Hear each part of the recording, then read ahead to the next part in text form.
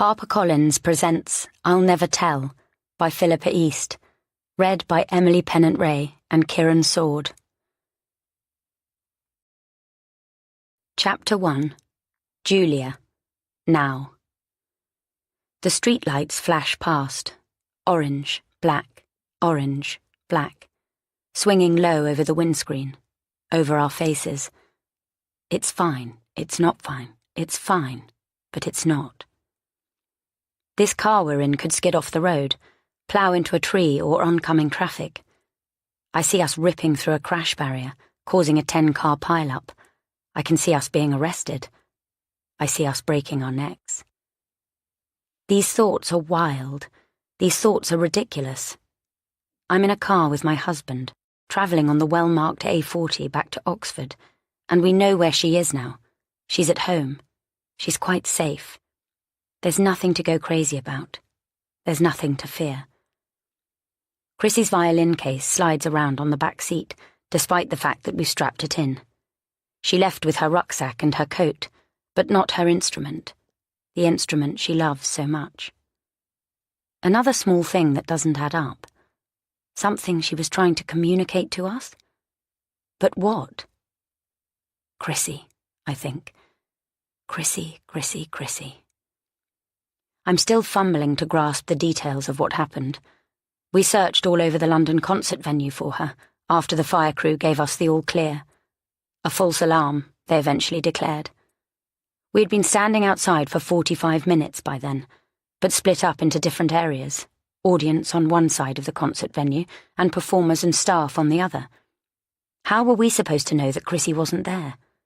She timed things so well, making sure she'd been accounted for among the bodies gathered outside before she disappeared.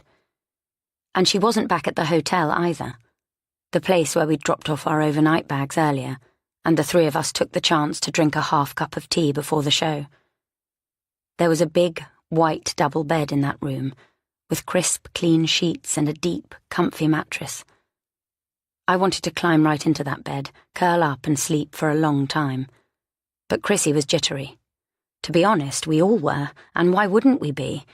In a few hours, our teenage daughter would be standing centre stage, in front of the TV cameras and the live audience, and the judges. And then, after all that build-up, the night, her performance, ended with this. The seatbelt strains like a garrote across my neck as I lean forward, craning to see beyond the cat's eyes and white lines zipping past. Paul, my husband, is in the driver's seat. He is so reliable, so safe. How much I've depended on him over the years, rightly or wrongly. 10 years together. And who would ever have believed where we're at now? The seatbelt slides up, pressing where the skin of my jaw is still sensitive, only recently returned to its natural hue.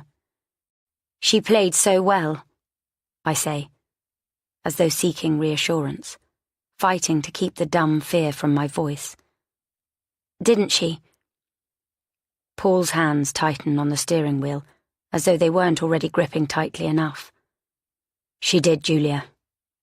She was truly brilliant. So why this? I want to demand of him, as though he has any better answers than I do, as though he has secrets to reveal of his own.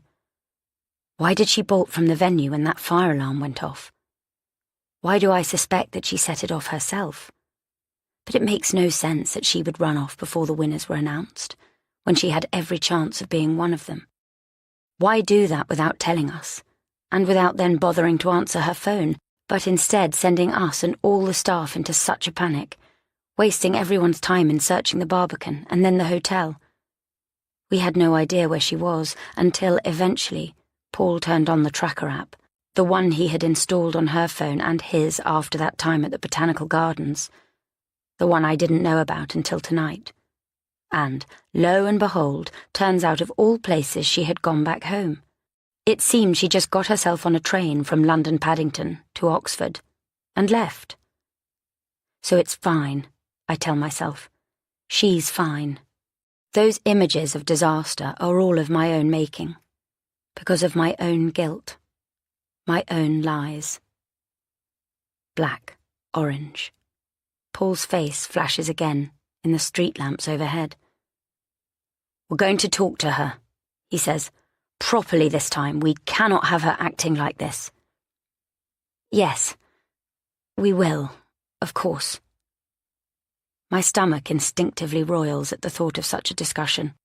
But if it comes down to it, I will. I'll listen to everything she has to say. That's over now, I remind myself. That's done. In my lap, my phone blips, and I fumble to swipe the message open. Chrissy? But it isn't her, of course. It's one of the young musician coordinators. "Let us know as soon as you're with her. We're so sorry about this. Please let us know absolutely anything we can do." I text back quickly. "Thank you, we will." "I'm sorry," I tell my husband. "I'm sorry I haven't been there." 6 words that are so incredibly loaded, and I'm saying them now, of all moments, as we speed along in the dark, our daughter having temporarily vanished. But still, I got them out. Paul gives a nod. I choose to take it to mean, I know. "Almost home," he says, and the knowledge makes me feel weak with relief. We just have to navigate Oxford's one-way system, and we'll arrive at our grand, sturdy house on Woodstock Road. For the 10th time I check the tracker app on Paul's phone, seeking to reassure myself yet again. The little pulsing dot hasn't moved on the map. It's still hovering exactly over our house. I wish I could zoom so close into our street, our home, that I could tell exactly which room she's in. Is it her bedroom or her practice room? Our big bright kitchen or our snug? I'd like to be able to zoom in on every square foot of whichever space and sense exactly what she's doing right now. Lying in bed, or fixing herself a snack, or throwing herself into yet more practice. Although she couldn't do that because her violin is here, on the back seat of the car, with us. In a moment, though, we'll know for sure. Paul swings the car into our wide gravel drive. I can hear our dog Jackson barking fit to bust before either of us even gets out. Thank God. Thank God, there's a light on upstairs, in Chrissy's window, with her bedroom that stretches across one whole end of our house. Leaving the suitcase and her violin in the car for now, I find myself almost shaking with relief as I point up for Paul. Look, she's in there. She really is home. The adrenaline drains from my body, leaving my limbs weak.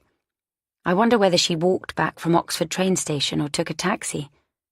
Either way, she's probably been back for close to 2 hours. Jackson's barks continue to ricochet from the indoor hallway. I grab Paul's arm as he puts his hand on the knob of our front door. Calmly, I say. We have to go in there calmly. No panic, no shouting at her. We'll just let her know how worried we've been, that's all. My head feels loose on my neck as I speak.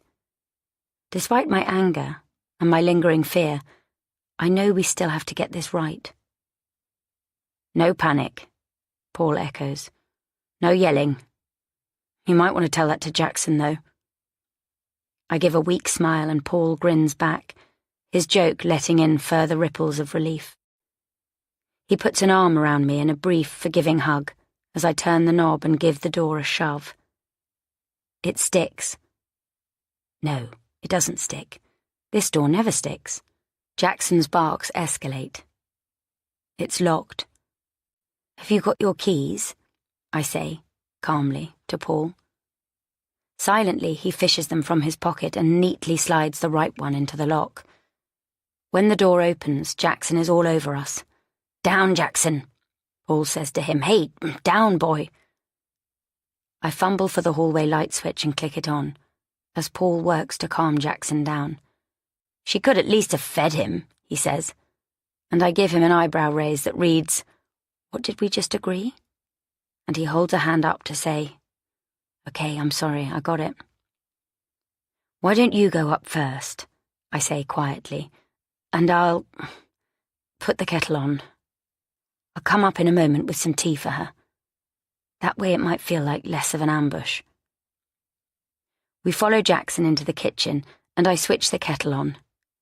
I listen for any sound of Chrissy moving about upstairs, but our house is so big that noise doesn't always travel, and I can't hear anything. Paul leaves Jackson with me and heads upstairs. I try to stay calm as I put some fresh biscuits down for him. He doesn't seem very interested, and instead sits on the tiled floor, looking up at me with his big brown eyes. "What a nightmare," I whisper, drolly crossing my eyes at him to make another joke, as though that might ease the tightness in my chest. I can hear Paul's footsteps now, lumbering about upstairs. The kettle's really going for it now, and I hunt in the cupboards for the box of tea, clicking my tongue because Paul's moved it again in one of his tidy-ups. The kettle clicks off. "Julia." I jump, spinning round to find Paul standing there. I didn't hear him come back down over the rumble of the water. "What is it?" "She isn't here." "What?" I say. "She has to be." "Come and see for yourself if you don't believe me." It feels as though gravity's pull has doubled as I follow my husband upstairs, Jackson trotting faithfully behind. The doors to all the rooms up here stand open. Paul must have looked in every single one. I follow him to the doorway of Chrissy's bedroom. Her light is on, but she isn't in there.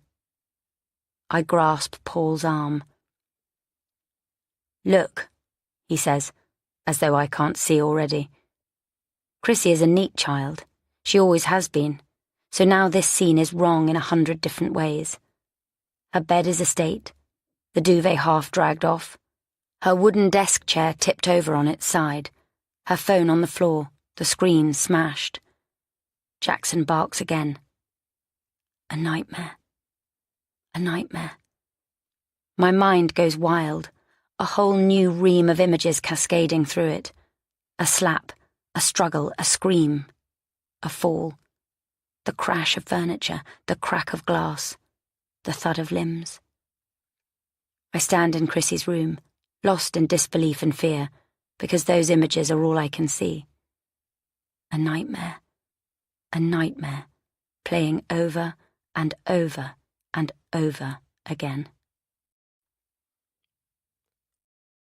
Chapter 2. Paul, 8 weeks before. "Wake up!" The voice was distant. "Wake up!"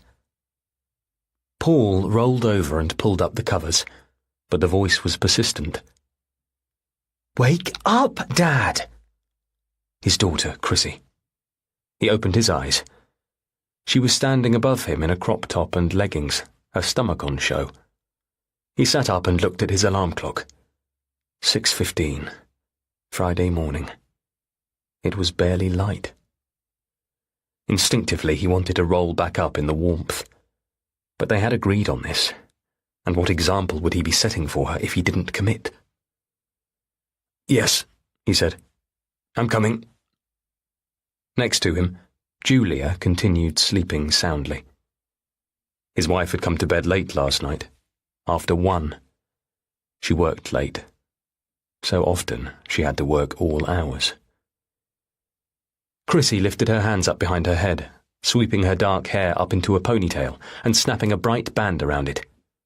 "Go down and make coffee," he told her. "I'll be right behind you."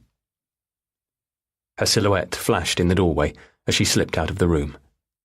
They had agreed yesterday that they would do this. He couldn't entirely recall now who'd had the idea first. Perhaps him, perhaps Chrissy.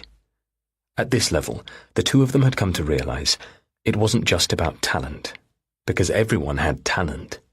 That alone wasn't enough, not if she really wanted to make it. You had to look the part as well. Hence the early morning running. Another thing that Paul would now help her with, along with the hours and hours of practice. He glanced over again at his wife's sleeping form, and thought about the argument they'd had 2 nights before, and again yesterday morning. He laid a hand over the curve of her waist. He could feel the warmth of her through the blanket. "Want coffee?" he murmured. There was silence. No answer, though her ribcage continued to rise and fall. Well then, he would let her sleep. No doubt she needed it. The current project she was working on was running her ragged, and her own alarm would be going off soon enough. He got up and got dressed. Clean t-shirt, a pair of black running shorts. He would shower afterwards, once they got back and Chrissy was changed and ready for school. Out on the landing, his daughter had already drawn back the long curtains on their tall, arched window. The weather was grey and overcast, the flagstones of their back terrace darkened by last night's rain. He thought he glimpsed something, a shadow, a flutter, dipping behind the hedges. But when he rubbed the sleep from his eyes, it was gone. Downstairs in the kitchen, all the lights had come on. They were designed like that, set to flick on whenever anyone walked into the room. He appreciated the shining brightness that came from the spotlights. In the house he'd grown up in, he'd lost count of the times the electricity had been shut off because his father had blown the money on gambling, and they'd fallen months behind on the bills. Worlds away from how he lived now. You could manually override these bright kitchen halogens, and sometimes Paul did. But this morning he felt glad of them. A clean, bright, indoor sunrise, chasing away childhood memories and fears.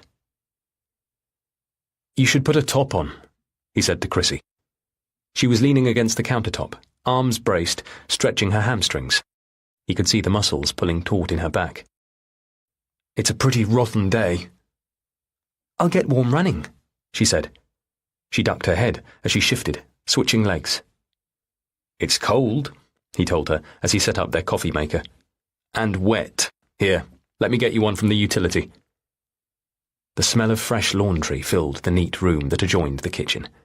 He found her top, a grey zip-up thing, neatly folded on top of the most recent pile.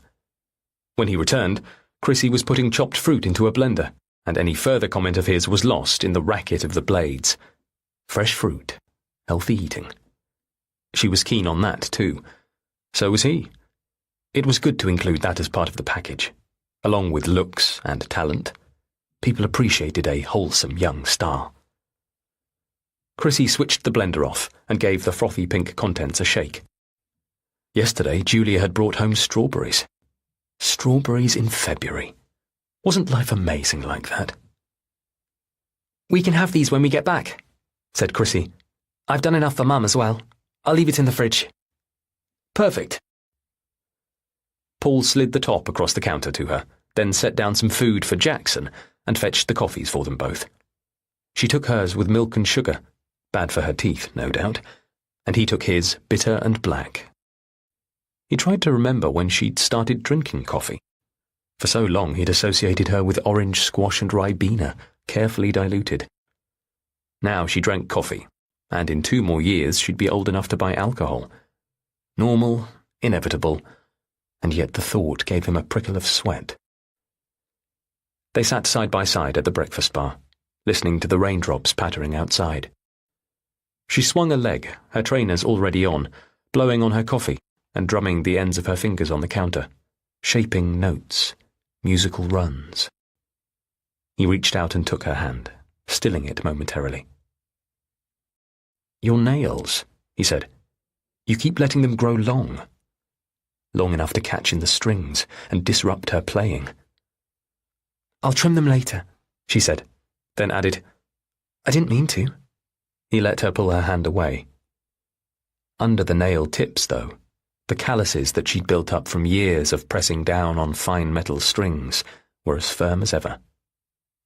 "So we'll practice the Alwyn Sonatina this evening, shall we?" It was a modern piece, practically a film score, but it was also demanding, parts of it sitting right at the limit of her range. Chrissy flexed her wrist. She had small, delicate wrists, but so strong. He knew that. "Can't we work on the bark? Something different? We've been doing nothing but the Alwyn for weeks." That wasn't true, and Chrissy knew it. They mucked around with other stuff in between.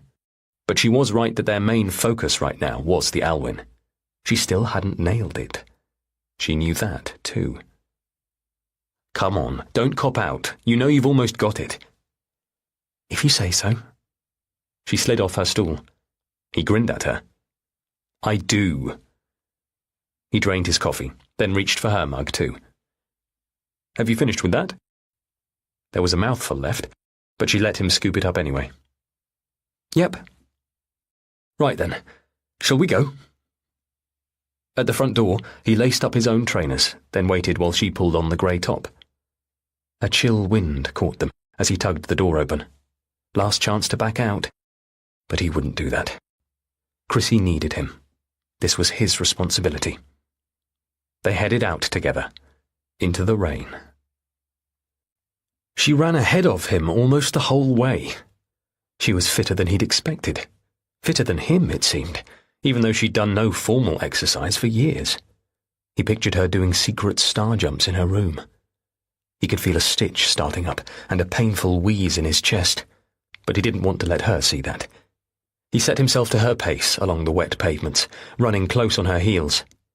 It was early enough on a Friday morning that Oxford was quiet, and they had the smooth pavements, the carefully spaced trees, the shining puddles in the gutter, all to themselves. They lived on Woodstock Road, in an upscale, wealthy part of the city. Handsome Victorian and Edwardian townhouses, generous square footage, gardens to match. Their own house was worth well over $2 million, closer to 3. He had Julia to thank for that. Julia and her generous parents. Paul followed his daughter through one street and the next, Hayfield Road, Aristotle Lane, and out to Port Meadow and Burgess Fields. She had presumably worked out their route in advance. He wondered how far she was planning to take them. 3 kilometres? 5? Maybe she'd run them all the way to Godstow. Good God, he hoped not. There was mist across the meadow, mimicking one of those magical Oxford mornings. He imagined the rowing crews out on the Thames, starting even earlier than them. Dew seeped through his trainers, and his shins hurt from the impact of each step. Chrissy's movements were graceful, fluid, just like the way she played, she and her violin moving as one. Ahead of him, the top he'd given her flapped loose, unzipped, giving glimpses of the navy crop top underneath. Crop top? Was that what you called it? The wind was against them, but she ran harder, faster. "Chrissy!" he called out to her. "Chrissy, hang on!" "What?" She kept running. He pushed himself and caught up with her, catching her sharp elbow. "Stop running a sec. Your lace is undone." She pulled up short, almost unbalancing him, so that he had to steady himself against her. She looked down at her trainer. One purple lace trailed in the wet. "Here, let me do it." His knee crunched as he knelt down. He remembered teaching her to tie her own laces, and her delight when she finally pulled the loops tight. Paul had only come into Chrissy's life when she was 6. She had been a shy, awkward child then, despite her background of privilege. She'd always stood back, as though hiding behind herself. He'd finally felt her relax that time when she'd sat next to him at the piano, listening to him play Chopsticks or some other silly tune. Later, he'd shown her how to hold her violin and bow properly, actually take charge of the thing. She had begun to blossom then. He'd witnessed it. He supposed she had been blossoming ever since. The purple lace was wet and muddy. He tugged at the loops that crisscrossed her foot arch. She'd left them so loose. "Ow, Dad! Not so tight!" "You don't want them coming undone again?" "But really, not so tight." She leaned down, fingers plucking at the strings. He let her, returning to his feet and stepping back. "Pick your battles," he reminded himself. It was only shoelaces. And look, she'd grown chilly now. She was zipping the top up again. The label stuck out. Size small, petite, although these were adult sizes now, not children's. She was 16, and yet still like a doll. She got that from Julia, of course. Julia had always been tiny too. Like mother, like daughter. The voice of Julia's mother, Selina, in his head. "Right, got your breath back?" He grinned at her, encouraging. "Ready? Mm-hmm. They ran on.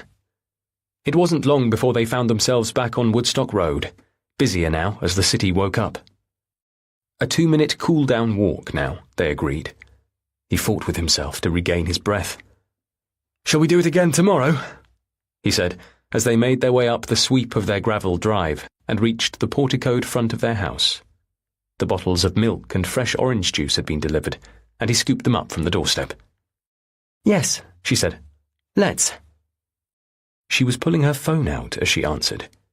He didn't even realize she'd brought it, and nodding as they stepped inside. This would be good for her. Good for them both. Music for the heart, running for the body. It was a good plan, a good strategy. He was always trying to steer her, coach her, thinking what was best, trying to do his job well. And this was another winner. The exercise, the running. In the front hallway, Chrissy steadied herself on the wall to shuck off her trainers, blue-cased phone still clutched in her hand. Paul's heart rate was easing now, after their warm-down. It was slowing, returning to normal, until he saw the words that pinged across her screen. Chapter 3. Paul. 8 weeks before. The words disappeared again almost immediately, so fast he could convince himself they hadn't been there at all, or that he had misread them. Chrissy was holding her phone casually as she balanced herself against the wall. She didn't appear to have even seen the message. Perhaps it was nothing. In all of this, he had to be reasonable. It was the only way to ensure that Chrissy listened to him and stuck to the rules. So in that moment, he said nothing. There would be other opportunities, other chances to check this out. She had both shoes off, and she crouched down to place them neatly in the shoe rack. He had brought her up to be neat in that way, and she did these things automatically now. He lined his own shoes up beside hers, calculating the hours until he could legitimately reassure himself, and the risks of letting it go until then. He was always on alert, but he had to be strategic. He had to pick his moments. He couldn't just react. Steadying his breathing, he followed her to the kitchen, his sports socks leaving large, damp footprints on the tiled hallway floor. Julia was pouring hot water from the kettle. She was up now, fully dressed, makeup on, although her short hair was still wet from her shower and sticking up in bird-like tufts. Her skirt cinched in tight at her waist, creating a perfect hourglass. A sensual body, anyone might say, though she never said that, and neither did he. Not anymore. He set down the milk and orange juice and went over to kiss her. "How was the run?" she asked as Chrissy crashed the fridge door open. "Fine," said Paul. "Good. You could have come with us." Even though neither he nor Chrissy had asked. Julia nodded and smiled, extracting her stewed tea bag. "Maybe next time." "Dad was slow," Chrissy said. She set out the jug of smoothie she had made earlier. "I had to keep stopping." Paul caught Julia's eye and shook his head. He held up a finger. "One time," he mouthed. "Once." Her lace came undone. "I'm glad you had a good time," said Julia. "Even in the drizzle? I slept in. I've only just got up. We were working so late last night. It'll hardly be a crime if I'm not in first thing." The lid of the stainless steel bin clanged as she dropped in the used tea bag. "Listen, tomorrow night, we're to arrive at 8. Paul felt his heart constrict. 8 o'clock, he managed to say. He grabbed a glass and ran it under the cold tap of the sink, thick water bubbles fizzing. Julia was looking at him. "You didn't forget, did you?" He shook his head. "No, of course not." Tried to push it out of his mind, maybe, but not forgotten. Chrissy set down a glass of her own and poured out the smoothie mixture, a dribble of pink liquid slopping onto the counter. "Chrissy," said Paul in admonishment. "What? Oh, sorry." She fetched a cloth to wipe up the spill. "I have to come."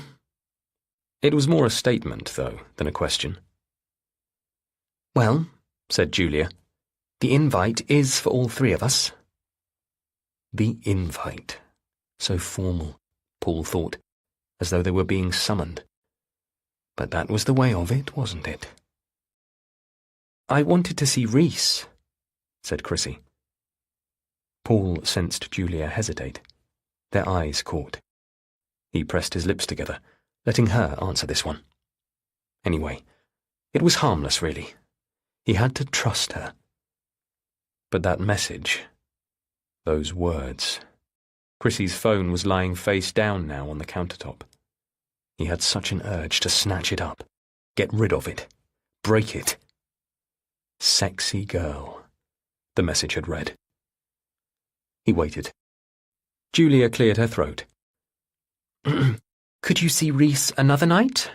Your grandparents, your grandfather. He hasn't seen you in quite a while. He would really like to see you, I think. She turned to Paul. If we aim to leave at 7:30, can you drive there and I'll drive back? She'd got a strawberry seed stuck in her teeth. She must have been nibbling on them earlier. Sure, Paul said. No problem. Smiling, even as he pictured the evening unfurling in front of him. The arduous drive, the knotted conversation, the unseen eggshells hovering underfoot. Chrissy? Julia prompted. Their daughter fidgeted. I guess so. Probably. Paul could sense Julia's relief. Thank you, sweetheart. It'll be nice with us all there. Like I said, they're really looking forward to seeing us. She rested a hand on Chrissy's shoulder, and Paul nodded, as though he agreed. It didn't feel true. He'd never felt Selina or Duncan looked forward to these visits. But Paul did his best to swallow down her lie. Chapter 4. Paul. 8 weeks before. Once Julia had left for the office and Chrissy had left for school, Paul loaded the dishwasher, set out a plate of meat for Jackson, and carried 2 piles of clean laundry upstairs. In Chrissy's bedroom, he hung her ironed white school shirts up in her wardrobe. No chance of them getting crumpled in there. Her curtains were drawn, and her bed neatly made. She was such a neat child, meticulous and precise. Unlike most teenagers, she didn't do mess or clutter. Her room was minimalist and orderly, almost bare. That discipline showed in her playing as well, the way she could dedicate herself to a passage or a technique over and over and over again. It was one of her strengths, one of so many. Quickly, and out of habit, Paul ran his hand under the edge of her mattress, fingers tracing the smooth slats underneath. Straightening back up, he tilted his head to read the titles of the books on her bookshelf, the way he had done hundreds of times before. She was well read. Wuthering Heights, Little Women, I Am Malala. He neatened the pile of school textbooks on her desk and tucked her chair in flush. There were no dirty clothes on the floor. She'd already put them in the laundry basket. He collected the hamper now from the landing and carried it downstairs, collecting up the grey top, still damp from the rain, from where it hung over the back of a chair in the kitchen. While the washing machine chugged, Paul logged onto his laptop in the living room and quickly Googled the institute he'd been looking into. Their website was the first result, and he clicked the link. He'd read all the information on here more than once, but so far had not gone further than that. However, today, he needed to get things moving. There was a form to request a prospectus. First name, Paul. Surname, Goodlight. Address, email, newsletter? Sure. The fees were listed too, on a separate page of the site. The costs were eye-watering, substantially more than the fees they currently paid for Chrissy's local private school. Strict entry criteria too. She would have to prove herself to be good enough. But what an opportunity this could be. What a blessing. He would find a way of making this work. He completed the request form and clicked Submit, his hand shaking only slightly once it was done. He could relax a little now, as he clicked over to the website he'd made for Chrissy last year. All her achievements were listed on here. On the homepage there was her professional headshot, details, about me, and links to the awards and prizes she'd won. Elsewhere there were photographs from her trips up and down the country, performing as part of an orchestra, but also alone, a soloist even at the age of 15. The week before, he'd updated the blog with Chrissy's latest news, the few paragraphs she'd agreed for him to upload. "Yay! I'm through to the category auditions. Only 125 musicians perform in this round. Wish me luck. Only 5 musicians from each category go through." There were comments underneath, with people's good wishes. He recognised the names of her tutors, like Mr. Donaldson, and school friends, a couple of comments from her friend Reese. Paul clicked the little purple icon on her contact page, the one that linked you straight to her Instagram. It was a carefully curated account, mainly pictures of her violin in carefully staged places, pages of the music she was rehearsing, a book she was reading, or shots of Jackson. He scrolled through her posts. He'd missed a few that she'd shared in the last few days. A close-up of her fingers resting on the violin strings, a shot of Jackson with his tongue hanging out. This morning, she'd posted a picture of her trainers, wet from their run. "Got to look the part," she'd written. And then, "Went for a run today with my dad." A stream of hashtags followed. Hashtag life of a musician. Hashtag running in the rain. Hashtag gotta get fit. The post had received 122 likes. He clicked down to read the comments. Dozens of people with made-up names and profile pictures that he didn't recognise. How could you really tell who was who on this thing? There were spam comments, promote this on @gigware, nonsensical comments, Lolo45, hashtag sister, overfamiliar comments, please message me back. He signed into the account to delete those. Others were nicer, benign. "You go, girl. BTW. Cute Reeboks." "What, in the rain?" "OMG, your dad is so sweet." He hesitated over the like icon on the last comment. He thought again of those words on Chrissy's phone. Sexy girl. It made his heart thump so hard it was almost painful. He loved Chrissy, dearly.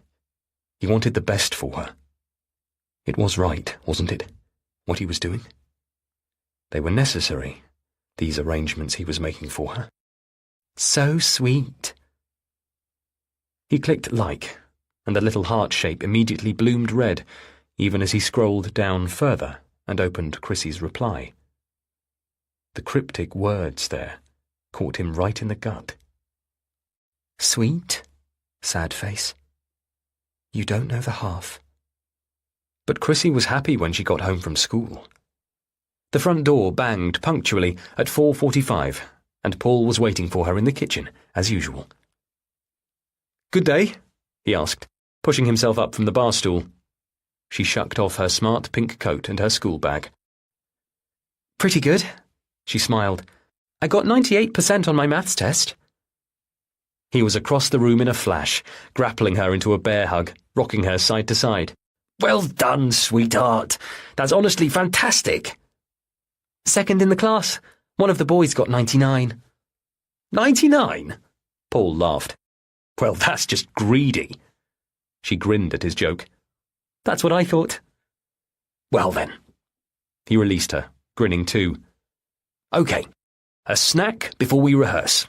What do you want, toast or crumpets?" "Crumpets." "With jam?" "Just butter." "Okay. Want them down here?" "I'm going to dry my hair. It's really chucking it down out there." "All right. I'll bring them up to you in a sec." While the crumpets toasted, Paul let Jackson out into the back garden, where, Chrissy was right, it was raining again. When the crumpets were done, he put them on a plate and headed upstairs after his daughter. In her bedroom, she had the hairdryer on full blast. "I'm just going to wash our bed linens," he said over the racket as he set the plate down on her desk. "Want me to do yours too?" "Sure." She got up off the bed to make room for him, hairdryer still going, buttery smell in the air. He manoeuvred round her to strip the duvet, pull off the soft sheet and tug the fat pillows out of their cases. 5 minutes, he said. In the master bedroom, he peeled the cover off their king-size duvet. Plush cotton, with such a high thread count it could almost feel like silk. The sheet and pillowcases were just the same. You'd think you'd sleep like a baby in such a bed. By the time he had both beds stripped, the noise of the hairdryer had stopped, and instead he could hear his daughter tuning up, sounding the open strings, low to high. G string, G and D string together, A string, E. Testing the intervals, adjusting the pegs. Her home practice room was expensively soundproofed, but with the sliding door open, you could hear her music all over the house. Other students, he'd learned, had the practice in their bedrooms or utility rooms, or the corner of a kitchen, anywhere they could find a space. But Chrissy had this, purpose-built. He set the dirty sheets in a pile at the top of the stairs, then padded along the upstairs corridor to her practice room. She was playing scales now, G major, G minor, and the arpeggios that went with them. Then harder scales, harder arpeggios, bowing faster, climbing higher. Friday night, and maybe other kids her age would be out seeing friends. But those were the sacrifices you made. Those were the necessities. The way it had to be.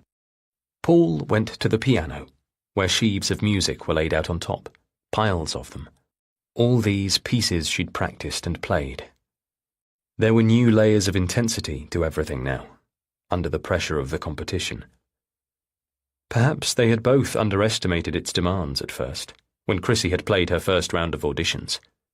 Her tutor, Mr. Donaldson, had been delighted, of course. And Selina, just what she needs, his mother-in-law had said. And she had been right, because look at Chrissy now. A year or so ago, she had been veering off track. Paul had sensed it in her. And then, that incident. Sexy girl. He swallowed. Had he imagined those words or not? Focus. He had to focus. How could he expect Chrissy to, if he didn't? Okay, Paul said. The Alwyn. He set the pages out on his stand. It was as he turned to check whether she was ready that he saw the device. He felt his eyebrows rise in surprise. What's that? Chrissy kept the violin under her chin, tucked in there as though it was part of her, the way you'd rest your cheek on your palm. It's Mum's old iPad. She barely uses it. She's got that new MacBook now. The device was propped on the shelf among old theory books and classical CDs. I'm going to film myself, she explained. Mr. Donaldson says I need to work on my bowing. I'm going to watch the recording to see where I'm going wrong. Okay. Wait, are you recording already? No, I haven't started yet. She stood there, staring at him, over the polished body of her violin. I was waiting for you. All right. Well, do you want to switch it on now? Okay, yep. She went over and clicked the camera icon, pressing the red circle to begin a new video. Back in position, it was only Chrissy he could see captured on the screen. At the piano, he was out of shot. She smoothed out the pages on her stand, pausing to flex her wrist. Okay then, he said. The Alwyn. He lifted the lid on the piano and rested his fingers on the keyboard. He was an accomplished pianist. He had studied music, and piano had been his instrument of choice. He had once had aspirations of making it professionally, but that had never happened. But he still loved playing. He loved music. He always had. When he'd first started dating Julia, his friends had said that they were surprised. Julia had hardly a musical bone in her body. In church, the few times they had been, she'd mouthed the words to the hymns. It was the same whenever they were called upon to sing Happy Birthday. When he met her, she had possessed a total of 5 CDs. It shouldn't have worked. But then, of course, there had been Chrissy. From the top, he said now, and Chrissy nodded. Sure. She had gone back to her surreptitious wrist flexing. Paul paused. "You okay?" "What?" He pointed. She hesitated. "It just hurts a bit." "It hurts?" She shook her head. "Only a bit." He let his fingers slide from the piano keys. "That's not good." "I mean, I don't think it's anything." Why then did it feel as though she was testing him? Be reasonable. Be reasonable. "Your dad is so sweet." Paul cleared his throat. "If you need to, we can skip a practice." Why were those words so hard to say? Because it was tangled up in there, wasn't it? Quickening those other motivations. There were reasons to push Chrissy, to focus her energies and attention into her playing and performances. Good reasons. Reasons that had been laid out for him time and again. Reasons he had come to trust. But even on those rare occasions when he longed to allow her a little give, this other motivation pushed him forwards like a secondary shockwave. The need to see realized, through Chrissy, all that he'd never achieved. But still, he'd asked her, he'd given her the option.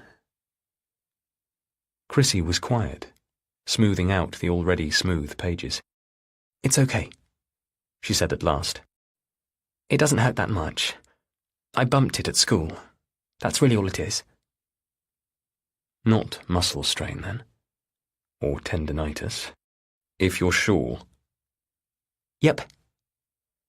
He didn't hesitate this time. All right. He placed his hands back over the keys. At tempo or slower? "At tempo. Might as well." All right then. 2 bars in. As they played, he immediately felt the pull of the music. It had never left him, even when he had left his own ambitions behind. They were beginning the high passage now, where Chrissy needed to move her left hand up the neck, 3rd position, 5th, and with no frets to guide her the way there were on a guitar. It was breathtaking to him every time, the way she could produce that river of sound as though she was conjuring it straight from the air. She made it seem effortless, but of course it wasn't. She worked and worked to be able to play like that, because it was only when the technicalities were resolutely pinned down that you were free to add expression like that. The technicalities. Paul stopped, lifting his hands from the piano keys and lifting the foot pedal to stop the noise. "Hang on," he said. "You're flat." Chrissy let the violin fall from her chin, swinging precariously from her hand by the scroll. For a dread moment he pictured her letting that precious instrument drop. It had taken them years to find this violin, the one that fitted with her, that could keep up. She'd had others before this, but she had always been frustrated with them, and it wasn't until they had visited a specialist in Heuerhagen, Germany, that she had found this one. Paul had felt himself grow pale at the price, and the thought of going to Julia to discuss it. It would be Julia's money, after all. But in the end it was Chrissy who had convinced her mother, in a rare display of obstinacy that Paul had never witnessed before or since. And now she was treating it as recklessly as that. "No, I'm not," Chrissy said. He took a breath. "Chrissy, love, you are." This was the other thing. Paul was one of those rarities, someone who had perfect pitch, able to identify a note from nothing, and unable to ignore it when that note was out. "You are. I can hear it." She turned away from him, rechecking her basic tuning. Open string, open string, open string. He interrupted her. "It isn't that. Your tuning is perfect. It's your finger spacing, Chrissy. You know that. Play the scale, 3rd position and upwards. You need to hear where you're hitting it wrong." Silence. Then, "Fine." No piano now. Just Chrissy and her violin, the scale rising up, up, up, deliberately yet agonizingly slowly, until... "There, hold it." He got up from the piano stool and came to stand by her, bringing his own hand parallel to hers. Close up, he could feel the heat coming off her hand. Her wrist? Perhaps it was hurting more than she'd let on. Here, 7th position, your 3rd finger. It's here you're going flat. He reached out to adjust Chrissy's slim finger by the tiniest amount, a fraction of an inch. Try it now. And to his relief, this time when she set her bow to the strings, immediately the note resolved itself, letting forth its sweetness and heady perfection. You hear it now? You hear that difference? She held herself still for a moment, as though inwardly fighting him, as though loath to accept that he had been right. He understood. He had to allow for this small resistance. It was so difficult, so demanding, the constant requirement to get everything right and give your all to it every single time. But it was his job to push her like this, nudging her towards perfection. She was more than capable, and he always made sure she knew that, clear in his praise for her. She cared about this, Paul reminded himself. She wasn't about to throw it all away, because it was worth it. It would always be worth it. The tension within her eased, her posture softening. Thanks, Dad. I can hear it, yes. Paul squeezed her shoulder. A relief, a reward. Breathe in, breathe out. He smiled at his daughter as he sat himself back down at the piano, hands steadier. All right then, chickadee. Let's go on. Afterwards, he made up her bed with fresh linens and collected the empty plate from her room. When he came to put fresh sheets on the master bed, his and Julia's, Chrissy's phone was lying face up on the bare, white mattress. Paul set the king-size sheets down on the bedroom chair and picked it up. He could hear Chrissy, downstairs this time, still practicing, but in the kitchen now where the acoustics were different, allowing her to hear herself afresh. Her tuning was perfect now. She had fixed that slipped intonation. He typed in her 4-digit password, bringing the screen to life the way he had done countless times before. He checked for new apps she might have downloaded. He checked her internet search history.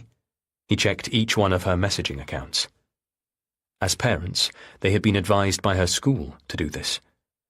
There were so many things that children or teenagers could unwittingly stumble across online. So many channels or forums or exchanges they could get vulnerably drawn into. He read a message conversation between his daughter and Reese. Don't think I can come round on Saturday after all. That's a shame. Sad face. Yeah, but maybe Sunday? Okay, great. There was nothing else, but Paul scrolled through anyway, further back to other similar messages in her account. All quiet, all clear. Maybe then, that message he had seen. Had he misread it? Sexy girl. Okay, great.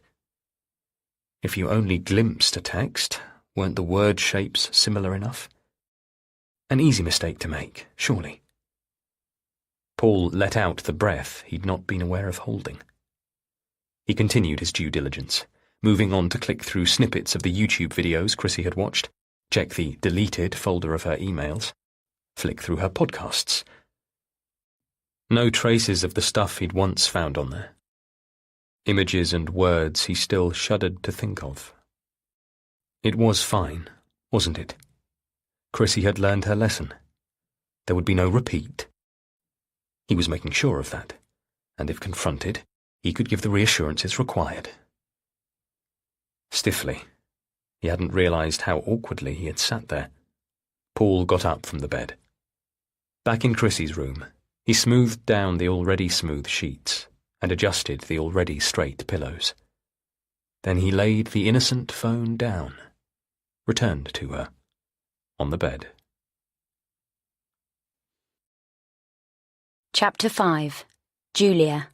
Now. This time, we call the police. We don't have a choice. Because of the disarrayed bedsheets and the chair and the phone screen. And because I've been scared for weeks and weeks. It's our daughter. I tell them in a rush when an operator picks up. Christine Goodlight. She's missing. We're really concerned that something has happened to her. Paul and I are crushed together at the breakfast bar, my mobile on speaker between us.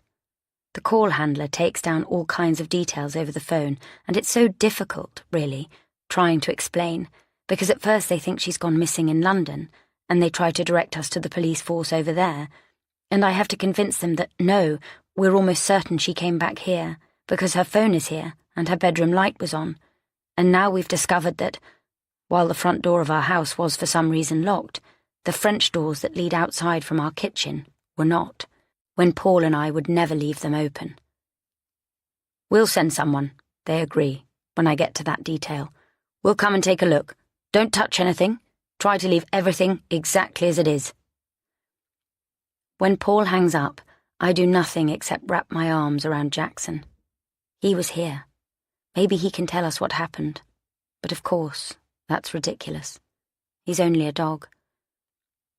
She's fine, Paul tells me. Don't be silly, she's fine. Of course she is. But how can he say that? Would he really be so sure if he knew what I know? I try to run through it.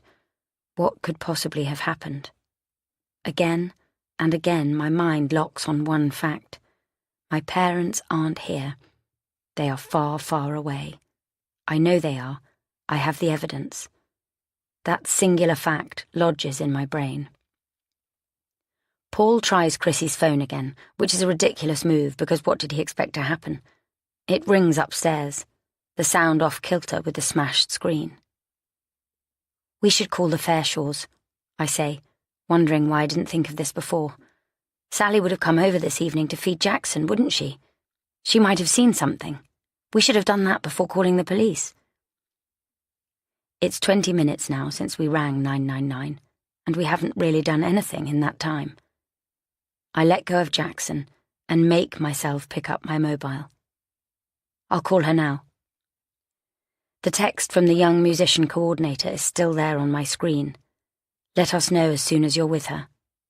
And then my reply, thank you. We will. We won't. We can't yet, can we? I dial Sally Fairshaw's number, our next-door neighbour.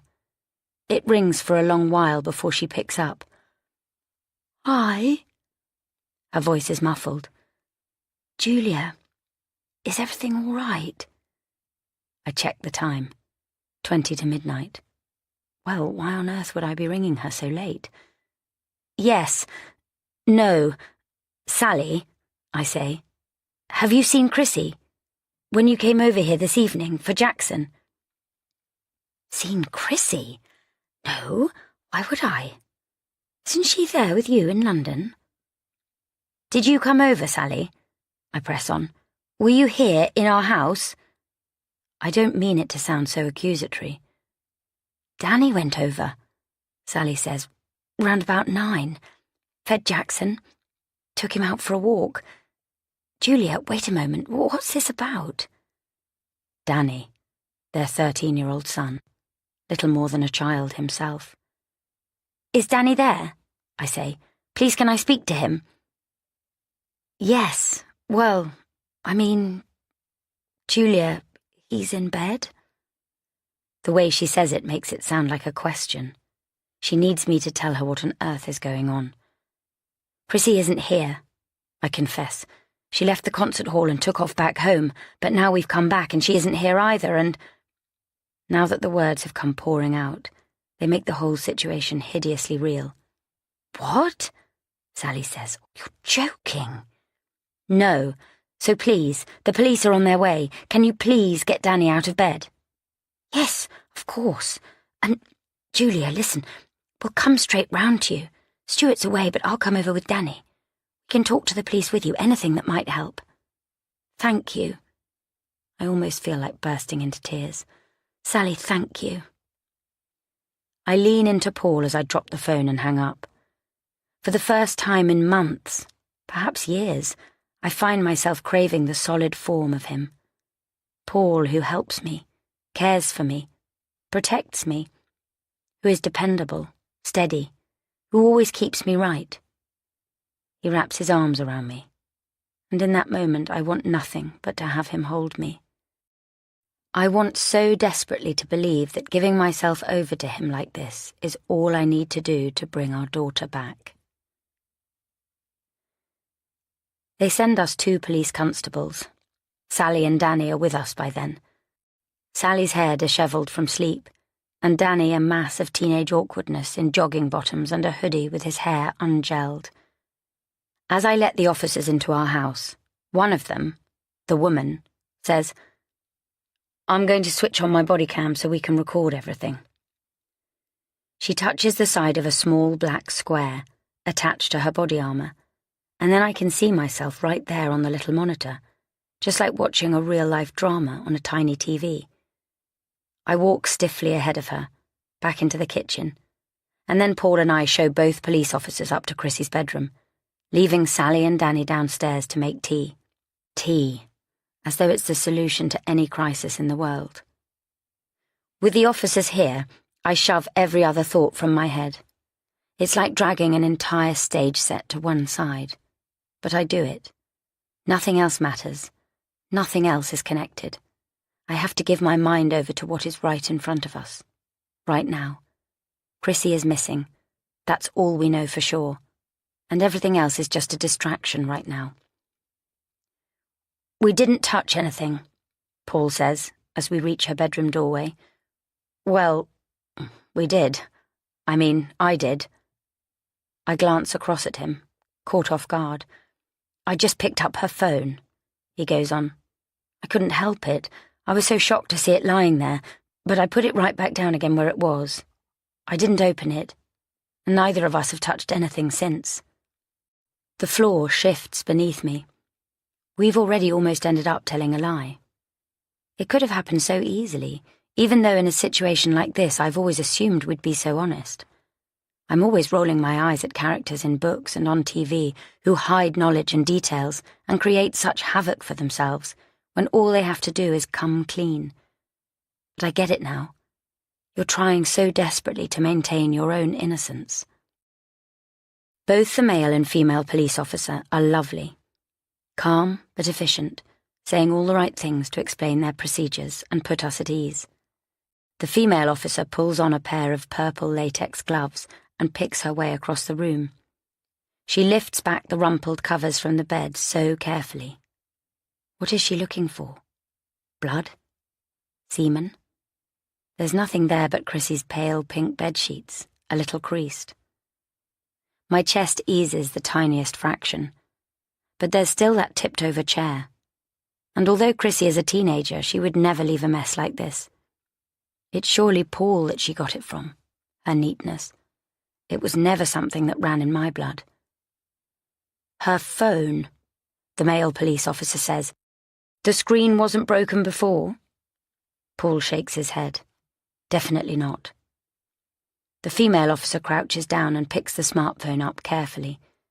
"And she definitely had this with her when you were in London?" The male officer is taking notes. I think back. "She did," I say, turning to Paul.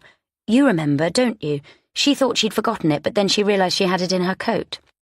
I remember her feeling for the rectangular lump in her pocket as the 3 of us prepared to set off in the car. "Never mind. Got it." Her words short and clipped. "Okay," the female officer says. "Well, I'm sure there's a reasonable explanation." Can there be? Is there? Surely there will be. We just haven't figured it out yet. Under my heel, a floorboard creaks. That one floorboard that has always been loose, and I want to prise it up, dig under it. But I'm not going to. Not here. Not now. The male officer is going through Chrissy's wastepaper bin, tipping it onto its side. He has gloves on as well, and he's being so careful as he lifts something out. It's a shiny, square booklet with a typed white sheet of paper attached. "I recognise that," says Paul. "It's a Royal Institute prospectus. Chrissy's tutor, Mr. Donaldson, sent away for them, I think, for all his pupils, not just her." The male officer flips through it, his colleague looking over his shoulder. Did you say a prospectus? Yes, that's right. The officer sets the booklet down on Chrissy's desk, along with its cover letter, and makes a note of something on his pad. Maybe he's writing down where he found it. It makes sense that she would have tossed it in the bin. A simple piece of junk mail. But something isn't sitting right, and I can't articulate what. "All right," says the female officer, scattering my thoughts before I can catch them. "For now, let's go back downstairs, shall we?" In the kitchen, our neighbour Sally has managed to find a teapot and make tea for everyone. She's even got Danny setting out mugs. His face is dotted with inflamed-looking pimples. His growing nose and jaw look too big for his face. Being a teenager can be so hateful, I remember, and I feel for him now. The male officer heads into the front hallway to call someone. A supervisor, maybe. The female officer sits down and accepts a mug of tea, then sets it to one side and flips her own little notebook open. "All right, then. Let me just confirm a few basics. First off, could you describe what Chrissy looks like? Hair colour, eyes, height, weight? Later we'd like to get a photo of her too." "Brown hair," says Paul. "Dark brown and long. And brown eyes. And she's small for her age." He floats a hand vaguely in the air. 5'2"? 5'1", I say. She's an inch shorter than me. "Okay, good," says the officer. "And weight?" "She's slim," says Paul. "Not overweight at all. Just curvy." Curvy. But he's right. She is. Paul looks at me and I take a guess. "About 8.5", I say. "Stone?" "All right, good. And any notable marks, and a notable scar or a birthmark or a tattoo?" Paul shakes his head. "No, not really. Just a chickenpox scar under her chin here." He points to his own jaw. "And a tiny scar on her right knee from when she fell off her bike." I rack my brains, but I can't think of anything else. Chrissy's features are regular, perfect and sweet. But that's not a distinguishing feature, is it? Being attractive. And clothes. When you last saw her, what was she wearing? The female officer's body camera is still recording. "A dress," I tell her. "A navy knee-length dress. And she has a pink coat. That's gone. I think she has that with her." "Thank you," says the officer. She's writing it all down. "That's all very helpful. Now, let's just try and get a few timings worked out," she says. "What time did you last see her?" I look across at Paul to check. I'm really trying to keep calm. I'm really trying not to panic. "Around 7:45 this evening?" He nods. "About that." "And where was that?" "In London," I say, at the same time as Paul says, "on stage." The officer glances up, confused. Paul leans forwards. She was playing a concert in London. Hundreds of people would have seen her there. Maybe now she can make sense of our outfits, Paul's crisp suit, and my dress and high heels. "But then," Paul goes on, "there was a fire at the venue and we had to evacuate." "There was a fire?" "Yes, well, I mean, no, not actually a fire, just a fire alarm that went off, accidentally. Anyway, they saw her outside. A fire marshal accounted for her, but she wasn't there when we were all ushered back in." The officer makes a note. "And no one saw her again after that?" "Someone must have," I say, "but we haven't. We didn't. We only realised she'd come back here when we used the tracker app on Paul's phone." Panic is rising up in me after all. "She came back." The officer makes another note. "All right. And how would she have done that?" "By train? She could have got a train straight from Paddington." "She must have done that," says Paul, "even though to get there we drove. She's done it before, though, that route, by train. Last year, she had orchestral rehearsals in London. I watched the officer's pencil move. Got train, I imagine her writing, from Paddington to Oxford. And was she... The officer hesitates. Upset at all? Is there any reason you can think of as to why she'd take off? Take off, the officer has said, not go missing. My breathing eases a little in my throat. I shake my head. No, says Paul. The concert. She was brilliant. Is it possible, Sally says hesitantly, that she just became overwhelmed? She's so good, so talented, but I imagine she was feeling under a lot of pressure. She turns to the officers. This concert, you see, it was really an audition for a big competition. She's been working so hard. Sally's words are meant to reassure me, but all I can think is, but something happened here, at home, in her bedroom. The chair and the bed and the phone smashed on the floor. That speaks to anger, acting out, violence. None of that is Chrissy. If she were overwhelmed, she would just have curled up on the couch. The air in my lungs sucks in tight again. The officer turns to Sally. And you were here at what time? Well, actually it wasn't me, says Sally.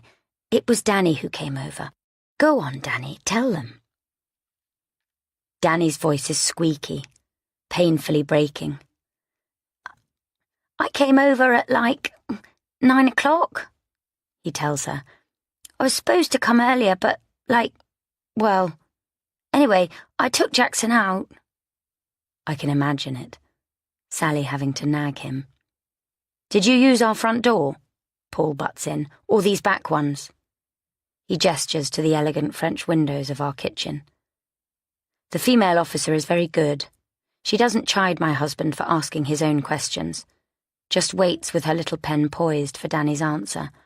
The front door. That's the only key my mum gave me. Sally is quick to back him up. That's the only key we have. Just then, the male officer comes back into the kitchen from the hallway, and he and his colleague exchange a brief look. I have no idea what the glance means. And you don't have any idea where Chrissy is? The female officer asks Danny. She didn't call or message you or anything. Danny can't help looking guilty, even as he shakes his head, but I believe him. He and Chrissy have never hung out together. There's the age gap for a start, and, Chrissy doesn't have time for many friends. All right, and where did you go on your walk with... The female officer pauses for the dog's name. Jackson, says Paul. With Jackson. Danny glances over at his mum, embarrassed. Not far? I'm distracted. Something is nagging me about that prospectus, the one her tutor Mr. Donaldson sent away for. The officer smiles at Danny. That's okay, but where? Only, across the road? For a moment, I want to laugh, a bubble of hysteria rising up. Poor kid. He's so embarrassed. I can just picture it. Danny walking Jackson a mere 20 metres and then standing with him next to some lamppost, scrolling on his phone while Jackson did his business. It's fine, I try to reassure him. It doesn't matter. In fact, the female officer smiles, on this occasion it might actually be better. While you were out there, opposite the house, did you see anyone come or go? Danny glances at his mum again. I don't think so. And what about when you brought Jackson back in again?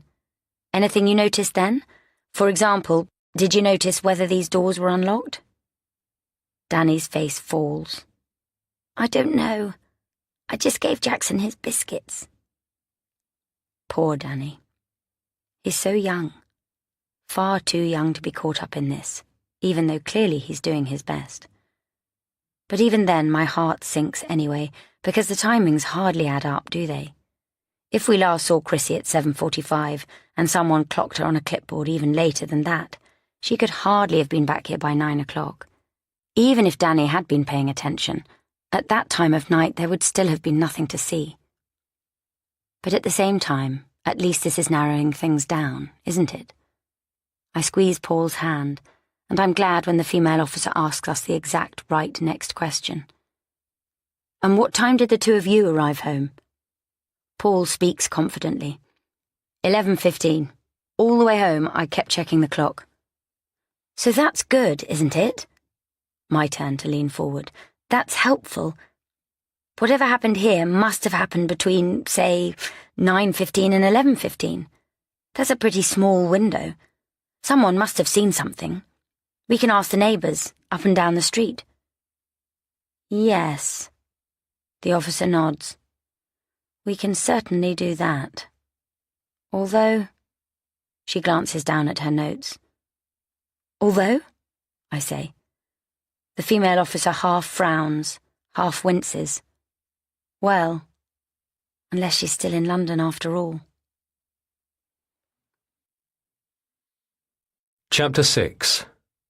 Paul, 8 weeks before. As Saturday evening approached, Paul couldn't help but grow tenser by the hour. He had never got used to it, even though he and Julia had been together for a decade now. It was fine, he told himself. Nothing to be afraid of. He would be able to give a perfectly good account of himself. But he had grown up with acute senses, an uncanny awareness of dynamics, an acute attunement to the shifts that preceded his father's gambling binges, tracking his mother's fits of crying that had no rational explanation for their beginning or their end. In certain situations, that made it impossible to relax. His fingers slipped as he did up the buttons on his expensive, freshly ironed shirt, and his head swam as he pushed his feet into handmade leather shoes that pinched his Achilles tendon. As they drove to the outskirts of Guildford, he felt the heat and sweat on him.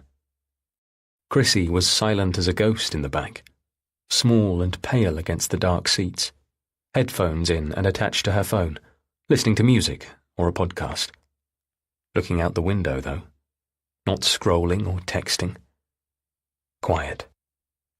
And Julia? Well, at one point Julia looked over at him and, for a moment, took his hand. He was almost relieved when they finally came into view of their destination, just to get out of the oppressive space of the car. As they rounded the last curve of the driveway, piece by piece, the house revealed itself. It was a huge place, unapologetic in its grandeur, with its pale stonework and tall, generous windows. The main section faced them, stately and imposing, extending into two cornered wings that enclosed a tended courtyard. Unnecessarily large for just two people, it wasn't even a house, but an ancestral home. Butte Hall. It still took Paul aback, shrank him, to think that this had been Julia's childhood home. "Put your phone away now, Chrissy," Julia said as they unfolded themselves from the car. It was accepted as one of the rules here. No texting, no browsing, no screens. Along with no touching of the oil paintings in the hallways, no glasses set down on the mahogany wood surfaces, and no shouting, no shrieking, no running indoors. In the reflection of the car window, Paul checked his tie and jacket. Did he look the part? He always tried to, but in all likelihood he never would. Not properly. Because there was always more to it than the clothes you wore or the car you drove. There was a certain ineffable something ingrained in people who came from generations of money. He'd sensed it when he first met Julia. Something he knew he'd never had and could never fake. There were other reasons why he'd been granted admission. Julia stepped up to the huge front door and rang the bell. Paul could hear it clanging inside. Whenever they came here, he always half expected a maid to answer the door, or a housekeeper, some kind of Mrs. Danvers. But it was Selina herself who swung the door open to welcome them. lady of the house. She hugged Chrissy first, her granddaughter, and then her daughter. As she drew Julia into a stiff embrace, Paul was sure he saw Selina flinch. In pain?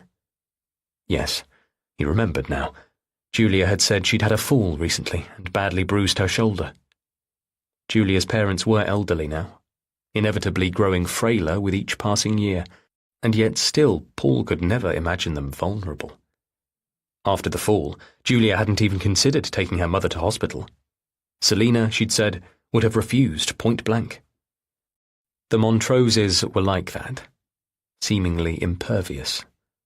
Around them, it was always Paul who felt brittle, weak.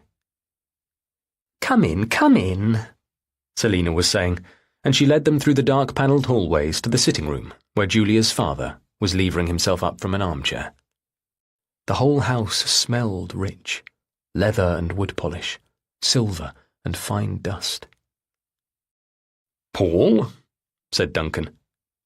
"And my girls." His skin was papery as he shook Paul's hand, and his eyes slid away the way they usually did, just as there was always a stiffness to the smiles he offered his son-in-law. 10 years, and Paul still felt he barely knew the man. "Duncan," he said, returning the handshake, trying to grasp some sense of affinity. Duncan. It still felt presumptuous calling him that.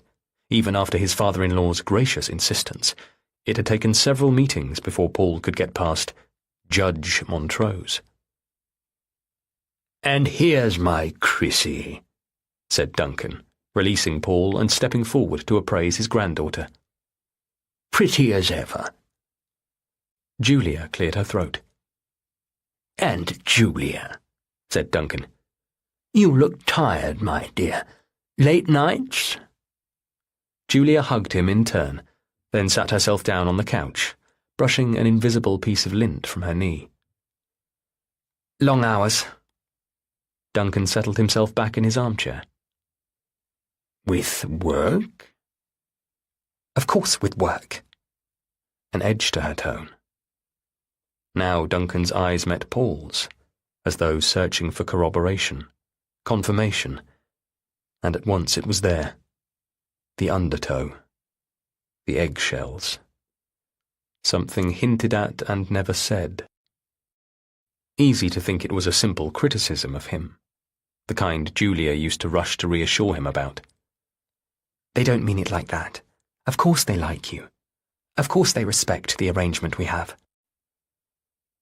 But of course the eggshells in this family had layers. Paul knew there was more to it than that. "Drinks?" said Selina. "I'm driving later," said Julia. "But I'll have a G&T." "Just one," said Duncan. "Yes, Daddy, just the one." Duncan was already drinking what looked like sherry. He tipped the glass towards Paul, eyebrows raised. Paul held up a hand.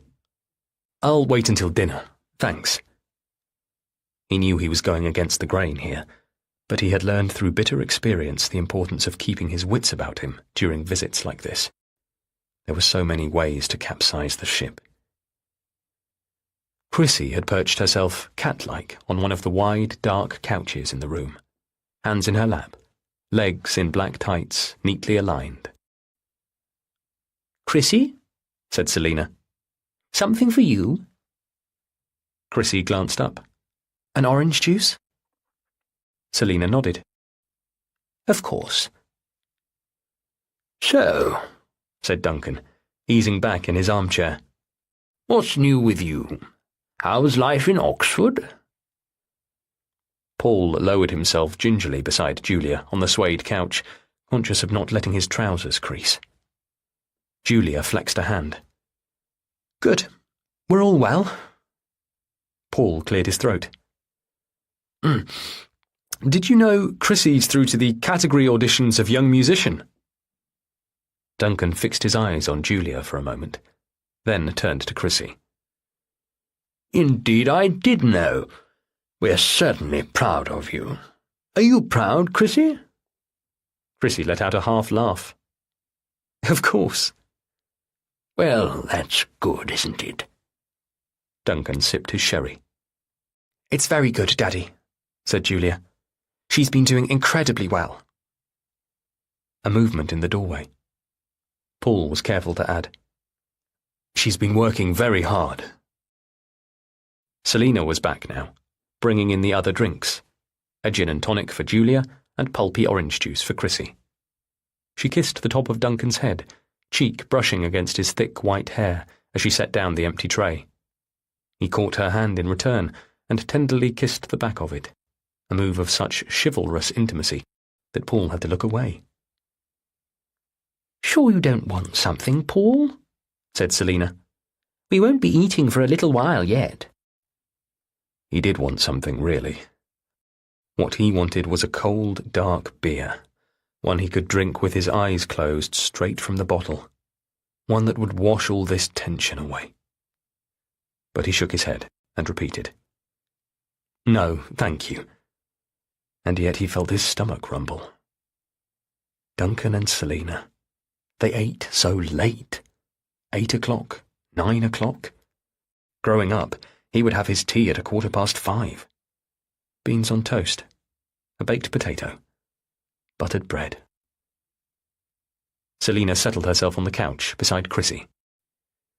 She had poured herself her own measure of wine, and it shivered in the glass with each of her sharp movements as she leaned in to fuss with the collar of her granddaughter's blouse.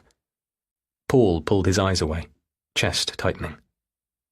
Duncan was talking now about one of his old cases, an artist who had been a pawn in some kind of vast fraud. Paul listened, nodding. This part was easy enough. Duncan was a natural raconteur, an entertainer, and he could fill up the space with his bonhomie, his jovial charm. Paul could easily sit and listen all night, not having to contribute a word himself. He let himself relax as Duncan moved on to other anecdotes. From time to time he mentioned names that Julia nodded at in recognition. And why shouldn't she know them? After all, at a certain level, Julia's natural level, the social circles were very small, practically a single social set. He was brought back to himself by Julia rising lightly from the couch, and Chrissy, cat-like, uncurling herself too. Eventually, finally, dinner was ready. Following their cue, Paul stood up stiffly, his knees clicking. Selina led them through to the dining room, where they took their seats in the large, chilly space, a weighty chandelier hanging over their heads. Duncan sat at one end of the big, wide table, Selina at the other. Julia and Chrissy were placed together on one side, Paul, by himself, on the other. There was already wine in his glass. Now there was somebody to serve them, like something out of Downton Abbey. He tried to catch the young woman's eye, to show his appreciation and his solidarity, to communicate somehow, "I'm not really one of them." But she passed him by with barely a glance as she set down the plates with their complicated little starters. He was eating with these people, wasn't he? He was married to Julia. "You chose this life," said the voice in his head, "and you've done what you can to cling on to it ever since." "And how is work going?" Selina asked Julia, seated on her left. "It's good. It's fine. I've been assigned a big case. You know, the one I mentioned before? The father whose son was facing manslaughter charges." Paul thought he saw Selina shudder. "Horrible situation. Yes. We have a good case. There were so many errors. Clear prejudice. The father is quite right to sue." "Of course he is," said Selina. "And quite right that you're representing him." Paul watched as, across the table, Chrissy's pale hands broke up her bread. Valuable hands. Perhaps one day they would need to have them insured. Even now, he always tried to make her take care of them. Chrissy was talking to her grandfather about school, her recent maths test. That would please Duncan. "We're pushing for a settlement," Julia continued, her eyes flicking over to Chrissy too, as though constantly checking on her. "One that will leave both sides happy. I'm hoping, in time, we'll be able to talk them round. If they're smart, they'll see we're presenting good points, Currently, though, this may still end up in court. Selina shook her head, picking at her plate. More legal fees that way, she said. More expense.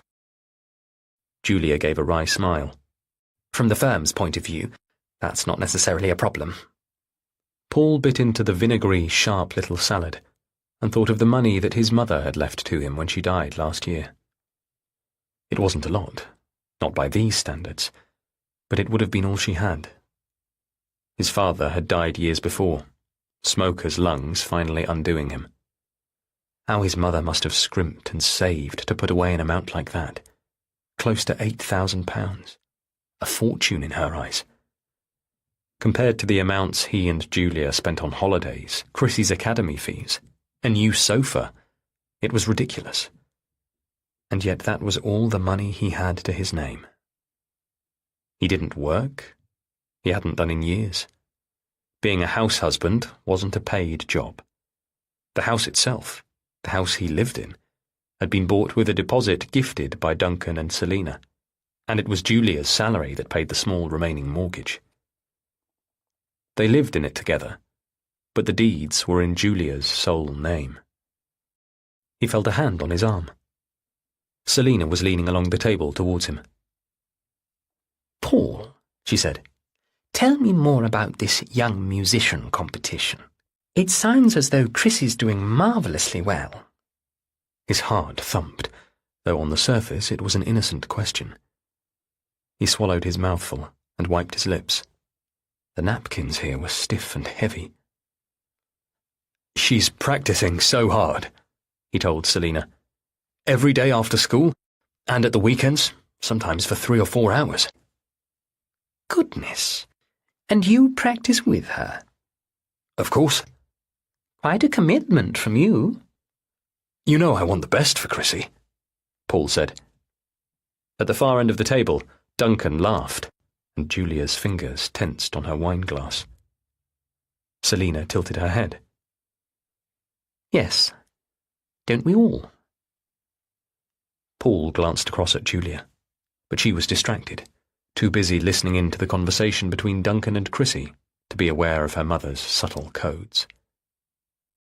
Well, maybe if she wins, you should up her allowance. At the other end of the table, Chrissy's head turned. Selina had spoken loudly enough for her to hear. Paul smiled across at his daughter and replied softly to Selina. Maybe. Everything sounded so innocuous. Selina had expressed nothing but support of Chrissy's music. But Paul's heart was still racing. He couldn't seem to make it stop. In the gap between main course and dessert, he excused himself from the table. He needed the bathroom, and he needed a break, to gather himself for the last hour or so. Julia's eyes tracked him as he got up from the table, and he gave her what he trusted was a reassuring smile. He hoped that they were already through the hardest part now, and that no one would dig any deeper tonight. He could make it from here. Dessert, more wine, a liqueur if he had to, and then they could be in the car, safely on their way home. He climbed the main staircase, unexpectedly steep, and the steps awkwardly curved, the banister slippery smooth under his hand. He tried not to think of what he knew about this staircase. Julia had had a fall here during the final month of her pregnancy. It had been so bad that she'd ended up in hospital, and Chrissy had been born early, urgently, as a result. The fall had been the result of dizziness, lightheadedness due to the pregnancy. It was only later that another narrative had emerged via Selina. Dizziness was a far kinder story, she had implied, than the one suggested by Julia's later blood tests. Drugs in her system, Paul came to understand. But no one ever talked about that. Pieces of information like this were imparted to him quietly, gradually. It was a while before he came to understand the full extent of the difficulties Julia had had. What was being asked of him, what was required, only became apparent many months into the relationship. And given how he felt towards Julia by then, It had been far too late for Paul to disentangle himself. On the upstairs landing, he couldn't help himself. The door to Julia's old bedroom stood open. Even after 20 years of her absence, the space still smelled of her. He couldn't have described how, but it did. Her bedroom was kept the same as when she'd last lived here, in the holidays between her intensive terms at Oxford University. Her college scarf was still draped over her wardrobe, and if he opened the doors, he knew he'd find her subfusk and gown. Her old law textbooks were stacked on her bedroom shelves. Naturally, she'd come out with the first. These things in here, they belonged to his wife. Symbols of who she was, parts of her that he couldn't ignore. It was a room that housed her contradictions. Almost unconsciously, he opened one of the small drawers in her vanity and found a few old hairbands and notebooks nestled inside. And a pack of photos. He had seen these before, though she'd never shown them to him herself.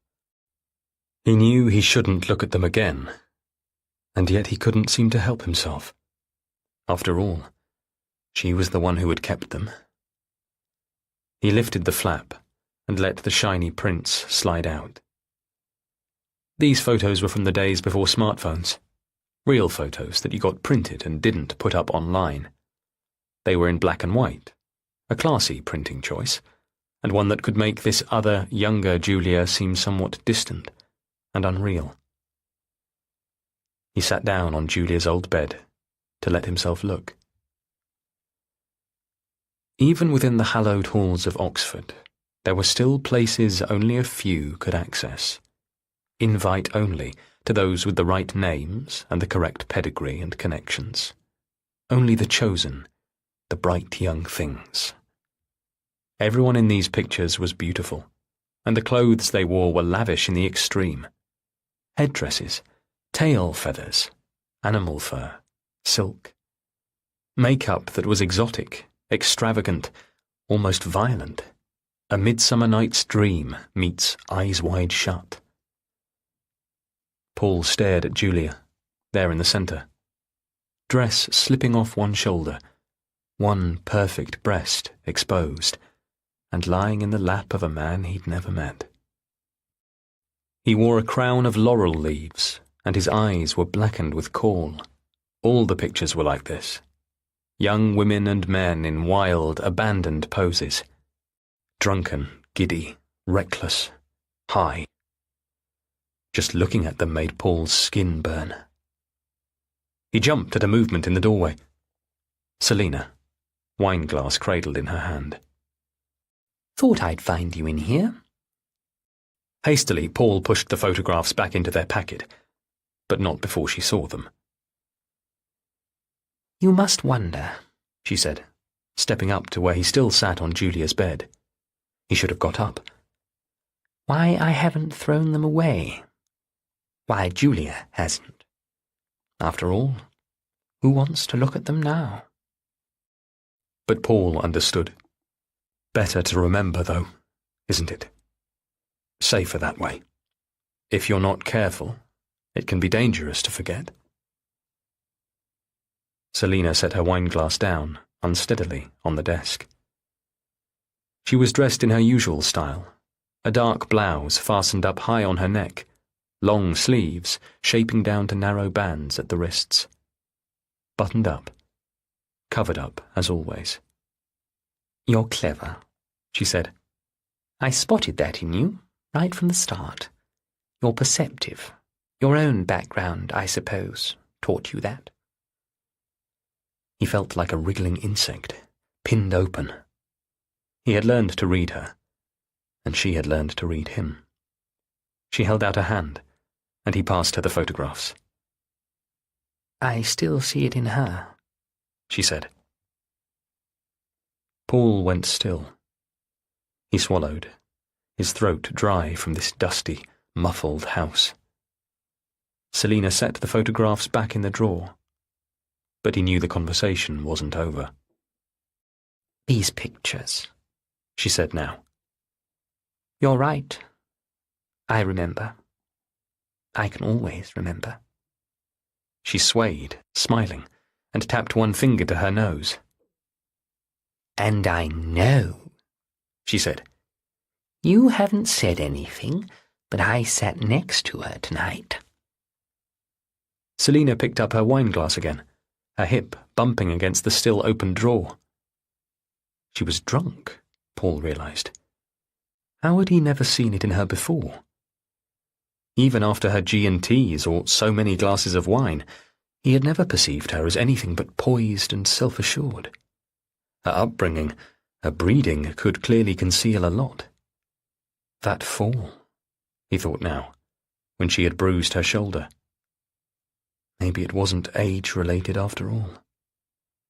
Like mother, like daughter.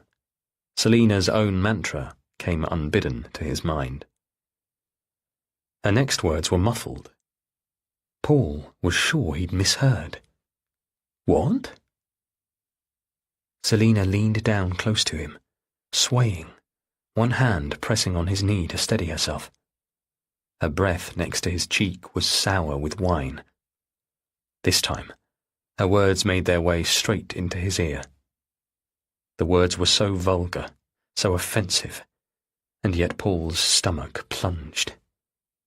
Selina was drunk, but her eyes were fixed unwaveringly on him. There was no hiding. He had seen what he'd seen, though he'd tried to dismiss it, and he hadn't told Selina. And yet, sickeningly, they had both come to the same conclusion. I said, you can practically smell it on her, Paul, she continued, her whisper slurred. You know we're so grateful. You were so good for Julia, back then. You know if she weren't like this, the same, he would hardly even need you. There it was, the fist in the glove, the threat. But things being as they are, sweetie, what are you going to do? Chapter 7. Paul. 7 weeks before. On Monday, like every weekday, Paul was left alone in the house. He spent the morning paying bills, doing a food shop, and cleaning the upstairs bathrooms. Come the afternoon, he whistled Jackson in from the garden, the dog's tail whipping his legs as Paul grappled to clip on the lead. Outside it wasn't yet raining, but the sky was solidly overcast. Paul tucked the collar of his anorak up to his chin and pushed his hands into his pockets, Jackson's lead hooked tightly round his wrist. He let the dog tug him along, unconcerned with what direction they were headed. Jackson was simply happy to be outside, pushing his nose into walls and bushes. After a while he stopped short, bringing Paul to a halt too. He watched as their pet shuffled his hind legs and squatted. Cars slashed by on Woodstock Road while Paul waited. Then he fished a plastic bag from his trouser pocket. Stoop, scoop, and he threw the whole mess in a nearby bin.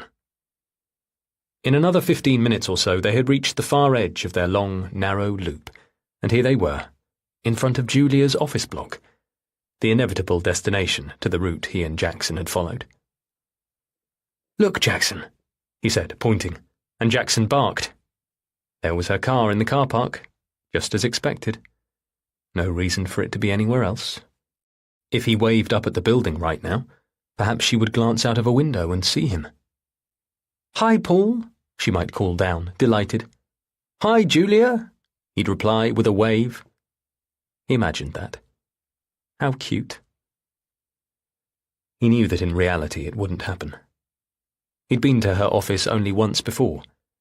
It was in the centre of the building, and didn't have any windows to look out of. Just a big desk with her sleek laptop perfectly centred, and a sofa that almost swallowed him when he'd sat down. He thought about the other morning in bed, when he had slipped an arm around her. These days, Julia spent more time at that desk than ever, throwing herself into her work. A different world. She didn't have to work. People from her kind of wealth often didn't. But it was good for her. Necessary, even. Over the years, Paul had come to understand that. He'd only had a glimpse of the dangers when they'd first met.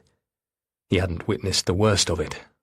All those weeks and months when Selina and Duncan had to step in to care for Chrissy, because Julia had been in no fit state. Even now it shocked him to think about that. It was hard for him to imagine. She had sorted herself out so quickly once he arrived on the scene. With Paul there to help her with Chrissy, Julia had quickly secured a well-paying, demanding job. She had a first-class law degree after all. Plus, naturally it helped that her father was a judge. She grew to be someone responsible and well-adjusted. Those photos in the drawer, mere relics of a past life. It had fallen to his mother-in-law, Selina, to apprise Paul, over time, of the other side of Julia. Those traits that could easily run in the blood. And over the years Paul had come to understand the fine balance that Julia had struck, and that he was now being asked to maintain. Immersing herself in the world of work, she kept herself on the straight and narrow, while leaving it to him to stay at home with Chrissy, stepping up into the role of parent. So that had become his role in their clan, a dependable presence for both mother and daughter, a plain, steady man to look after them both. He tried never to let Chrissy feel her mother's absence, always ensuring he was there in Julia's stead. He tried never to question the arrangement they'd agreed on. Julia as the breadwinner, Paul the stay-at-home dad. Yet every so often he felt it. When Julia was at work, she felt far away, centred in a world that held her apart from him. Even when he was standing right outside. Paul was damp and chilly now. Time to head home. Jackson looked tired out as well, his seemingly boundless energy drained. "Come on then, Jax." Paul tugged gently on the lead, ready to turn back. Jackson turned to follow him, and yelped. Admittedly, Paul was startled too. The man had appeared out of nowhere. "I'm sorry," he said. He tugged Jackson sideways, trying to give the man room to pass. Instead, the dog strained at the leash, letting out an uncharacteristic volley of barks. The man held up a hand and smiled. So charming. "Don't worry, it's fine." He was taller than Paul, and expensively yet effortlessly dressed. Paul caught the scent of his cologne. Woody, peppery, intense. "He isn't usually like this with strangers. I don't know why—" Jackson continued to bark, up on his hind legs, and Paul could imagine the picture they made, glad that Julia couldn't see them now. "He's not dangerous. He's only trying to be friendly." The comment was stupid, but what was setting Jackson off? Paul hated himself in that moment, conscious of his faded jeans, muddy trainers, and his flailing, yapping dog. "Sorry," he repeated. He almost added, "Sir." The man skirted round them, glancing from dog to owner to dog again. Paul dragged again at Jackson's lead, his dog's claws skittering over the pavement. "Jackson!" The man gave another charming wave of his hand. "Don't worry, it's nothing. You have a good day now." So easily dismissing them. Paul watched the man carry on lightly up the shiny pavements of the street, disappearing after a moment or two into Julia's building. Jackson let out a final salvo of barks, dropped back onto 4 feet, and stood there, panting, his wordless eyes explaining nothing at all. It was late now, and Paul was colder than ever. He hadn't intended to come all this way. The flash of shock and shame had left him shaky. "Come on, Jackson," he repeated. He would feel better once he got the two of them home. When he got back, there was a letter waiting for him on the doormat. Paul tore open the thick white envelope and pulled out the glossy brochure right there in the hallway. He flipped through the pages, the paper slippery against his fingers, taking in the pictures of the grounds, the students, the dormitories, the practice rooms. He skim-read the neat text, heaped with glowing claims. Focus, encouragement, opportunities, dedication. In a place like this, music would be your life.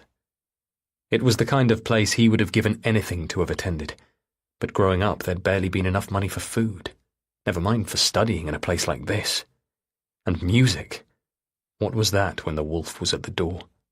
A luxury, an indulgence, a daydream, a waste.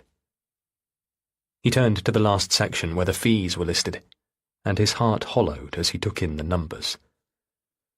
He thought of his mother's inheritance, that shameful, pitiful amount. He was trying. He was doing his best for Chrissy, but he was always so constrained, lacking in agency and resources and influence. There was always such a sense of dependence, stark limits to the choices he could make. He wasn't going to speak to Julia about this. He knew already how that conversation would go. At this stage, she would never easily agree. Upstairs, he set the prospectus in a drawer for safekeeping, resigned to the knowledge of what he needed to do. He needed to make the possibility a reality first, if he was ever going to persuade her it was a good idea. Same with Chrissy. A fait accompli would be so much better. It was up to him, then, to get it done. Chapter 8. Paul. 6 weeks before. The following week, the email came through with final details of Chrissy's category audition. Place, time slot, and confirmation of the pieces she would play. Paul forwarded the details to Julia on the off chance, not expecting her to be free. Lately, it had seemed almost impossible to pin her down. But she surprised him. "I'm due time off," she told him. "I can take the day. Come to Cardiff with the two of you." He wanted to embrace her then. He really did. And the next day, Chrissy shrugged and squirmed about it, but he could tell that she was delighted too. On the morning of the category auditions, Paul was up at the crack of dawn, checking the oil and coolant in the car, putting coffee on, waiting for Julia and Chrissy to get dressed and come down. The drive would take them close to 2 hours, and heaven forbid if they were late. They were going to be picking Reese up on the way as well. Chrissy had insisted that he come. For moral support, she had said, even though her mum was supposed to be coming to provide that. But all right. While he waited for his wife and daughter, his conversation with Selina replayed in his head. Now more than ever, he couldn't stop thinking about that comment he'd seen on Chrissy's phone. That message that he realised now had arrived on Chrissy's phone before that conversation with Julia in the kitchen, the conversation after their run, the one that would have led Chrissy to cancel her plans with Reese. Sexy girl. Not okay, great. When Chrissy had given him her phone to check, he'd found nothing. But still, every time he recalled those words, that same sharp panic arrived in his chest, along with a replay of Selina's weighted words. "Tell me, sweetie, what are you going to do?" Well, he would do something. He had a plan. Julia appeared now in the kitchen, grey shadows under her eyes. "Morning," he greeted her, getting up from the breakfast bar. "Coffee?" She nodded. "Lovely, thank you." She was dressed in jeans for a change, not her usual tailored trousers, and a jumper he remembered her buying last year. Green, with little fancy sequins dotted across the chest. "Here." He handed her the steaming mug. "Thanks."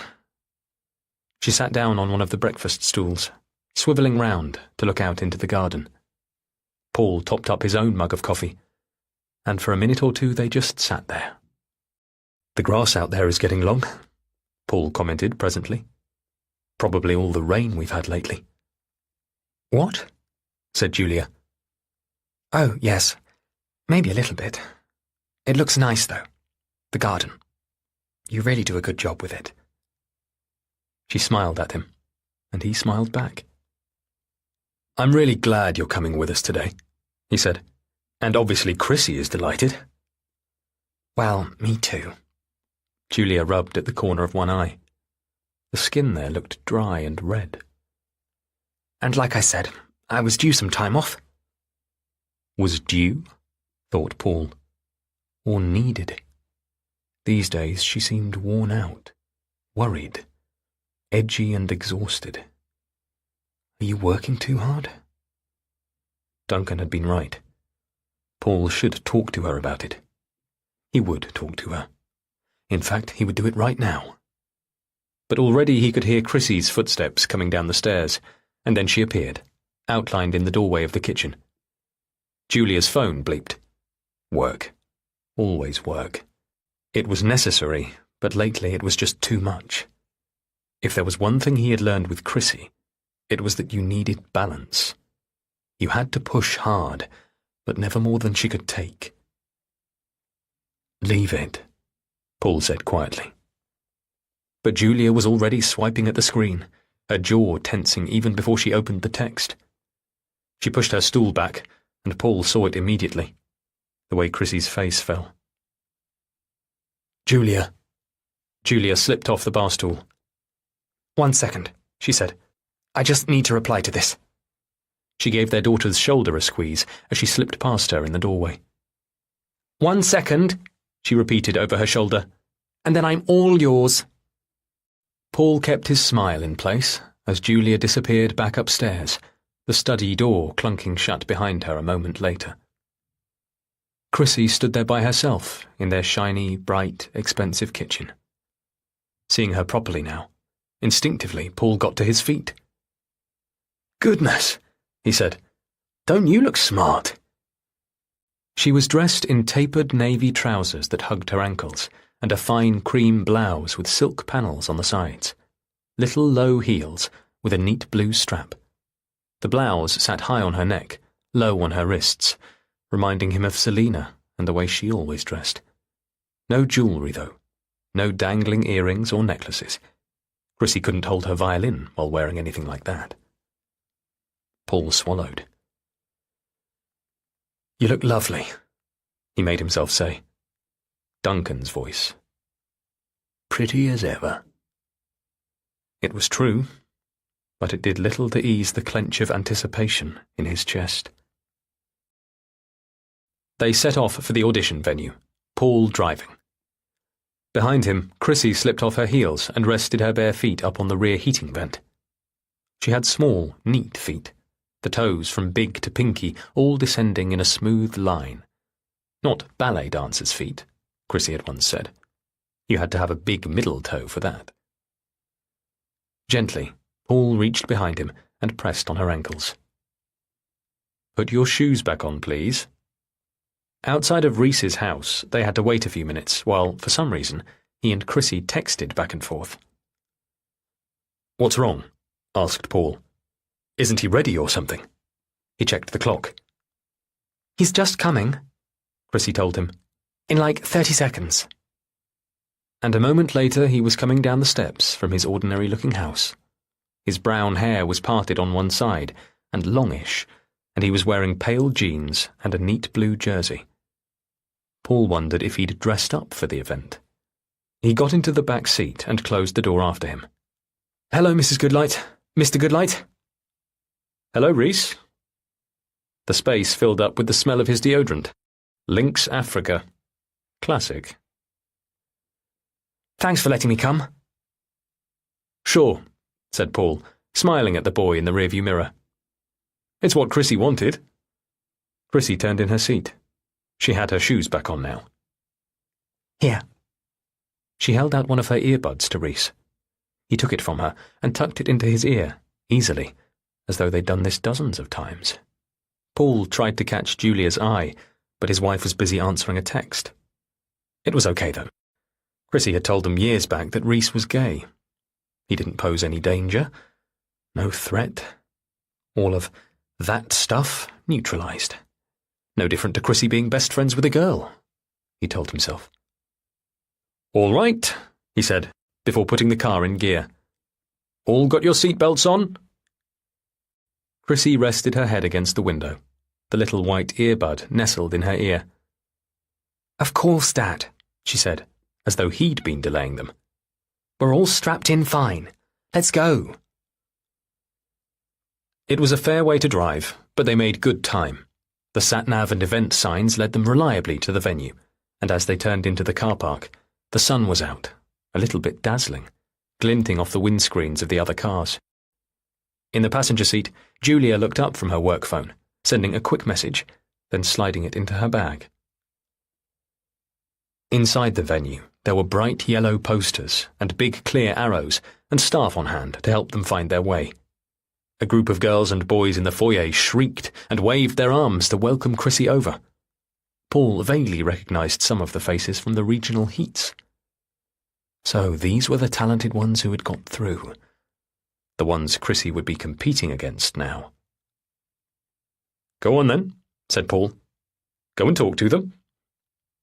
Chrissy stepped away, leaving Paul holding her violin, her coat, and her folder of music. Reese followed her, close behind, and Paul watched as Chrissy introduced him to her friends. He looked nervous. Chrissy had once told him that kids at school hadn't always been that kind to her friend. Paul double-checked the details and checked his watch. Then he felt a tap on his shoulder. A man was standing there. A parent. Someone Paul recognised from the regionals too, though he couldn't for the life of him remember the man's name. Only that he'd had a wife who had been dumpy and exuberant, and who had touched his arm incessantly. "Hello, Paul. Great to see you here again." Paul fumbled the folder of music under his armpit to release a hand to return the handshake. Chrissy's coat was still draped over his arm. "Oh, hello. Congratulations. Your son got through then?" He was glad to have remembered that much at least. Julia smiled and held out her hand as well. "Oh, yes," said the man. "Elaine and I, we're very pleased." He shook Julia's hand. "And it's wonderful to see the lovely Chrissy here too, though it doesn't surprise me in the slightest. She really is a talent, your daughter." Paul watched the way the man's eyes slid over Chrissy as she listened to what one of the group was saying, tilting her head in that way she had. Such a long neck, like a swan. It had been a nightmare finding chin rests that would fit her, spanning the tall distance between shoulder and jaw. Pretty as ever. He felt his discomfort at the man's words rush through him. "Yes, well, thank you. She works very hard." The man nodded approvingly. "I'm sure." "Paul?" Beside him, Julia cleared her throat. "We should make our way along to the audition room, shouldn't we?" "Sure." He checked his watch again. "Right, yes." He waved an arm and called out, "Chrissy! Reese!"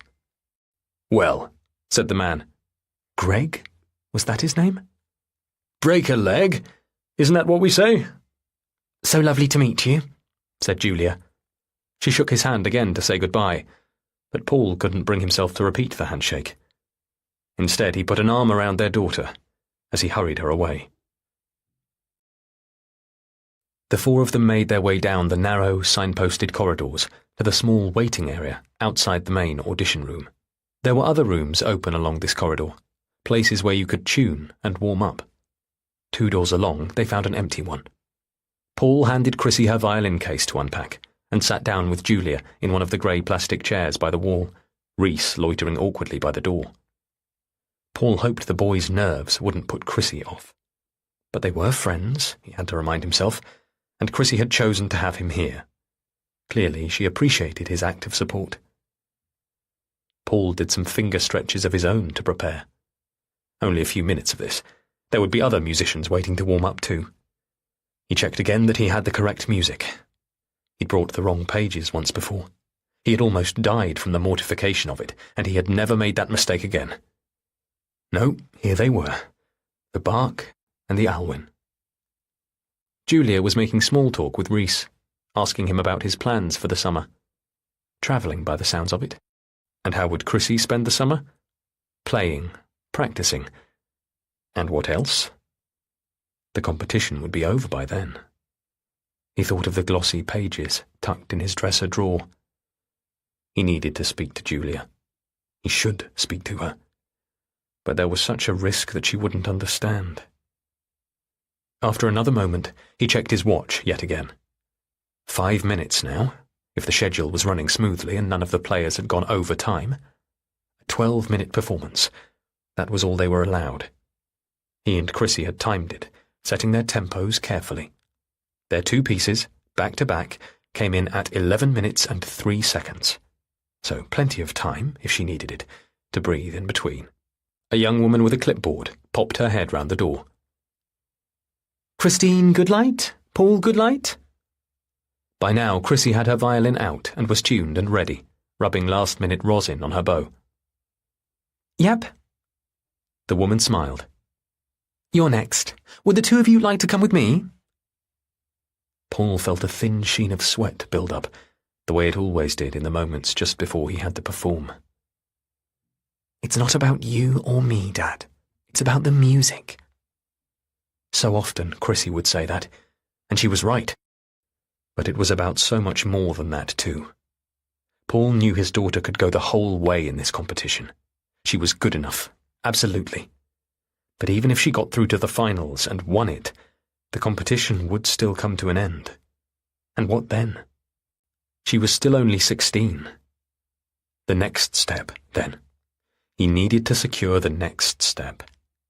But his thoughts looped back round to the money. It was too much of a risk to come straight out and ask Julia. He had to work round that.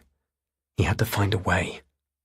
Right now, though, it was hugs and kisses from Julia, and good luck. Not break a leg, for heaven's sake. See you on the other side, said Julia. There's a little window. Reese and I can watch through the door. The 4 of them stepped back as the previous performer, a cellist, came out. He looked furious. His accompanist gave a thin smile as he exited too, a tiny shake of the head. A mistake? A memory slip? It hadn't gone well, that was clear enough. Paul shivered. It could happen to anyone. He glanced across at Chrissy to reassure her, but she wasn't even looking at him, busy snapping off a loose bow hair instead. He leaned back against the wall for a moment, closing his eyes and readying himself. Dad! What? He snapped his eyes open. She pointed. Mind the fire alarm. He checked over his shoulder. Whoops! He'd been leaning against the little red box. The woman with the clipboard ducked inside the audition room, then reappeared a few seconds later. She held the door open for them. All right, the judges are ready. Best of luck. Good luck, Chrissy, Reese echoed as they passed through the door. Inside, the room was smarter than the space they'd had in the last round. This one had polished wood floorboards and thick purple drapes to cover the walls. 3 judges, ready and smiling, and the piano and the music stand that Chrissy wouldn't need. She had memorized her pieces. Paul glanced back over his shoulder, glimpsing Julia and Reese as the heavy door swung shut. Then he settled himself at the piano. A Steinway. Very nice. He set his music out carefully on the stand, then turned to look at Chrissy. Her dark brown eyes met his and held his gaze steady. "When you're ready," said a judge. "Ready?" Chrissy lifted her violin up under her chin in one assured, fluid movement. Paul turned to his music. Yes. Of course they were. Chapter 9. Paul. 5 weeks before. She played wonderfully. Paul was so proud of her. He had seen the admiration in the judges' faces and had no doubt that she would get through. For the next round he would have to push her further still, but she would do it, and he was lifted as well, ever closer to the prize. The following morning, on his way to the gym, kit bag slung over his shoulder, he pulled his mobile out of his pocket. The walk to the gym would give him time. The exercise at the end would burn off the adrenaline that was already building. He tried not to think of what it said about him, the sense of reaching out, cap in hand. This was necessary, securing the next step. It took him a beat, 2 beats, 3, before he could steel himself to do it. But eventually he made the call. He listened to the ringing of the familiar landline number. Then Selina answered. It was almost always Selina. Paul. Her voice was crystal clear now, no hint of the slurring from the other night. Selina, I wanted to say thank you again for the wonderful dinner the other weekend. It was a lovely evening. Well, I'm glad. Duncan and I enjoyed ourselves very much too. The food was delicious. That monkfish. Julia was saying we should ask you for the recipe. He made no reference to the whispered conversation they'd held in her old room. It wasn't done. It had been the same in his own family. There was the surface layer and the layer underneath, and that was how you learned to read between the lines. Suddenly a memory flashed across his mind. An evening last week when an exhausted Chrissy was watching television downstairs. He'd come upstairs slowly and quietly, not with his usual thumping steps, and spotted Julia through the crack in Chrissy's bedroom door. She was kneeling on the floor, fiddling with something. He shoved the door open wide. "What are you doing?" She got to her feet, brushing down her trousers. "Nothing. There's a floorboard here that seemed a bit loose." She'd repeated herself again, with a smile. "It's nothing, though. I fixed it." She'd poked it with her foot to show him. Why was Paul suddenly thinking of that now? "Of course," said Selina. "I can write it out for you." Paul had lost the thread. "I'm sorry, what was that?" "The recipe." "Oh, yes, that would be wonderful."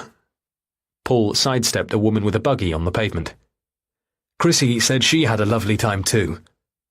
"Oh, good." Paul was at the junction, waiting for the pedestrian lights. As the conversation foundered, he cleared his throat. There was never an easy way to do it. Open up the topic of money. You had to tread so carefully in that field. "Speaking of Chrissy, she and we've been talking about boarding school. There's the Royal Institute where she could study. It would be invaluable in furthering her career." The green man flashed on, and the crossing beeped with a harsh, strident tone. "Is that so? You know boarding school's good for Julia," Selina mused. "And, well, like mother, like daughter, as I've always said." "Yes," said Paul. "Exactly. However—" The pavement on the other side of the junction was cracked and uneven. Paul slowed, taking care with his footing. "The fees are high, and Julia—" He didn't need to finish the sentence. Selina understood him. "Julia. Yes." He hadn't talked to her at all about the application. Julia had always been vehemently against sending Chrissy away, despite the fact she had boarded herself in her school years. "But it wasn't good for me to be away from home like that," she'd told him. "Away from my parents." "But it's you who's always away from your daughter these days," he'd wanted to retort. "So that's difficult." He was a little out of breath now, walking and talking and carrying a kit bag. Never ask outright, he'd learnt. Only hint. "I hope you don't mind my mentioning it." It took a moment before Selina answered. "Paul, you know, ordinarily we wouldn't hesitate to contribute, but lately—" "Duncan." Her voice grew faint, and Paul found himself straining to hear. The traffic was loud, the roar of a taxi and the racket of a cyclist ringing her bell. "Yes? You said Duncan?" Paul stopped walking and pressed the phone to his jaw, blocking his other ear so he could hear. He missed a bit, caught the rest. "Spending money we don't really have. His mind. Such a fine mind, but he doesn't always think straight." Selina's voice was brittle. "He's become terribly impulsive these days." Paul's voice died in his throat. What was he supposed to say to that? The statement was the closest Selina would ever come to admitting anything was wrong. But was it even true, what Selina was telling him? Or was this just another way to hold him at arm's length, by refusing his rare request for a favour? But he wasn't asking for himself. He was asking for Chrissy, and they'd always said they'd do anything for their granddaughter. Perhaps then they really didn't have the money to spare. If so, he had really stamped his foot in it. He shouldn't have asked. He had embarrassed her. He had embarrassed them both, putting her in a position where she was forced to reveal that. Spending money. Doesn't always think straight. Paul cleared his throat, with a desperate urge to get off the phone. Of course. Not to worry. I'm sure when I look into things I'll find a suitable way. I'm sure you will. You're a clever man, Paul, and as I've often said, we are very grateful. Her voice was stronger now, picking up its familiar authority, and Paul could almost hear the unspoken message down the line. It's your responsibility now. I'm asking you to step up for this. You should know by now what's expected of you. Understood. Well, I won't keep you. Really, I just wanted to thank you. Of course. You're most welcome. As I've said, I've always known I can count on you. That evening, Paul readied a favourite meal for Julia. He needed to speak to her. He wanted to assure himself that she was okay. He told Chrissy she could go round to Reese's. It was a reward, he said, for doing so well in the category auditions, though he made her promise to be home by 8:30. At 7, he set the formal table in the dining room, not the white kitchen table, where they typically ate in a rush. He took a clean linen napkin out of the drawer in the sideboard, folded it, and laid it next to the silver cutlery. He set a candle on the table and lit it. All these things to soften her up. Julia came through the front door half an hour later than she'd promised. The food was past its best by now, faintly congealed, but he served it to her anyway, on one of the best plates. "What's all this?" she said, shrugging off her blazer. "I wanted to say thank you, for coming to the audition, for being there for Chrissy." He led her through to the dining room. "You don't have to thank me for that." "A treat, then. Just something nice." He pulled out a chair for her and relit the candle he'd had to blow out earlier. "It is nice." She took her seat and smoothed the crisp napkin onto her lap. "This is lovely, Paul. Delicious. Aren't you having any?" He sat alongside her. "I ate earlier. You know I'm not good at eating so late."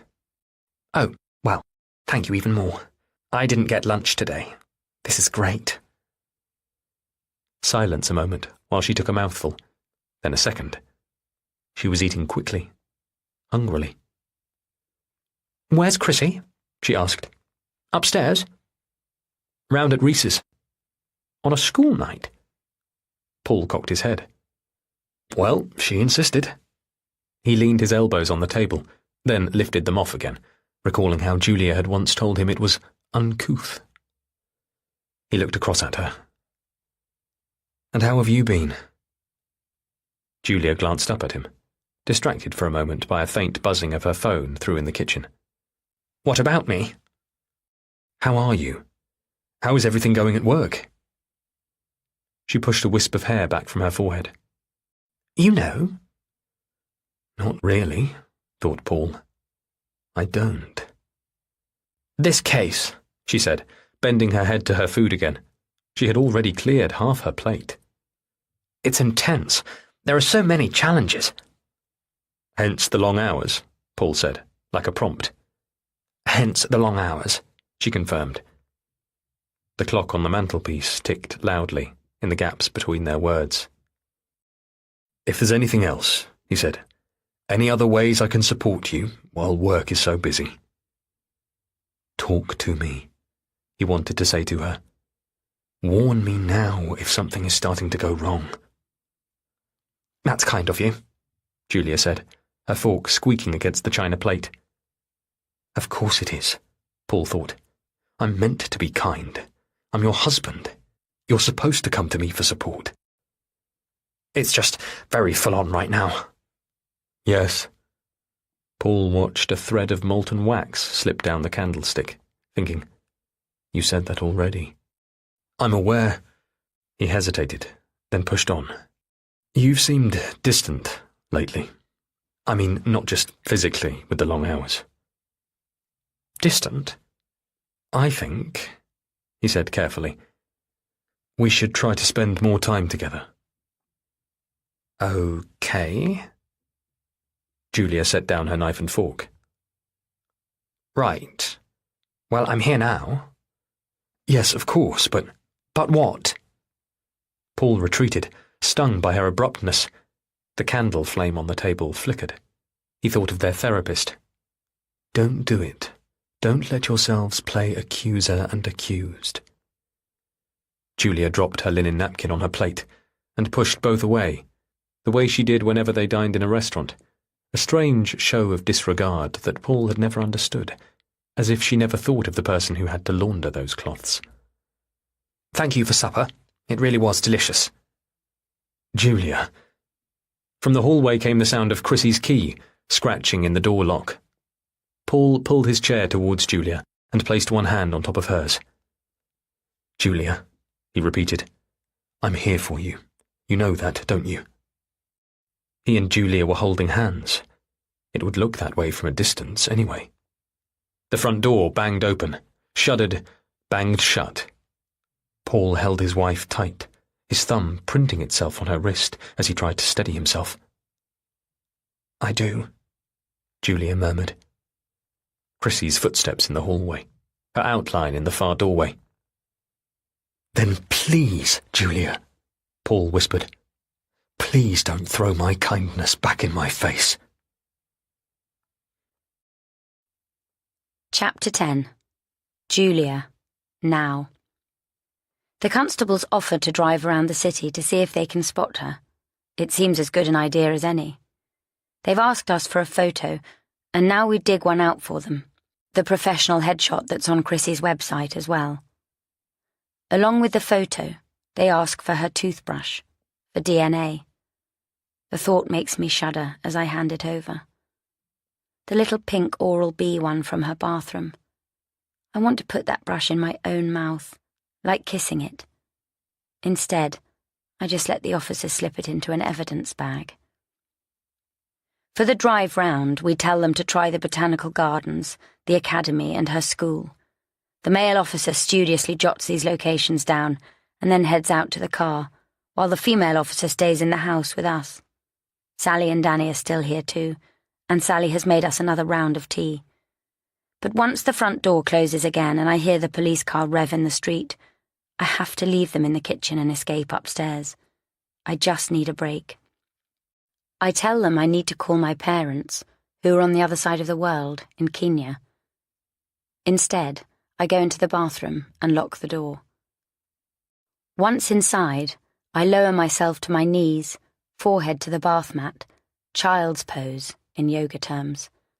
I close my eyes and, like a good lawyer, try to compile some reasonable explanations. Maybe Chrissy's phone screen was smashed before, and she just didn't say anything because she didn't want her telling off, and that was why she only pretended to bring it to London. Maybe she did leave her bed in such a state this morning, and maybe it was Jackson who tipped over the chair. But why leave her phone just lying on the floor like that? And where has she gone if she didn't come back here? My phone bleeps yet again in my pocket, and I drag myself upright, forcing myself to sift through the texts that are already cluttering the screen. By now we've sent out messages to everyone we can think of, but no one seems to know anything. Just friends desperately trying to be good friends. I try to answer a few. Thank you. We'll let you know as soon as we hear anything. We'll keep you posted. We appreciate the support.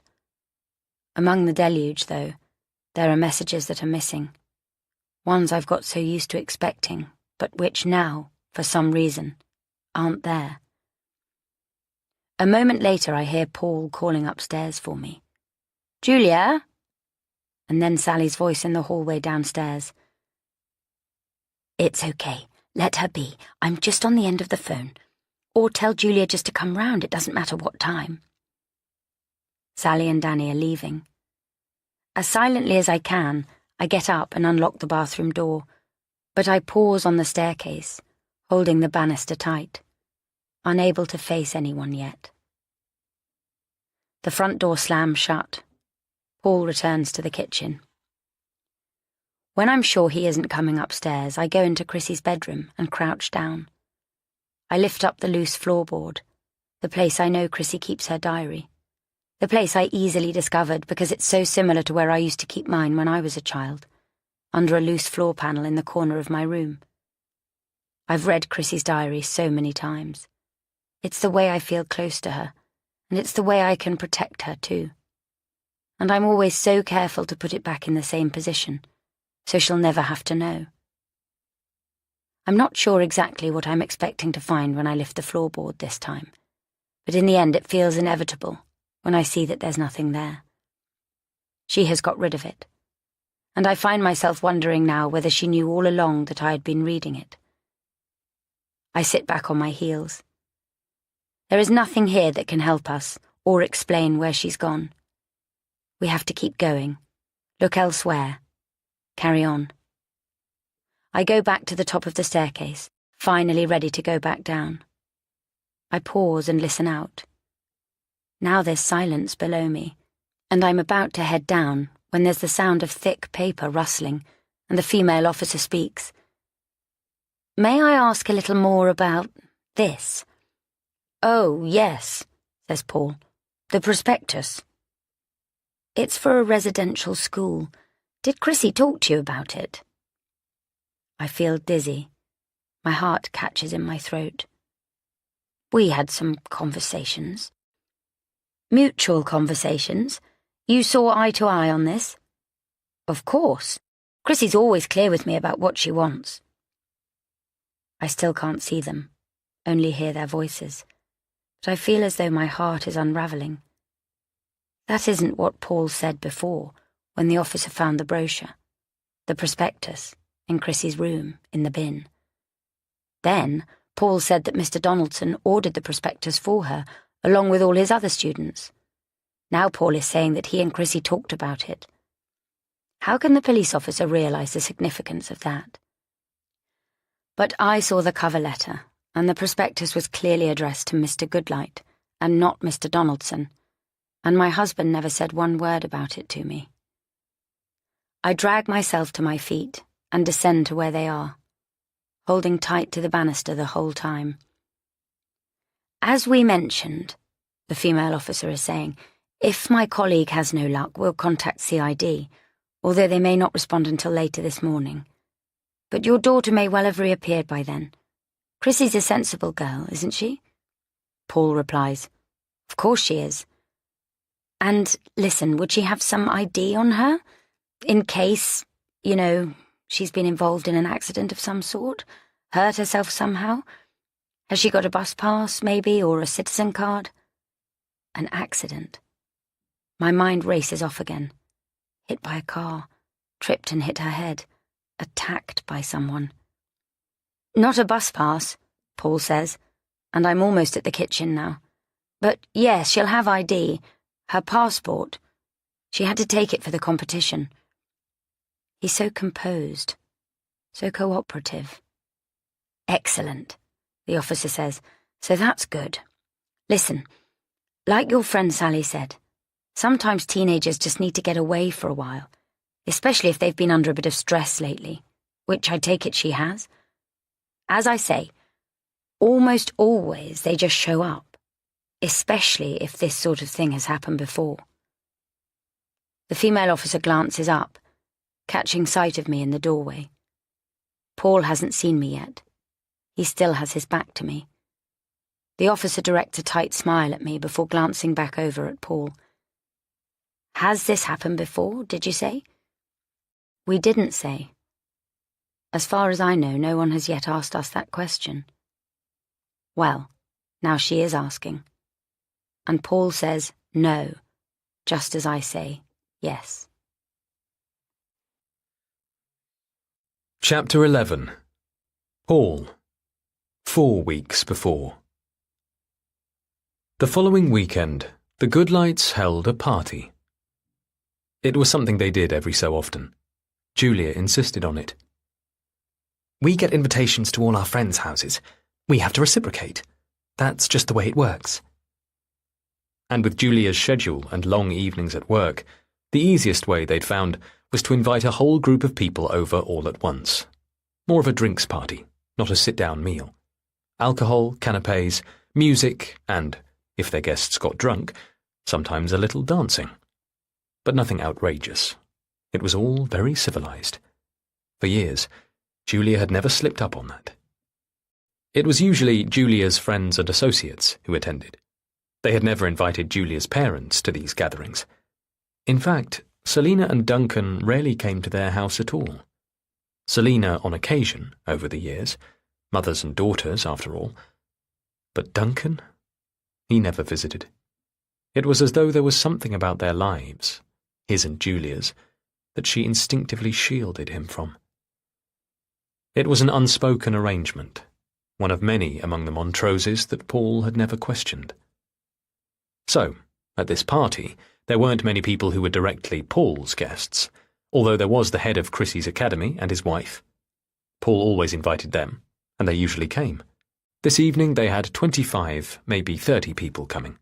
Most of them Paul knew, but there were a couple of Julia's work colleagues that he'd never met. He rarely enjoyed these evenings. He drank little. Usually he busied himself with playing host, ensuring their guests were fed and watered, while Julia mingled between groups. Chrissy usually stayed in her room. In the master bedroom, Julia was dressing for the evening in a long, dark gown. Paul loved this dress. She always looked stunning in it. He watched as she slid in her earrings in front of the mirror. "You look amazing," he told her. "New earrings?" "Yes." Julia hesitated. "I treated myself." Paul smiled. Saint Laurent. He recognized the brand. She'd trained him to know such names and carefully taught him how to pronounce them. Julia returned his smile in the mirror, her new earrings in place. "You're not looking bad yourself." He was wearing an outfit he'd purchased a few years ago, one of the many he'd accumulated over the years, under Julia's guidance. The first time Julia had picked out such clothes for him, his eyes had, quite literally, watered. "Yes," she had said, "but they're excellent quality." She'd been right, of course. His skin had never felt material like it, and yet, even now, he couldn't always suppress a shudder at the extravagance. One jacket, at a price that would have fed him for a year as a child.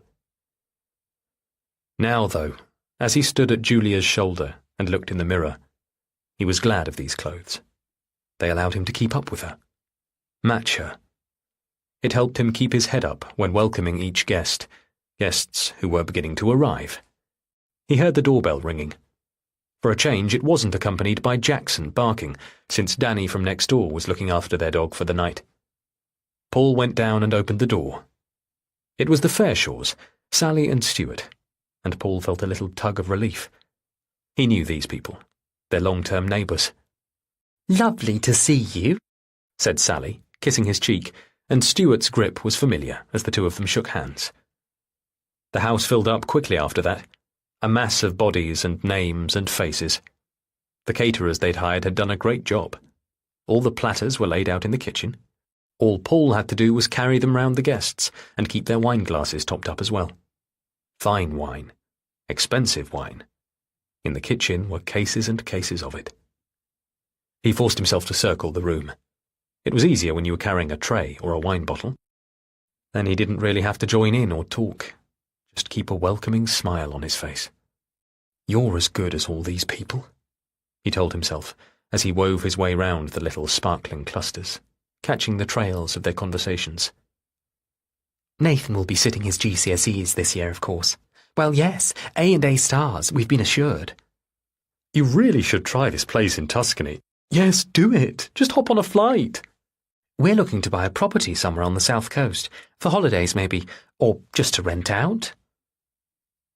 How did people talk like that about such privilege? As though it was nothing, something as simple as putting out the bins. He always had to remind himself, a fish doesn't recognize the water it glides in. You're the outsider. For you, it's sink or swim. Paul! Someone caught him by the arm, and he turned. Roger Wesley, head of the academy, and his pretty wife Amelia. Paul set down the open wine bottles he was carrying, one red, one white, and held out a hand to greet them. Lovely to see you both. Thank you for coming. Of course, it's a pleasure. Amelia leaned in to place a kiss on his cheek. I've been hearing so many great things about your daughter. Star pupil. Paul nodded. She's doing very well. Roger looked around. Is she here tonight? Well, she's upstairs. Paul forced a smile as he released Amelia's hand. Staying out of the limelight. Amelia nodded kindly. I imagine it's a lot. Such a big competition, and she's still so young. Roger nodded. We're just delighted to have her as a member of our academy. Paul didn't mean to say it. The words just came out. He hadn't drunk that much wine, but what he had imbibed felt thick and cloying. We're actually looking into other options for next year. A residential arrangement. Roger's brow furrowed. You are? Not that we're not grateful. We are, hugely. We just feel she might benefit from a more focused environment, where she can really dedicate herself. Really? But she already seems so committed. Paul could feel the red heat climbing his neck. It was as though he was confessing something, or trying to convince himself. He wasn't sure why he was saying it to these people. The words just ran on, falling out of him. We think it's for the best. We had some trouble with her last year. How do you mean? Amelia was frowning too now. Trouble? What was he saying?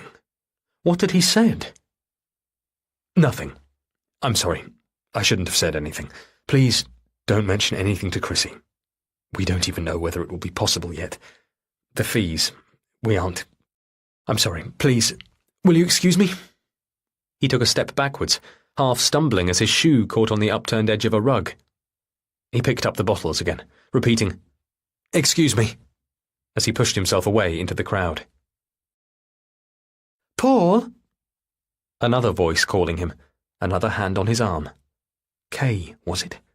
Kate? This is lovely wine, Paul. Where did you get it?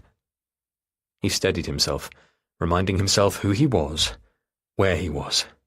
Host of a delightful party in their own charming home, along with Julia, his beautiful wife. All these fine clothes, rich voices, thick perfumes. Kate was beaming at him, head cocked to one side, her lips shiny under the lights. The wine? Just for a moment, Paul wanted to say, Aldi, and see what she said. Instead, he said, A friend of ours, he pointed across the room to Julia's work colleague, Peter, brought some back from a vineyard in France. Really? Said Kate. I'll go talk to him later. For now, a top-up, please, darling. She held her empty glass out towards him, and automatically he tilted the open bottle. The red wine streamed too quickly, slopping over the sides, dripping onto her hand. Sorry, damn. Here, let me get that. Paul fumbled in his top pocket for a handkerchief, ironed, white. The wine stained it through. Clumsy of me, he said. And so wasteful, Kate laughed. Never mind, there's plenty more. Here, why don't you just keep the bottle? He thrust it into her hand, along with the handkerchief. How lovely of you. You really are the best. Paul kept on smiling, jaw muscles aching now as he turned back towards the kitchen, his sanctuary, where he could pull out a new bottle of red wine to replace the one he'd just jettisoned and get away from this crowd and catch his breath for a minute. He made to squeeze past another group, 3 men and a woman. Julia's work associates, if he wasn't mistaken. They'd arrived late while he was sorting more wine in the kitchen, and he'd somehow missed proper introductions. The woman laughed and swayed sideways, blocking his path again, almost treading on his toes. God, the room was crammed.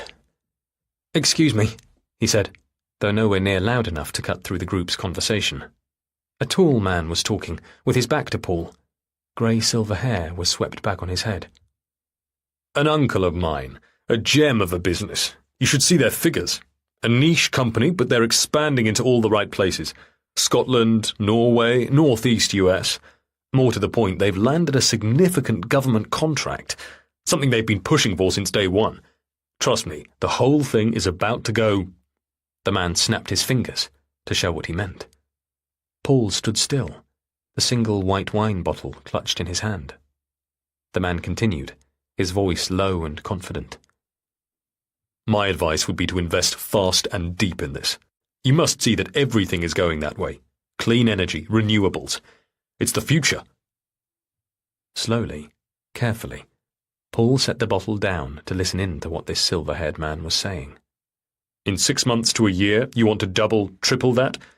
Take it from me. This is your one." "What about you?" one of the men in the group asked. "Will you be investing?" The silver-haired man laughed, and this time Paul caught his face in profile. It was strangely familiar. "Trust me, I've got a close eye on this one. As I say, the CEO is my uncle and the founder a good friend." "The name again?" said the woman in the group, leaning forward. The man kept his voice low, but Paul still heard him. He made sure to lock the company name tight in his brain. "Anyway," the silver-haired man concluded, "that's my tip, for what it's worth. You can wait and see for yourself when the share value rises, but naturally, they'll be pricey by then. As I'm sure you know, it's always best to have got in at the start." Paul, darling!" Julia was calling him. There she was, his beautiful wife. Her ears, her neckline bare, he noticed. She must have taken those earrings off. She was smiling at him and beckoning him over. The guests gathered around her were smiling at him too, welcoming, expectant. "Where have you been? We've missed you." He left the half-empty wine bottle where it was and stepped over to them, letting his wife enfold him into her charming, sparkling group. Come 11 p.m., he needed a breather. He'd served so much food, poured so much wine, done his best to talk to so many people, and now his head was swimming. Julia was a natural at this, brought up with a social confidence that was practically ingrained. For years she'd politely stuck to her limits. The perfect hostess, and Paul a perfect host. Paul let himself out into the garden, half lit up by the bright lights from inside. The cool air at his throat was welcome. Sometimes he understood what smokers liked about this. He closed the French windows behind him and stood in the cool night air, the chatter and music muffled behind him. Above he could see faint constellations of stars, smudged by the lights of the city. He breathed in deeply. 1, 2, 3. He found evenings like this so difficult. Sometimes he had dreams that left him drenched in shame and sweat, a sea of assembled guests turning on him. "You don't belong. You've never belonged. What are you doing here? How dare you?" And then there would be the sickening sense of falling, plummeting, with nothing to catch him and nowhere to land. Something moved at the end of the garden. He started. A fox? A person? He stood still, eyes fixed on the shadows. Were his eyes playing tricks? No. Something moved there again. Hardly thinking, he stepped off the patio and walked towards it. This shape, whatever it was. He pulled out his mobile and lit up the torch. A figure emerged. Paul came to a halt. Sorry, Mr. Goodlight." The torch function lit up the teenager's guilty face. "What are you doing out here?" "I just came to visit Chrissy." "Then you should have come round the front, Reese," Paul said, "and knocked on the door." "I know, sorry. Just, you were having a party. I texted Chrissy a little while ago. She said she'd come down." Paul turned, and they both looked up now at Chrissy's bedroom window. The curtains were closed, the lamp low. A shiver ran through Paul. How had the kid even got in? They kept the gate locked. Had he crawled right over their 8-foot back fence? She never told me you were coming. She was angry with me. We had an argument after her audition, but I needed to see her. I've come to explain. Like I said, I thought she was coming down. Oh, right. To meet you out in the dark, at the back of our garden. The kid muttered something. What? Said Paul. The kid was only wearing a t-shirt, a bright printed thing. What did it say on it? Paul peered through the dark. Save the whales. It's nothing. We're friends. Chrissy isn't like that. You know she isn't. I don't know anything. What I see is a boy sneaking around my garden in the middle of the night under my daughter's window. Paul fought to regain his breath. I think you'd better leave, he said, trying to keep his voice steady. Yes, of course. Sorry, Mr. Goodlight. I didn't mean to disturb you or your party. Paul found himself taking the boy by the arm, holding him harder maybe than he'd intended as he led him across the damp grass. Ow! It's all right, Mr. Goodlight. I'm going. But there was more fear than he'd realised crowded in Paul's chest. You can't just turn up, he said. When Chrissy sees friends, she needs to make arrangements. I know. Of course. I know that. They were at the back wall now. Paul tugged open the tall gate and pushed the boy outside, into the alleyway that ran behind the house. His chest felt funny, as if he'd pulled a muscle somewhere. It was now that he realised the back gate hadn't been locked at all.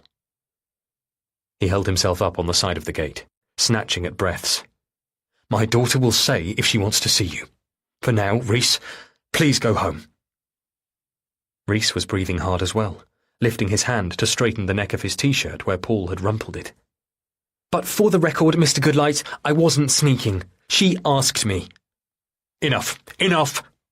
Paul yanked at the gate, shoving it closed again, shutting the boy out. Just as he shot the bolt back into place, he could hear the boy call out one last thing from the other side. Words that were ridiculous. Stupid. I know your daughter. I know all about her. And, Mr. Goodlight, I know about you. Chapter 12. Paul. 4 weeks before. On Sunday, once the debris from the party was cleaned up and all the regular Sunday chores were done, Paul took his laptop upstairs into the master bedroom and locked the door. He wanted to trust his daughter. He longed to trust her, but if anything went wrong, if he ever let Chrissy get herself in trouble again, he would be the one to blame. He would be the scapegoat they would all point to, abdicating responsibility themselves. Conditional. It was all conditional.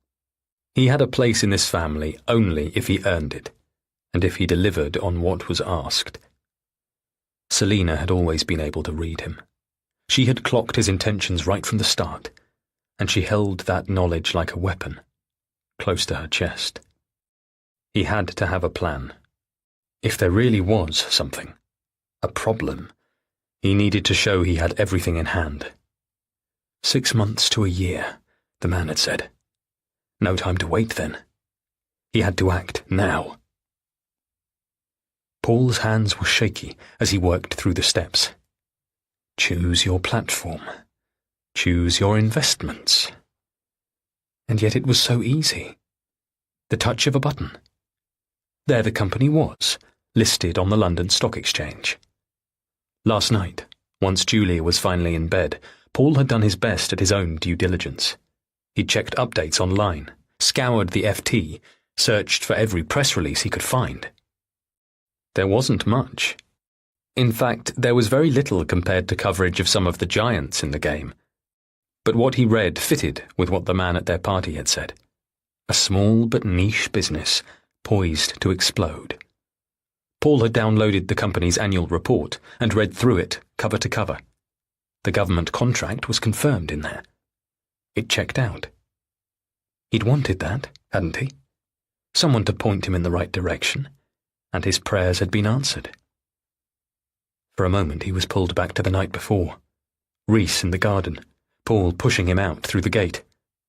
Afterwards he had gone to check on Chrissy, to make sure there was no need to worry. To ask for her phone, because he had the right to do that too, to check it spontaneously, as well as once a week. As he'd headed upstairs, he had passed a man coming down. No doubt this guest had been using the upstairs bathroom. Tall, silver-haired. It was the man who had been talking about investments, Julia's colleague. So strangely familiar. A moment later, down below in the kitchen, Paul had heard voices. "Ah, Francis, there you are." Now, sitting in front of his computer, it hit him. Paul realised where he'd seen the man before. That afternoon with Jackson. It was the same man they had run into in the street. These little coincidences all added up, like a trail of breadcrumbs leading the way. It made him feel as though this was meant to be, that the decision he was making was perfectly correct. The universe was guiding him, encouraging him even. He sat back on the cool tiles of the bathroom floor, leaning against the soft wooden side of the bath, the tension easing in his chest, a sense of rightness and certainty replacing it. Even setting superstition aside, one thing had become absolutely clear to Paul through his research. Every week in the last 2 months, the company's share price had steadily gone up. He set his fingers once more to the keyboard. A moment later, he had done it. He'd exchanged his mother's money for company shares. All £8,000 of it. On Tuesday morning, Paul came downstairs at first light. Julia was already in the kitchen in her dressing gown. She was on a phone call, hunched over the breakfast bar, mobile pressed to her cheek, fingers pinching the bridge of her nose. She hadn't seen him. He was shadowed at the foot of the stairs. With no makeup on, Paul was shocked at how pale and thin she looked. Had she lost weight lately? Under the ceiling spotlights, she looked almost gaunt. "She doesn't mean to," Julia was saying. In the silence of the morning, Paul made out a word on the other end of the line. "Drinking." He slowly felt the hairs on his neck rise up. "Listen, I'll come over." "No, don't come here. Daddy, stay where you are. She doesn't mean it." The voice on the other end was loud, agitated. "Please, Daddy, don't do anything. Listen to me." "Fine, fine. I'm coming. Just leave the door closed." Paul stepped forwards. "Is everything all right?" Julia jumped, startled, the phone dropping from her ear. "You startled me." He pulled out a stool next to her. "What's going on?" "It's nothing. Mummy's not feeling well. And Daddy—" Julia shook her head. "I'm going to drive over." "You're going over there? Now? Should I come?" No. No, of course not." "Of course not." "Everything's fine. I'm just going to check up on them, drop off some medicine. Then I'll head into work straight after." She leaned over to kiss him. "Everything's fine. I'll see you tonight." They had a TV screen in the kitchen, fitted straight into the kitchen wall. Touchscreen, iPhone compatible, all mod cons. Paul often left it on with the sound down low for some company while he was home alone. That afternoon it was tuned to their local BBC channel, with relentless coverage of the latest investigation into the government's awarding of private contracts. Paul was loading the dishwasher when he glanced at the ticker tape scrolling across the bottom of the screen. He immediately set down the dirty bowl he was holding and grabbed the remote control to rewind. The images flickered backwards. Then the words appeared again. Students from another school, not Chrissy's, had been lured into sharing compromising pictures of themselves online. On the breakfast bar, his mobile buzzed. Julia was calling. Julia never called during the working day. He picked it up. "Paul, have you seen this?" "You mean the story on the news?" "It's on the news? I just got an email. From the school. Haven't you?" Wait, maybe, yes. Let me check. He flicked to his email. Here it was, just arrived. He clicked it open. Concerns have been raised. Speaking to our students, advising parents. We'll need to talk with her, said Julia. Yes, of course. He felt sick. She's a smart girl, Julia. She wouldn't do anything. Not after that time when he had discovered the WhatsApp group, the one she'd set up with classmates from a partner school, both girls and boys, the group on which they had shared pictures of themselves. Selfies that Chrissy had taken in her own bathroom ensuite. Paul had found it all on her phone, seen the pictures and the messages in response. He had been sickened. Sick. She has tendencies. Selina's words, which over time had become his. Now he felt the same way again. Tell me you haven't, Chrissy. Tell me you wouldn't do this again. Tell me you've learned to control yourself by now. But she's okay, isn't she? Said Julia. I mean, I'm sure nothing's happened. This isn't even in our area. But listen, let me come home early and talk to her. You don't need to do that. I'll be here when Chrissy gets home. I can handle it. He had to handle it. No, I want to. Something like this. It isn't for her father. I mean, she's a girl. I think it would be best. What are you saying? I mean, I'm her mother. It's sensitive. She's sensitive. Sensitive?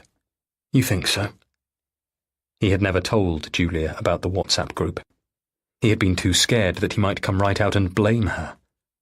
Like mother, like daughter. He had taken it to Selina instead. It was Selina who had given Chrissy a talking to. Was it then that things had changed with the allowance? Was it then that it had been made clear to Chrissy, carefully, subtly, words between the lines, that the money was conditional? Wasn't it then that Chrissy had seemed to fall more in line? Paul? He shook himself. Will you let me do that? Please, Paul. I swear I'll come home early. Let me speak to Chrissy tonight. For once, Julia was as good as her word. She was back at 5:55, earlier than he had ever known, and just 10 minutes after Chrissy had got home. Chrissy was having her snack in the kitchen, the one Paul had prepared for her, as he did every day. Paul had been as good as his word too, and had said nothing. He'd clamped his teeth down on his tongue. Now he let Julia lead their daughter into the sitting room, softly closing the door behind them. Paul eavesdropped. Of course he did, although he could barely make out any words, just the low murmur of Julia's voice and Chrissy's monosyllabic replies. One phrase made it through the thick wood to his ear, though, sending the blood thumping in his veins. I know, Chrissy, sweetheart. You're just like me. Chapter 13. Julia. Now. When daylight comes, they send a detective. Our daughter Chrissy is still not home. I've hardly slept. Paul has somehow, lying in bed next to me, letting out little snores while I stared at the ceiling. All night my phone has been awash with messages of shock and concern, and offers to pitch in. We'll help put the missing posters up, one message said, words I wasn't ready for at all, and which immediately made me want to be sick. The school and the academy say they will canvass all their pupils, all her friends, her classmates, anyone who might know. A whole network is moving into action. The messages of concern and support are all very well, but no one can say what might have happened to Chrissy. So I just delete them. In fact, I turn my phone to silent, because these days its beep and buzz has become like a trigger, sending shoots of anxiety pain through my chest. It never used to be like that. It used to be completely the opposite. Completely the opposite. Delight, excitement. But now all it generates is guilt. I think about the emails I send my father every fortnight, the ones to which I always receive a dutiful reply. I appreciate that, Julia. Very good. He knows I'd never lie when I send him these updates. And, in all these years, I have never, ever had to. I've worked so hard to keep everything steady, balanced, harmless. But now, anxiety spreads to my jaw, my legs. Sally comes round again on her way to work, knocking on the door at 8:30 to check whether we're both okay, and whether there is any news. No to both, really. I tell her about the detective who will be coming, how the officers who first visited have contacted CID because there was no sign of her on their drive around the city. Sally says it's good that they're escalating. It's positive that they are taking it seriously. But I feel as though it's getting even harder to breathe, because they are going to keep searching. And in the end, who knows what they might find. At 9:30, the detective, D.S. Brayford, arrives. She is much older than I expected. D.S. is, I think, quite a low rank for detectives, so what's happened in her life or career that means she isn't higher up by now? Questions like that swim about in my head. Also, she's got a proper Oxfordshire accent. Not the tones of dreaming spires and colleges, but the original county accent with its dropped T's and stretched A's and common-sounding edge. Her hand, when I shake it, is dry and rough, in need of proper hand cream, and for a moment I think about offering her a tube and then kick away such a horrible, patronising thought. I married Paul, and yet I can still be such a snob, and that's the last impression I want the police to get of me. Like the female police officer did before her, D.S. Brayford picks her way across Chrissy's bedroom. Is it officially a crime scene now? It's not as though they've strung police tape across the door or anything. There are no people in white boiler suits setting down their little evidence triangles, nothing like that. It's just our house and Chrissy's bedroom, tilted and torn up. All of it feels like a puzzle that, as her mother, I should be more than capable of figuring out. But without her diary, or even with it, none of this is making any sense. And with that gap, that whole stage set of knowledge that I set aside earlier threatens to come slithering back in again. For a moment I have to sit down on the upstairs landing outside Chrissy's door, because it all feels too much. "Why don't you go downstairs?" D.S. Brayford says in that unintentionally abrasive accent, pulling on latex gloves over her chapped hands. "I'll just go through things up here again. Why don't you go down and have a cup of tea?" Oh my God, bloody tea. I ignore her. I don't go downstairs. I go into my study instead and try to check my work emails. But for once I can't focus. It's all just a blur. I've called in sick today, for the first time in 11 years, and I'm not even poorly. I had to tell my boss that my daughter was missing, unleashing yet another deluge of shock and concern. But I haven't told my parents yet, even though I should have told them right away. Word will be circulating by now. We've had to tell so many friends and acquaintances. It's only a matter of time before the news makes its way to them, even on the other side of the globe. I've been putting it off and off, but it will be so much worse if they hear it from someone else, I know that. This way, maybe I can effect a little damage control. Edit out the worst of it for them. They are in Kenya, I remind myself. In Kenya. They are meant to be there another week at least. I force myself to dig out the details of where exactly they are staying. I know they might not be using Dad's mobile, but I'm sure they'll call us from a hotel landline as soon as they've got my message, logging onto the internet from some air-conditioned room.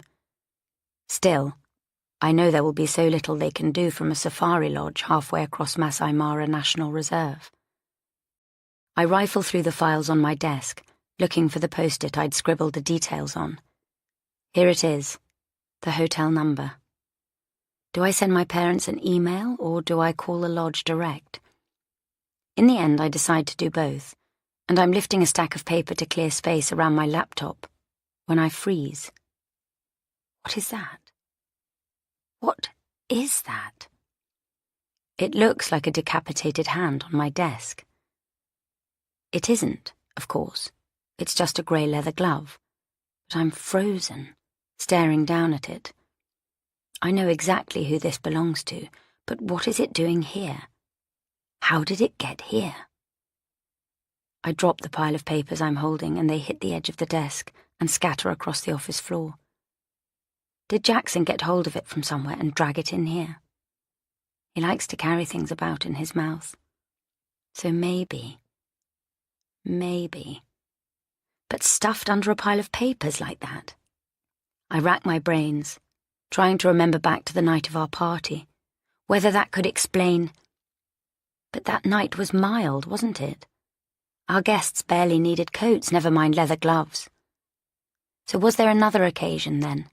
Another time that I don't know about when this made its way into my house? I grab it by its grey leather finger, unnerved even to touch it. I just want to get rid of it, to hide it at least. Shakily, I pull open a drawer in the desk. If Paul saw this, if he asked me about it and I told him, I couldn't bear how he'd react. It was bad enough when he discovered the cocaine. I know the narrative he carries around in his head, the one I was never able to disabuse him of, that in my blood I'm irresponsible and reckless and wild, and that I do things decent people would be ashamed of. He doesn't know the half of what I really am, because I was never allowed to talk about it, because we would never expose ourselves like that as a family, especially not to an outsider like Paul. I couldn't even tell him, my own husband.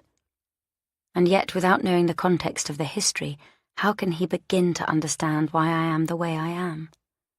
But I don't think this glove could have got here by accident, and my mind leaps to the thought that someone planted it deliberately, left it there for me to find.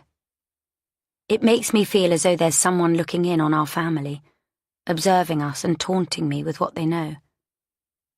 The thought sends a shiver up the back of my neck, and suddenly I'm questioning whether all of this is planned, deliberate. Is there someone out there staging all this? The disarray of Chrissy's room that was neither one thing nor another. Nothing so overt as to worry us unduly, but enough to unnerve us sufficiently so that we would call the police, who would come and ask all kinds of questions, to uncover all kinds of secrets. I stuff the glove into the drawer, instinctively disgusted with myself as well, and I've only just managed to get the drawer shut again when Paul appears in the doorway. I don't say anything. It's as though I'm frozen again. The papers I dropped are still scattered all over the floor at my feet. I don't crouch down to scoop them up, but Paul doesn't seem to have noticed anyway. He takes a step towards me, then another. He isn't like that, I tell myself. He isn't. Empty-handed, I step back until I'm pressed up against my desk. Is this it? Is this the moment when everything spills out? All I can do is watch as he comes towards me. Normally I can read him so well, but suddenly I have no idea what my husband is about to do. Paul, I choke out. Julia. His voice breaks. Come here. He opens his arms and takes me into them, and I find myself collapsing against his chest. He holds me more tightly than I can ever remember. We cling to each other, helpless and horrified. I know, I can feel it. We're both desperately praying for this nightmare to end. But I have a terrible feeling this is only the start. Chapter 14. Paul. 3 weeks before. The email with the results of Chrissy's audition arrived a few days later, on Saturday afternoon. She came thundering down the stairs, so fast that Paul was afraid she would trip. He straightened up from unpacking the dishwasher to see her pull up short in the kitchen doorway, as though all her excitement had suddenly been sucked dry. "What is it?" he asked. She held her phone out to show him. He only glimpsed the first line of the email, but it was enough. "You're through!" he exclaimed. He shouted to Julia outside in the garden. "Julia, Come in here! Chrissy! Julia said when Chrissy again shared the news. That's wonderful! Through to the category finals! She hugged her. When is it? Paul asked, pulling out his own phone. They would have sent a copy of the confirmation to him too. As usual, his screen was open on the app where he checked his shares, day by day, even hour by hour. In the last couple of days, they had plateaued a little, jumped up, plateaued again. But even if he sold now, after a mere matter of days, his investment would already have gone up by almost a fifth. A fifth? It was amazing to Paul. Was this how they did it then? So easily? How the rich got richer? It made him think of those words from the Bible. To those who have shall be given, and in abundance. To those who have not shall be taken away. The very idea of it made him feel dizzy. Dizzy, but at the same time certain of his plan. Paul flipped over to his email inbox and spotted it. Subject line: The category finals. He opened the message and showed it to Julia. Delighted. Congratulations. Such an achievement. What date? Maybe Julia could come with them again. 3 weeks, said Chrissy. 3 weeks. Her face was pinched. I've got to practice. This was the Chrissy he knew. This was the Chrissy he strove to encourage. Focused, dedicated, unwavering, determined. Give me 5 minutes and I'll come and join you, said Paul. I just need to finish clearing up. He checked his watch as Julia looked at him over her coffee mug. He didn't catch Chrissy's reply.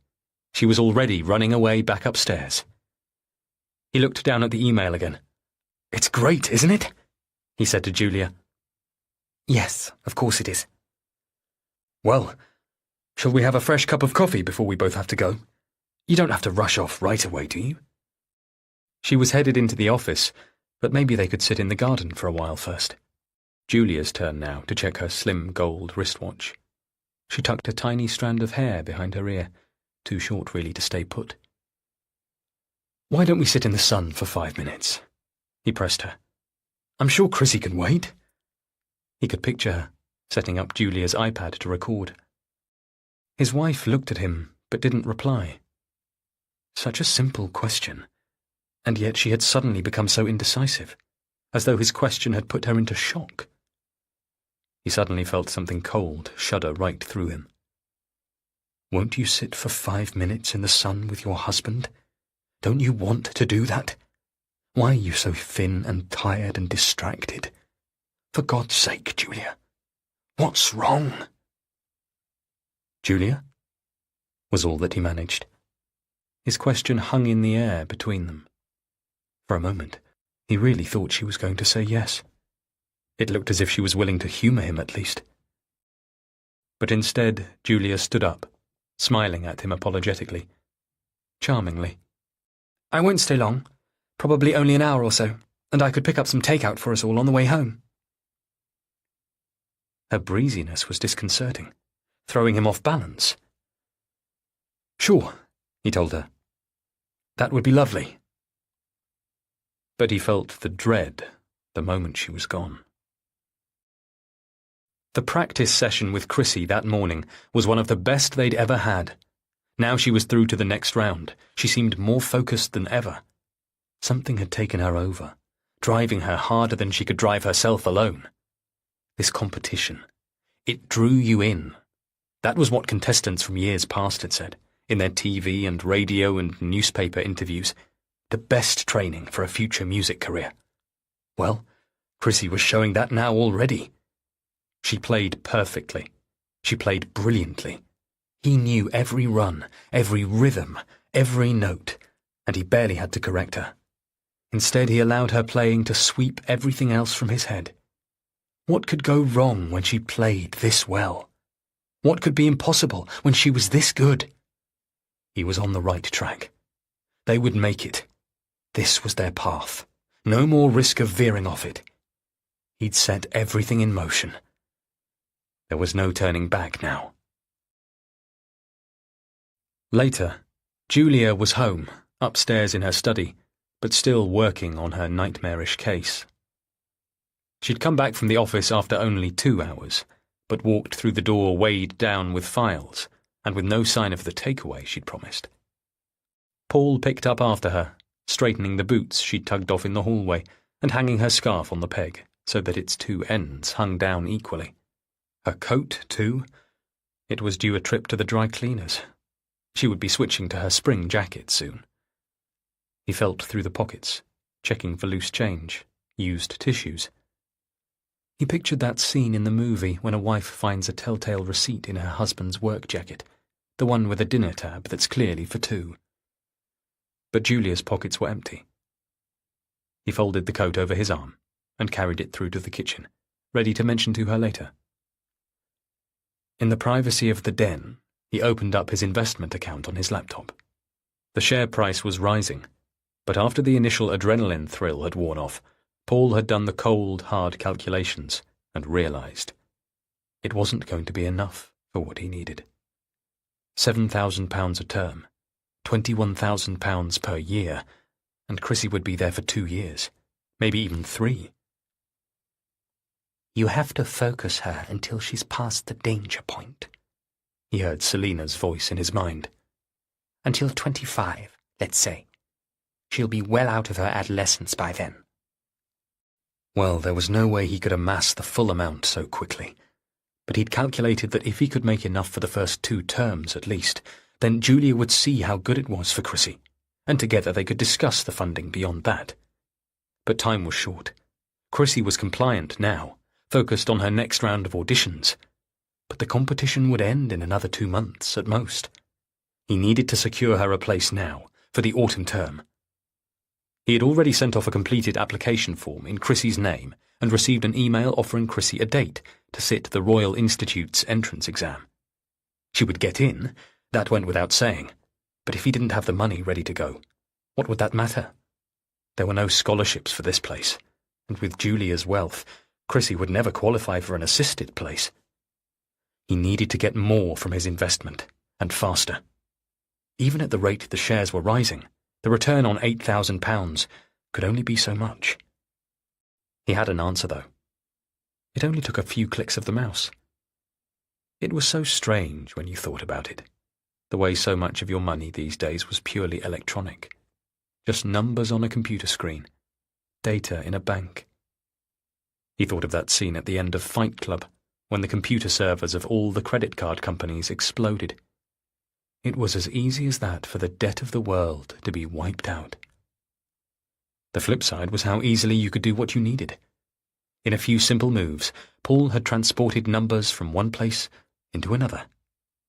It was a lot. This time, it was really a lot. But he was doing it for Chrissy. It was exactly what she needed. In the long run, she would be grateful to him.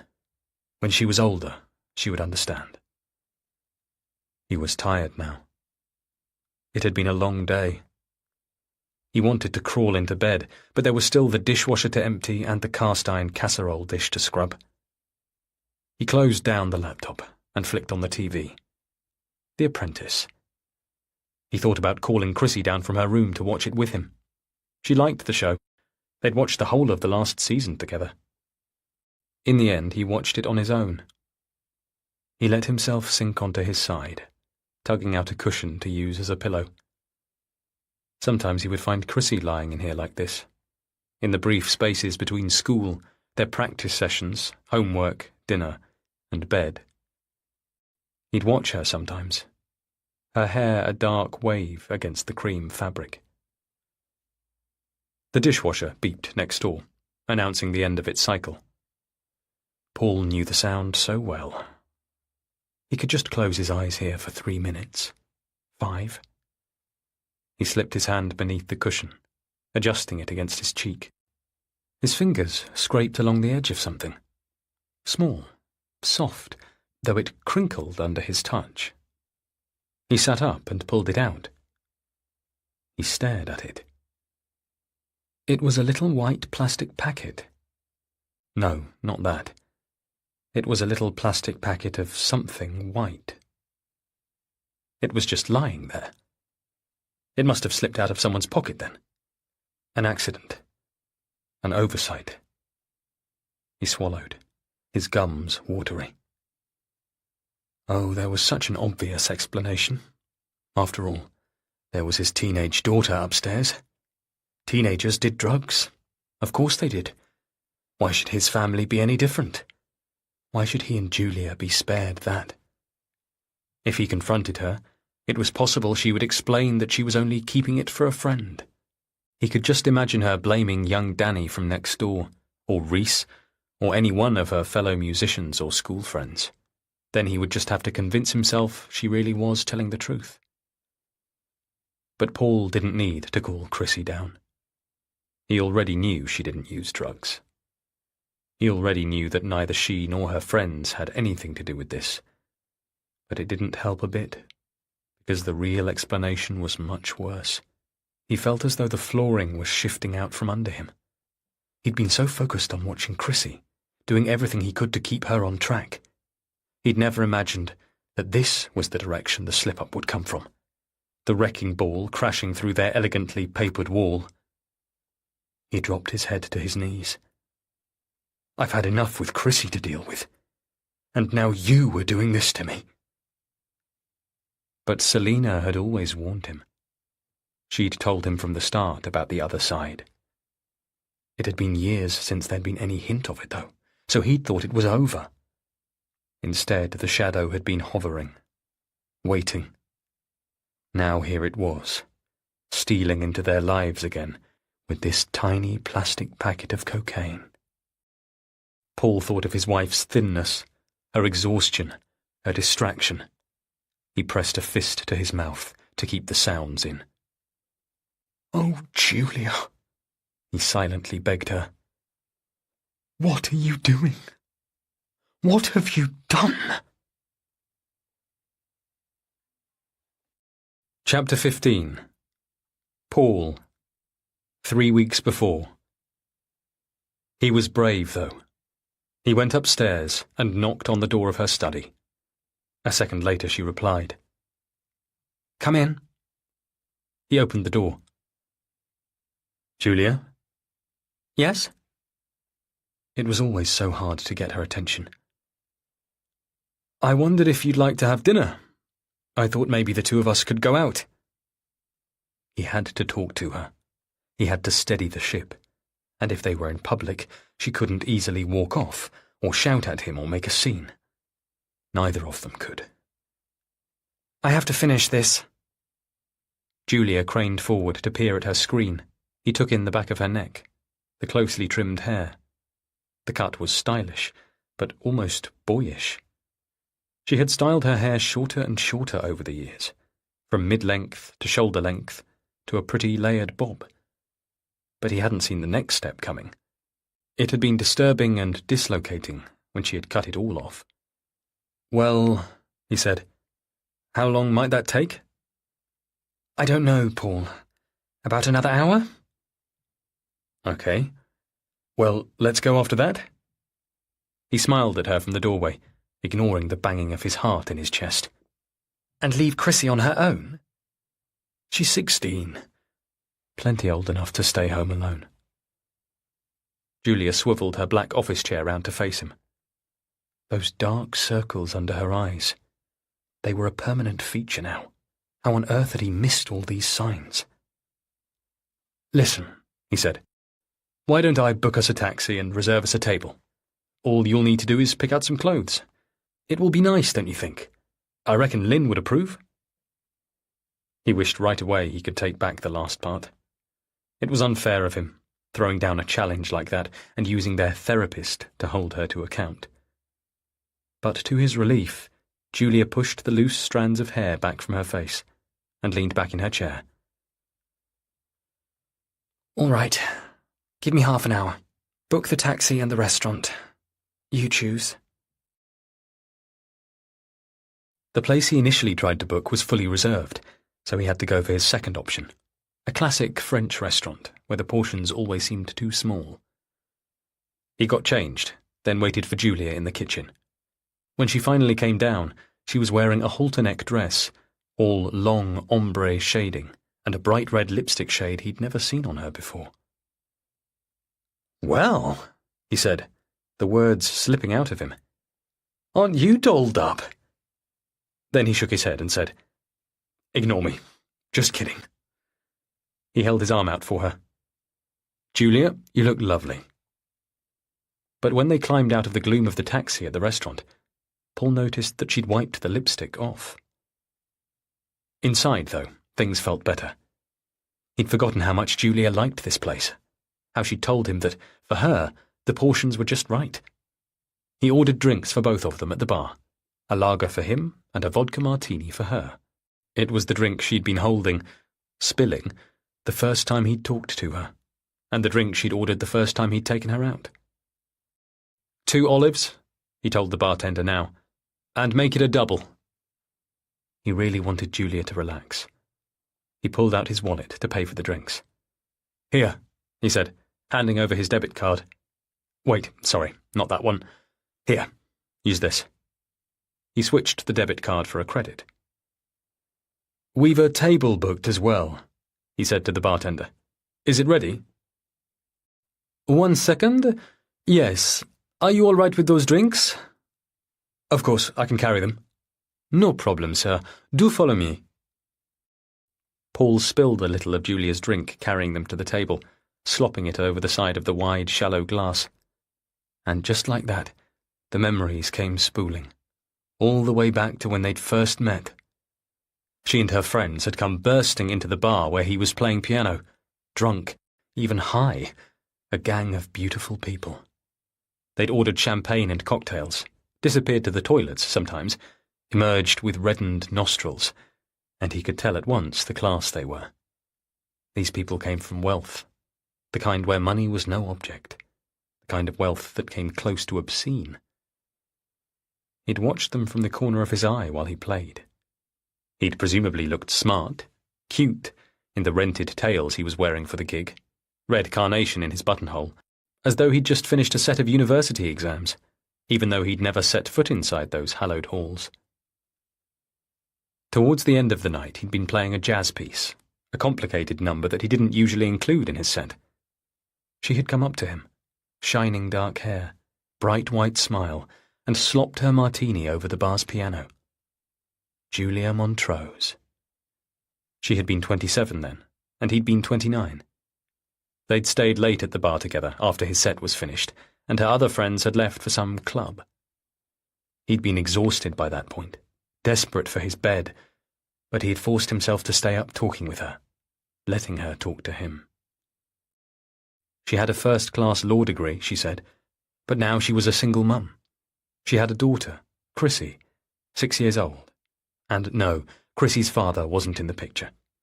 There had been a car crash. He had died. Paul spent what tiny amount of money he had on buying her drinks. She claimed to find him charming. They'd left the bar at 2 a.m., and, standing out on the frosty street, she had kissed him. They'd ended up going home together that night. Chrissy had still been with her grandparents then. Now he reached his hand across the table and took hers. "Julia Goodlight," he said. "It's really good to see you." It seemed like the strangest thing for him to say. After all, they saw each other all the time. They shared a bed, for heaven's sake. But she looked up at him and said, "You too. How are your parents? Is your mother better?" Natural, innocent questions, carefully leading up to what he really needed to ask. "They're fine. It was all a misunderstanding. Cleared up now." She let out a breath. "You know they're going to Kenya shortly?" She pronounced it Kenya. "To Kenya?" "Yes. I'm glad. I hope it will be good for them. A little time away." Good for us all, Paul found himself thinking. Wasn't that somehow also the subtext of her words? He was still holding Julia's hand. He took a deep breath. "Julia," he said, "I found it." Found what?" "You know, the cocaine."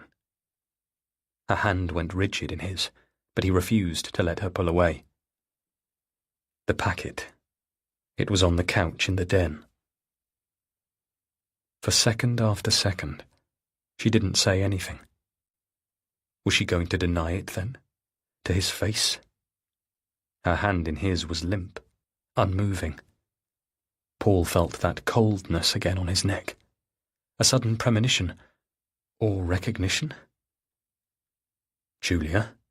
he prompted. Please don't tell Daddy. "What?" I'm not going. It was only once. Twice, maybe, that's all. It's been part of the culture at work. All these hours we do. This case. Paul. Not a denial, then. A minimization. A waiter appeared and set down their menus. "Thanks," Paul managed, making himself smile up at the man. "This looks lovely." Julia didn't let go of his hand. Instead, when the waiter withdrew again, her fingernails were digging into his palm, and Paul caught her lifting her napkin to her cheek. Was she crying? It would be so unlike her.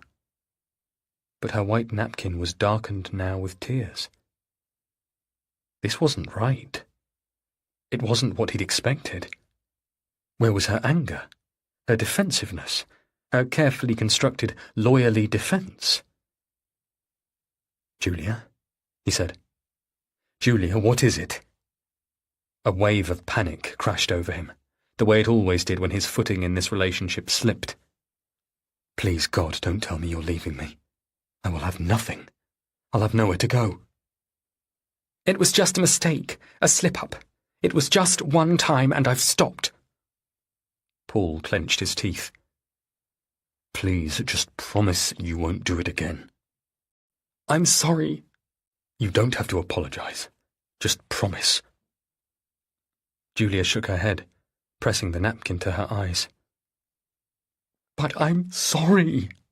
I don't know why I did it, Paul. "Listen," he said. "It doesn't matter. You're working on it. We're working on it, aren't we? Look, we're here now." He squeezed her hand back, steering her away from the cliff edge. "Let's just enjoy this meal and have a nice evening. We'll keep working.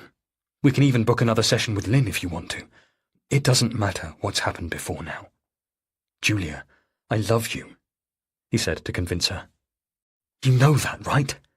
Just the same as when we first met." In the 10 years of their relationship, 8 years of their marriage, he had done so much for her, given her so much, and look at all he'd been awarded in return. A beautiful daughter, a beautiful life. What was that if it wasn't love? "And I know you love us, me and Chrissy. I know you're trying your best, and I appreciate everything." For a moment, Julia only pressed her napkin harder to her eyes, the muscles in her jawline so tightly clenched. I do. Of course I do. "Then stop crying." He gave her hand a shake. "Come on now, Miss Montrose. Buck up." It was what her old housemistress used to say, and it worked. In the taxi home they held hands. They did more than that. Something had been rekindled and was breaking over the two of them. At home, Chrissy's light was on upstairs. She was safely in her room. They had hardly stepped inside the front door before Julia was kissing him.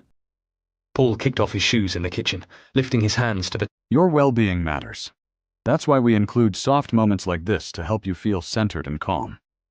Thank you for joining us today.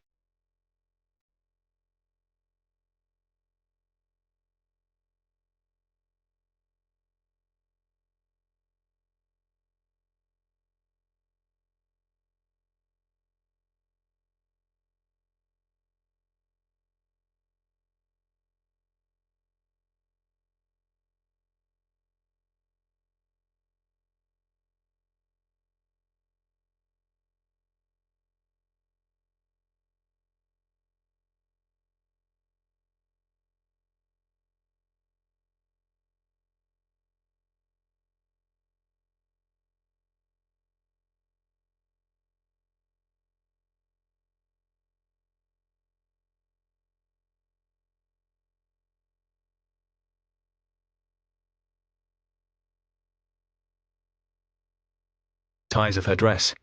They couldn't go upstairs, not with Chrissy there, but they couldn't wait either. "In here," Julia whispered. "In here." The utility room, amidst the smell of fabric softener. He lifted her onto the countertop, almost blind with desire. She murmured, clutching at him. It was over quickly, the intensity of it leaving him breathless. Afterwards, he leaned against her, forehead to her chest. He wanted to stay with her like this forever, in the afterglow, in this tiny, secret domestic space. He and Julia. How long was it since they'd connected like this? Thank you. Thank you. She was shivering now, her muscles trembling. She gave a low laugh. I need to take a shower. He let her slip away upstairs, leaving him alone in the cool of the kitchen. He ran himself a glass of water from the tap, trying to calm the swimming in his head and the pounding in his chest. He tidied the kitchen, the snug and the sitting room, settling back into himself all the time. Then he set his used glass in the dishwasher and made his way upstairs to Chrissy's room. He knocked on her door. Yes? Can I come in? A hesitation. Yes. He opened her door wide. Chrissy was sitting at her desk, even though there was nothing in front of her. What are you doing? He asked. Her bare feet were bluish. She looked as though she had been sitting there for hours. Nothing. I'm getting ready for bed. Did you and Mum have a nice time? We really did. That's good. Chrissy? What? Her voice was flat. He thought of Reese, skulking in the garden, and all sorts of arrangements Chrissy might have made behind his back. Has anyone been here? What are you on about? Well, have they? Chrissy pushed her chair back from the desk. She was wearing thick pink tartan pyjamas, and her skin looked red, freshly scrubbed. No, Dad, I didn't invite anyone round. I know the rules. I wouldn't do that. She stood there for a moment, waiting for him to say something else. But there wasn't anything. All right, then. Good night. Night. She was already turning away from him, towards bed. I love you, he said. You know that, don't you? Yes, Dad. I love you too. Later, once he was sure Julia was asleep, he got up in the darkness and went to the deep bottom drawer of his dresser where he kept old jumpers and shoes. He lifted the clothes and felt in the space for where he'd put it, keen to touch those pale gold, glossy pages again. But his fingers only scrabbled at the rough wooden base of the drawer. There was nothing there. The prospectus he had taken such care to hide was gone. Chapter 16. Paul. 2 weeks before. On Monday, Chrissy was late coming home. 5 o'clock came and went. Then 5:30. Then 6:30. Paul called Julia but got no reply, just her voicemail. He texted, but how many times had she ignored his messages at work? He called Chrissy's phone again and again. No answer. His texts to her went unanswered too. He paced the kitchen in an attempt to tamp down his rising panic. She was 16. Sensible. She wasn't a kid. He called her school and then the academy, but the administrators had clearly all gone home by then. He left messages on the answer phones anyway. He sent another text to Julia. She'd be winding up for the day now, surely. He sat with Jackson in the kitchen, feeling sick, giving it 10 more minutes. Then another 10. Finally, at 7:30, the front door banged. Chrissy. Paul jumped up from his seat, hushing Jackson, who had started barking. He caught his shin on the leg of the table, a brutal crack, but he steadied himself, ignoring the pain. He heard the click of heels in the hallway. Julia. Not Chrissy. She came into the kitchen. I got your text, so I got a taxi. Where is she, Paul? Is she still not home? Wordlessly, Paul shook his head. It was a punch in the stomach that it was Julia and not Chrissy who had walked through that door. Let me try calling her myself. Julia pulled out her own phone and clicked the number. She hadn't even taken off her shoes and coat, and still had a thin scarf wrapped around her neck. They stared at each other, both listening as, yet again, Chrissy's phone went straight to voicemail. Julia hung up without even bothering with a message. I thought maybe I saw her, she said now, breathless. Earlier on today, at work. At work? At your office? Yes. Well, walking past. You know her pink coat? I wondered if it was her. What would she be doing there? I don't know. I couldn't leave the meeting. I couldn't just say, "Oh, I think that's my daughter," and rush out. I would have, thought Paul. I honestly wasn't even sure if it was her. And anyway, when I finally did get out of there, she was gone. What time was this? Just after 4. Hours ago. How did that help them now? Jesus, said Julia, dialing Chrissy's number again. Where is she? Who else can we try? Said Paul. I've already contacted the school and the academy. Julia hung up and looked at him. Reese? Have you tried Reese? I was about to. He dialed the number he'd made Chrissy give him. The phone rang and rang, but there was no answer. Send a text, Julia said. Kids never take calls. Paul clumsily typed it out. Chrissy is late coming home, and we are trying to establish where she is. Please get in touch as soon as you receive this message. Send. What about your parents? He asked. She can't have gone there. Why not? It was possible. Reassuring, even. Selina would set her straight. Let's ring them. No. I don't want to upset them. If she was there, they would already have called. What about her other friends? Julia was scrolling through her phone. We can try their parents. Chantel Lawson, Nina Tosca. Does she still hang out with them? Chrissy didn't. Not really. She only had time for practicing these days. I'm not sure, he said. Try the numbers you've got anyway, he said. But wait, let's do it from the car. The car? Yes, let's drive around, past the school and your work and wherever else we can think of. Okay. Jesus, Paul, I'm going to shake her so hard when she gets home. It was nearly 8 now, and getting dark. He backed out of the drive with the headlights on. On the dashboard, his mobile buzzed, and he glimpsed the text from Reese. 4 words. She's not with me. Paul grabbed the phone and shoved it into his pocket. Oh, hello, yes, Julia said into her phone beside him. Is that Miss Lawson? It's Miss Goodlight. Chrissy Goodlight's mum. Paul accelerated along Woodstock Road. We're just wondering if Chantel is with Chrissy this evening, said Julia. She isn't home yet. We're assuming she's headed off to a friend's. No? OK, well, of course, yes. Thank you. I'm sure she is. And to you, all right then, bye-bye. She hung up and shook her head. Not since this morning.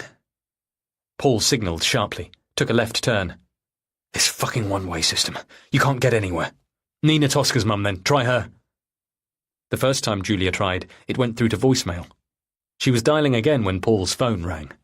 Crammed in his pocket, under the seatbelt, there was no way he could get to it in time. Pull over, said Julia, cutting her own call. Here. Double yellow, said Paul. It doesn't matter, just stop. He jammed the car into the side of the road and yanked the slippery mobile out of his pocket. By the time he managed to pull it out, there was a missed call and a message from an unknown number. With a shaky finger, he put the voicemail on speaker. Hello. My name is Alan Baxter. I have your daughter with me, Chrissy. She's here, at the Oxford Botanical Gardens. We're closing up now. If you get this message, could you come? I'm not sure about letting her walk home on her own. Paul stared at Julia, as out on the road, cars went zipping past. Julia stared back at him, both thinking the same thing. What the hell? They found her at the main gates of the gardens, an elderly man with her. Alan, Paul presumed.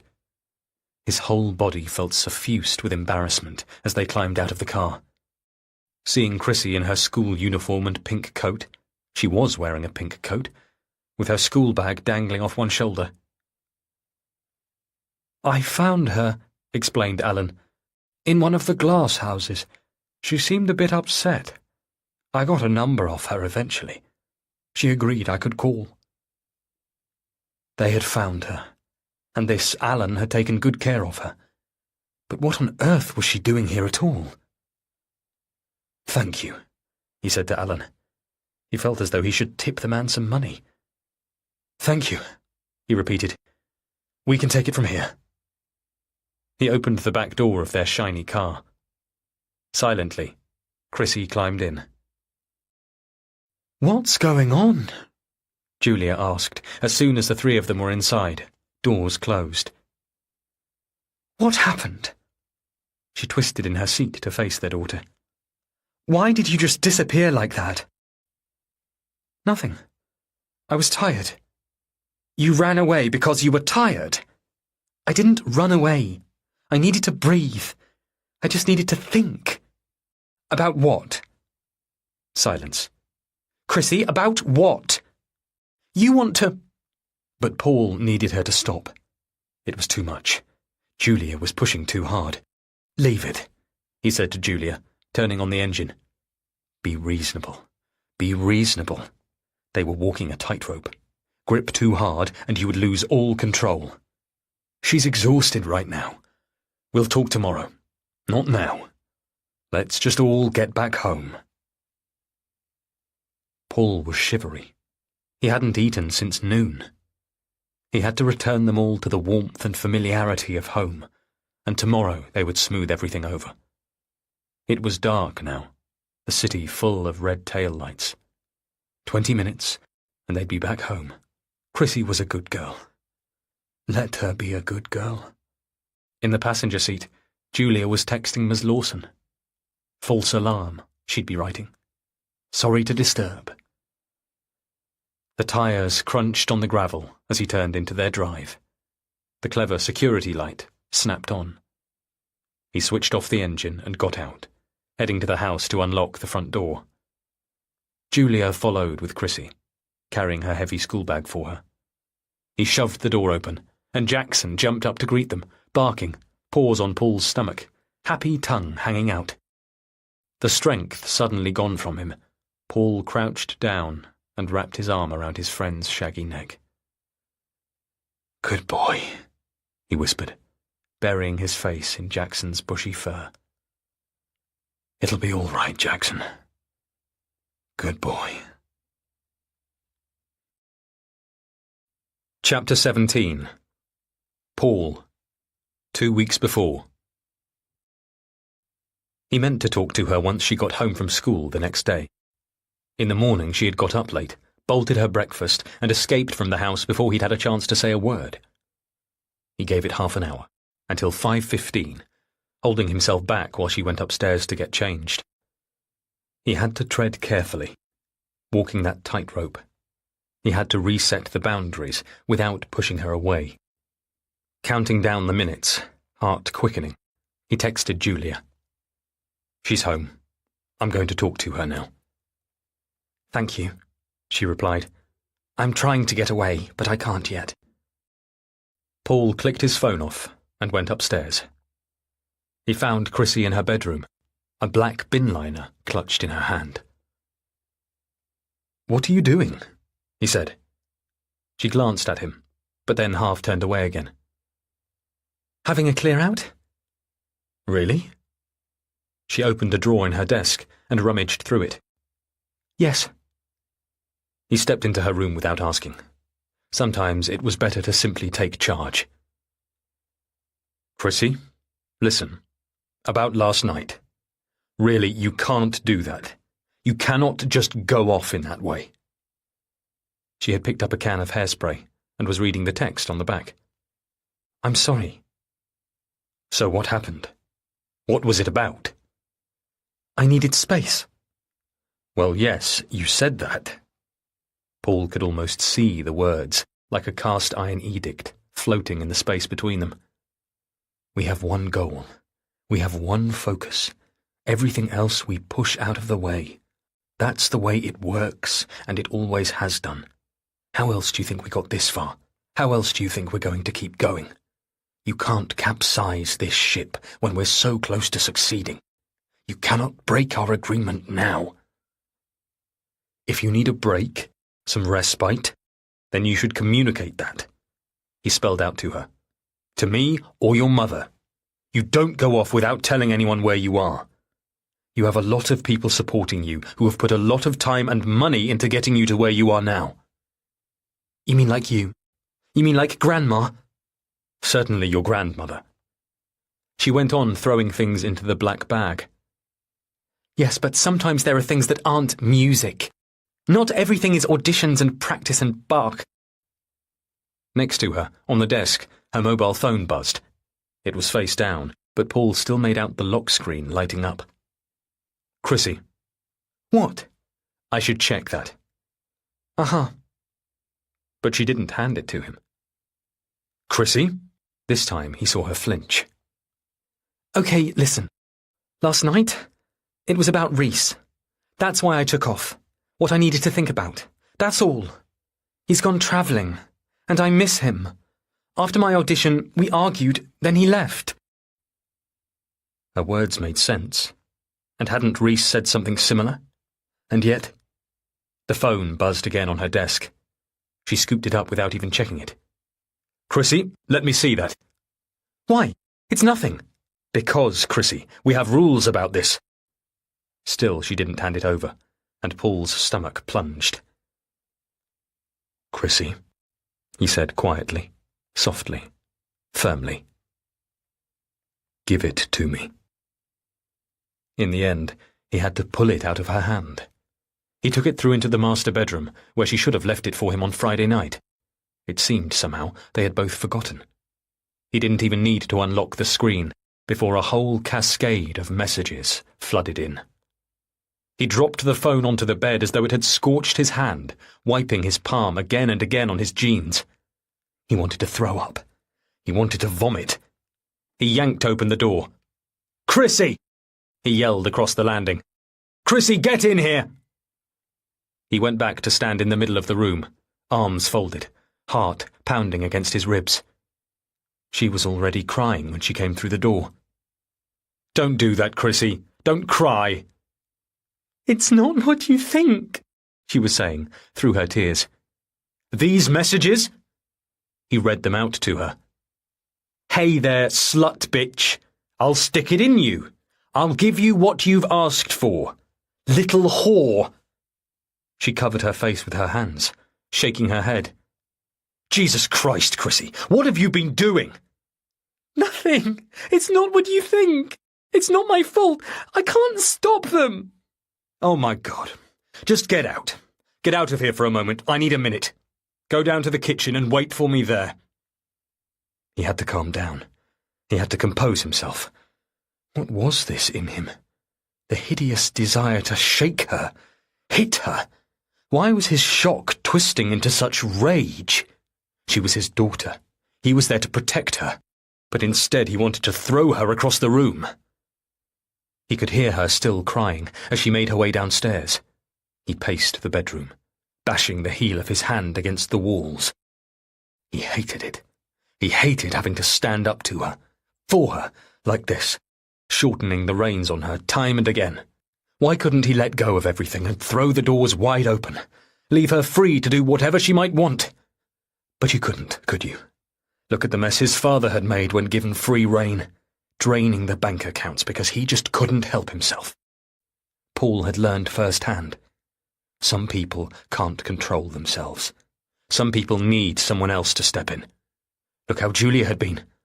Now look at Chrissy, involving herself again in something so disgraceful, despite all his efforts to keep her on track. Why was she like this? Why couldn't he stop her? Why did she keep putting herself in situations like this and making such hideous, horrible mistakes? Eventually, he picked up the phone again and unlocked the screen. This time, he made himself sit down on the bed the way he normally did, and go through the messages properly, one by one. This time, as he read, it started to make sense, and the anger in his chest changed to something else. Pity? He shook his head, his muscles growing weak. How could he have missed this, after all the care he took to supervise everything she did? Why had she not told him? What kind of father was he to have no idea this was going on? He managed to take himself downstairs, where Chrissy was sitting at the kitchen table, her arms clasped around Jackson's neck. The dog panted happily up at Paul as he set the phone down on the table. Slowly, she looked up at him. "Why are they doing this?" he said. Chrissy wiped the tears from her eyes. "Because I tried to stick up for him." For Reese? Yes. These boys were bullying him? Yes. I tried to get them to stop. And now this. The messages were disgusting.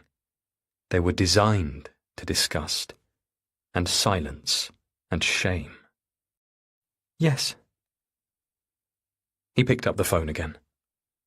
"We can report this, you know, to your teachers, probably even the police." "I don't want to do that. It'll only make things worse." Paul was silent for a moment, taking it all in. "Is that why Reese left, even before the summer? Because of the bullying?" "I think so. Partly." "And you miss him? Plus all of this?" He was an idiot for getting it so wrong. Chrissy hesitated, then shrugged, burying her face back in the fur of Jackson's neck. He stared at her, trying to see past his fear and instincts. He tried to see her as just Chrissy, his daughter. Just a girl, and, right now, a target for bullies. Talk to her like that. Listen to her. He drew a breath. She was so tiny, his daughter. "Listen, Chrissy. I'm sorry I shouted. I'm sorry I got completely the wrong end of the stick." "It's all right. I forgive you." Well, wasn't that right? That he needed forgiving? Yet her words landed strangely. The casual magnanimity seemed to disguise a sharp edge. She went on hugging Jackson, but she was no longer meeting Paul's eye. "You know that we can block these numbers," he continued, "and if you want me to come into school about this, then I will." Silence, except for Jackson's happy breathing. "Like I said, it's okay. I guess if you just block them." She seemed calm now, all her tearful protestations gone. Was that why something still didn't feel right? Or was he just so used to scouting between the lines? Had he become incapable of trusting someone? Incapable of taking what his daughter said at face value? Rounding the table to crouch down beside her, he took in the scent of her strawberry shampoo and gum. "All right, then. Let's make sure to block all of them." He set the phone on the table between them. "Here, look at me. Let me show you how."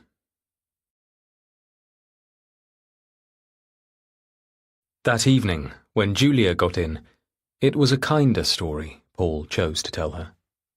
Their daughter was upset about missing her best friend. "Oh, gosh, I remember," his wife said, as she tugged off her tight shoes. "Reese was talking about it at the category auditions, wasn't he? I didn't think. Poor Chrissy. I didn't know how she was feeling." "It's not your fault. I didn't know either. She should have told us instead of running off." Well, thank you for talking with her. I'll go up and see her, shall I? No, not now. He didn't want to worry her. She's finally doing her homework, I think. Are you sure? Yes, she's fine. We had a good talk, and then a good rehearsal. She knows she shouldn't have worried us like that. I'll just put my head round the door. Honestly, Julia, please just leave it. I really think it's best right now if you don't disturb her. Okay. She was too tired to fight him. I feel so bad, Paul. I try. I know I'm not always here, and I wish I'd known. She dropped her head into her hands. All day at work I've been so worried, and now I'm just exhausted, Paul. He let his hands come to rest on her shoulders. It's all okay. Honestly, she's fine, don't worry. Look, stay there and I'll draw you a bath. As he ran the taps in their clean, elegant bathroom, the swirl of the water and the lavender bubbles calmed him. It was fine. No harm had come from this incident. He had got to the bottom of things, finally dragged the nasty facts into the light. No need to worry Julia, and definitely no need to involve Selina in this. When the bath was ready, he called down to his wife. Chrissy's door was still closed. When he pressed his ear to the wood, he could make out the sound of her laptop keys tapping. Homework. She would leave her assignment on the bed for him to check later. He brought his wife's towel and bathrobe through from the bedroom and let her check that the temperature of the water was right. "Enjoy," he said, as she stepped out of her work clothes. "Take your time." Thank you, Paul. You're welcome. Everything was fine now. He blew a kiss as he closed the door behind him, hearing the little click as Julia slid the tiny gold bolt into place. Chapter 18. Paul. 2 weeks before. In the confusion of it all, Paul had forgotten about the planned visit from the competition film crew. A recorded interview had been mentioned in the email that Chrissy had received after her audition, but all the other things had knocked it clean from his mind. It was a complete fluke that all three of them were home that Saturday when the cheery producer called and said they'd be arriving within just half an hour. The producer's name was Upasana, and she had one of those bright, friendly faces that Paul had come to associate with all the people connected with Young Musician of the Year. Encouraging, enthusiastic, pastoral. It was a breezy but clear, sunny day, making it perfect for filming outside. However, first they wanted shots of Chrissy in her practice room. After all, it was an impressive space, Upasana declared once they made it upstairs. They crowded in with their cameras and mics and cables and stands. They seemed to have so much equipment, all of it being dragged through their house, leaving score lines in the carpets and scuffs on the tiles. Such an intrusion, an invasion of sorts. "Do you want to play us something?" said Upasana to Chrissy once everything was finally set up. "You don't have to, of course. Only if you want." Chrissy nodded. "Yes, of course. No problem." Despite the last-minute rush, she was dressed smartly, stylishly, in a long skirt this time, but with the same cream blouse she'd worn for her last audition. Her hair was caught up in a high, neat bun, with not a single strand out of place. "Lovely," said Upasana. "Whenever you're ready." To Paul's surprise, she picked one of her hardest pieces, a score they'd considered for the competition, but then set aside. The music curled as she propped it on the stand, needing clipping into place, and he wanted to tell her to choose something easier, something she could enjoy and play just for fun. Under the scrutiny of the film crew, she was supposed to display how much she loved all this, how it was her passion, her life's dream. Instead, she was preparing to play a passage she'd only recently, barely, mastered, as though she was trying to prove something to herself. Or to him? "See? Look, Dad, I can do this. Honestly, I'm good enough." As she set her bow to the strings, Paul clenched his jaw. expecting and dreading the mistakes. But in the end there were none. Just a sheen of sweat on her forehead and a stiffness to her movements as she lowered her violin, muscles contracted from concentrating so hard. Upasana clapped her hands. Lovely! All right then. She hadn't noticed, or was ignoring, the strain on Chrissy's face.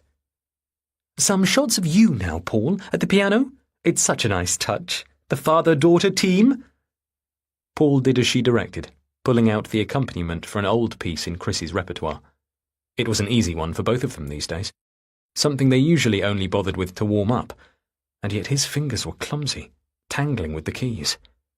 He embarrassed himself with how badly he played. Perfect, declared Upasana, regardless, checking back through the footage. Do you want a bit of us both playing together? Said Paul. Father and daughter. That was how it should be. That was their whole story. That way he was sure he'd play better. Sure, said Upasana. But Chrissy was already packing her violin away. Never mind, said Upasana. Shall we do the interview now instead? Out in the garden? We'll have your mum join us too, shall we? And... She laughed as Jackson came bounding up the stairs. Your dog? Paul closed the piano lid, and they headed back downstairs. They set the camera up on the patio, and the three of them sat together on the garden bench. Paul, Chrissy, and Julia. Jackson sat on the ground beside them, panting, Paul surreptitiously restraining him on the lead. Upasana had her own little fold-out stool. I take it everywhere with me, she laughed. You never know when you'll need to sit down. She crossed her legs while the cameraman dangled a fuzzy microphone above them. Paul found himself glancing over to check whether the garden gate latch was bolted shut. So, Upasana began, Chrissy, have you always wanted to be a musician? Chrissy had always been good at interviews and speaking in public, her natural poise tending to shine through. He had every faith in her this time, too. When the notice of the filming had first arrived, with details of the interview questions in advance, Paul had written out notes for her, a sort of loose script. Thankfully, the camera wouldn't be able to pick up the tang of sweat from her exertions earlier, exacerbated now by the warmth of the day. Paul noticed, though, and surely Julia did too. I suppose so, Chrissy was saying. I began playing when I was 6. It was my grandmother's idea. Very young, exclaimed Upasana. And what about your parents? She smiled at each of them. Are they musical too? Well, my mum loves ABBA. That was well played, thought Paul. That little joke he'd suggested. She'd delivered it just the way they'd rehearsed. But my dad is a musician, like me. We practice together. He plays the piano. Upasana knew all of this already, of course. Chrissy understood that.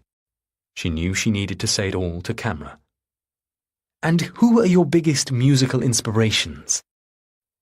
Paul had made a list of names for her, too. He knew her so well.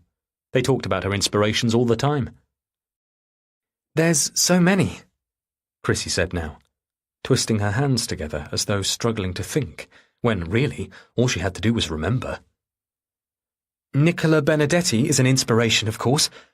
I'm also inspired by other performers, like the stage presence of Taylor Swift. He couldn't fault the content of what she was saying, and yet she was so stiff. What was it? Was she just trying too hard? But when Chrissy tried hard, she was usually brilliant. This was something different, something he'd rarely seen.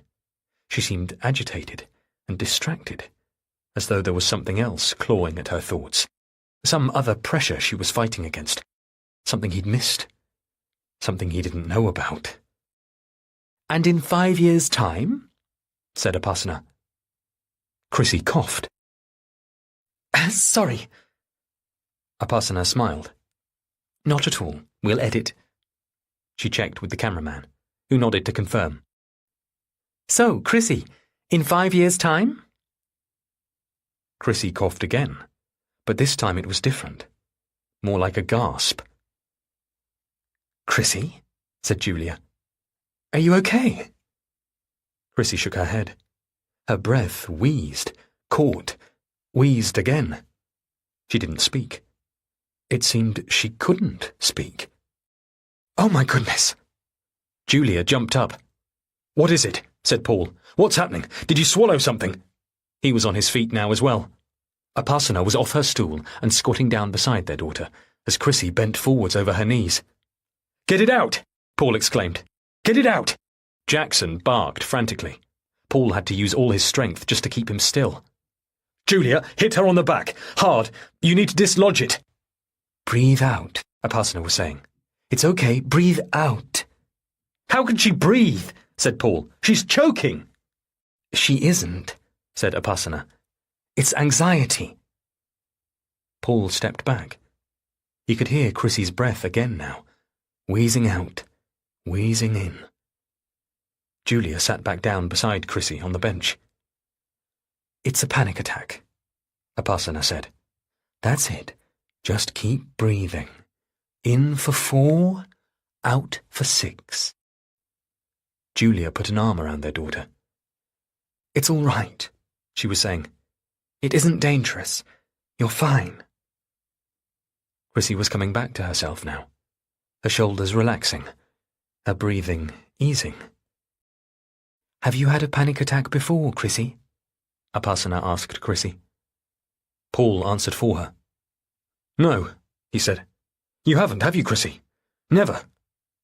"It can be stress-related," said Upasana. "My sister used to get them. She said it felt like her whole throat closed up. I'm so sorry." She rested a hand on Chrissy's knee. "If today's been a bit much." Chrissy shook her head. "No, it's fine." Her voice was raspy. "It wasn't the interview. I'm fine, honestly. I guess it just happens." Upasana shot a nervous smile at Paul. "Well, we've got plenty of lovely footage, so don't worry at all about that. We can call it a day.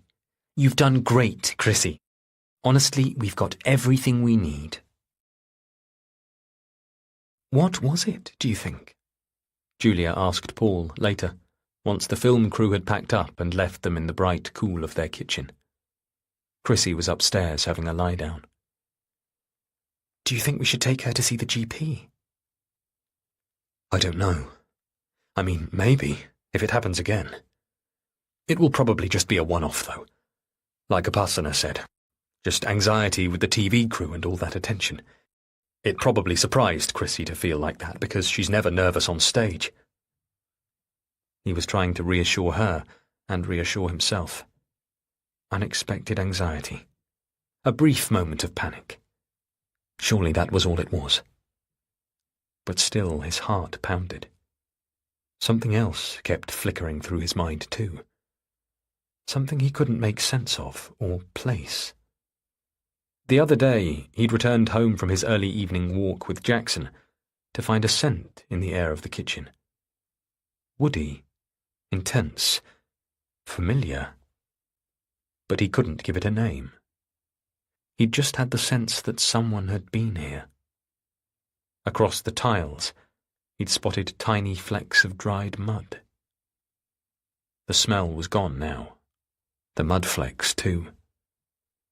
But as he brushed invisible crumbs from the worktops in the afternoon light and straightened the tea towels that were already straight, the sight of his daughter, suffocating, fists clenched, knuckles white, went on playing and playing through his head. It was later that he saw the bruises. On the underside of her jaw, plus something just to the side of her chin. Bluish-green, perhaps not quite a week old. She was in the bathroom, removing her makeup with sweeps of a cotton pad. "What's that?" he said, stepping up close. "What's what?" Julia said. He turned her sideways so she could see for herself. "There," he pointed. "Right there on your jaw." She was surely able to see them now in the mirror, under the unforgiving lights of their ensuite. A cluster of bluish-green blotches. She tilted her head, peering closer, then lifted a hand up to cover the skin. Oh, she laughed. The other day we were moving what do you call it? Flip chart in the office. You know, the one on those stupid stands, and it slipped and caught me. She gestured.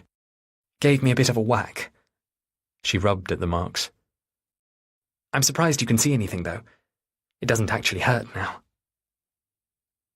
But as she snapped off the light above the sink and turned away from him, in the sudden gloom he found himself dizzy, as the thought flitted up the staves of his mind. Those looked like finger marks on her neck. Chapter 19. Julia. Now. An hour later, DS Brayford tells us she needs to head back to the station. She or one of her colleagues will come back later today to update us. But for now she needs to see how the officers have got on with contacting the transport police and to chase up the CCTV from the concert venue that they've requested too. They've got Chrissy's phone and laptop to review as well. Paul and I are back downstairs in the kitchen now, trying to do the right thing, making ourselves available while keeping out of the way. I try to slow my breathing. I had forgotten about that. Chrissy's phone. There will be so much on there. Phone records, text messages. Teenagers do so much on their phones these days. Her phone could reveal all kinds of information, but I'm no longer sure I want the police to go digging. I don't think I want them involved anymore. I wish now that we had ignored official instructions and just looked at her phone by ourselves, never mind the smashed screen. We might have found her already. There could be a text on there, literally from last night, that would tell us everything we need to know. But it's too late. DS Brayford has them packed up. All of this is out of my hands. As she leaves, the detective closes the front door carefully behind her, not letting it bang the way Chrissy would. Now Paul and I are left alone with each other. As though on autopilot, Paul starts getting on with the usual tasks of the home, the things I'm never normally around to see him do. Sometimes I forget how much it involves to keep this house running as smoothly as it does, and it's a stark reminder for me to see him do it now. He puts a load of laundry on. Some of Chrissy's clothes are in there. Those clothes will smell of her now, but if they're cleaned, they won't anymore. I almost want to tell Paul not to wash them, because what if Chrissy doesn't come back? I open my mouth to tell him to stop, but it's already too late as water floods the drum. Now Paul is lugging out the vacuum cleaner to clean downstairs. Should you do that? I ask him. What if we aren't supposed to? What if we might be disturbing evidence? He looks at me, then looks at the parquet floors. Should I call and ask her? He said. DS Brayford. Yes. No. I don't know. Paul drags the Dyson back into its cupboard. I'll leave it for now. Better safe than sorry. And the floors are clean enough. He's always done such a good job of the housework. I'll make us some more tea, he says instead. Here. I jump up. Let me clear these. For something, anything to do, I gather up last night's used mugs from the table, pouring the cold, half-drunk tea down the sink. While Paul switches the kettle on and digs out yet more tea bags, I carry the dirty cups through into the utility room, memories flickering of what happened in there, what we did only a few weeks ago. I tug open the door of the dishwasher. Of course, Paul has emptied it. He never lets crockery remain stacked up in there for long.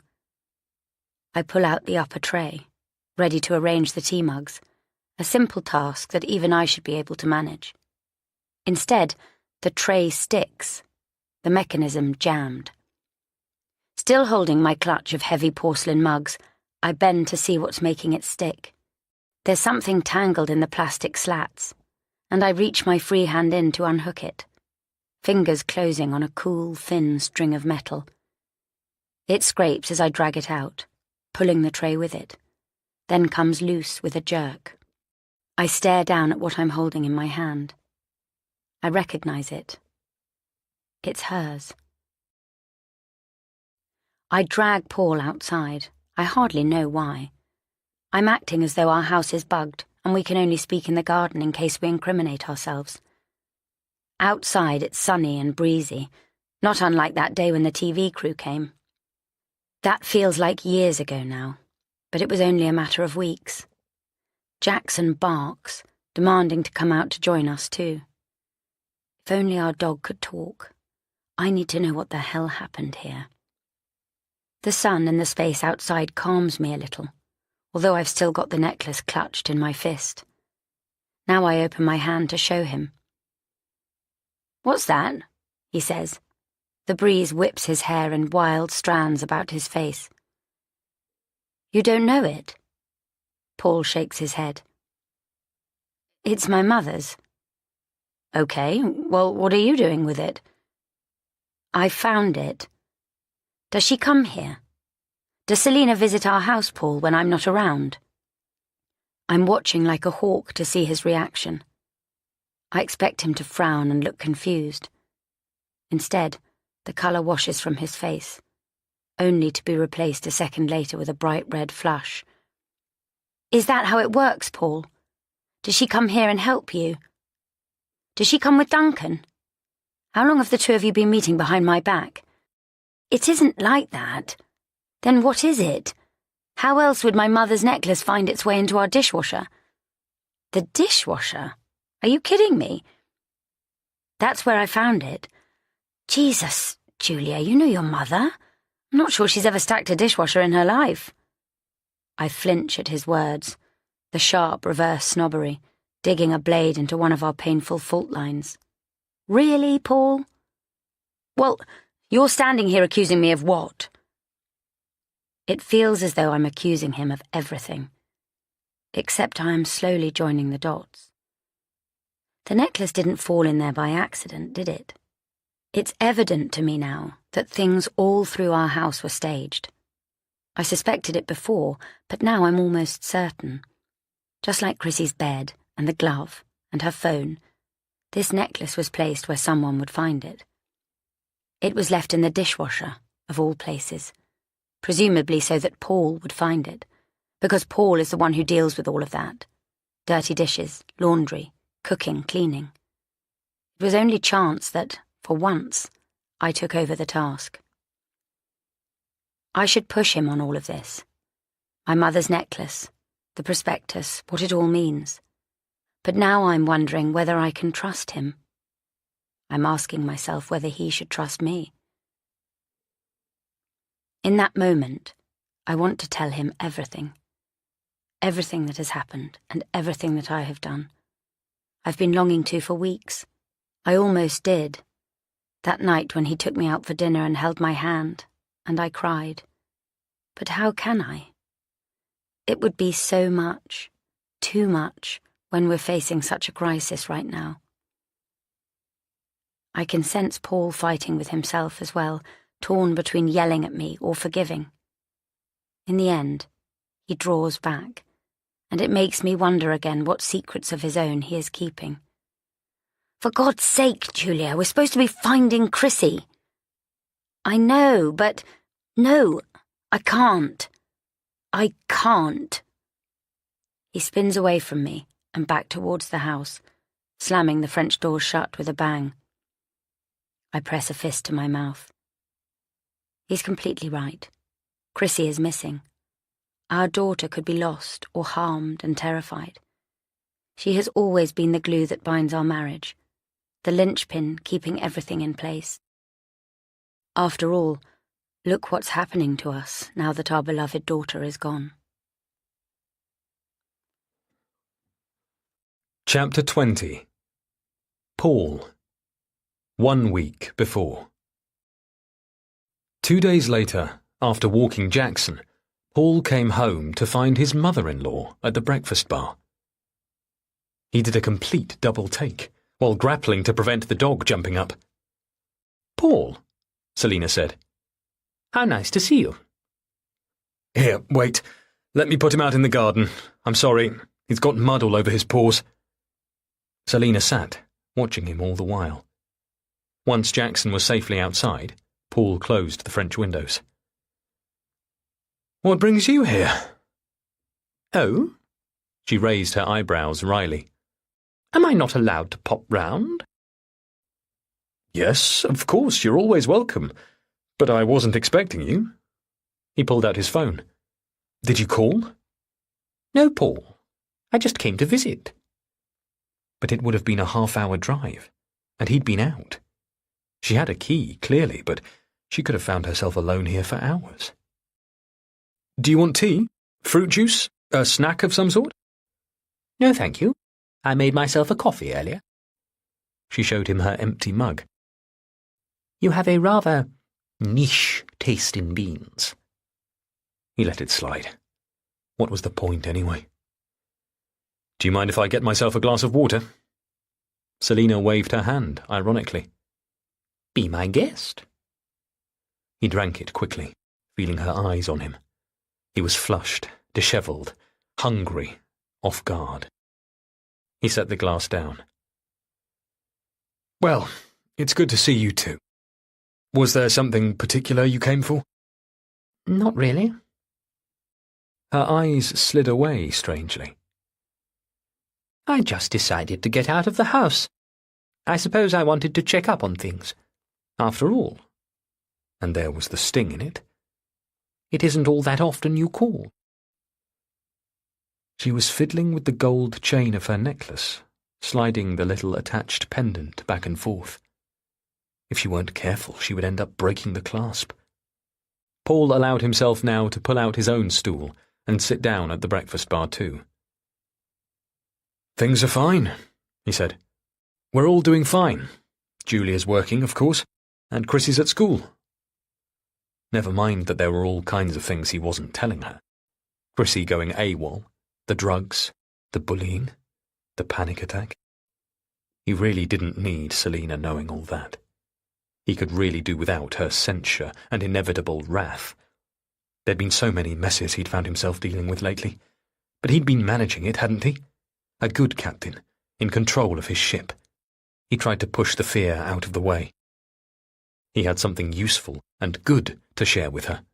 She would be pleased and reassured. No need to trouble her with anything else that had been going on. For a moment, he felt like a child or a dog, presenting a gift for approval and praise. "In fact, Selina, it's good that you're here. Honestly, I was about to call you." "Hmm?" "I've managed to arrange something. For Chrissy, like we said." Selina went on toying with her necklace. "Oh, yes?" Sometimes he felt so entangled with his in-laws, with Selina especially, and yet at the same time he always felt one step behind, blind to her play and the moves she might make. He thought of the message he'd once sent to a friend, a throwaway comment he'd written on Facebook the very morning after he'd met Julia, a message his mother-in-law had found years later. Just the thought of it now brought him out in a cold sweat. "It's a residential music school. If you want, I can show you the prospectus. Chrissy could be there for 2 years or more." "So you found a way, then?" "To cover the fees, yes. An associate of Julia's helped me out." What he wouldn't give to take that old message back, or prevent Selina from ever finding it. He'd only been joking around. Lads talk, he would swear it. But Selina had sensed a tiny kernel of truth, even though he'd come to feel so differently later. "I met this girl, fucking gorgeous, and guess what?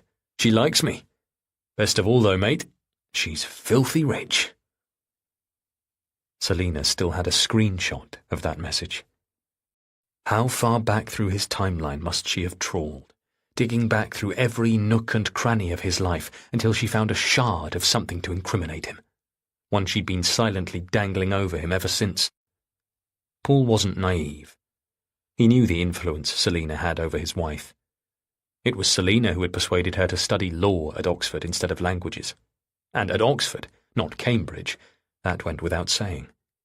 It was Selina who'd talked her out of ever studying abroad, and Julia had given up plenty of boyfriends too, on Selina's say-so.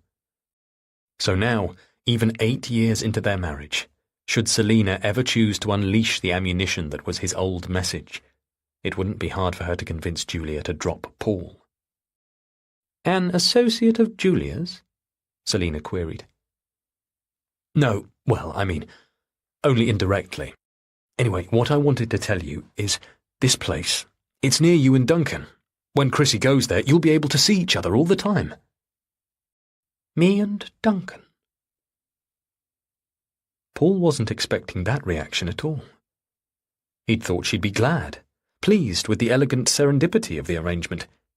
Instead, Selina's face turned white as a sheet. Paul jumped up from his stool. "Are you all right? What happened?" She shook her head. She leaned forwards, necklace dangling loose from her neck. "Just a bit dizzy. It's nothing." "Here, let me get you some water." He filled a fresh glass from the filter. "It's fine, really. I'll be fine in a minute." Was it just coffee she'd had? Paul wondered. Or had she drunk something else? He steadied her, holding lightly onto her elbow as he handed her the glass, trying to remember which was her bad side, the one she had hurt in her fall. She took a tiny sip, then set the glass down again. "Thank you," she said. "I feel better now." "Are you sure? We can step outside, get some fresh air." No, that won't be necessary." She tugged at the sleeves of her blouse, the ones that were already pulled down low on her wrists. "What were we talking about? Yes, this place. So you've got her a place, have you? It's all guaranteed?" "Well, no, it isn't. She'd have to sit an exam, but you've heard her play. You know how capable she is." "Yes. Right. And I'm assuming that you've done your research on this place, this institute? Looked into its reputation, its results? You really sure this place is suitable?" "Yes, absolutely. I mean, I thought—" He trailed off. "I thought this would be what you wanted." He saw suddenly how small and frail she really was. He'd never imagined he would ever see that.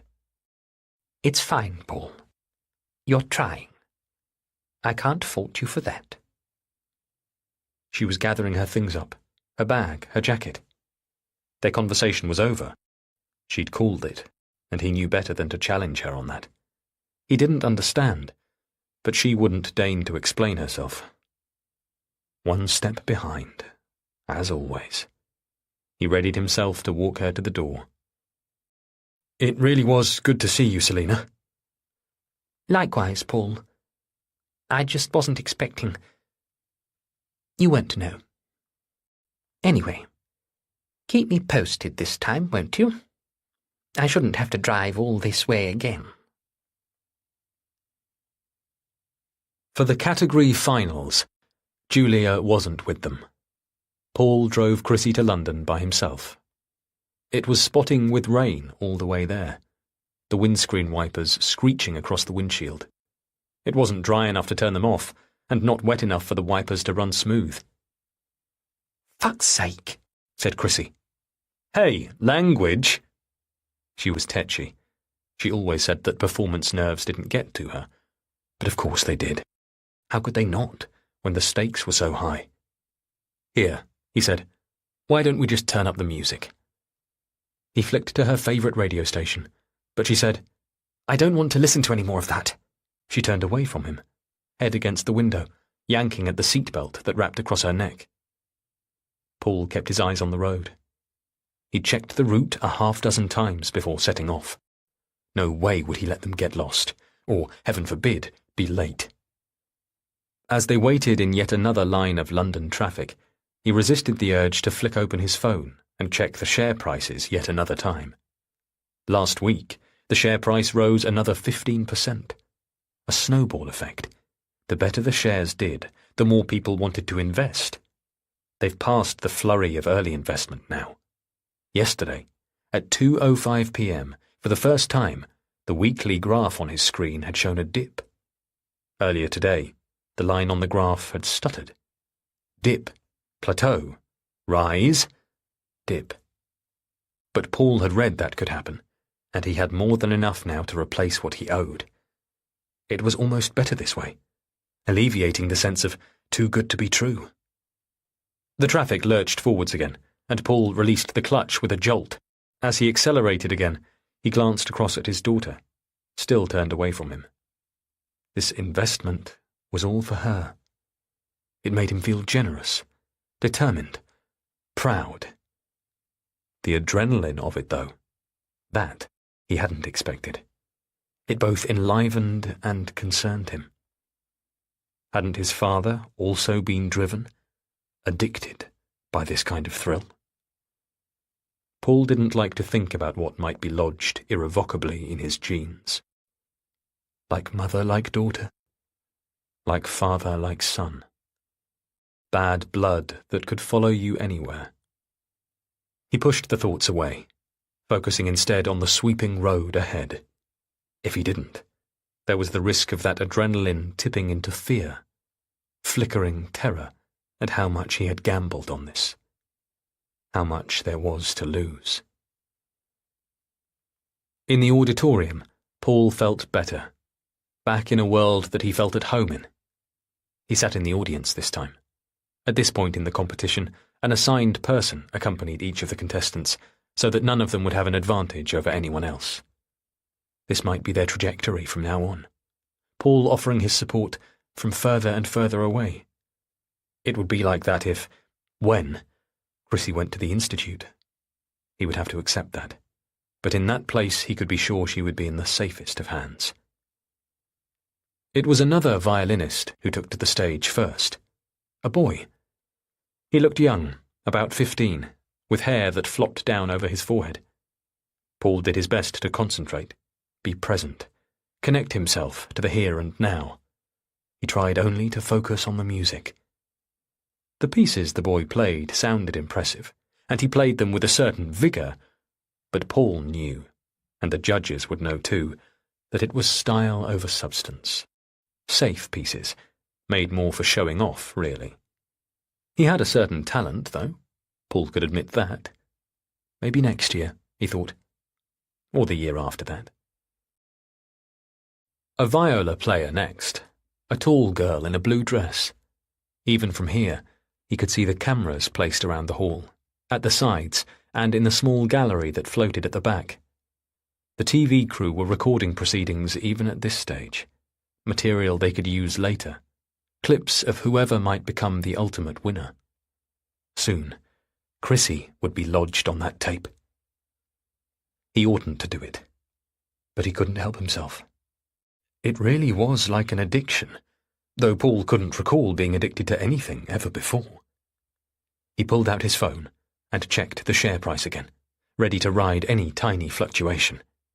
The last dip had corrected itself, and all last week the shares had risen up again, as though happy to prove Paul's superstitious mind right. He had almost enough now to replace what he'd borrowed, and the relief that came with that was piercing. So much was at stake. He had jumped in deep and fast. In his hurry to secure the money they would need, it hadn't been just his mother's money he had gambled. He had invested £30,000 of Julia's money as well. The viola player's bow moved faster than ever now, building up to the climax of the piece. A final flourish, enthusiastic applause, and then the competition announcer, her face almost clownish with TV makeup, took to the stage with her microphone to announce Chrissy's name. The announcer turned towards the side of the stage. Another pause. Waiting. Paul pictured his daughter backstage, flexing her wrist. She had never mentioned it hurting her again, but he'd often caught her rubbing at it, feeling it, as if testing the bones. At the piano, the accompanist shifted in his seat. A gap. The audience murmured, waiting as well. The empty moment stretched, almost beyond bearable. Then, finally, Chrissy stepped out. Applause swelled around him. Jesus Christ, he wanted to say. Where were you? She played beautifully, though.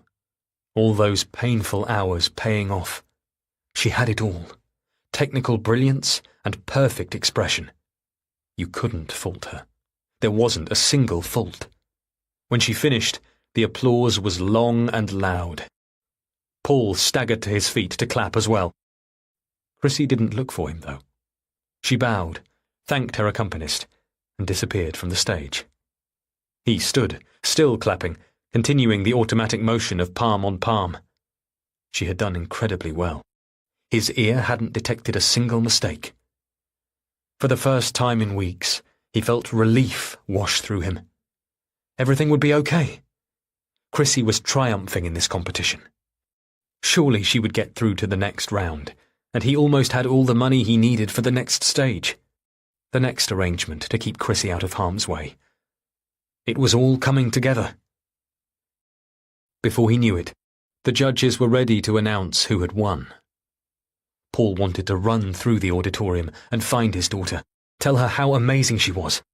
But already they were bringing the musicians back on stage for the prize-giving. All of the categories, not just hers. He could hardly see Chrissy among all the rest of the contestants. She was so small, even next to her peers. All he could see were the rigid, fixed smiles. He imagined these children would have rehearsed this part too. Be a good loser. Be a good sport. But he and Chrissy, they weren't going to lose. Brass, woodwind. They announced these winners first. And now, at last, the string category winner. Paul pressed his knuckles into his cheeks. When they announced Chrissy's name, it just confirmed everything that Paul already knew. This was the most prestigious prize she'd won so far. Paul found himself on his feet again, clapping, his body going through the motions on its own. It was too dark in the auditorium for Chrissy to see him. No doubt she would be dazzled by the bright lights of the stage, but afterwards he would hug her, kiss her, and tell her how exceptionally proud of her he was. On the stage, Chrissy lifted the trophy above her head, finally smiling, her arms thin against the heavy weight. He clapped harder, riding the high, and ignoring the images that forced themselves into his mind, a vision that played over and over. A slow-motion dive of this beautiful trophy, tilting, falling, shattering at her feet.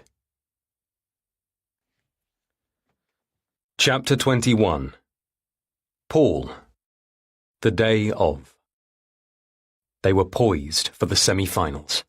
The round took place just over a week after the category finals, and Paul was taking her, along with Julia. The car in the driveway was running, door hanging open, waiting. Paul had already loaded their overnight suitcase into the boot, and Chrissy's violin was strapped in the back seat. Julia was in the passenger seat, fixing her hair in the pull-down mirror. Chrissy was still in the house. Paul went to the open front door. "Chrissy!" he called into the cool shade of inside. "What are you doing in there? We need to go!" In the hallway, Jackson echoed him with a volley of barks. Last-minute nerves, he told himself. He did his best to keep normality in his voice. 2 nights ago she'd been late getting home from school. Not long, only 10 minutes, but it was enough to make Paul panic all over again. He wanted to shake her when she finally walked through the door, saying she'd met a school friend's parent on the towpath, an admiring mother who'd heard about her competition success and who had forced her to stop for a chat. "Chrissy, come on!" Paul called again. Finally she appeared in the hallway, out of breath. She bent down to hug Jackson, pulling him to her as he barked and licked her, his claws scrabbling against the floor. "Goodbye, Jackson," she whispered. The neighbours were going to be coming round to look after him, but she looked as though she didn't ever want to let him go. "All right then, come on." Finally she stood up and stepped outside. Paul locked the front door carefully behind her, giving it a shove afterwards to check.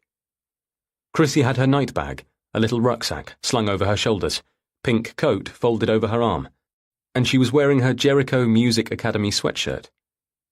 Paul took the bag from her and added it to the boot. "Got your ID? Got all your music?" She nodded. "All right then, get in. Wait, Chrissy said, halfway into the car. My phone. Julia twisted round in her seat. Haven't you got it? No, it's okay. Chrissy felt the pocket of her folded coat before clambering in. Never mind. It's here. Right then, Paul said, getting in himself. Let's go. But he had a strange feeling as they drove away from the house. In the rearview mirror, he could see Chrissy craning to look backwards, watching the house and the gravel drive, and then their street, disappear. She stayed like that until they were well out of town. In the passenger seat beside him, Julia leaned her head against the window. The bruises on her jaw had faded, but he couldn't recall ever seeing her look so worn out. She hadn't got home until after midnight the other night, and when she did, she'd been physically trembling with exhaustion when she had crawled into bed. She had gone on trembling, even as he held her. You can't keep doing this, he'd whispered to her in the dark. I can go back to work, take up tutoring jobs, anything. Anything that means you don't have to keep doing this to yourself. Perhaps for the first time in their marriage, he meant it. Her short hair scratched against the pillow as she shook her head. It's fine. This thing. The case you've been working on? Yes. We settled. It's finally over.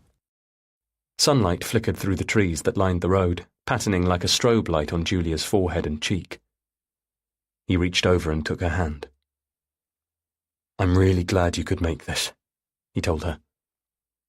A new vision flashed across his eyes, of himself, running in the dark. Running, running, running.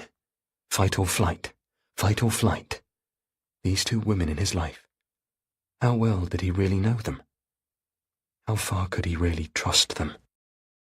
Julia squeezed his hand, and he let her do it. Here they were. Mother, husband, their precious daughter in the back. Driving to their destination. Driving to what felt like destiny, for sure. Chapter 22.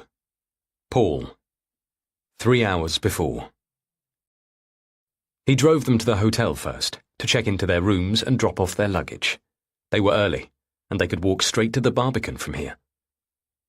In Paul and Julia's double room, Chrissy threw herself into a chair. She had her headphones on, big chunky things, clapped over her ears. Paul couldn't tell what she was listening to. They let nothing in and let nothing out. There was a TV, armchairs, a sparkling ensuite, and refreshments. He filled the kettle and cleared his throat. Tea? Julia nodded. She had prized her heels off and was sitting on the edge of the bed, running her hands over the crisp white sheets. Yes, thank you. He switched on the kettle and yet again checked his watch, out of habit and nervousness. 5:15. They still had plenty of time. Do you want to get food before, he asked them, or after? Chrissy turned her eyes to look at him with a strangely vacant expression on her face. She reached up to pause whatever track she was listening to, her gaze resting on him, although it seemed half-seeing. Do you want to eat before or after? He repeated. Don't mind, she said. Her voice was so slow it was almost slurred, as though she'd put herself in some kind of trance. Either. Whatever. Paul glanced across at Julia. She didn't seem to have noticed. She had tipped to one side, letting herself lean against the soft pillows. Well, he said, making the decision for all three of them. Let's eat after then. It'll still be early enough. Here, Chrissy, have some of these to see you through. From the tea tray, he threw across a packet of fancy shortbread. Chrissy didn't flinch. She hardly even reacted. It seemed the only real movement in the room was the pounding in his chest. The biscuits landed with a thud in her lap. She let them slide to the side and left them there. Then, silently, she clicked her music back on. At the Barbican, the concert venue, they were soon separated from Chrissy as she was ushered away by the competition staff, a tiny figure in their midst, clutching her violin. As their daughter retreated, Paul took Julia's hand. An anchor. "Let's find our seats." The concert hall had that smell, so recognisable. Velvet upholstery, and the wood of the stage and the instruments of the hundreds of people who had played here before. Paul breathed it in, longing for it to comfort him. The auditorium was already packed when they entered, and they had to shuffle past people already sitting in their seats, whispering, "Sorry, sorry." The venue was huge, and the event was sold out. There had to be at least 1,000 people in the audience alone, plus the camera crews for the broadcast, plus the judges. Finally they reached their places, and Paul let himself sink into his seat. He had done it. He had brought them all to this point. Chrissy couldn't back out now, and success here would further cement her future. Somewhere near them in the auditorium, a man coughed and cleared his throat. On stage, the announcer stepped forwards to welcome them. A hush rippled through the audience. And someone, somewhere, dimmed the lights. Chapter 23. Julia. Now. For over an hour, Paul and I don't speak. That whole time my heart beats at the top of my throat. Forgive me, I think to myself. Forgive me for Chrissy's sake. We have to remain a united team. I sit upright, stiff, on the bench in the garden, even when the sun slides away behind thick clouds, even while I grow chilly, then cold. I refuse to let myself relax. Eventually, after an hour and a half, I go looking for him. I find him in Chrissy's practice room, looking down at an iPad in his hands. His hair is grey across his crown, aging him.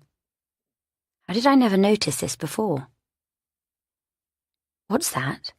I ask softly. He jumps at the sound of my voice. Guiltily, I think, and all my own suspicions come racing back. "Is that my old iPad?" I ask him. Paul nods. I found it on the shelf. She was using it to record her practices. I take a step towards him. "I assume the police would have taken it," Paul says, "but maybe they missed it. It was tucked in with all the CDs. I cross the room to stand next to him. I so rarely come in here, but the whole place is infused with Chrissy's presence. It smells of her. It feels like her. I find myself looking over my shoulder as though she might be right there behind me. Her violin case is set down on the top of the piano. I don't remember Paul or anyone bringing it in from the car, but someone must have done. Maybe I did at some point. Our suitcases ended up back in our room. We used our toothbrushes from it last night. It is my old iPad. I recognize it now with its scuffed purple case. Paul has it open on the lock screen. "I don't know the passcode," he says. "Shall I do it?" I say. "No, just tell me." The art of compromise. Isn't that what Lynn is always saying to us? I reach over and tap the number in for him without taking it out of his hands. It opens up on the home screen. It looks pretty much the same as when I last used it. The same dull apps. Paul moves away to the big bay window.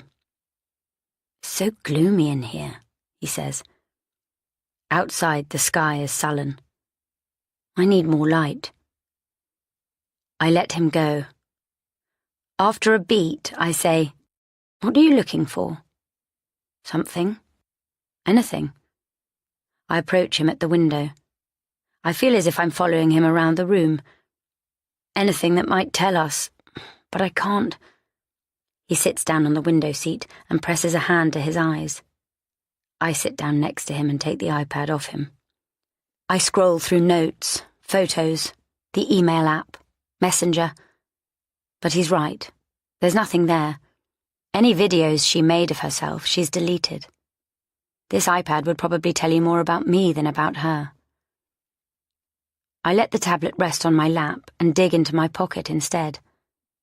Paul, I say softly, I'm sorry about before, the way I reacted. But I've been thinking, trying to make sense of all this. She was always a smart girl, Chrissy. Quiet, but observant, with that shrewd mind whirring away. We should never have called the police, I know that now. We should have dealt with this privately. Paul lifts his head to look at me and I draw a breath, trying to speak gently this time and not accuse him of anything. It's my mother's necklace.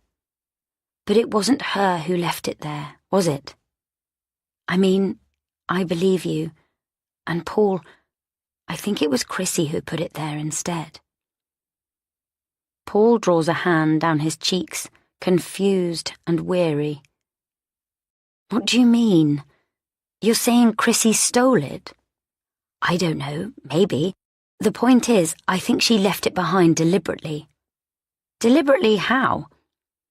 I think she planted it. She's leaving clues, Paul. Our own daughter. Clues? That's ridiculous. Chrissy is missing. No, I know, but I think she meant you to find this. She put it in the dishwasher for you. It's just that I happened to find it instead. Paul laughs, and I don't blame him. I get it, I say. I know how it sounds. He takes the necklace from me, letting the fine gold chain run through his hands. That pendant. Chrissy has a necklace just like it, only hers is silver. But I've not seen her wear it once since my father gave it to her. Then we'd better get straight back on the phone to the police, Paul says. Paul, no, listen, she's trying to communicate with us. We should never have involved the police in the first place. Julia, no, think about it. The state of her room, the chair. I can't tell him about that other clue, I suspect, the glove, so I present him with these scraps of evidence instead. The way it was lying half under the desk. I've been thinking about it. There's no way it would have fallen like that.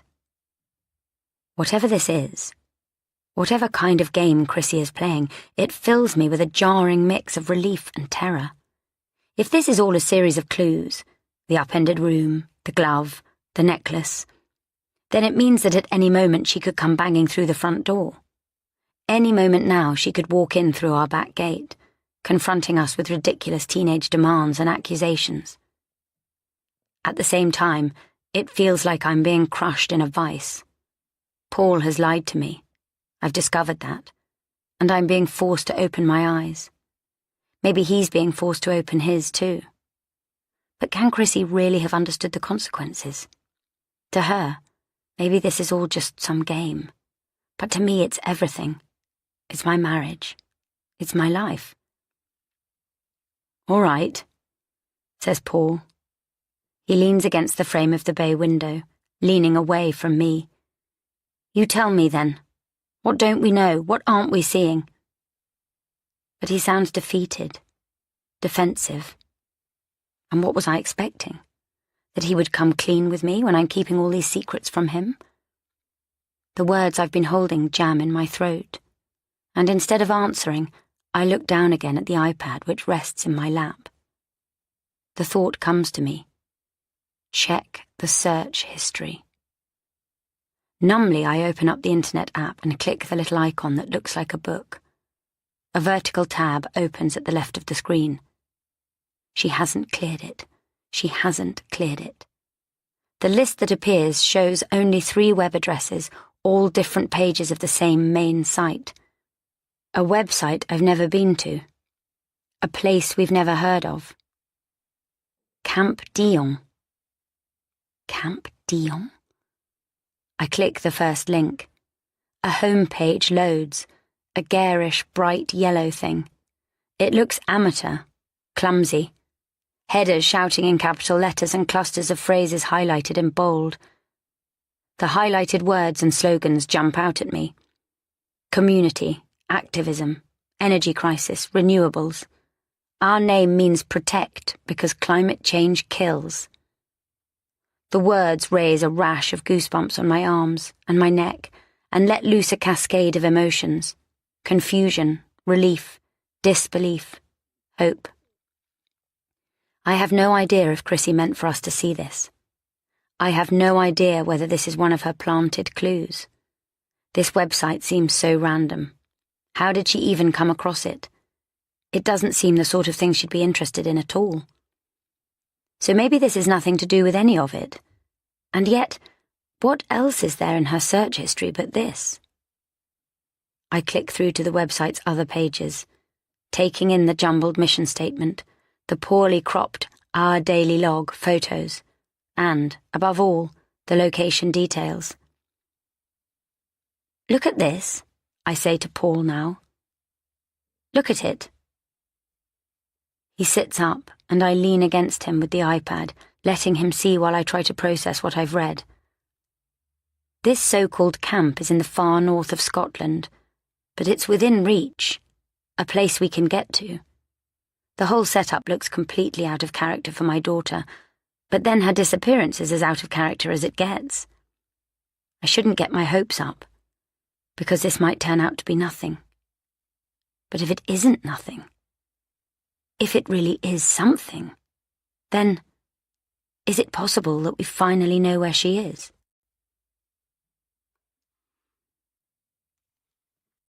Chapter 24. Paul. 1 hour before. Brilliant. She was brilliant. Beside hers, the other performances dimmed. There were 5 contestants in this round, the winners from each of the category finals: a flautist, a pianist, a drummer, and a trombonist. Sure, they were good. Very good. Paul could recognize the lengths they must have gone to in order to play their pieces so proficiently, and the courage it took to stand in front of an audience like this. The drummer who was wild and passionate, creating a wall of sound that felt as if it could flatten you, hands moving so quickly that they were little more than a blur.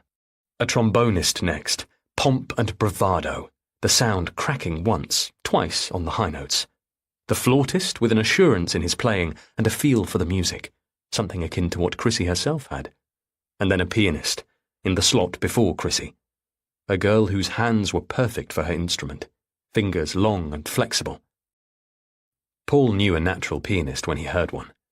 She was lovely and she played beautifully. But she wasn't Chrissy. None of them could touch her. Finally, it was her turn. Hers alone. As his daughter touched her bow to the string, Paul found himself close to tears. As she played, he shut his eyes, aware of nothing else but his daughter and Julia beside him. Her intonation was perfect, her bowing flawless. The result was a perfection almost too intense to bear, like trying to look directly into the sun. It was so beautiful, so stunning. He knew that Julia could feel it too. He gripped the arms of his seat, dizzy. It was so much, too much. She had such talent. He had always known it. He had harnessed himself to that. She had been the conduit to realize his own dreams. He couldn't deny it now. The way he felt in listening to her play made it all so clear. He pushed her, focused her at Selina's behest, for Chrissy's own good. But it fulfilled a deep need within him too. He kept her on the straight and narrow, the way he'd kept himself on the straight and narrow all his life, refusing to let the mess of his childhood or the genes he'd inherited dictate his life. He was doing it for her. She was doing it for both of them. Right now, she was playing better than he had ever heard before. He almost prayed for her to finish because he felt as though his body couldn't take much more. He was shaking, shuddering. And then it was over. Her last note faded. His body went hollow, limp. From the corner of his eye, Paul could see Julia's chest rising and falling in short, shallow pants. He understood. He could hardly breathe himself. His tongue felt thick and dry in his mouth. He could barely lift his hands up to clap. The rest of the audience was slow, too. They seemed stunned. He looked over at Julia, and his gaze locked with hers. She did it. She did it. She'd been beyond extraordinary. Crashing through the venue, the applause broke like a 30-foot wave. Chapter 25. Julia. Now. I'm holding out the iPad to show Paul what I've found, but before either of us can look any further, someone raps at our front door. Paul looks at me. D.S. Brayford must be back, he says. Do we show her this? It's a bloody location. A clue, like you said. Why else is it on here? Show her? Yes. No. I don't know. If Chrissy is at this place, Camp Dion, we have to get to her. The authorities need to get to her. Chrissy is a missing person. But what about everything else? All the other incriminating clues? How can I risk exposing all of that? Is she there? Says Paul. Do you really think she's there? I shake my head. I don't know. I don't know, but she might be. I take screenshots of the website. Why, I don't know. And we go downstairs with me still clutching the iPad. When we open the door, it isn't D.S. Brayford. It's the male police officer from before who's standing there, the one who drove for hours round Oxford for us. Hello, I say, my heart pounding. I hold the door open to let him inside, but he shakes his head. Would you mind both coming down to the station? D.S. Brayford would like to talk to you there. To the station? I say, disorientated. Wait, is there news? The officer opens his mouth, but then doesn't answer. My stomach plummets. Surely the answer is a simple yes or no. He hasn't answered, and now I feel horrendous. If this isn't good news or nothing, then it's bad news, awful news. It must be. What has happened? What will they ask me? What will they tell me that I don't want to know? Paul pushes past me. What is it? Have you found something? Have you found her? The officer looks uncomfortable, out of his depth. He shakes his head. Just something that's better discussed down at the station. Can you come now? He gestures behind him, a blue, yellow, white police car. I can give you a lift? He's so polite and nice and kind. They're only trying to help. It isn't the police's fault we have so much to hide. Yes, I tell him. 1 second, I'll just get my bag. Paul, I'll fetch your wallet too. I find them both in the kitchen, where I also set a bowl of fresh meat down for our dog. The iPad is still in my hands, and I set it down for a moment on the kitchen surface to feed Jackson. Once that's done, I pick it up again and squash it into my bag. Back at the front door, Paul has his shoes on. I hand him his wallet and he crushes it into his pocket. I don't know where my work high heels are, upstairs I think, so I end up cramming on a pair of running shoes instead. This way, the officer says, and we head to the car. How can we help but feel like criminals, herded into a squad car in the middle of the street? I try to keep my hands where you can see them, for the neighbours' sake, so they can see quite clearly that I'm not in handcuffs. Our daughter is missing, I want to say. You know that. The police are helping us and we're helping the police. The officer opens the car door for me to get in the front, and gestures for Paul to get into the back. 15 minutes later, and we've been deposited in a waiting area. Just an office, really. People coming and going all around. D.S. Brayford won't be long, the original officer tells us. I'll go and let her know you're here. The blood is pounding in my ears. I dread hearing what they found out. The maybe a clue that we found on the iPad feels laughable now. I don't even know why I took those screenshots, as if they were evidence that would help in any way. I pull the iPad out of my bag and open up the photos, thinking now that I should just delete them.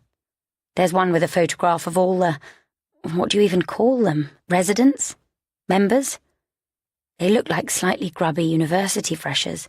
Young, uninhibited, smiling, clueless, innocent. I zoom in. The rows of faces grow larger, clearer. I scan the background too. Makeshift log seating, orange canvas tents, wet clothes hung up clumsily to dry on a tree branch. A door across the office area bangs. I almost drop the iPad. The answer is right there, like a hammer banging a nail into place. Mr. and Mrs. Goodlight? Ms., I want to shout. I realise as she comes towards us that D.S. Brayford has another colleague with her. We'd like to interview you separately, she says. Mrs. Goodlight, please come with me. And Mr. Goodlight? She gestures to her colleague, D.C. Moore. Separately? I don't understand.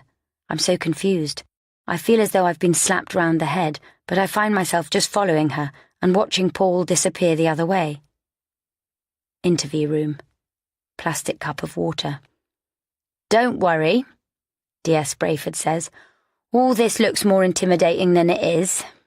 We're doing it this way more for reasons of sensitivity.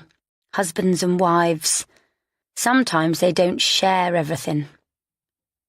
She gives me an odd smile, and suddenly I feel like a rat in a cage, heart scrabbling with fear in my chest.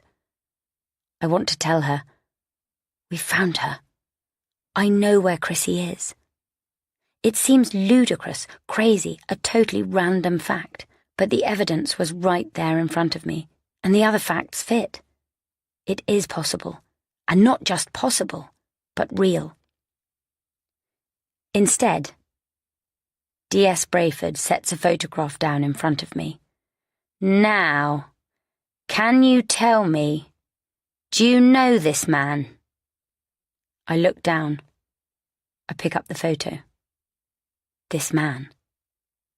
This man. I shake my head, but that's more a response to my shock. What is this? Am I wrong? Have I got it all completely wrong? Is that a no, then? D.S. Brayford asks. So many words are crowding in my throat, and I can't seem to say the ones I'm supposed to. I look up at her. Chrissy, I say. What are you saying has happened to Chrissy? This man's name is John Francis Maitland. He was seen with your daughter walking down towards one of the Cherwell towpaths. We also found travel searches on Chrissy's phone, flights, train routes, that sort of thing. We picked them up on CCTV from 3 nights ago. This man was seen with my daughter. I choke out the words. With my daughter. The room is reeling. I feel sick. I feel as though some whole edifice is about to come crashing down. I want to know, and I don't want to know anything. I force the words to come. Have you spoken to him? No, we haven't been able to. This morning, his wife... Yet another jolt goes through me. His wife?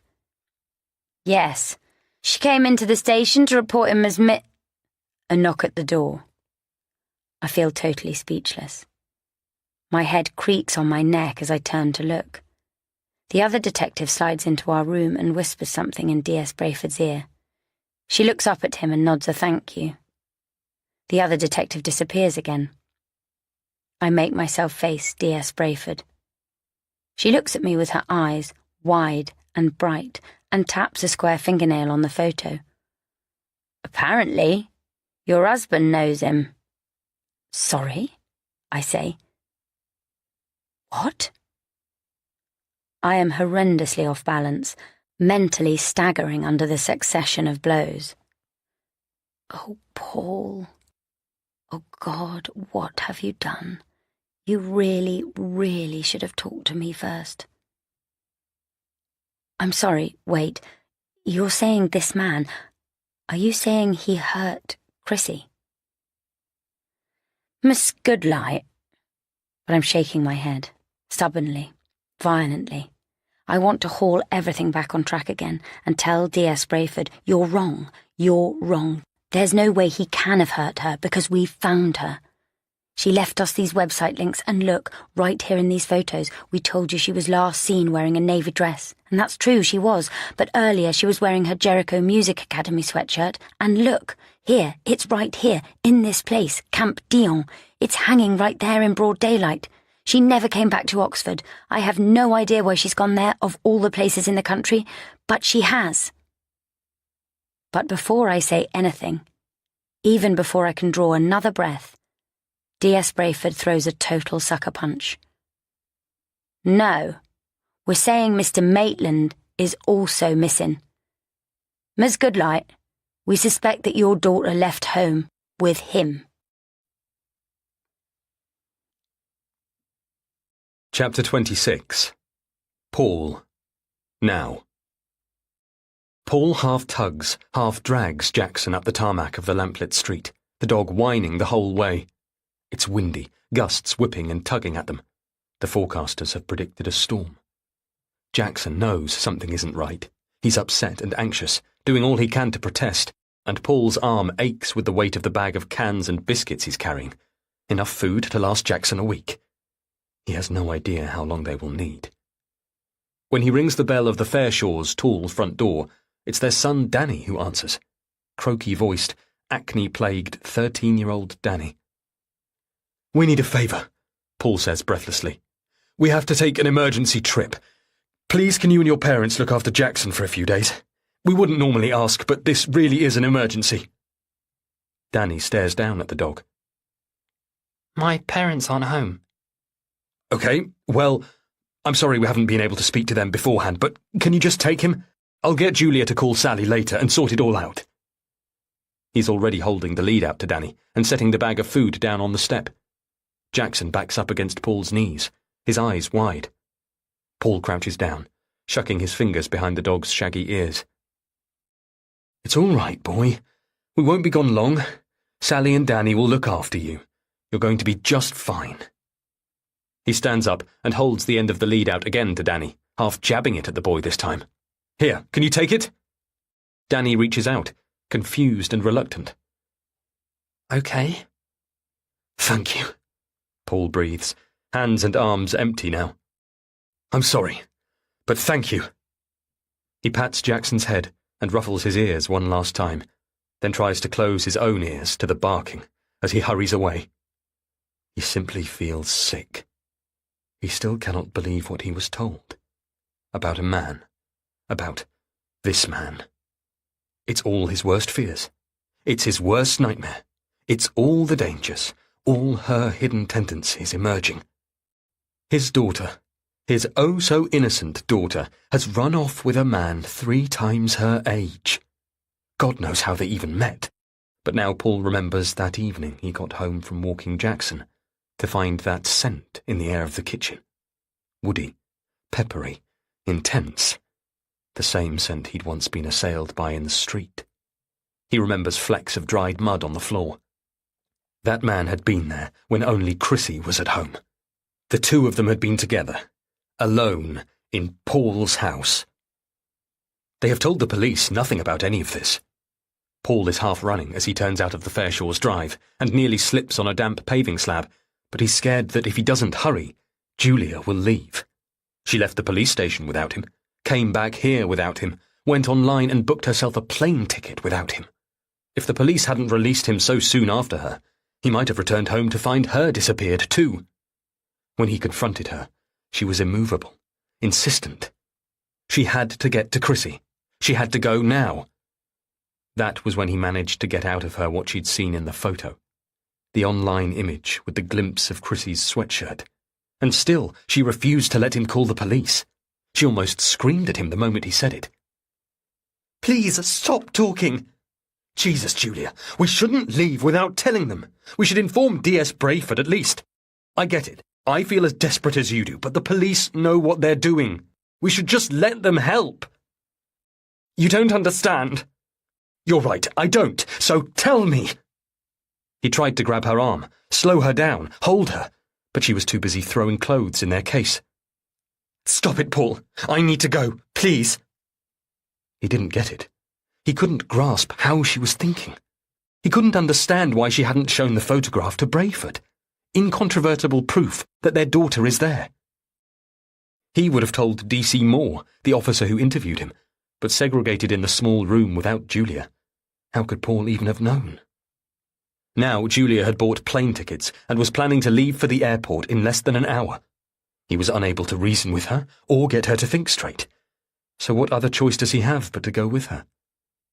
And still, he thinks, if he hadn't come home in time and caught her, would she just have left him completely in the dark? Julia is already loading their suitcase and bags into the boot of the car when he gets back to their driveway. It's the same suitcase they took to London just 24 hours ago, but everything will be different with this. Did you do it? She asks. Is it sorted? I gave him to Danny, Paul says. It was Danny who answered. We're going to need to call Sally and let her know. Poor dog. Poor kid. What the hell are they doing? Julia nods. OK, fine, I'll do that. Have we got everything? Are we ready? They've packed so quickly, he's really no idea. Barely 2 hours since they left the police station. 7 o'clock that same evening. But there is a plane they can get on at 10 p.m. that will fly them straight to Inverness. And from there, a hire car. And from there... Well, from there, Julia has said, they'll do whatever it takes. I think so, he says, though nothing about this feels right. Julia hands over the car keys. Can you drive? She says. I'm sure of it now. Chrissy left her light on. What? The two statements don't seem related at all. Julia points behind him, up at Chrissy's window. She left her bedroom light on before we left for London. We wouldn't have noticed when we were leaving. Now that it's growing dark, it's different. But at that time, we wouldn't have seen it from out here, with the sun. He turns to look, and realizes she's right. He remembers that sunny afternoon, the three of them getting into the car. He can picture it, with spring sunshine bouncing off the windows. You'd never be able to tell if a ceiling light was on inside. She was the last one to leave the house, Julia continues. She smashed her phone screen, tipped her chair over, unlocked the French windows, all before we left for her audition. You get it, don't you? Forget the police, Paul. She left all those clues for us. It fits, but at some level Paul still can't make sense of it. All these signs Chrissy allegedly left. Why do any of that? Why run away, practically elope with some man, and then leave a trail of clues in your own wake? Julia climbs into the car, and Paul gets in on the driver's side, the wind almost wrenching the door from his grasp. He yanks the gear stick into reverse and releases the handbrake. He truly can't believe they're doing this. As they follow Woodstock Road, their route out of Oxford, he tries again. We don't have to do this, Julia. We can turn back. Julia shakes her head. I can't. We can't. It's too late. Listen, we know where she is now. We just have to get to her. They're on the slip road now, heading east, towards Heathrow. Julia leans forwards, forehead on her knees. Breathe out. Slow down. He's scared to challenge her, he realizes, in case he completely capsizes their boat. Paul thinks of his own fat secrets squatting inside him. The boarding school. The investment. Okay. All right, then. He concentrates on the motorway lanes in front of him, gripping the steering wheel as the wind buffets the car. There has to be a way to make this come right again. He'll just explain to Julia how he was trying to help Chrissy. He can explain to their daughter why he thought it would be best. If they can just get to Chrissy and bring her home again, all agreeing to put everything behind them, then maybe they can re-establish their family, without everything blowing apart. Julia sits back up, hands clasping her knees now. I'm going to call Sally. No, I'm going to text her. She fumbles for her phone. We'll call the police as soon as we've got her and we know for sure. But why not now, Julia? If she would just explain, maybe he'd get through to her. He can talk her down, the way he's done before. Because you told them you knew him, says Julia. Francis. What? Of course I did. He was a guest in our house. I know. I told D.S. Brayford that as well. I had to. I knew you'd have said he was at our party. Julia places both her hands on the dashboard, leaning her head down between her thin arms. But what? He needs to keep his hands on the wheel, his eyes on the road. I didn't want them to think. She exhales violently. I didn't want them to assume we were part of it. For God's sake, Julia, part of what? Part of whatever has happened to Chrissy. I said he must have been a friend of a friend. Julia? I panicked. I said I didn't know him, Paul. I lied. Chapter 27. Julia. 8 weeks before. When Chrissy came into our bedroom that morning, shaking Paul awake for their run, I was already awake. Of course I was. I had barely skimmed the surface of sleep all night, my body shivering, my skin half burning. It had happened. It had truly happened, and whatever I had wanted, there was no going back now. I lay completely still as I listened to their whispered conversation, and I remained equally still as I felt the slide of Paul's arm across my waist. It amazed me that he couldn't feel the ripples of feverish energy coming off me. Could he really not sense anything at all? I stayed there through the roll and bounce of him getting up, and on through the whine of the smoothie maker downstairs. I pictured Chrissy, bright and shining, moving about below me in our kitchen. I had been in such a state when she arrived into this world, broken, stunned, frightened. But it had never stopped me loving her, despite all the ways in which I had failed. Still, in my own way, I kept trying to protect her, trying to stop the things in my life from spilling into hers. I went on lying there, picturing the two of them, my lovely daughter, my faithful husband, until I heard the slam of the front door. I only got up once I knew they had both gone. Jackson came scratching at the bedroom door as I pushed back the covers, and he pushed himself against my knees as I made my way to the bathroom, as happy and enthusiastic as ever. I had showered last night at 1:30 a.m., but could he still pick it up on me now? I crouched down and took his shaggy head in my hands, looking into those big, trusting brown eyes. "You love me, don't you?" I whispered to him. "You don't hate me." He panted back at me, wide mouth smiling. In the bathroom, standing at the sink, I tried to get a grip on the myriad sensations and parse them out into separate details. The fizzing and burning of my skin was psychosomatic, for want of a better word, a physical manifestation of an emotional state. I'd had it before, only once, maybe twice in my life, but I recognized it again now. A sort of terrified, euphoric shock. Only a matter of time before that wore off. The fizzing in my nostrils was real. The skin around my nose was pinked, and the back of my throat burned too. No prizes for guessing the reasons for that. I had a splitting headache as well, but 2 paracetamol could sort that out easily enough. I searched through the bathroom cabinet to find them and swallowed them with a mouthful of stale tap water, then stood and looked at myself in the mirror. The fizzing feeling showed in my eyes, which seemed unusually bright, and my lips looked swollen. I hardly recognized myself.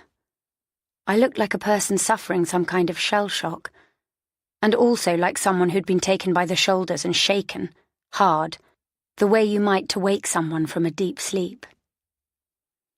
In the shower, I doused myself again with shampoo and soap, shivering in the heat as I washed it all away. I'd done it, and now I was trying to get rid of it. I had needed it, but now I wanted it gone. By the time I got out of the shower, there was a text waiting for me on my phone. I read it, slowly, each word marked by the pounding in my head.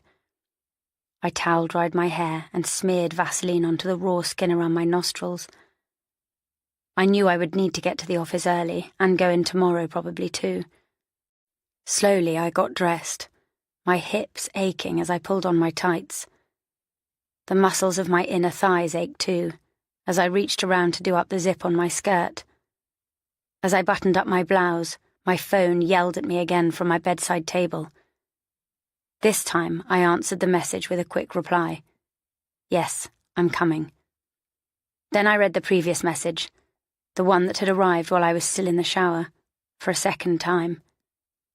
Despite my best efforts, despite everything, as I read it, I couldn't still the thumping in my chest.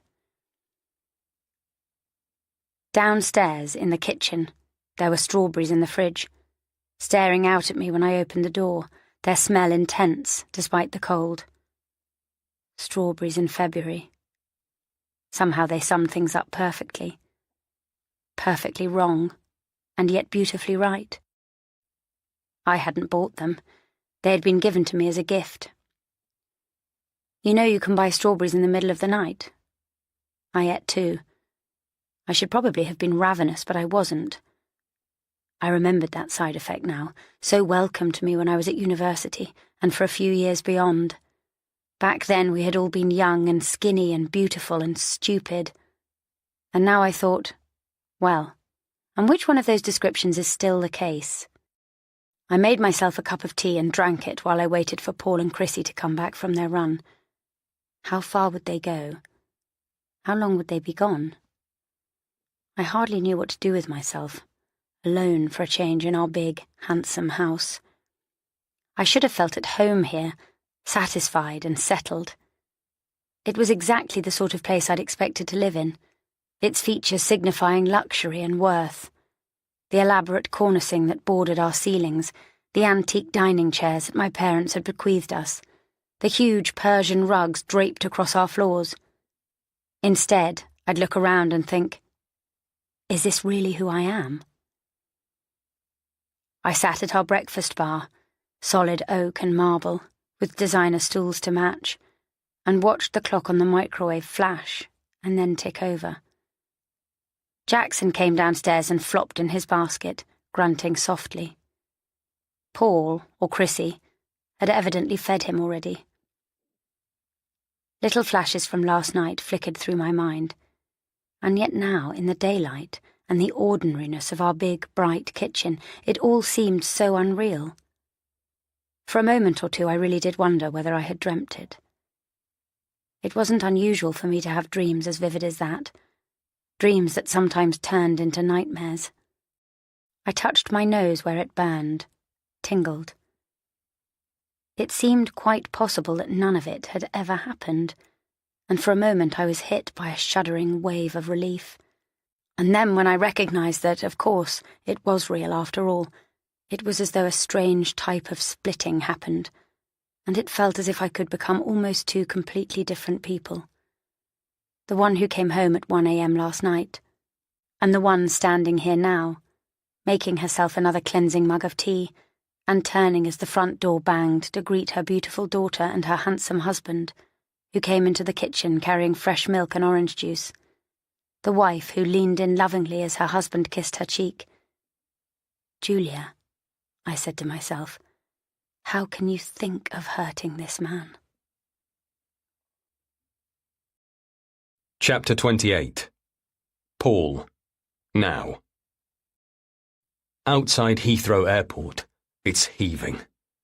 Paul can't believe they are really doing this. Queuing behind a dozen other vehicles, red taillights strung out in the dark, they inch towards the long-stay car park, where Julia purchases a ticket for 3 days. We go there, she tells Paul, we get her, and we come back. If we need longer, she says, so what? We'll pay for an additional ticket, or the excess, or the fine. She still isn't telling him everything. He feels that in his gut. But he hasn't told her everything either. Her money, the investment. He is simply choosing to trust her, the blind leading the blind, to make things right. Now they are standing in the queue for check-in, Julia rigid, half a pace in front. The line is moving agonizingly slowly. Julia keeps checking the time on her phone. "Did you call, Sally?" Paul asks to break the tension, knowing he's probably only making it worse. "No." But she was fiddling with her phone in the car the whole way here. "I mean, did you text her?" Julia shakes her head again. "No." Paul's stomach clenches as he grasps Julia's shrewd reasoning. Better to leave poor, confused teenager Danny to explain it, because he will give some muddled, stuttering story, and it will be better for that to be all Sally knows. "She tried to call me," Julia says now, "but I didn't answer." So this is what they're doing now, is it? Hiding from their friends as well? Julia hasn't even contacted her parents yet, and the fact leaves Paul suffused with both guilt and relief. They deserve to know that Chrissy is missing. But at the same time, Paul can't bear to think how Selina, or Selina and Duncan both, will react to what their beloved granddaughter has done. Paul was supposed to be watching her, protecting her, supervising her. He recalls Selina's words, her sour breath on his face. "You can practically smell it on her." As though lust, sexuality, wantonness had its own unique scent. The words shocked him at the time, and he had wanted to correct Selina. He'd meant to stand up and say to her, "What are you talking about? Your granddaughter isn't like that." But he didn't, did he? Because he recognized something in what his mother-in-law was saying, as he set her words against those WhatsApp pictures Chrissy had posted, and all those crude messages that cluttered up her phone.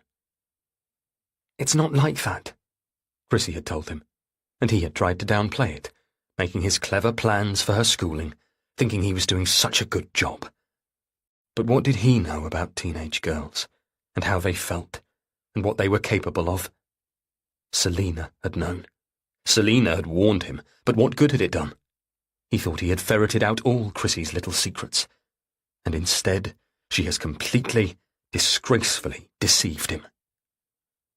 When they finally get to the check-in desk, the woman on hand is pristinely dressed and full of smiles. They hand over their passports and tickets, and Paul lifts their modest suitcase onto the conveyor belt scales. "You're in first class," the attendant says, and Julia nods. Paul wonders why he's surprised. Julia has always flown first class, whether for business or pleasure. She was shocked when Paul told her that he'd only ever flown economy. She wouldn't have thought of doing it differently now. And for the first time, Paul wonders how Chrissy got to Scotland herself. Did she fly there, or go by train, or coach even? The police, he thinks again. They could easily discover that. Why are we doing this on our own? But Julia has made it practically impossible to do otherwise, lying to the police, claiming she didn't know this Francis, even though he was in their home. The woman on the desk hands their printed reservations back. The boarding pass is now tucked neatly inside. "Boarding starts in 45 minutes, gate 20. And that's all it takes. "Should we do it now?" says Julia. "Go straight through security." He understands her thought process perfectly. Surely, if anywhere, that's where they'll be stopped. "Yes, let's do it." They head through the airport to join yet another queue. This one is shorter and moving faster. They are almost at the scanners when Julia's phone rings, making Paul's heart leap in his chest. "Sally again?" Julia is checking the phone screen. She shakes her head. "Who then?" She answers the call without telling him. A security guard is waving the next passengers forward. "Hello? Hello, yes, this is Julia." Under the harsh lights, Paul checks his pockets for loose change, or shrapnel, or stolen jewellery, or bullets. It feels as though he could have anything in there, as though criminal is written right across his forehead. No, says Julia. "We aren't at home at the minute." So where are they meant to be, then? It's almost 10 p.m. Paul's feet in their socks are sticky against the airport floor. Sweaty. "No, we're visiting my parents for the night." Paul is amazed at how easily the lie comes to her, in the same moment that he realises that she is talking to D.S. Brayford, and the detective is calling them late at night. "Tomorrow? Yes, that shouldn't be a problem." The security guard is calling them forward now. Paul dumps his phone, his money, his belt and shoes in the tray.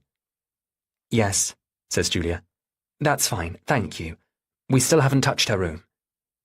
Madam, says the guard, you'll need to hang up now. Paul can imagine what he must be thinking.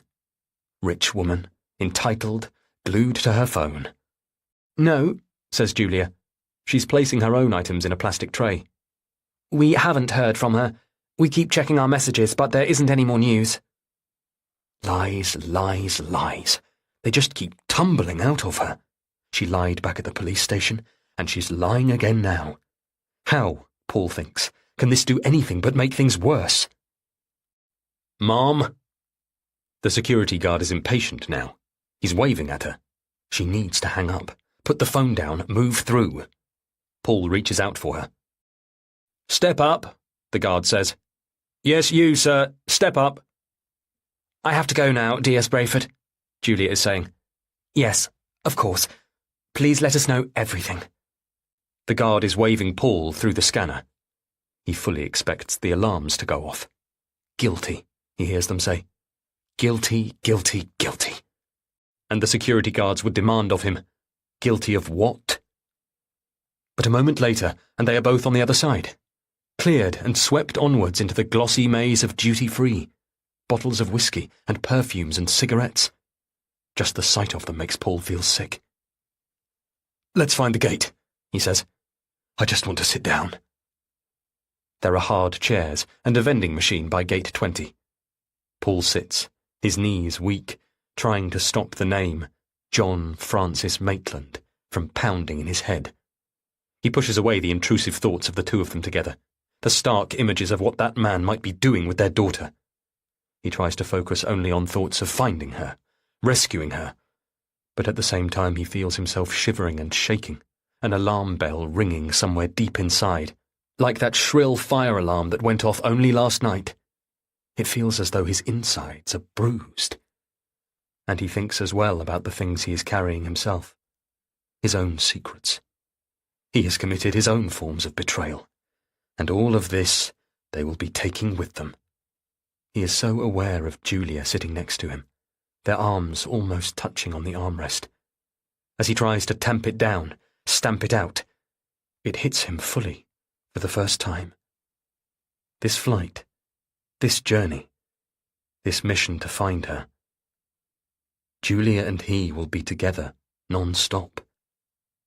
They are leaving, running to find Chrissy, wherever she's escaped to. But from each other, there won't be any escape at all. Chapter 29. Julia, 8 weeks before. At 8:15 on Saturday morning, the office was almost deathly quiet. Peter was there, though, waiting for me and looking much better rested than I was. He had already switched my computer on so it could churn through its updates, and he had made coffee for both of us. Caffeine, caffeine, and more caffeine. "Here you go," he said, handing me the mug. "You look tired. Are you feeling it?" "I'm fine. It's always like this with these kinds of cases, isn't it? I'll survive." Far better to let him assume that work was the reason for my appearance. An easy assumption for him to make. Peter had studied law at LSE, graduated first in his class. He worked harder than almost anyone. This career his priority, the way it so often was mine. It was like speaking the same language, sharing a mother tongue. There were certain things you didn't have to explain. "Thanks for the coffee. Are we working in here today?" I tried to relax as I sank into my desk chair. My office was a fraction bigger than Peter's, a mixture of classic and modern, sleek lines, nothing cheaply ostentatious or glib. No windows, but the lighting made up for that. Bright, yet subtle. Clients loved it. You saw it as soon as they entered the space, reassured by the solid yet discreet display of wealth. "If you don't mind," said Peter, "I already brought the boxes through." I spotted them stacked by my desk. The case we were working on was a vicious dispute over a mendacious manslaughter charge and one of the biggest the firm had landed. I knew that Peter was gunning for partner. He knew I'd be in line for the same thing next year. It was a reciprocal arrangement. If we pulled this case off well, we'd both benefit. That was implicit. I leaned over and prized the lid off the top box. They're playing hardball, aren't they? My arms felt shaky as I lifted out a first stack of files. We had received this new release of materials just yesterday. Thousands of pages we'd need to painstakingly review in order to submit a summary on Monday. Of course, the files had been sent to us late. You could say that. Gimme. I looked earlier. Those ones are the worst. He lifted the heavy pile from my arms. Generous. Chivalrous. There was a strange intimacy to being here on a weekend. I wondered sometimes whether Peter felt it too. With clients, I often felt it. In the way we worked, there was an accepted blurring of the professional boundaries. We went with clients for lunches, for dinners, for drinks. I took a mouthful of my coffee. Bitter. Black. It needed sugar, but I'd do without. Right now the harshness felt right. Okay, let's get to this. Peter uncapped a highlighter. See you on the other side. For the next 2 hours we worked almost in silence. I was used to this. I was good at my job. I knew how to pull together whole swathes of information, immerse myself in the detail, and then pull out exactly the targeted arguments required. There was a point at which you were dealing with evidence so voluminous and diffuse that it would be easy to get lost in the weeds. I never let that happen, though. I was careful never to lose focus. Not in this area of my life. There was a flow that came to the work sometimes, when I would find myself almost hypnotically absorbed in my task. Hours could simply disappear, and there were many times I'd come home late because of it, letting Chrissy down. And Paul. The number of times I'd come in apologising, too late for dinner, or to help Chrissy with her homework, or see the TV show Paul had wanted to watch. I would try to make it up to them, leaving the office early the next day to meet Chrissy on her walk home from the academy, offering to carry her bulky violin case along the banks of the Cherwell. But the secret, hidden truth was that it suited me. It was safe, familiar. I'd never learned how to be Chrissy's mother. I'd never fully felt I had a right. From the beginning, during all those weeks when I was recovering, marred by bruises and fractures and contusions, my honourable parents were the ones who stepped in. They were the ones who looked after Chrissy, changed her, dressed her, rocked her to sleep. It went on like that for months, even years afterwards. They took her in, and I stayed apart. Come 12:30, Peter began to stack the ring binders back into their boxes, clearing my desk of the work we had done. I gathered up the handwritten notes we'd made. All the points our opponents would have been hoping we'd overlook. We still needed to summarise our findings. Another half an hour's work at least, but my muscles were twitchy, the headache starting up again behind my eyes, and the thought crossed my mind. Go to the bathroom. Take another dose. Crazy, reckless, stupid thinking. I rubbed my eyes. Here. Peter was holding out a hand. Give them to me. I'll type the summary at home tomorrow. Have it ready for you Monday, first thing. No, I told him. Honestly, it's fine. You've got the Dufresne case to deal with. This will only take me 20 minutes, and it's easier to present when I've written it myself. You sure? Peter looked grateful. Absolutely. I closed the last ring binder and logged into my computer, ready to translate our notes into type. All right then, said Peter, slipping on his navy coat. See you on Monday. Ring me if there's anything you need. Phone's always on. Ditto, I replied, as he lifted his hand to wave me goodbye. A cleaner arrived just as he was leaving. Sorry, she said. I wasn't sure anyone would be here. Not a problem, I told her, typing quickly in a new Word document. I'm just writing up a few notes and then I'll be away and out of your hair. It was close to 1 o'clock now. Peter and I had been here for nearly 3 hours. I was hungry, my appetite finally kicking in. Plus, we were due at my parents' tonight. I would finish this summary, go home and spend time with Chrissy. I could make her lunch and then we could... I wasn't sure what she'd have time for. Watch a film? Go for a walk? The cleaner started up her Hoover.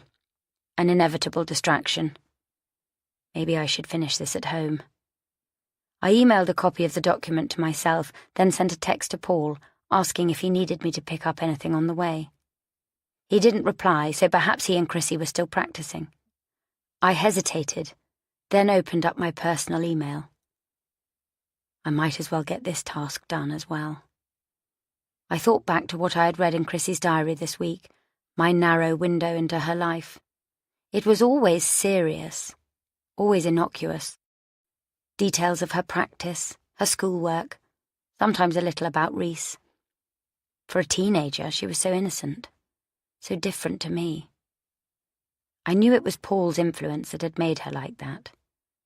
Once a week I would comb her pages in secret while Chrissy was watching TV or practicing or taking a bath. I was always careful to replace it, and the floorboard, exactly so. Then I summarised her entries in emails to my father, sending him updates every 2 weeks. This had started years ago, when I began taking care of Chrissy properly again, once Paul was there to help me, and I had my life back on track. To begin with, it was just part of the handover, but it had kept going, and over time it had become something different. It remained a form of supervision, of me and of Chrissy, and at the same time, it was a way, an essential way, of keeping my father at arm's length. This update wasn't very long. I mentioned her next audition. I mentioned her school successes. I wrote, Chrissy sends her love. Once it was done, I switched off my computer, got up stiffly and pulled on my coat. "Thank you," I said to the cleaner. "Have a good weekend." She nodded at me and went on hoovering. And then she shouted over the racket, "Oh, there's someone waiting for you downstairs. A man." Chapter 30. Julia, 8 weeks before. He was sitting in the lobby of our office block. When he saw me, he got to his feet. "What are you doing here?" I asked in shock. "What do you think?" I hitched my bag. I felt like I was naked. "Who let you in? The cleaner?" "She was so sweet. I told her I had an appointment with you and she agreed to let me sit here." "But how did you even know where I was?" "You said you were here most of the time, didn't you? Lucky guess, I suppose." I shook my head. "You can't be in here." "All right then," he said reasonably. "Let's go outside." I pushed through the heavy glass doors of the entrance and he followed me out, across the car park to my car. "You know, you still haven't said what you're doing here." "I've come to see you. Let's go for a walk." I blipped the car open. It wasn't raining anymore, but it was still cold. "That's silly, I can't. I'm on my way home." "Really?" "Yes. They'll be expecting me." I was careful not to use their names. "Listen, I'm sorry. I never intended—" He spread his arms out. "But Julia, I've come all this way." My heart was doing it again. Thump, thump, thump.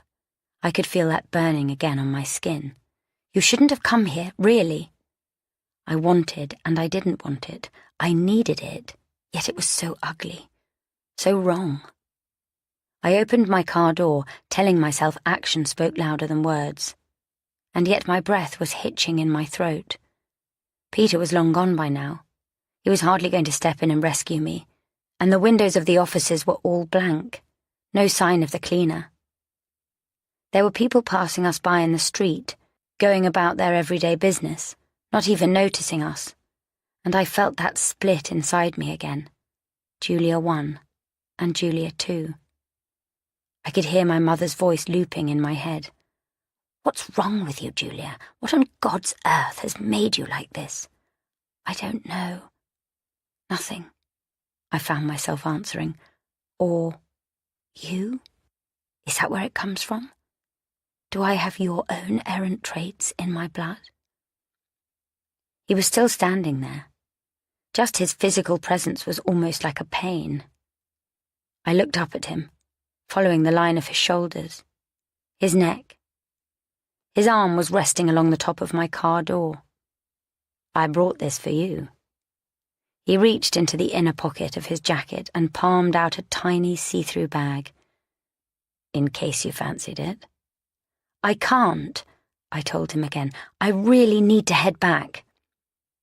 It was pointless, though, and I knew it even as the words were leaving my mouth.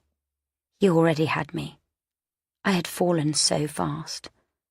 I was like a puppet, dancing, light-headed, feet lifting off the ground, willing to throw myself off the cliff. I said it again, anyway, as though for the record.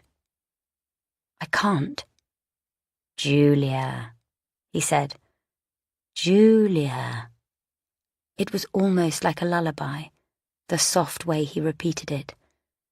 "Julia, you can do anything and everything you want."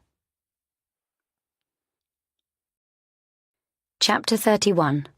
Julia, 8 weeks before. That evening did a lot to harden my resolve. I knew on the way there how it would affect me, dinner with my parents, in my old childhood home. As soon as I walked in the door, it was like stepping backwards, like finally seeing the danger signs up ahead. "What are you doing, Julia? What are you doing?" "Use it," I told myself. "Grasp these feelings, like grasping a nettle bush to stop yourself falling off a cliff." It went all right, too, through drinks, starters, main course. There was good news to report. The conversation stayed light. I could forget all about the other night. Then, between the main course and pudding, Paul excused himself, and my mother disappeared to oversee the desserts.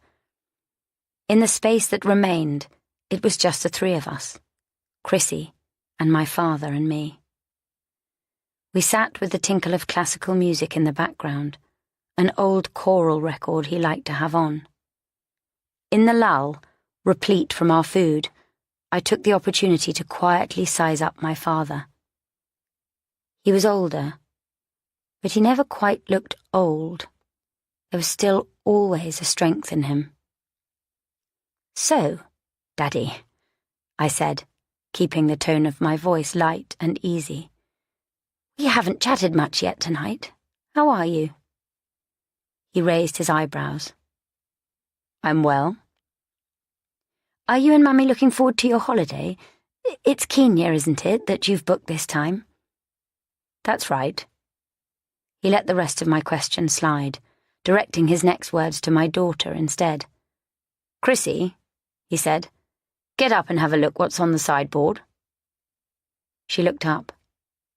"The sideboard?" I followed the jerk of my father's chin. I hadn't noticed it before, but there was a small wrapped box on there. "Go on then," he said. Chrissy unfolded herself from her chair, stepped over and picked it up. "What is it?" "What do you think?" My father rotated his glass, slowly swilling the dark wine inside. She smiled shyly. "A present?" "Exactly." He smiled in return.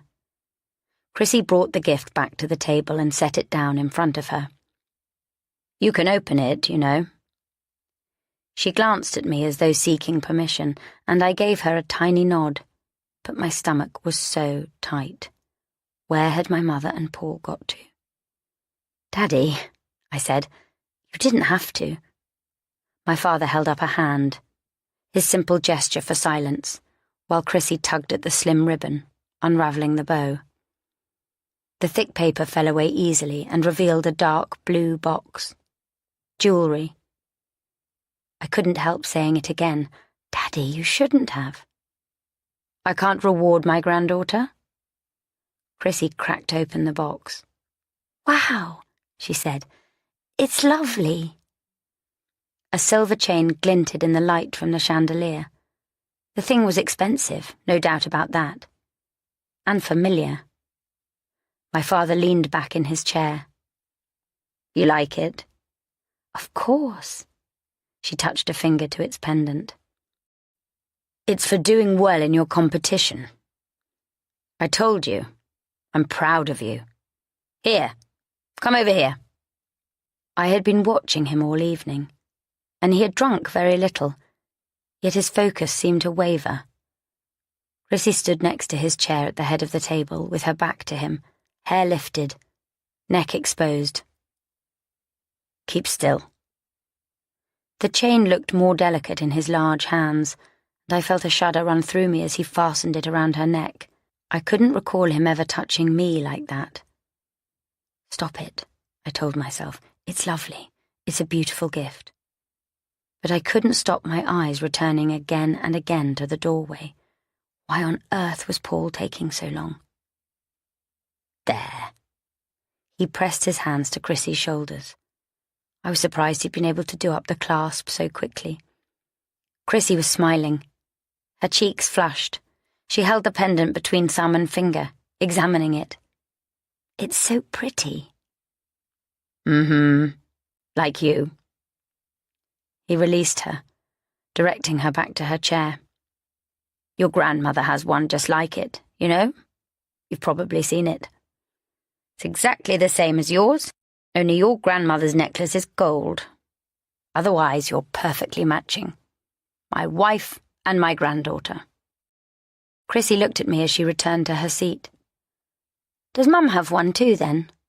She asked my father. He didn't answer. Chrissy looked across at me. Do you? She didn't get it. She had no idea. Stiffly, I shook my head. No, I don't. Not one like that. The pendant, my father went on. You know what it means? Chrissy shook her head. Her voice was quieter this time. No. Look at the engraving. It's a symbol. Oh. Okay. Of what? My father closed his eyes, as though sleepy, then opened them again. What do you suppose, Cece? Cece? Selina? I jerked. Daddy, this is Chrissy. He turned his gaze to me. What? I shook my head. Nothing, Daddy, it's fine. Surely it was fine. A simple mistake, a slip of the tongue. Well? My father turned back to Chrissy, still waiting for his answer. Silence. I just... Chrissy said. I don't know. I couldn't tolerate the quiet any longer. I felt as though my father could see right inside my skull. It's a coincidence, I told myself. A total coincidence. Chastity, I said to Chrissy. It symbolizes chastity. Oh. She let the pendant drop against the ridges of her collarbone.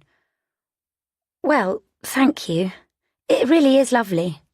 And special, too, because of Grandma. Then you'll look after it, won't you?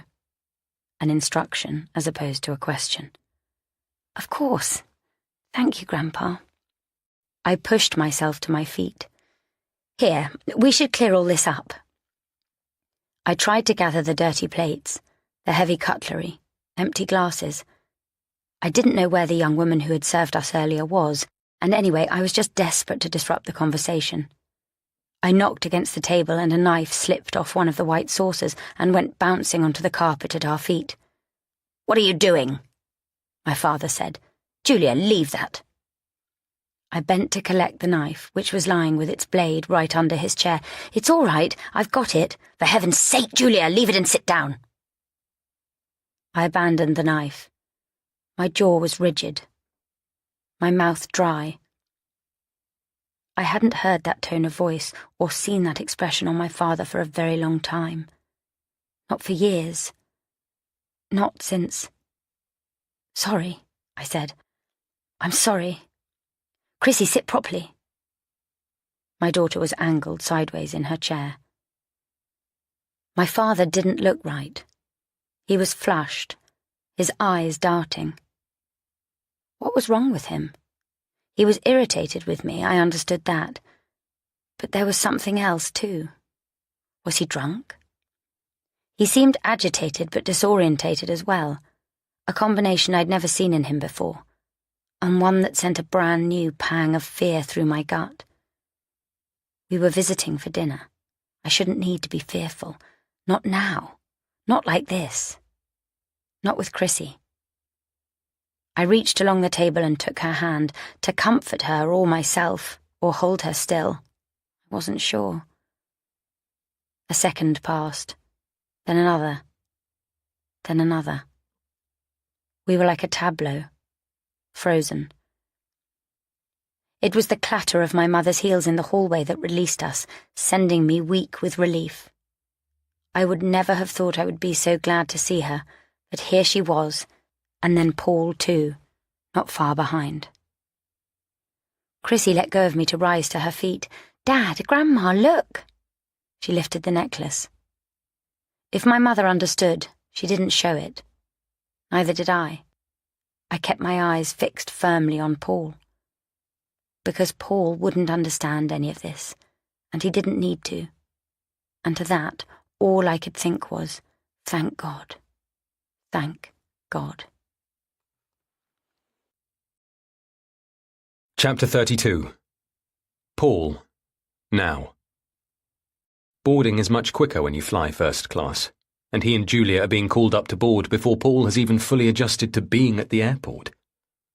He steps with Julia to the front of the queue, handing over their boarding passes and letting the flight attendants smile them into the close tunnel that leads to the plane. Inside, the first-class cabin welcomes them with comfort, privacy, ease. An attendant lifts their hand luggage, Julia's handbag, a small rucksack of his, into the rack, and Paul drops into the deep, wide seat. He sits next to the window, Julia by the aisle. Trains, planes, it doesn't matter. They have always travelled that way. They don't speak. What is there to say right now? They are on the plane, poised on the runway, suspended between all they've left behind in Oxford and everything that awaits them up north. It takes 20 minutes for all the passengers to embark. While they wait, Paul creases the pages of the glossy magazines in front of him, scoring through the promises of entitled, privileged lives. Julia has dark sunglasses pulled down over her eyes, even though there's no sunlight showing through the porthole. Just black sky and the grey pall that foretells the growing storm. They sit and wait, and the plane doesn't move. When the announcement of a delay finally comes, it's almost a relief. It was so inevitable. Paul fumbles to undo his seatbelt. After all, the warning signs are now turned off. He's so stiff it's as though he's already been sitting on the plane for hours. He accepts the attendant's offer of free water and orange juice, and a cereal bar and fruit. "There'll be further announcements," she tells them. "We'll keep you updated on everything we know, and if you have any questions, then please do just ask. We're truly sorry for all the inconvenience, but we're assured the storm will be moving north very soon." She moves up the cabin, and Paul hears the same words, repeated verbatim, to the next passenger along. "How long do you really think it will be?" asks Julia. Paul cranes to look out of the porthole, where a tow truck buzzes across the runway. He shakes his head. He doesn't know.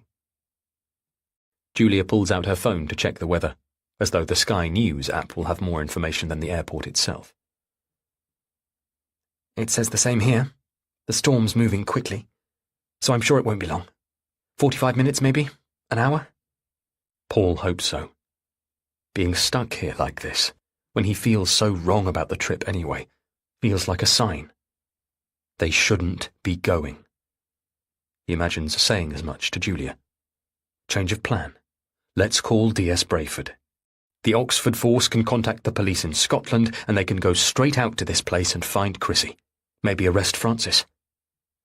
Instead, he bites his tongue. Sitting in a grounded plane at Heathrow Airport, they are no good to anyone, least of all themselves. But he knows Julia won't turn back now. The man in front of him has his in-seat TV tuned to a news channel, headphones on. Reports flicker across the screen, the silent images mesmerizing. And Paul can't look away. He almost expects to see coverage of Chrissy on there. Maybe of Francis Maitland's disappearance, too. But the police said it wasn't time for that quite yet. They were planning to give it at least one more day. If he closes his eyes, the cabin feels as if it's spinning, as though someone should be shouting at him, "Brace, brace, brace." He has to keep his seat back upright to avoid the nausea, even though he longs to lie back. Julia has reclined her seat as far back as you can without making a bed. He longs to claw back some sleep on this plane, but for the life of him, he can't seem to switch off. If only they would get going. He pulls out his phone and checks the share price, despite how irrelevant it feels now. But it isn't irrelevant. Why should it be? In fact, maybe it's even more important than ever. They'll find Chrissy, yell at her, ground her maybe for the rest of her life, but after this whole mess she's made, this scandal, there's more than enough reason to send her to the Royal Institute, not as a punishment, but for her own good. Her behaviour has escalated in a way Paul never imagined, despite everything Selina always said. This thing with Francis, whatever it is hideous, a total deal-breaker, and a shocking justification for what, until now, a tiny, naive part of him has resisted. He looks up again. An attendant is leaning over the passenger in front, temporarily blocking Paul's view of his TV screen. Beside him, Julia shifts in her seat. When the attendant straightens up, Paul feels his blood run cold. The images are showing a footballer. The ticker tape mentions post-Brexit tensions in Ireland. And then this. Leaked documents show extent of governmental corruption. In the perfectly regulated air of the cabin, Paul's breath freezes in his throat. The pilot, smooth, patronising, announces that their flight will be grounded for another 2 hours. Paul's forehead, his armpits, grow slick with sweat. An attendant smiles at him, unaware of his horror. He swipes open his phone, tipping his screen away from Julia. Behind those dark glasses, he can't tell what she can see, and finds the full coverage on the news app. He cannot bring himself yet to look directly at his investment. He cannot take in the full facts of that yet. The news app confirms it, though. The name of his company is explicitly listed. Fraud over illegal awarding of governmental contracts. Paul swallows, choking down the taste of disaster. He glances again at Julia, who has removed her sunglasses now, lying back with her eyes closed. He already knows in his bones there's no recovery from this. Not in the share price, and in his marriage, God knows. Now, finally, he opens the investment app, but only to confirm what he already knows. It's right there. An almost vertical aircraft nosedive. His shares are in free fall. The money is gone. Chapter 33. Julia, 6 weeks before. When the details of Chrissy's next audition round came through, I took the day off work. I couldn't remember the last time I had done that, but I decided on it right away this time. Chrissy seemed fine. She didn't particularly seem to need me. Maybe, instead, it was the other way round. Since that first crossing of the threshold, I had fallen more than once, skin burning. Sometimes it seemed like exactly what I wanted, but increasingly it felt like dangerous quicksand. On the other side rested my ordinary life, still there, still waiting for me. I felt the need to claw my way back to it. I pictured hitching myself to my husband and daughter the way a rock climber judiciously secures their harness and rope. Get back to them. I repeated that to myself as I sat with Paul in the kitchen on the morning of her audition, waiting for Chrissy to get herself ready and come down. We sat and looked out at the garden together, and it was a pretty day, bright and sunny, and Paul had made me coffee the way I liked it. 2 sugars, no milk.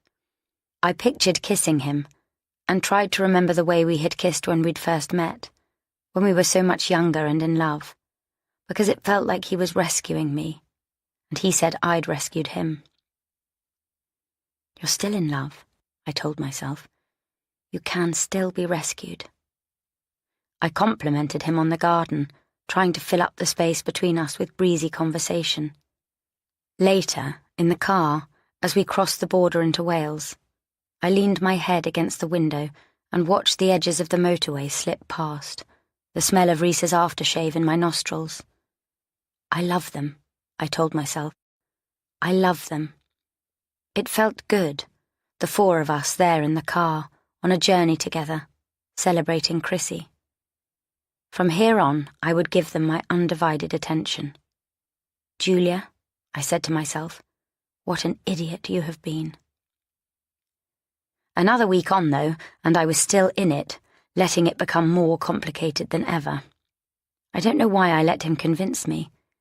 Clearly, there were still all sorts of things going on with me that I didn't understand, or couldn't even recognize at the time, which was why so many of my choices hardly seemed to make sense. I desired him, and I didn't know why. I didn't want this relationship, and yet I did. And because I was confused and always vacillating, it was easier to simply go along with his suggestion about the party. The idea was crazy, reckless. But maybe, I told myself, that was exactly what I needed. Maybe I was seeking a way to bring this to a head. I suppose I hoped that by inviting him, I would be giving him a message. We can't keep doing this. Look at me. I have a husband, a family, a whole life. Then later, as I got dressed upstairs, Paul doing up his shirt cuffs beside me, I began to disbelieve that he would actually show up. Surely, in reality, there was no way both of them could ever be in a room together.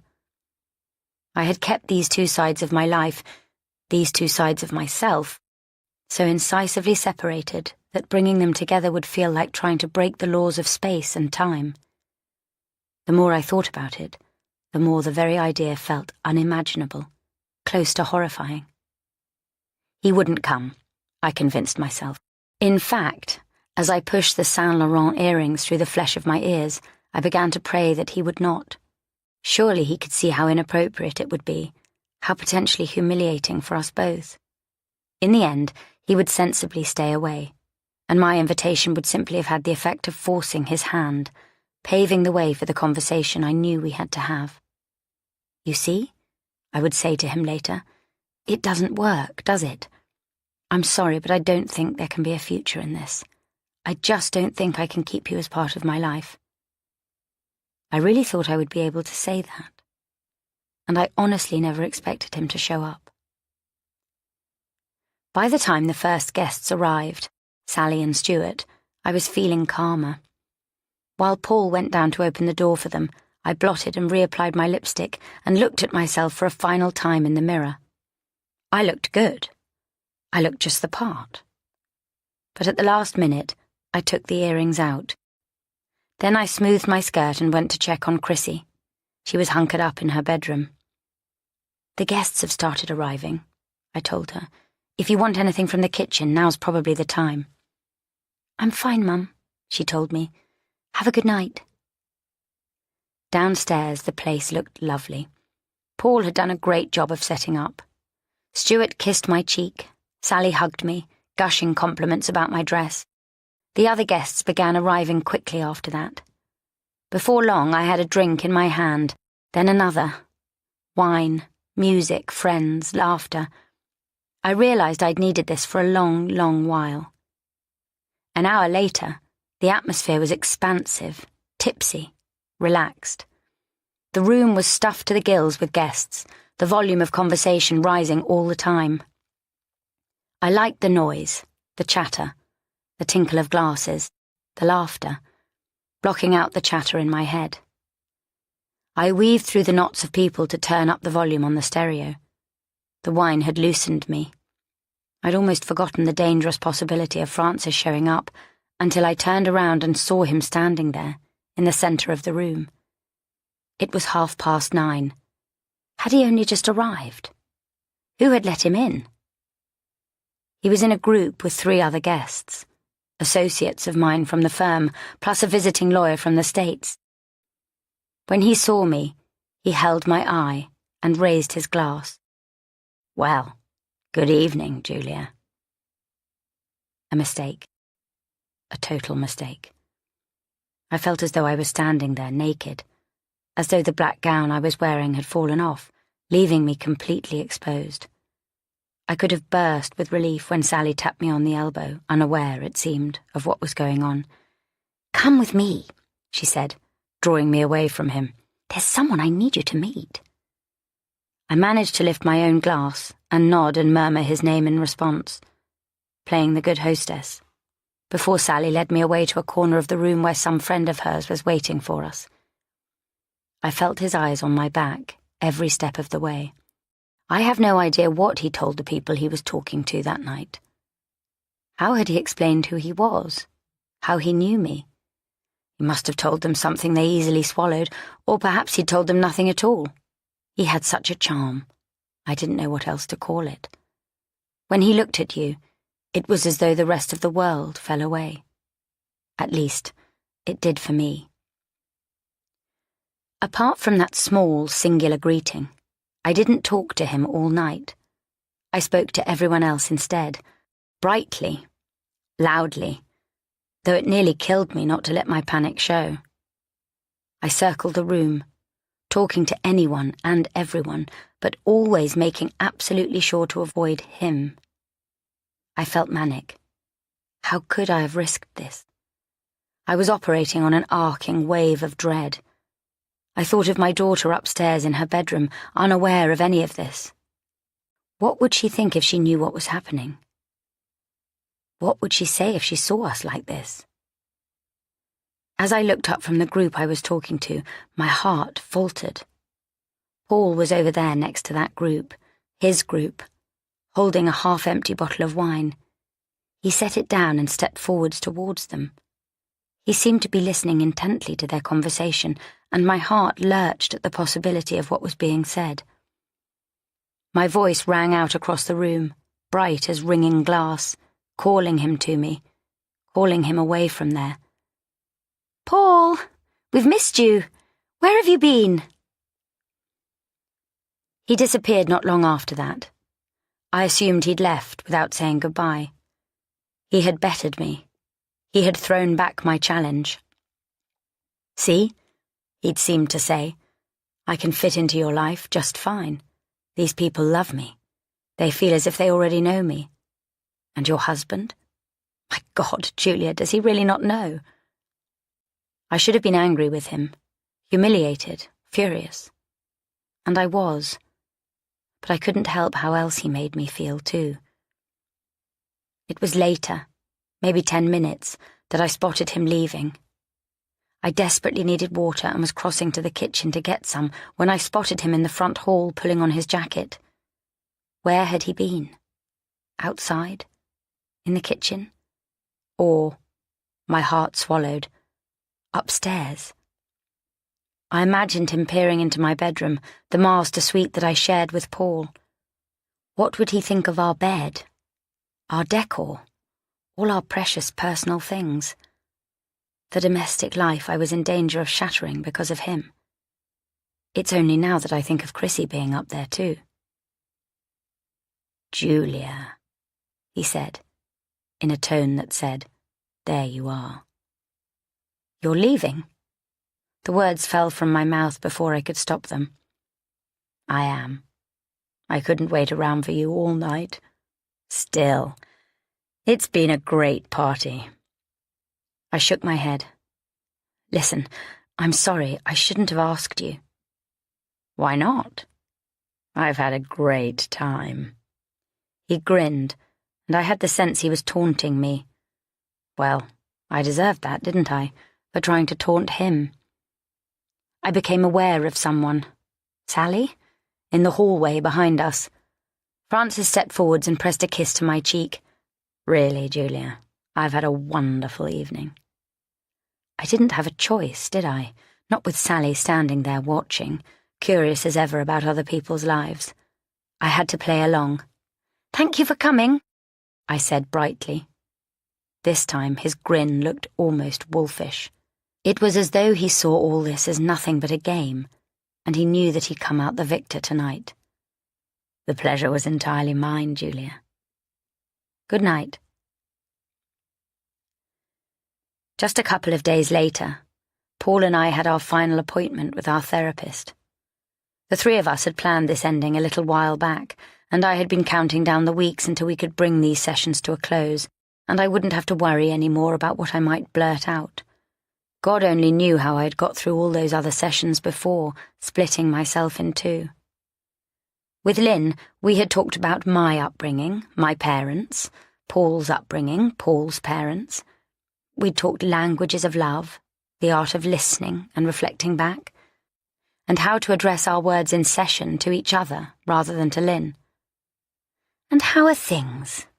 she asked us now, as we settled ourselves down on her familiar sofa. Her room had a funny smell. It had taken me a long time to pin it down. Then, one day, when Paul was cooking bolognese at home, I had nailed it. Oregano. Which had only opened up a whole new swathe of questions. Paul looked across at me. "Mostly good, I think," he said. "Yes," I echoed. "Good." The little clock on the side ticked along. "We've been arguing much less," I added. That was true, but at the same time I had no idea when I had become this good an actress, both here and at home. Now, as I sat compliantly across from our therapist, I wondered if Lynn knew anyway. I wondered if that was part of her expertise, an ability to read a dynamic and see right through it. If she did, she didn't say anything. "I know in the future," Paul was saying, "we'll have further decisions to make, depending on what happens with Chrissy's career, whether I go back to work, for example. But for now, I think we've come to the conclusion that things are best as they are." That had been the question we had initially come into therapy with. Was our unorthodox situation really working out for us? We had talked so much about that, looking at the expectations each of us had brought into the marriage, our expectations of career and family life and parenthood. We had talked about how I didn't want more children, because the difficulties around Chrissy's birth were something I'd never want to go through again. Maybe Lynn really thought we were addressing the big stuff, but we had never really scratched the surface. Or at least, I never had. We had really just talked in simple practicalities, like the best ways for me to let Paul know if I was going to be late, or ways I might still contribute to some of the household chores. How Paul might ensure he found a sense of value and purpose, even within his role of being just, "Don't say just," Lynn would chide, a stay-at-home dad. But other than that, I had mostly lied. And what about Paul? Was it possible that Paul had lied too? I looked across at him. These last few days he had been twitchy and jumpy, stressed in a way I had never known him to be before. I had felt him tossing and turning in bed next to me in the night, and when I asked what the matter was, he said he was worried about the competition. Yet it was out of character for him to show performance nerves like that, which meant either there was more to this competition than I had realised, or there was something entirely different going on. "Julia," said Lynn, interrupting my thoughts. "Do you agree?" I nodded. "Oh, yes, I know it's often difficult, especially right now. I'm working very long hours again, but it won't be forever, it's just this current case." "And Chrissy is doing exceptionally well," said Paul, as though that was the deciding factor, the litmus test. "Definitely," I echoed. "She is. You'd think that here in the safe space of therapy you would be able to lay all your cards on the table. You'd hope that you could be truly honest, peel your lives bare, and say things that might be wounding and hurtful, but ultimately productive and true. I'd always thought I would be a good client in couples therapy. When Paul and I had signed up last year, I'd thought I would step up to the challenge quite brilliantly, straight A student all the way.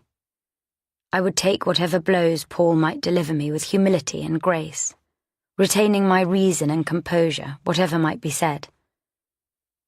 We would weather the necessary storms together and come out the other side with a love that was stronger and truer than we had had before. Instead, I had sat here and lied and lied and lied. "Well," Lynn said, clasping her hands, "that's good to hear. You've both worked hard here and taken a lot on board." For a moment, I desperately wanted to appeal for her help. I wanted to say, "You're a professional, you're trained. Would you be able to explain what's wrong with me? Tell me why I'm doing this. Tell me why I'm choosing such disgrace for myself." But it was far too late for that, and that was utterly my own fault. I hadn't told her anything of use, for me, for any of us. I'd wasted all this money. I'd wasted all this time. And still I found the words balancing on the tip of my tongue. "Well then," said Lynn, "I just have some questionnaires for you both to fill in, to follow up on the ones you did at the start." "Sure," said Paul, already leaning forwards. "No problem." Lynn handed us across the sheets of paper and a clipboard each to rest on our laps. I tried to think back to the way I had answered these questions at the beginning. Is your relationship boring, fragile, happy, honest? Rate on the scale. I couldn't remember. I found myself unable to form a judgment now. In the end, I just put in positive ratings for all of them, though not so high as to look patently false. At the very end was a box for any other comments. I stared at that empty square for a long time, Paul still scratching away with his pen beside me. This was my last chance. I could write it here. "I'm sorry. I've lied to you. I've been unfaithful." At least then I would have made some sort of confession. I would have come clean with Lynn on the bare facts. "I'm sorry," I managed to write. I stared down at those words. I had no proper thoughts, just a sinking, angry, defeated feeling. Car upended, nose in a ditch. You made your bed, Julia. You made your choice. What would Lynn do if I handed such a confession to her? When she came to tot up our questionnaire scores and discovered it? Would she call us in for a follow-up session and make me say it straight to Paul's face? Surely she couldn't overreach herself like that. Beside me, Paul sighed and turned to his last page. Lynn was sitting silently in her seat, and when I looked up and caught her eye, she gave an encouraging smile. I bent my head back down to the page and scribbled those last 2 words out. Then I wrote them in again and simply added, "I'm going to be a better person from now on." Chapter 34. Julia, 3 weeks before. My father called abnormally early the next morning, out of the blue. If either of my parents called us, it was almost always my mother. "Just stay there," I told him. "I'm coming right over." I hardly allowed myself to think as I got in the car, allowing nothing into my mind beyond strict reassurances. These things happened. Misunderstanding, frustrations. My father was older now, and impatience, impulsivity, these things could be natural in old age. And then my mother, it wasn't as though I hadn't noticed her drinking, or rather, her drunkenness, which was perhaps worse because while we had been there at dinner the other weekend, she had drunk very little, but she had been visibly inebriated, even so, which meant she'd had God knew how many drinks beforehand. Take someone who was old and could be grumpy and impatient, and someone else who tended to get a bit drunk, and it was inevitable, wasn't it, that sometimes they would clash? Somehow, they'd managed to get into it at 5 a.m, but these things happened, even with the best of couples. It would be fine. I could sort this. just so long as he had let her be. I was shaky when I got out of the car in front of the house. I had driven fast and I'd had nothing for breakfast, I realised now. I tried to walk straight in through the front door, but one of them had locked it, so instead I had to knock and ring the bell. It was my mother who answered. She swung the heavy door open. "Julia?" I looked over her shoulder, trying to glimpse whether anything in there appeared amiss. "Are you okay? You know Daddy called me." "For heaven's sake, Julia, I'm fine. You didn't have to come." I tried to size her up. Were her eyes glassy? Her speech slurred? "It's okay. I wanted to, and I don't have to be at work until later." Neither part of that sentence was true. "Can I come in then? Where's Daddy?" "Your father's gone out for a drive." "He isn't here?" "No, not right now." My stomach dropped. I couldn't pretend any more that I didn't know what we were dealing with. I recognized the pattern, even though it occurred so rarely. Once a year, maybe, or once every 2. Always the exception, never the rule. But hadn't it happened just a month or so ago as well? That was worrying. That was new. A strange thought jarred me. "Daddy hasn't gone to our house, has he?" My mother looked at me. "No. Why would he? Presumably you told him you were coming here." "Well, okay. Shall I come in then, have a cup of tea? I can stay with you until he gets back." I anxiously wanted my mother to let me in, and at the same time I wanted nothing to do with this. I wanted to get back in my car and drive away. Drive home. Drive to work. To my own place. My own life. "Oh no," my mother said. "That really won't be necessary. I appreciate you coming, but for heaven's sake, Julia, we're both fine." She was repeating herself, and I could feel already that she wanted me out of there. She never welcomed my input. Why hadn't I learned that? Every time I tried to help, or even just talk to her, she only ever wanted to pretend everything was fine. I gave it a beat. 2. "I'll call later then and have a talk with Daddy. I've been a bit worried, Mummy, that he isn't all that well. His mind, I mean, it seems to slip sometimes. Have you noticed? Maybe it's something we could consider getting checked." My mother shrugged a tiny, elegant shoulder. "If you really think that's necessary." I just wanted to try something. "Well, what do you think?" She sighed. "Oh, I don't know, Julia." It made me want to shake her. It made me want to cry. I was so aware that I was still on her doorstep and hadn't even managed to set one foot inside. The house was so big, huge and empty behind her. Anything could be going on with her in there, and who would really know? "Listen, I will. I'll try and speak to him later. Why don't you let me know when he's back?" I didn't know how to say the next part. "And in the meantime, Mummy, please try not to do anything. I know you don't mean it. I'm not saying it's your fault. But you have to try. Try not to contribute." An iciness washed over us then. I shouldn't have said anything. My last words had touched too close, pierced too deep. I shouldn't have said them. We both knew how this worked. I had been living my whole life by it. But I shouldn't have named it. That was how our family continually navigated this minefield, by never acknowledging the things we all knew. I tried one last time. "Are you sure you don't want me to stay, Mummy?" But the answer was obvious. I was already stepping back off the step, and my mother was already easing the door closed. "I don't think so, but thank you, Julia. Really. I do appreciate you coming all this way." Chapter 35.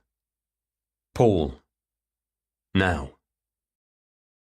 In the turbulence of the plane, everything is shaking. The seat, the tray table, Paul's heart. Julia pushes herself upright, fully awake now. Are we landing? Paul nods. The turbulence eases, but then starts up again, and his stomach lurches as the plane starts to bank. Surely the angle is far steeper than it should be. Surely this isn't normal. They are out of control. They're going to crash. They were delayed on the Heathrow runway for close to 3 hours in the end, before the pilot finally had clearance to take off. By now it's close to 3 a.m., and they have been in their seats for nearly 5 hours straight. Paul is still thinking about what has happened to his investment. He feels as if he's still in some kind of shock. While they waited for takeoff, phone screen hidden from Julia, he desperately scoured the internet forums, trying to glean advice on what to do. All the posts said pretty much the same, because to be honest, it was obvious. In his position, the only sane option was to offload, and as soon as he could, to minimize the hit. But he hesitated, paralyzed, and now that he's finally made the sale, the shares have dropped to almost nil.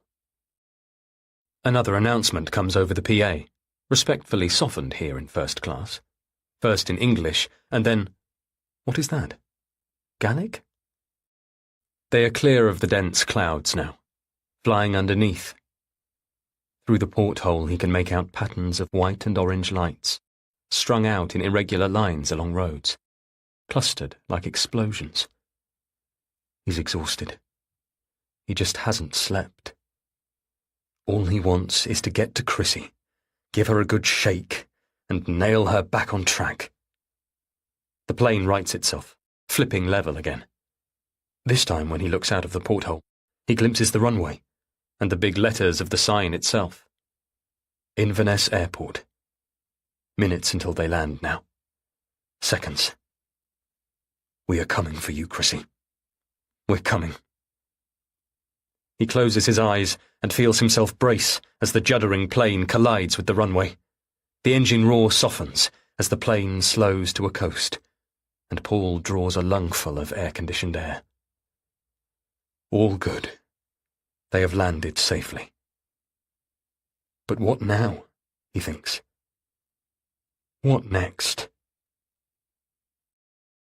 The wind whips about him as he navigates the landing steps in the dark. Julia is in front of him. The storm is raging up here as well, making his every step unsteady. He has visions of toppling forwards, crushing his wife in the fall. Freezing rain blows straight into his face as they cross the wet tarmac to the small hangar-like airport. Inside, it's little more than one big corridor. It's like they've landed in a shiny, converted cow barn, a tinker toy version of international life. This way, Julia says, tugging him by the hand. Her hand clasp feels like handcuffs now, to be used to pull each other this way and that. But Julia is right. She's pointing to a sign. Arrivals/baggage reclaim. She drops his hand to dig in her bag for her phone. Meanwhile, he checks the address of the hotel they are staying at. Inverness Palace Hotel. Base camp, though hopefully for no more than 2 nights. He tilts his face up to the corrugated ceiling, trying to tune out the clatter of wheelie suitcases passing by. He counts to 20, to ground himself. It's as he waits for their suitcase to appear that he sees it. On one of the tacky billboards that hangs in the arrivals area, in a line of adverts that fills the space. He reads the words, Maitland Renewables, British design for our global future. He grasps Julia's arm. Look! What? He points. There, that advert. There's a company here. It's under his name. Maitland. It's the company. It's the one Paul has invested in. But Julia is shaking her head. It's a common name, Paul. That could mean anything. The conveyor belt is moving now, a jumble of luggage making its slow circuit. But don't you remember? He pulls up short. Of course, she would have no idea what he overheard at their party. She wouldn't know about this company that Francis has connections to, the one Paul recklessly invested in. And how can he explain any of that to her now, when £30,000 of her money has been completely lost? Instead, He can't do anything but go on lying to Julia, the way she's lied to him. And so is it salt in the wounds, or a helpful clue? That evidence there on the billboard sign. Even proof. It seems there has to be a connection between Camp Dion and Maitland Renewables. It's all part of the same thing, isn't it? Finally, it's beginning to make sense. Never mind, he says to Julia. But listen, we thought this location was so random, but I really do think you're right. I think Francis is here. Until now, he hadn't fully been able to put the two of them together. That man, Francis, and his precious daughter. But he's being forced to picture it now. Deal with it as a reality. It is jarring, sickening, a dislocated shoulder being snapped into place, despite all his efforts to curb that part of her. He never imagined it would show up like this. There's ours. Julia is pointing. Their little black suitcase lies slantwise across the conveyor belt. He reaches it just before it passes by for another circle and wrestles it off, the sharp edge of it nicking his shin. Here. He makes his way back to Julia and pulls the handle up, setting the thing on its wheels. Go ahead. I'll follow you. Outside, the taxi rank is poorly sheltered, and it's freezing up here, the wind blistering, so much colder than he could have imagined. Again he has the urge to reach out to his wife and tell her, Julia, we don't have to do this. If Chrissy is here, why don't we call the police and tell them? Let them help us. Surely we only risk making things worse.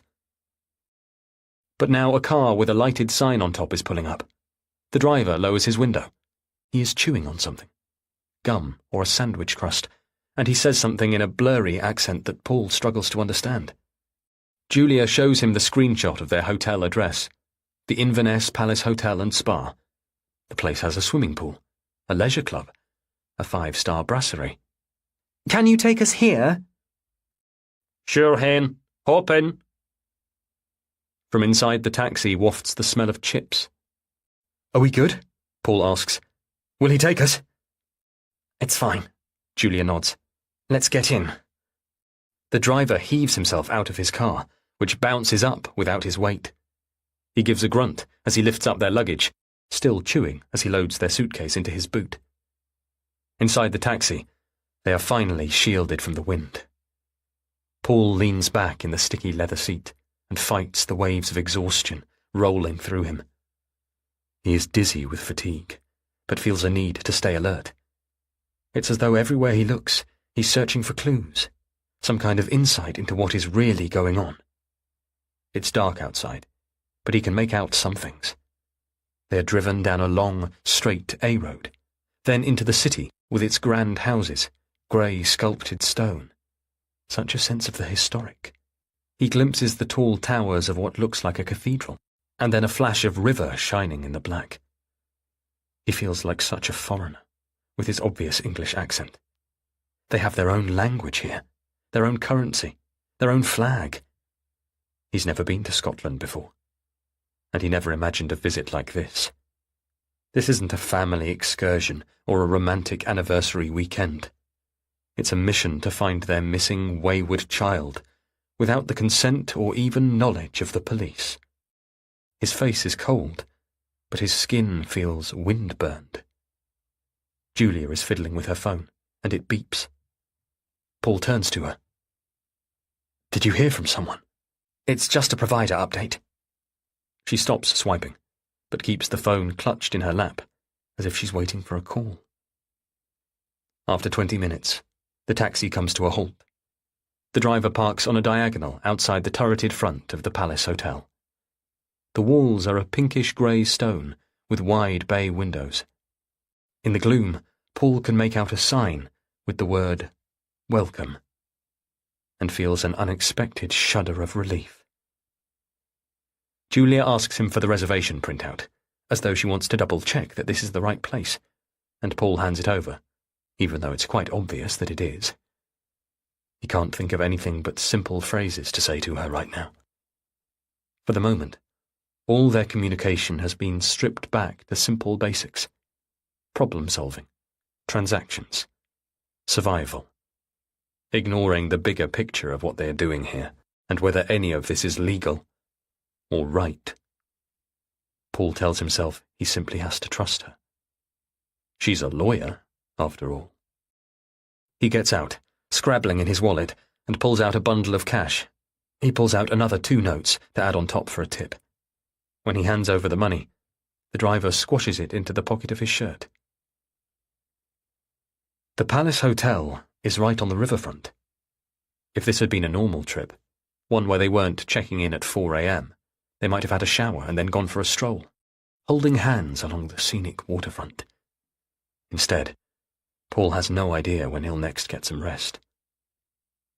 The driver retrieves their suitcase from the back and sets it down on the tarmac. The car bounces again as he climbs back in, the slam of the door loud in the quiet of the night. "Enjoy your stay," he says through the window, before driving off, tail lights winking a nonchalant goodbye. Inside, the hotel is glistening and spacious, like a plush cream box. There are sculpted white pillars and a wide, polished reception desk. There's no one else here, though, at 4 o'clock in the morning. Is there a bell? Julia says, but the wide reception desk is empty. Paul feels exposed, at any moment expecting a police officer to emerge. But his wife steps forward, that ingrained confidence again, and calls out loudly, "Hello!" Her voice sounds impertinent in the space, but it does the trick. A moment later, a young woman appears, brightly awake, and she looks so like a typical hotel receptionist that Paul feels himself give another exhale of relief. 5 minutes later, they find themselves in the hotel room, the heavy door easing itself closed behind them. Now the relief is overwhelming, because this room is exactly what they need. Spacious, quiet, comfortable, pristine. They are on the 3rd floor, with a tiny balcony and views out over the river. White dressing gowns hang on the back of the door. There's Twining's tea and Scottish shortbread, and a thick stack of towels on a shelf in the ensuite. Julia adjusts the heating upwards, filling the room with the warmth Paul craves.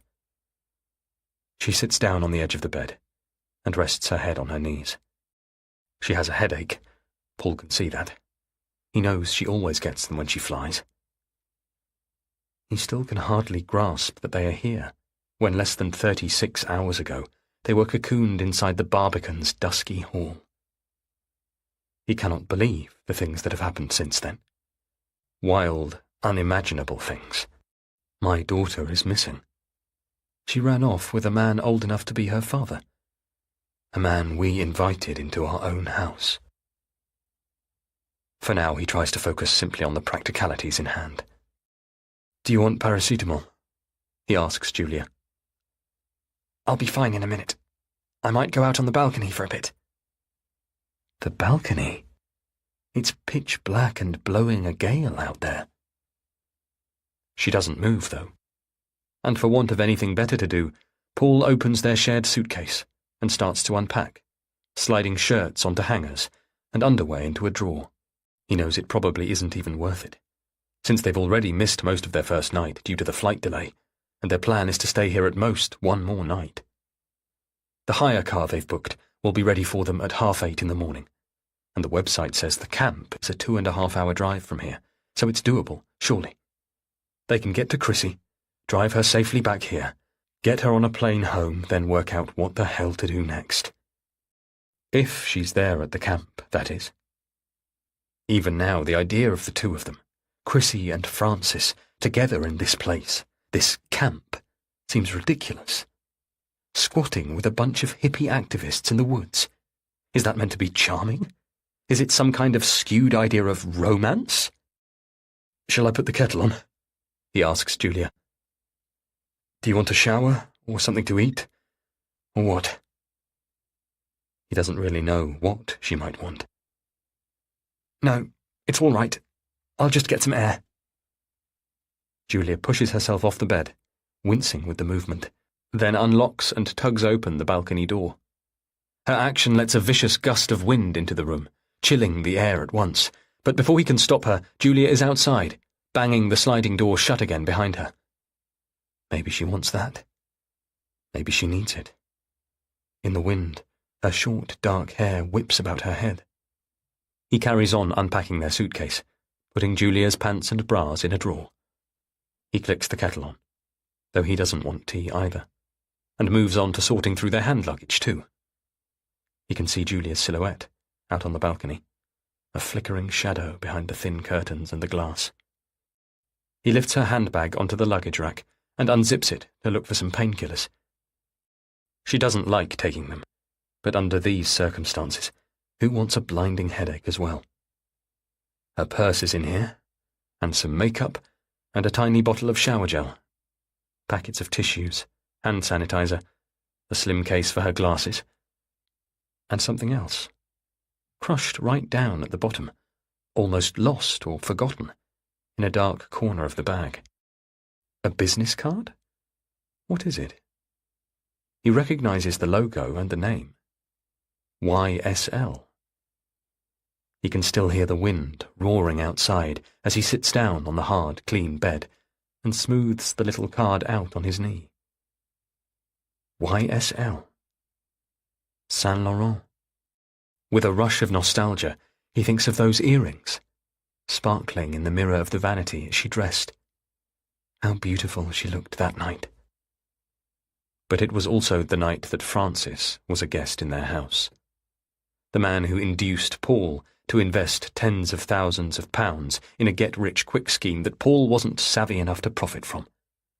A man whom Julia foolishly lied about knowing, but who is somehow terrifyingly tangled up with their family, and who, through fate or coincidence or God knows what, now seems to single-handedly be ruining Paul's life.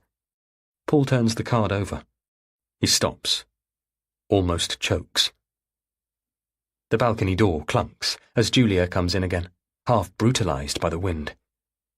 She doesn't seem to notice that her handbag lies open and part disemboweled on the stand. Her eyes are watering, her cheeks reddish-blue. "Actually," she says, "I think I need that paracetamol after all." Paul gets to his feet. Julia trails off as she sees him standing there. Now she's looking at him properly, seeing him and what he's holding. So now they both know. She goes pale. He holds the card in his hand like a bomb. Julia? No escape. They stare at each other. He holds the creased card out to her, like an offering. To my Julia. Love, Francis. It says. Chapter 36. Julia. He wasn't a work associate. Never had been. I first met him at Duchelle's, a private members' club in Oxford. Rather than going home to my family after work, one evening I went to the bar there, alone, instead. Most people in Oxford wouldn't even know Duchelle's existed. It was perfectly selective like that. But I knew this place. I had first come here at the age of 17. My father had taken me and bought me a vodka martini, a drink I've always chosen ever since. He taught me to drink it like a perfect lady, in tiny sips, with restraint. No one cared that I was underage. My father was paying. We spent a whole afternoon there.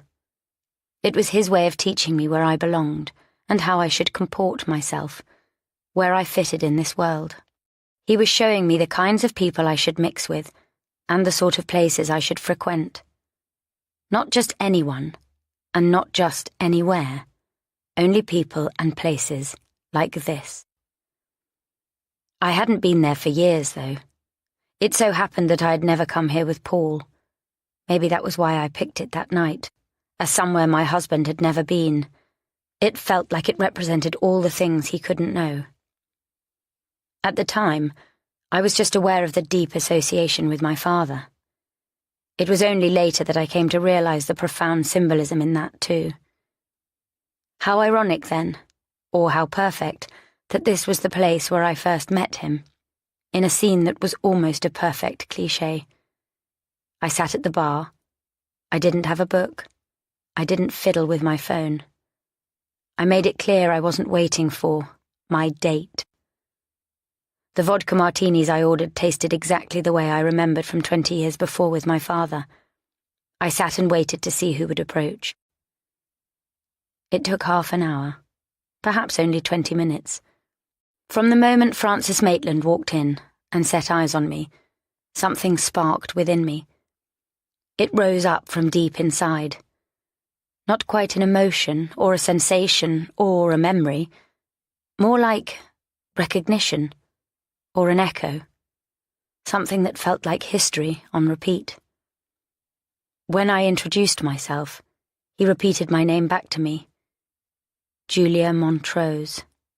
Hearing those words, in his rich voice, and it was as though part of myself came back to me. Montrose, I'd told him, not Goodlight. He bought me a drink, another martini. Brazenly, he offered me cocaine, which I took.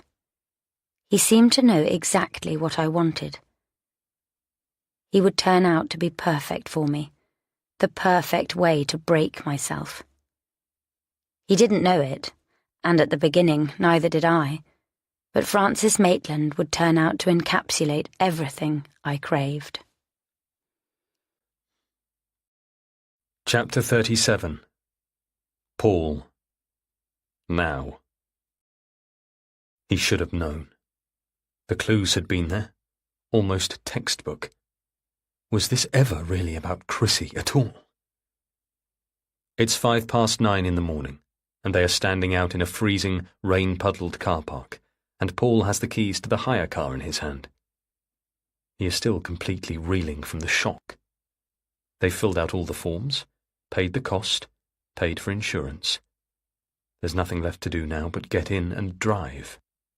The two of them. For nearly 3 hours straight. The car smells of pine air freshener and cheap leather and carpet cleaner. It only makes the nausea in Paul's stomach worse.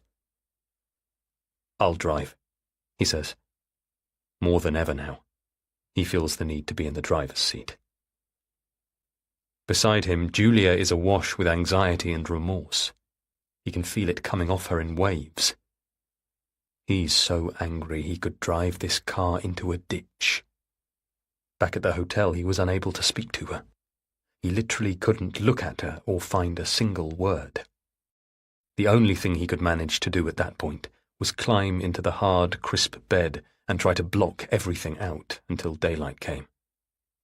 He wasn't going to sleep. They both knew that.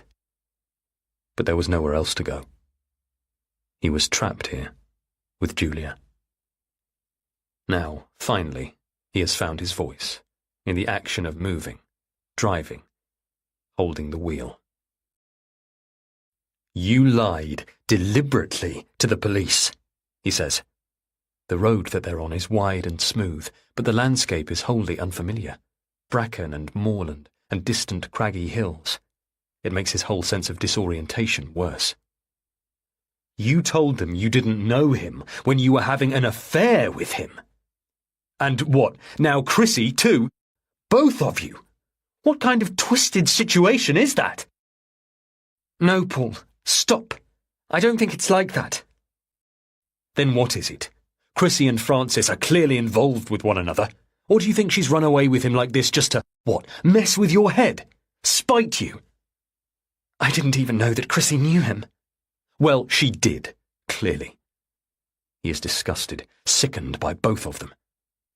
You know what, Julia? He came to our house. I know he did, because I invited him. No, not then. Not at the party. Another time. I came home to the reek of his cologne in our kitchen, just days after that evening when Chrissy ran off. He cannot believe what they've got themselves into. What Julia has got them into. He wipes sweat from his forehead with the back of his wrist, then places his hands back on the steering wheel. 10-2. As though following the rules and doing things properly could somehow fix things. And you didn't tell the police any of this, Julia. I know. I'm sorry. They pulled out his photo and I was just so shocked I couldn't speak. And then they told me you knew him. So you were going to leave for Scotland without me? What a perfect way to cover your tracks. He can't keep the sarcasm out of his voice. You were never going to tell me, were you? You did all this so you could keep up your lie. Paul wants to pull over and cover his ears. Part of him wishes he'd never said anything and had simply shoved that damning piece of evidence back into her bag, fed her paracetamol and water and pretended none of this was real. But Julia realised as soon as she saw him. The look on his face. You can't be married for 8 years and not be able to read each other like that. So now it's out in the open. There's no escape. For 2 hours, he has her. He can ask her anything. Which way? He says to her. They are coming up to an unmarked junction, and Julia is navigating. Which way? Julia taps the screen of the car's complicated sat-nav. Straight on. No, wait. Left. Follow signs for Lagan and then for Kilgarry. That's the town just outside Camp Dion. It's raining as well now. Thick, heavy drops spattering the windscreen.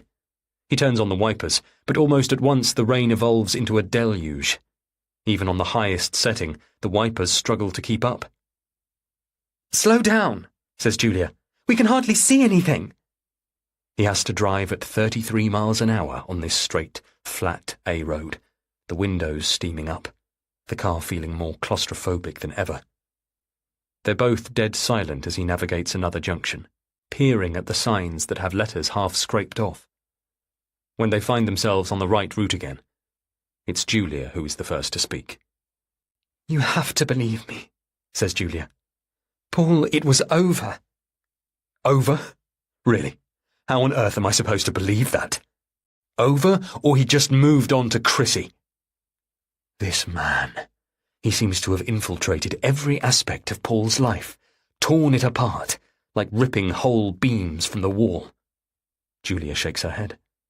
Stop it! Stop saying that! Jesus, Paul, you've got no idea. Listen, I broke it off with him weeks ago. Honestly, I did. I mean, I tried. Tried?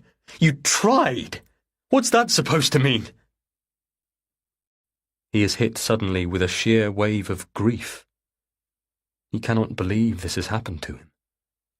Yes, of course he knew he and Julia had problems, that she was unhappy. He'd sensed that she had been losing her way.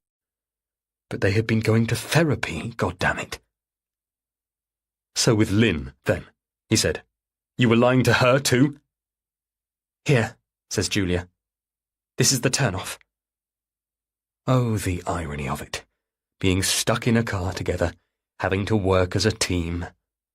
He hates this. He is overwhelmed by these roads, the wind, the rain, the navigation. How can they also be having a conversation like this? As though in answer, Julia's phone rings. Shit, she says. Shit, it's DS Brayford again. You have to answer it. Let me pull over.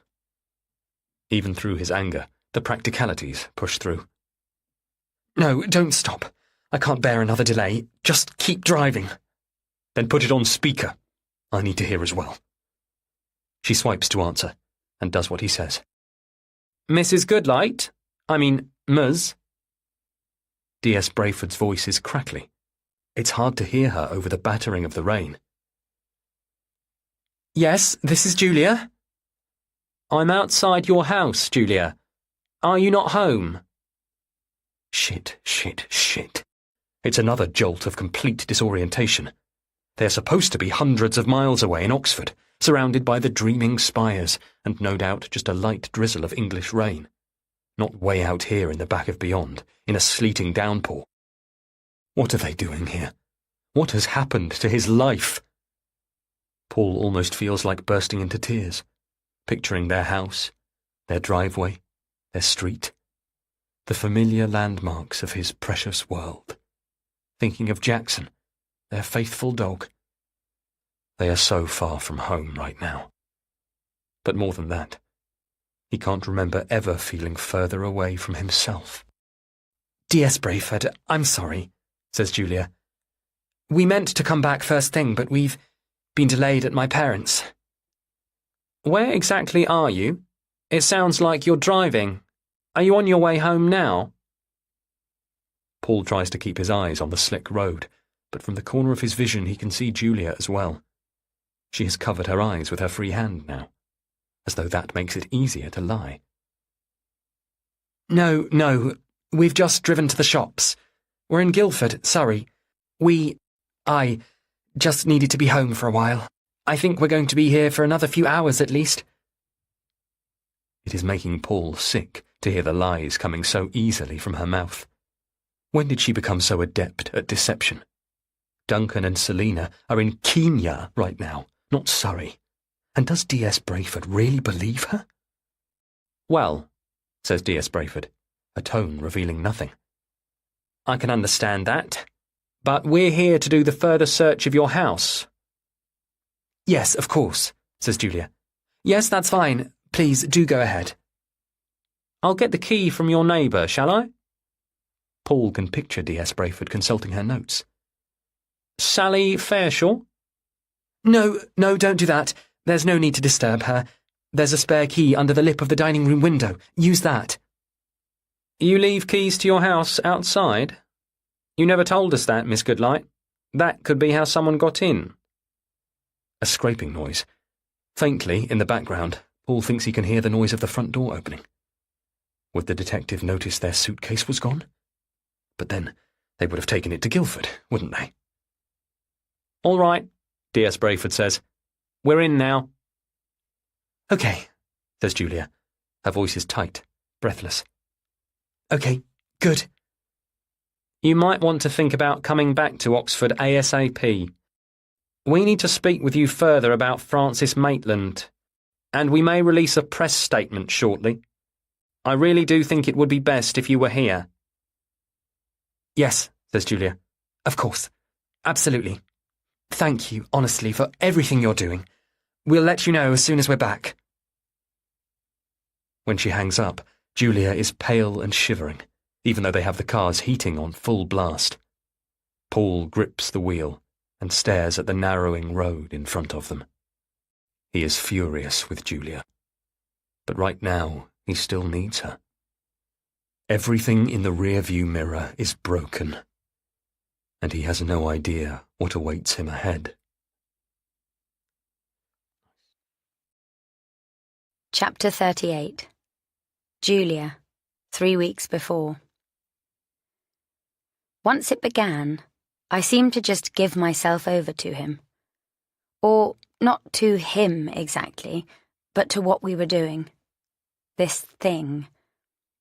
I kept on letting so many things happen, dumbly oblivious to what was even driving me. What did I need? What was I looking for? Why was I letting myself be pulled apart like this? Looking back, I'm no longer surprised by any of the things I found there. All I knew at the time was that it felt like digging my way to the floor of a black hole. Our meet-up that afternoon wasn't so different. We went to Duchelle's again, though these days we didn't do cocaine in the stylish toilets. We did it in a decadent hotel room upstairs, instead. He seemed to be almost glowing when he met me in the lobby, and I felt myself tumble again. Heart, or something deeper, darker, completely overtaking my head. "Julia," he said. He held his arms open as he approached and kissed me. "How long have we got?" Not the most romantic of questions, but I shrugged and told him, 1 hour or 2 at least. He kissed me again and pulled me tight. "Wonderful." He nodded at my vodka martini, olives close to the bottom of the glass. "Another?" I thought about this. I really tried to be honest with myself. What did I want? What had this thing become? What was I asking it to be? We could sit down here and drink and talk. I could let him compliment me, charm me, respect me as he drank his ruby red wine. I could step back from this. I could tell him, maybe it would be better for us to just be friends. Instead, I shook my head. No, I told him. Let's go upstairs.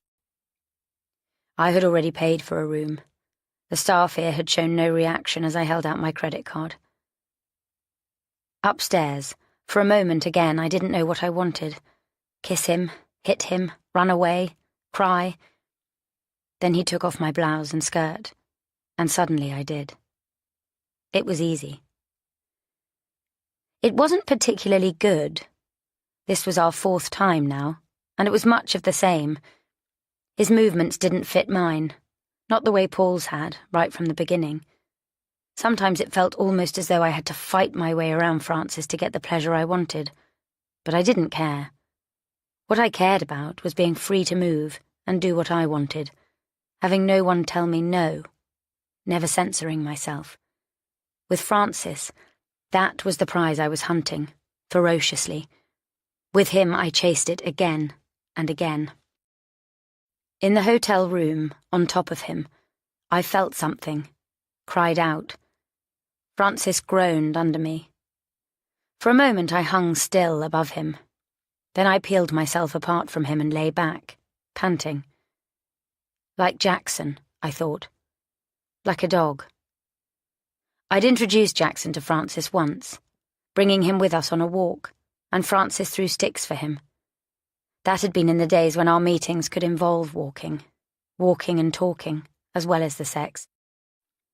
5 weeks in, and the sex could still make my skin burn, I noted, curiously observing myself from outside as I watched Francis carefully shape 2 lines of coke.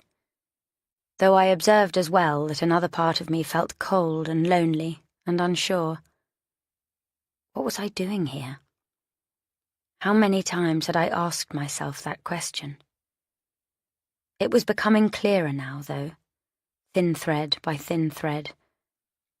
I sensed that I was trying, in one way or another, to transport myself backwards, all the way to the night when Chrissy was conceived. Yes, that night. My mother had refused to throw away the photographs, and I never looked at them. But I knew that those images were beautiful. They were meant to be beautiful. That's what it was. Freedom, liberation, abandon, splendor, brilliance, bright young things. I was in love with him too, Christopher, Chrissy's father, or as much as I knew how to love at that age. I was only 21. Everyone was having sex, and no one was moralizing about it.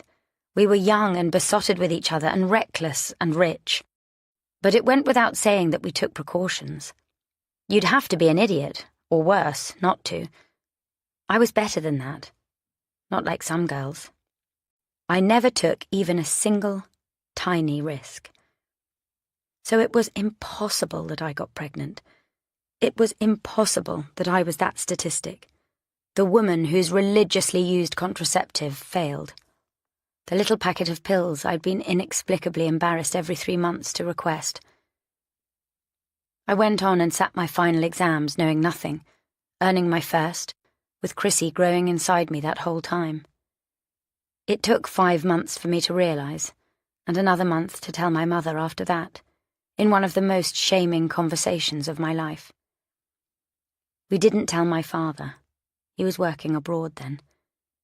When he came back, I was 7 months gone, and there was nowhere to hide. By that point, I had only just told Christopher. He was abroad too, living it up. He said that he would support me once he was back in England again, and settled. He never came back. It was only a couple of weeks after I told him about Chrissy that there was the awful car crash, and he died. And not long after that, all hell broke loose. I was thinking about all this as I looked at Francis, a new awareness growing in my gut. I said to him then, "I'd better get going." "Stay," he said, and bent to inhale another line of coke. Then he reached up and threaded his fingers through my hair. I wore it short these days. Sally said I looked cute, like Demi Moore in that old film Ghost. I can't. I leaned forward and made myself kiss him, flecks of powder stinging my lips. Francis shook his head, his fingers tightening against my scalp. Stay. Afterwards, I told myself he didn't mean it. Drugs can make you do funny things. You aren't always aware of your own strength. Still, the pain was enough to make me lose my breath.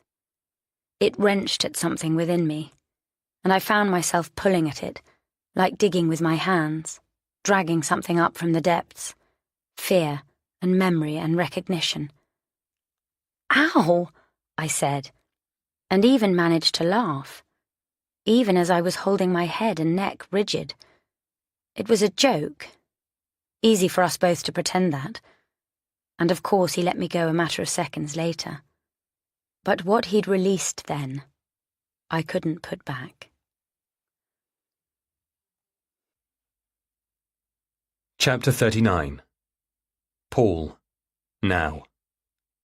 After 2 hours of driving, they are hopelessly lost. They must have taken a wrong turn somewhere, and who knows whether it was Julia's fault or his own. They were arguing too much to even realise. Now the sat-nav tells them they have veered well off their route, but their efforts to right themselves have brought them round in circles. Paul wants to scream from the frustration of it all. "We need to stop," says Julia. "We're going to have to ask for directions." Paul knows she is right, but he doesn't want to listen. He wants to gun the engine, put his foot to the floor, and get them wherever the hell they are supposed to be going. Grab Chrissy, kill Francis, and run home. "Here," says Julia, leaning forwards in the passenger seat to peer through the runnels of rain on the windscreen. "What's this place?" Through the rain, he can just about make out the town sign as they pass. Another place he's never heard of. "Head for the high street," Julia goes on. "The main road or whatever. There must be someone around there we can ask." But the rain is still coming down, and barely anyone is out on the streets. They pass estate agents, hairdressers, a butcher's, each shopfront inserted into grey stone. He can see the shapes of people huddled inside shops, and a group of bundled-up smokers crammed in a pub doorway, but none of them close enough to call out to. When Julia rolls down her window and leans out, letting the cold and wind and wet into the car, no one notices. And Paul wants to yell at these people for being so ignorant and useless. "Park up," says Julia. "I'll get out." She doesn't have a hood or an umbrella, but Paul does what she says, wrenching the unfamiliar hire car into a slanted parking space and watching as Julia clambers out. There's an elderly woman now, covered head to toe in a black cagoule, walking a small dog with a tartan jacket up the road. Julia stops her in the downpour, and Paul sees her gesticulating. The woman shakes her head, frowns, and then her face clears. She points ahead of her, back the way they've just come. Julia returns to the car, head bowed under the rain. "Get in," he says. "I've got it. They've dug up the roads here. The whole layout has changed." He does as she tells him. Of course the sat-nav hasn't been updated. Ridiculous for the price they've paid. "Head back to the roundabout," Julia says. "This time, 4th exit." Wordlessly, he follows her directions. But even once they finally find their route again, the sat-nav happy, the anger washes over Paul relentlessly. They reach Kilgarry at 2 in the afternoon, jittery and exhausted. Little spots dance at the corners of Paul's eyes. The rain has eased off now at least, and the sun is even trying to poke through the clouds. But everything is still sodden, and it's bitterly cold. Paul doesn't want to leave the stuffy heat of the car, but they have to stop here. The track to the camp isn't marked, so they need directions. They can't just go driving off into the forest. He cannot imagine how the group is living out there, in this weather. From the pictures on the website, they seem to be set up with little more than tents. For the 1000th time, he wonders what on earth Chrissy and Francis are doing here. "There's a newsagent's," says Julia. "We'll ask in there." As they get out, a black dog comes running up to them, barking. Its owner doesn't seem to be with it, as far as they can see. Paul follows Julia to the entrance of the shop, the bell dinging as she pushes through the door. Inside, the aisles are narrow. There's barely room for both of them. The lights are bright, the shop chilly. The milk cartons have Scottish flags on them. They don't belong here, and yet here they are. The girl on the cash desk looks barely 15, with braces and a smattering of spots on her forehead. Julia goes straight up to her. Excuse me, we're wondering if you can help us. We're hoping to make our way to Camp Dion. Camp Guyon?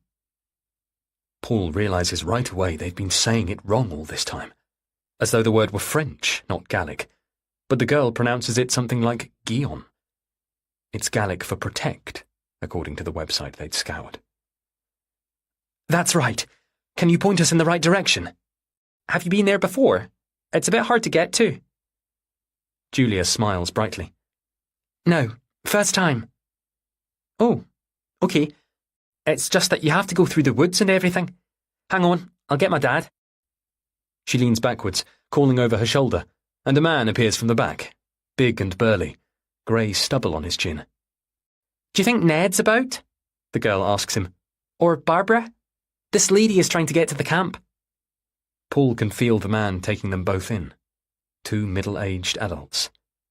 He bets he and Julia don't look the right sort at all. Not by a long stretch. Maybe they should have mentioned Chrissy to explain it all. Have you seen this girl? Have you seen this man? But he doesn't want to tell their story to these strangers. Our daughter has run away from our beautiful home in Oxford, abandoned an opportunity I've worked my whole life for, and come here with a man who was having an affair with my wife. You know some of the activists there, do you? The man says. There was a new group of them arrived the other day. I thought you lot organised your own transport usually, though. Well, no, says Julia. We're not really with them. We're just doing a bit of research, trying to learn more of what they're all about. Right, yeah. We've had a few journalists and whatnot before. Well, there's probably about 30 of them camped out there now, all trying to prove you can live without heating and TV or a roof over your head. They're a bit... The man twirls a finger at his temple. Some of them. But they're harmless, really. Just passionate, I guess. Anyway, in terms of getting there, Ned across the way should help you. Oh no, that's all right, Paul says. We've got a car and everything. We just came to ask for directions. The man peers past them, out into the street, where they've parked. The bonnet of their car is glistening in the rain. Those are your wheels? Yes, says Paul. For now, anyway. We hired it. You can't go in that, the man says. You'll end up breaking an axle. The road's really bad, the daughter elaborates. You have to walk some of it. And after all the rain and everything. Does she know the boys and girls from the camp, Paul wonders? Has she been there herself? Or does her father insist that she steer well clear? Speak to Ned in the pub, like I said. Say I sent you. He'll sort something out. The man is already disappearing through into the back. His daughter leans her elbows on the counter, looking up at them with that bland curiosity teenagers have. Paul smiles at her, still unsettled. Thank you. No problem. Hope you get there all right. Chapter 40. Paul. Now. They've bought a bag of crisps, 2 sandwiches, and 2 bottles of water, and carried the haul back out to the car. This small, local pub, they've discovered, doesn't open until 3. So what else can they do for now except wait? The rain has started up again, and Paul thinks he can hear a faint rumble of thunder too. He wants to drop his head into his hands. He is exhausted, sleep-deprived, starving. We aren't going to make it, he says, as Julia tears open the stale sandwiches. What? We aren't going to get all the way to the camp, find Chrissy, and get all the way back to the Palace Hotel tonight. Not at this rate. Don't say that. Of course we will. But Paul shakes his head. He's right here in Kilgarry, so close now. But they are helpless. They can't walk to the camp alone in the rain. They don't know the way, or even how long it would take. He still can't understand what Chrissy, or Francis, is doing here. The more they learn about the camp, the less any of it makes sense. Outside, lightning flashes, then the inevitable roll of thunder comes. The car shakes, rocked by a gust of wind. He watches the clock on the dashboard. The minutes tick past. There's no sign of movement from inside the pub. The next thing he knows, his neck is hurting, and Julia is there, shaking him awake. "It's 3:10, she is saying. "Let's go in." Paul can see a light on inside now, through the gloom. It's still raining. He's still soaking. But at least the entrance door opens this time. Inside, there's a bare wooden floor, and it's chilly, like the shop was. Don't people have central heating up here? There's a man behind the bar, polishing glasses, a football game already on the TV screen, a cluster of men on stools at the bar, watching. They look over their shoulders as Paul and Julia come in. "Hi," says Julia. "We're looking for Ned?" Her voice is so much less confident than he's used to. Clearly they are both feeling out of their depth. The bartender looks up from his polishing. "That's me." Paul feels a wash of relief. Small victories. He sees Julia's shoulders ease too. "Oh, hello then. I'm glad we found you. We're wondering if you can help us get to Camp Guyon." His eyebrows lift. "In this?" He means the thunderstorm. "It's a little urgent. The man in the newsagents told us you could help with the transport to the camp." "Well, not me," the man says. "But my wife, Barbara, can. I'm afraid she isn't here right now, though." Paul feels another scream of frustration rising up in him. He has no idea how Julia is remaining so calm. But then she's good at that, isn't she? Not letting things show. "Will she be back soon?" The man checks his watch. 15 minutes? 20? "Maybe you could call her? To check?" A murmur goes up from the men watching the football. One of them calls over. "It'll cost you." "That's fine," says Paul. "We can pay." We can pay. What a horrible phrase. "I'll send her a text," the man says. He sets down the glass and dishcloth and pulls his mobile from his pocket. "Thank you," says Julia. "Honestly, thanks." "Done," the man says. "Want a drink while you're waiting?" "Can you do tea?" says Julia. "Sure. Take a table. I'll bring it over in a sec." When they sit down, Paul says again, "We won't make it." This time, Julia doesn't disagree. "Did you see the sign?" says Paul. "They have rooms here. We could change, dry off, bring Chrissy back here." He is cold and damp. The chill is in his bones.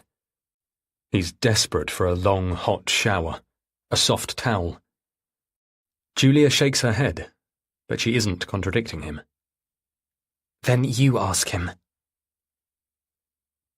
They are shown to the lodgings, up a narrow staircase. Unbidden, the memory comes to Paul all over again. The story of Julia's fall down the staircase at Butte Hall, the one that resulted in a patchwork of bruises, a broken arm and fractured ribs, and, worst of all, Chrissy's premature birth. That fall was only ever Julia's fault, not because, as the official story went, she had tried climbing a flight of stairs while dizzy, but because she'd allowed herself to get high while pregnant.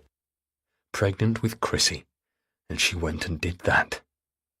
The irresponsibility of it jams up Paul's throat, reigniting his anger all over again, because with everything he's discovered about his wife these last 24 hours, he wonders whether Julia ever really changed, or whether she's still that reckless, irresponsible person even now. Ned shows them into a cramped bedroom. Is this supposed to be the pub's best room, or the worst? Paul's head almost touches the eaves. The place smells damp, but it's drier than they are, and there's a bed that he can lie down on at least. All right? Asks Ned. Yes, Paul says. This is perfect. Good. Well, make yourselves comfortable. I'll send Barbara up to you once she's back. Paul doesn't ask him how much longer that might be. They are already pushing their luck. The owner pulls out his phone again. Give me your number. I'll give it to my wife. They've only met this man half an hour ago, but Julia reads out her number. A moment later, and he is banging the door shut behind him, and they hear his feet clattering back down the stairs. They can hear the football match from up here, and the voices and laughter of the men below. Paul pulls off his jumper and jeans. Both are wet, sticking to his skin. His flesh underneath is goose-pimpled. He drapes his clothes on the radiator, even though it is barely giving out any heat. You should get out of your wet clothes as well. But Julia just stands there. All her composure seems to have deserted her. She looks as though she's in shock or in pain. I found this, she says, while you were speaking to Ned and arranging the room. She is holding her iPad out towards him. He doesn't know why she's brought it. There's nothing else of any use on there. How do you mean, found it? A video. You said she used this to record her practices. What? He says. Yes. But there was nothing in the photo files when they'd looked before. She deleted them, hadn't she? You should look. Julia's arm is starting to quiver. She's still holding the tablet up for him. He takes it from her. It's small, but suddenly it feels so heavy in his hand. Where? He asks.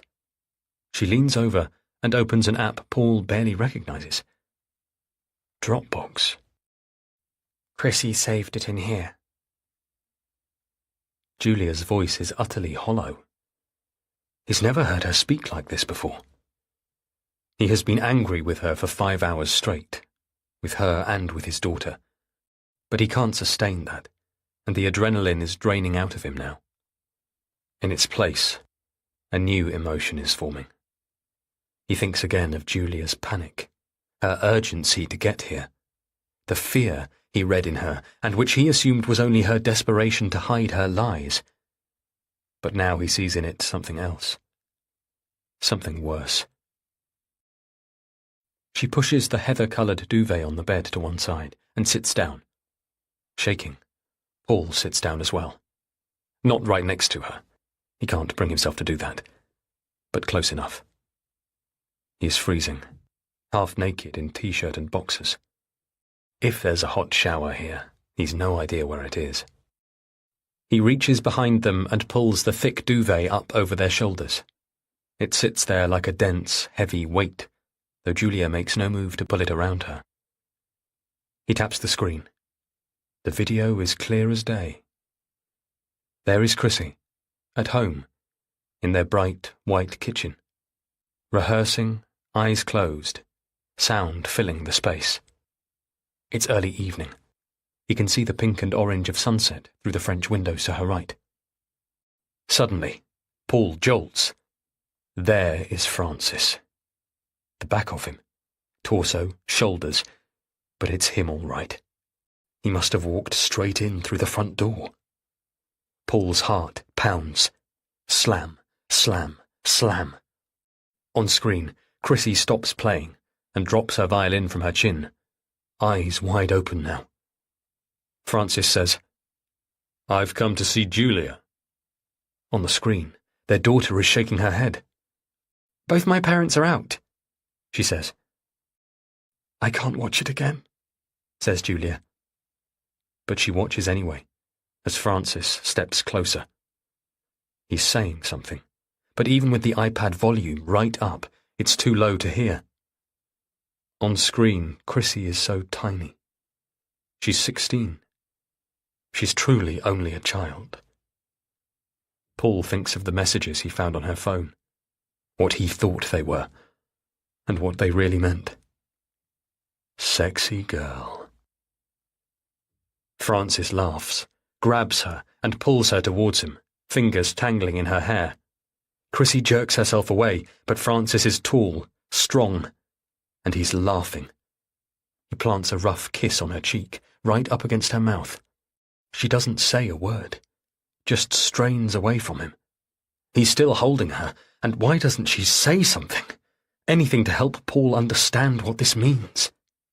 He can only watch, until finally Francis releases her and disappears from shot, leaving Chrissy standing there, panting. Tinnily, through the tiny iPad speakers, Paul hears the slam of their front door. On screen, Chrissy lunges forwards and the video stops, black. Dread horror sits like a ball of concrete in his stomach. Fear finally breaking through after his shock and anger and disgust. Sexy girl. Victim. This isn't right. This is not what Paul imagined. Only now has he seen it. The violence in those moves. And yet, shouldn't alarm have been his very first reaction when the police shared their suspicions about his daughter and this man? He reaches out for Julia. He wants to cry, scream. He can see where the rain has soaked through her shoes. She's frightened. Her fear was evident before, whereas he just felt furious and incredulous and humiliated. But now, Paul thinks of the bruises he saw on her neck. He has to face this, even though it leaves him feeling so helpless. He is terrified to voice it, but he has to. Julia, I need you to tell me. She doesn't move. She's like a small creature, hoping to make herself invisible by staying still. He goes on. Did you believe that Francis could... Is that what you were scared of? Did you know he could be like that? Is that what's made you so desperate to get here? Julia moves her head an inch, her short hair scratching the duvet. But she doesn't say anything, and in the stuffy dampness of the room, Paul goes cold. A dread cold this time. He fights to hold himself still. Answer me honestly, Julia. I have to know. We have to know. We have to be clear whether he's that sort of person. He desperately wants her to reassure him, to tell him that this man she's been having an affair with is good and kind and gentle and sweet, that he may have been impetuous and ridiculously misguided, but that he isn't cruel or dangerous or a true threat. He waits a long time with Julia hunched on the bed before he prompts her again. Julia, say it. Do you think Francis could hurt her? Maybe, she whispers finally. Oh, God! Chapter 41. Julia, 3 weeks before. I tried to climb out of it. I absolutely did. By now I'd begun to see what I was doing, what was driving this, and how misguided and reckless I had been. I knew now that there was nothing good I would gain from this, and that I had to get away before things got worse. I prayed to myself that it wasn't too late, and that I could still recapture my healthy, wholesome life. Paul had already found the drugs, my stupid slip-up, that packet from my pocket that had seemed such a small detail that I'd forgotten it was there. There was no room left now for any more of my mistakes. Honestly, what had I been thinking? I had a daughter at home and a husband. I should have been fighting to drag myself closer to them. I should have been fighting to reclaim the ground that I'd relinquished right at the start. Instead, I'd gone off digging in quicksand, and now I was in it right up to my neck. The very next day, I sent him a text. It said, simply, Francis, we need to talk. Francis had told me about his previous breakups. He'd told me he was good at amicable endings. And of course, in this case he knew from the start that I was married. He couldn't really have been expecting it to go anywhere. He was rich and young enough and handsome. He wouldn't have too much trouble moving on. I've had a nice time with you. I really did have fun. I really thought I could do it. I made a plan, rehearsed my lines. I was going to meet him somewhere neutral and public, not at one of our usual haunts. Somewhere ordinary and plain, with ordinary, boring people all around us. That was where I would do it. I'd wear something austere and formal. I'd order a soft drink, lemonade or plain tea, drink it quickly, say my piece, and go. I would do my best to let him down gently. It wasn't his fault things turned into such a mess. I hadn't thought about how he'd answer my initial text. In fact, when I read his response, it was with surprise, and even, I hated myself for it, a flicker of disappointment. "We need to talk," I'd written, and he'd simply replied, "Sure." I'd arranged to meet him straight after work on Monday, but I never got that far. I came back from my lunch break and he was there in my office. 5 punnets of strawberries were lined up on my desk, and immediately I had déjà vu about the time I found him in the lobby. "What are you doing here?" I said, the same line as back then, the whole of my prepared script dissolving in my head. "You said we needed to talk." He was smiling. I closed my office door behind me. I couldn't have anyone overhearing this. What was he doing here? What name and explanation had he given to Angela, our receptionist? "We're meeting later," I told him. "At Carluccio's." Oh my God, Julia, Carluccio's. Why would we go there, some yummy mummy hangout? My jaw clenched. "It's a restaurant." He was mocking me. "I know that, but Julia, come on." I ignored the strawberries on the desk, but their sickly sweet scent filled the room, turning my stomach. "I'll meet you there later," I said. "To talk?" "Yes, to talk. You didn't seem interested in talking the other day. What do you want to talk about now?" "You know what." "Do I?" I made myself meet his eye. "I can't have this conversation here, Francis. This is my workplace. Go to Carluccio's. In fact, go anywhere. Give me an hour and I'll come and meet you, but not here." Instead, he sat down on my office sofa, the one people were always struggling to get up from. "I brought you strawberries, Julia." "Yes, I see that." Strawberries in February. Wasn't that what you wanted? "Yes, maybe, but now it's March." I tried to smile, pacify him, placate, skills I had practiced with another man my whole life. His facial expression didn't change, but his tone shifted. "Julia." I bit my lip, but kept my head up and tried to keep my breathing steady. This was not how I'd wanted to do it.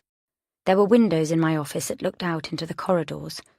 I had the blinds down, I always did, but it wasn't impossible for someone to see in. I had a meeting soon. Someone would come knocking for me any minute. "Please, Francis, this has been something amazing, but right now, I don't think... I'm sorry, Francis, I can't keep doing this." This wasn't at all the way I wanted to say it. "You don't mean that." "I do. I'm sorry." I turned my head away. I couldn't look at him. I sensed him get up from the sofa, in a surprisingly easy move. Outside, I could hear people speaking in the corridor as they passed by my office. From the corner of my eye, I was sure I could see a shadow hovering at the window, listening, or even peeping through the blind. Francis held out his arms. "Julia, come here." I stayed where I was, gripping the desk. "I told you, I can't." Who was out there? Who was looking in? A blur of pink, but I was too scared to turn my head. He came towards me, but he didn't hug me. Not this time. Instead, he brought his hand to my face, and I startled as I felt his sudden grasp. His fingers were pushing into my flesh. My chin gripped almost brutally as he pressed his lips to mine. It was only a kiss, From the outside, it might have looked like passion. Yet, wasn't this exactly what I'd sensed was coming? Wasn't this exactly why I'd tried to get away? This twisted knot of sex and violence, both parts converging in a moment like this. He covered my mouth with his own, held it there until I could hardly breathe, and all the while his grip was crushing my jaw, my neck, my throat. Someone tapped on my door. I coughed, half choked as Francis let go of me. I was weak with relief to hear Peter's voice. "Julia, are you in there? Meeting starting," he said. I never did meet Francis at Carluccio's. I went there at the time I had told him and waited half an hour, but there was no sign of him. He didn't call or text me either. My phone was silent.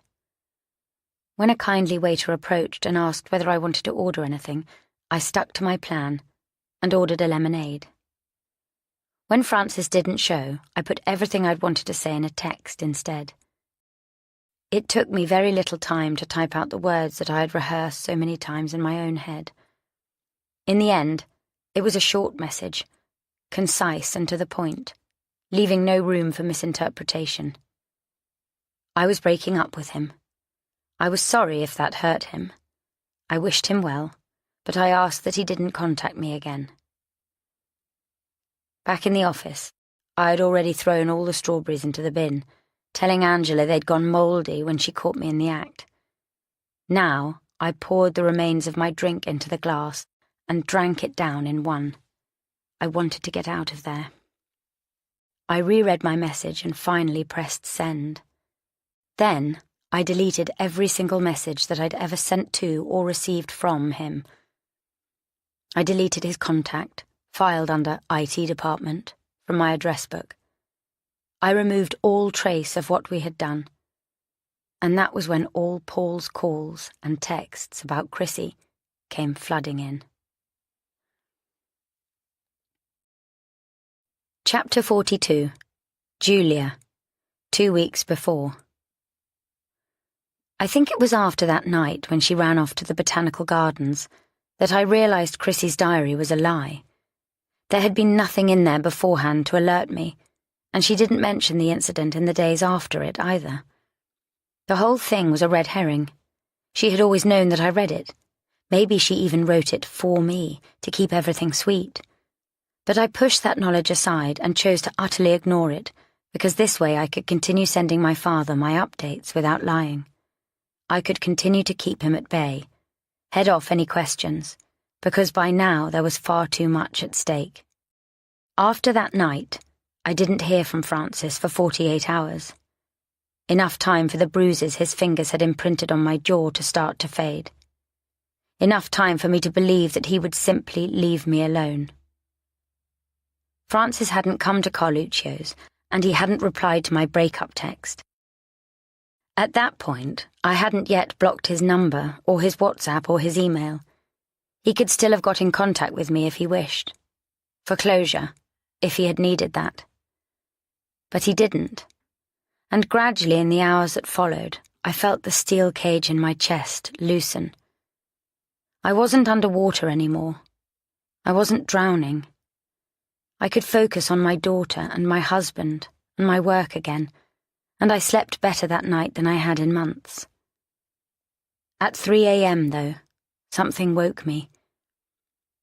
My phone was on silent, face down on my bedside table. It wouldn't have made a noise, and in my sleep I wouldn't have seen it light up, but somehow I woke up, and I knew. For a moment I lay there, staring through the dark at the ceiling, hearing nothing but my own shallow breaths. Then I sat up and fumbled for my phone on the bedside table.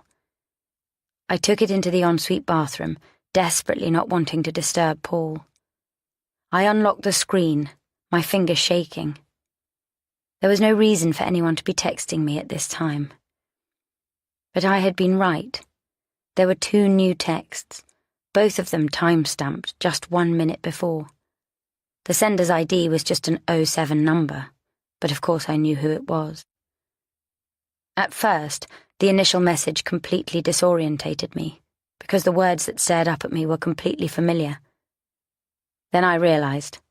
Francis had screenshotted and sent my whole breakup message back to me, setting it in quote marks, so that my own incriminating words filled up my screen again, even though I'd deleted them myself. Below was his reply, a judgment and a ruling on everything I had said. I know you, Julia. You want me. You need this. You cannot expect me to just let you go. After that, he wouldn't stop. See me again. That was the theme of every single one of his messages, and they came at all hours of the day and the night. See me again. Don't cut me off like that.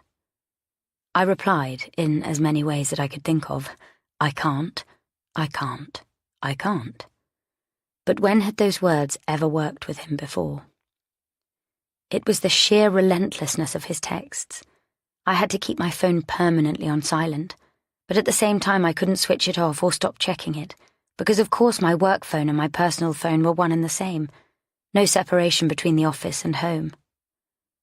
I deleted the messages as soon as I had read them, and I deleted my own replies too. I tried to reason with him. I tried to be a broken record, reiterating everything I had said before, but nothing seemed to get through to him. I was somehow only making it worse. I didn't have anyone to talk to about it. I imagined turning up on Sally Fairshaw's doorstep and bursting into tears in front of her, confessing everything. She would have had advice for me, but advice loaded with judgment and retrospective rulings on what I should have done differently up until now, how I should never have got involved with another man in the first place. I thought about contacting Lynn, our couples therapist, and paying for a secret individual session, pouring it all out to her and asking her what to do. But whenever I thought of that option, all I could picture was her sitting there, looking at me, head tilted slightly to one side, saying the same things that my mother did, and my father. For Christ's sake, Julia, what's wrong with you? We never taught you to behave like this. You should be ashamed. Look at yourself. Look at yourself, Julia. What the bloody hell have you become? And I was looking, but I had no words to properly explain what I had done. All I knew was that now I felt scared and ashamed and guilty. I wanted out. I just didn't know how. When Francis shifted his messaging, asking for a new thing, I told myself this would be the answer. I ignored the part that hated myself so badly that I would put myself right back in his hands. I know we need to break up, Julia. Just see me once more, so I can say goodbye. It felt as if I would be walking right back into the lion's den, but what other choice did I have? In the end, I agreed. In the end, I did it. I met him at an out-of-town hotel. I told myself that if we sat and had a drink like old times and saw each other face to face, if I even let him give me a goodbye kiss, then, finally it would be over. I was shaking as I drove there. I got lost on the way, taking the wrong exit from the motorway. I had told Paul I had an out-of-town conference, another fresh lie to add to all the rest. But I was doing this for him now. I did it while Paul and Chrissy went to her category finals audition. It was raining so hard it was difficult to see out of the windscreen. It was a shabby place that I pulled into, nothing like the places he had taken me to before. Was he trying to make some kind of point with that? I had no idea. I had long since stopped being able to read him. I didn't have an umbrella with me, so I got soaked running from the car to the reception. Inside there was no sign of him, and I asked the receptionist, telling them I was here to meet Mr. Maitland. "Oh, yes," the young receptionist said. "He's in room 201. I stared at her. "Can you ring him, please, and ask him to come down? Tell him I'm waiting for him in the foyer." "Sure." The receptionist lifted the phone and dialed. Her expression was smooth as glass as the phone rang. And rang. "I'm sorry, ma'am, but he isn't answering. Do you have his number to call him yourself?" I fumbled in my wet bag for my phone. Yes, I'll do that. I stepped as far away from the reception desk as I could before dialing. Francis had sent me so many texts that even though I had deleted every one, I had his number imprinted on my brain. No answer again, just his impassive voicemail. I hung up and sent a text. I'm here, downstairs. Do you want to see me or not? It was half a minute before he sent his reply. When I saw it, my stomach clenched. When I said, see you, I meant, see you, Julia. I sank down into a chair, a thick, padded armchair with plasticky seams. I pressed a palm to my heart, as though to suppress the thudding in my chest. Everything okay, ma'am? The receptionist was craning to look at me over her desk. I nodded to her, almost cricking my neck to turn my head. Yes, thanks. Everything's fine. Well, what else had I thought he meant? That we would sit and have a civilized conversation, as though there were no thorns here, as though we were two pebbles, our soft sides smooth. Whatever we were doing here, it would be humiliating, brutal. I stood up again and asked the receptionist, "Where are the lifts?" The receptionist pointed me down a corridor. "Second floor," she repeated. "Room 201. The lift shuddered as it carried me upwards with its greasy mirrors and unforgiving overhead light. I had visions of its wire ropes snapping and me plummeting to my death. The whole thing felt like some kind of death wish to me. On the second floor, the doors opened on a claustrophobic corridor.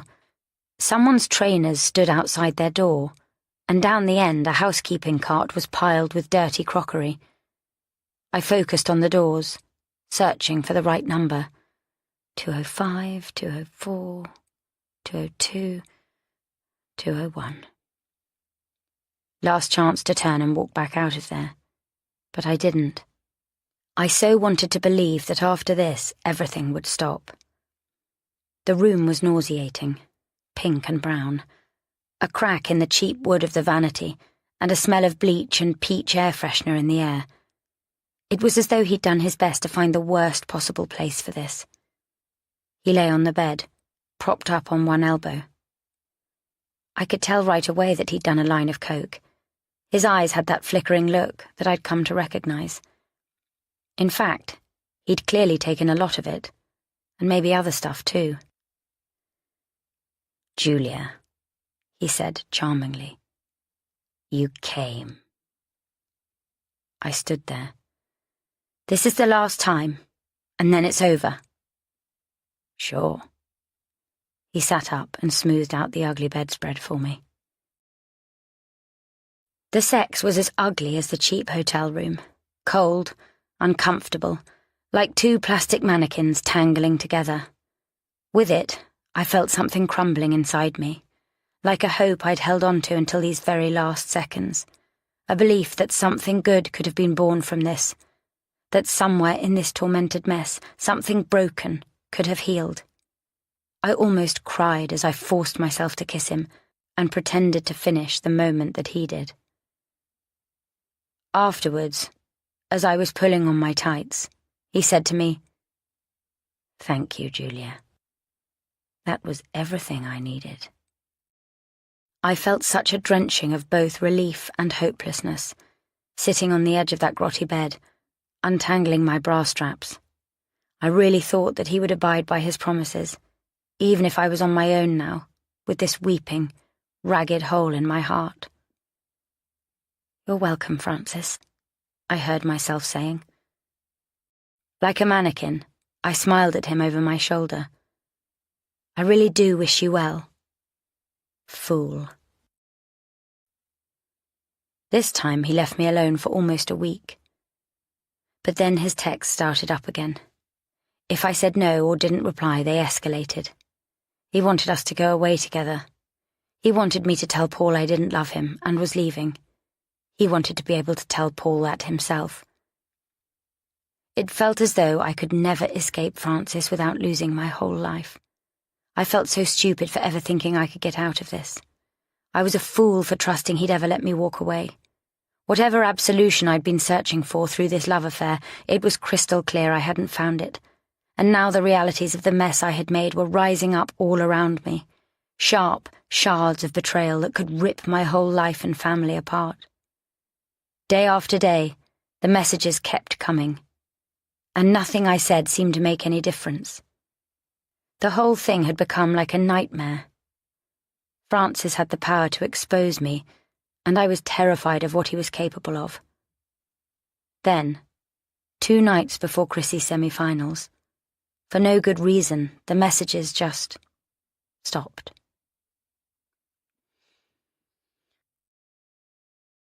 Chapter 43. Paul. Now. Outside the damp walls and small bedroom window, the thunderstorm rages on. Paul sits on the bed, the duvet heavy on his shoulders. He can't bring himself to move. He is simply trying to take it all in. He's just a few miles outside this place called Camp Guyon, a random activist camp where his daughter will be. She is there with a man called Francis, a man Paul once met at a party, a man who kissed Julia, who did far more to her than that, a man who was run away with, abducted, their child, and who is quite capable of hurting the person Paul most loves.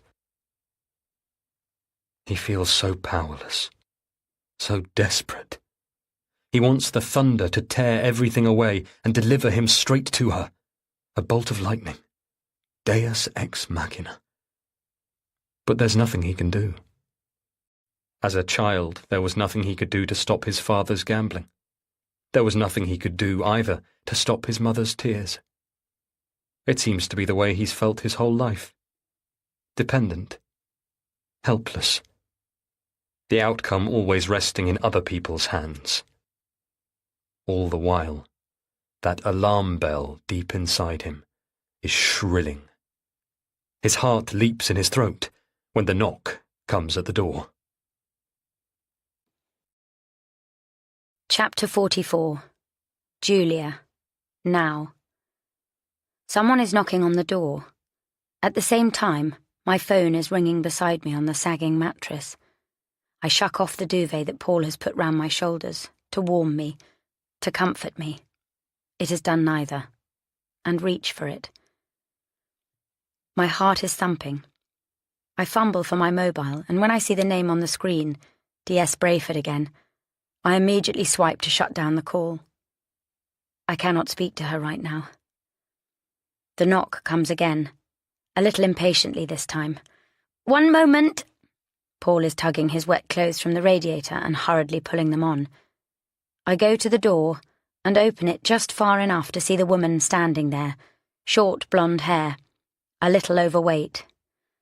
"Ned says you want a lift to the camp." "Yes, thank you. Sorry, my husband is just getting changed." "Well, listen, the best time to go is probably tomorrow afternoon. The weather's supposed to have cleared up then. It'll be a lot less muddy, so there'll be less chance of getting stuck." "Sorry." I stare at her. "There must be some kind of misunderstanding. We want to go today. I mean right now." Paul appears behind me in the doorway, dressed, and pulling the door properly open. "I'm Paul. This is my wife, Julia." I don't know if he's heard what Barbara just said. "I thought you were staying the night here." I nod. Yes, but we just need to go there and come straight back. We're collecting someone." "You are?" "Our daughter. She's expecting us." "Expecting you right now?" "Yes. I'm sorry, but could you do it? Could we go now? Can you take us? We've made it all this way, and we don't want her to have to wait any longer." "Your daughter?" Barbara echoes my words as though finally digesting them. "Right. We'd better go then." "Thank you. Really, we're so grateful. Thank you." She gives a tiny sigh. "It's fine." She glances down at our empty hands. "Got what you need?" "Yes. Just one sec." I duck back into the room and grab Paul's rucksack, shoving the iPad in there along with our phones and our wallets. Then I join Paul and Barbara out on the landing and close and lock the door behind us. "Ready," I say. "OK then, ride's outside." She leads us back down the stairs, through the bar area and back outside, where a vehicle is waiting. The rain has cleared again, though the cloud cover is sullen. The vehicle is a huge thing, more like a truck than a car. Barbara tells us there's room for all three of us to sit in the front, and I find myself squeezed in between her and Paul, having to twist awkwardly to stop my legs from blocking the gear stick. I hold the rucksack clutched on my knee. On his lap, Paul holds the bottles of water we bought from the store. The truck cabin smells of cigarette smoke and engine oil, despite the air freshener swinging from the rearview mirror. Paul swings the passenger door shut, boxing us in. "Ready?" Barbara smiles, and I smile back, trying my best to be a good passenger. We're paying for this. Ned was clear about that. But I also want Barbara to be on our side. As she releases the handbrake and drags the truck into gear, I steady myself as best as I can, bracing my feet against the gritty floor. She swings us round in a tight circle, and I glimpse the dog that ran up to us earlier. He lets out a series of barks, then I lose sight of him as we lurch forwards and out along the street. Barbara drives us right to the edge of the village, past 3 rows of houses, a tiny children's play area, a memorial stone. Then it's straight across a rugged field where there's nothing but churned tire tracks to show you the way, and we're shaken from side to side in the furrows.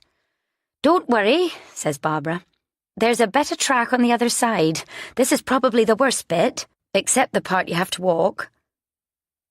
I try not to think about the fact that in a matter of hours it'll be getting dark. It's past 4 o'clock now, and I know the sun sets earlier up here.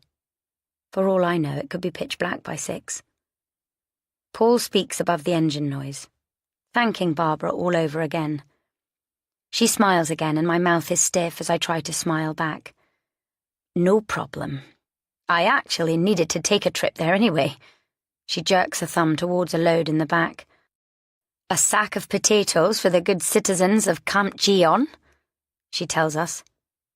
I can understand her perfectly. Her accent isn't strong, but I have no idea what to make of this statement. It makes me picture Chrissy, starving. The truck jounces and lurches, throwing the three of us gracelessly from side to side. I long for fresh air inside this stuffy cabin, but it's far too cold to crack a window open. We cross the far edge of the field, and Barbara's right, there's a rugged road in front of us. It's not exactly tarmacked, but at least it's mostly flat. As we turn onto it, something scrapes along the bottom of the truck, untangling itself at the end with a screech. My phone shrills again in the rucksack. I hesitate. "Go on, answer it," says Barbara. "Don't mind me." I pull it out and look at the screen. That name. This time, there's no way I can hang up. "Julia," says the voice on the line. His voice is so loud that even with the engine noise it bounces round the cabin. It's a shock to the system. It makes me want to burst into tears. I feel 20 years old again. I feel 12. "Daddy? I've just read your email. Finally got internet. What on earth is going on? What's all this about Chrissy going missing?" I told him such bare bones in the email I finally sent to my parents. Chrissy disappeared just after the concert. We're sure she's fine, but we've contacted the police. A mixed message of alarm and reassurance. "She's..." I break off. "She's here.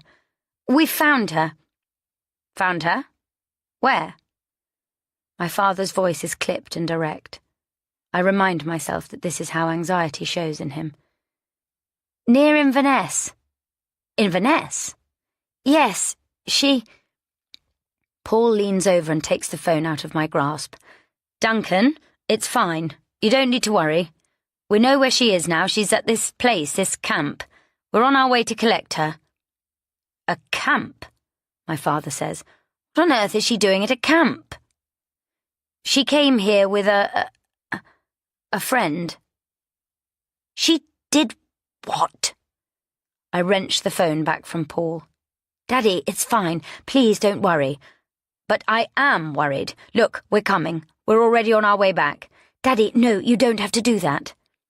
I don't want to tell him anything about Francis. I can't bear to say that Chrissy might be in danger from a man I knew, a man I slept with, who I'm terrified has taken and might be harming my daughter, all because I refused to let him have me. It was your mother's decision. She'd already decided to cut our holiday short even before you emailed. Before? What do you mean? I'm trying to keep the fear from my voice.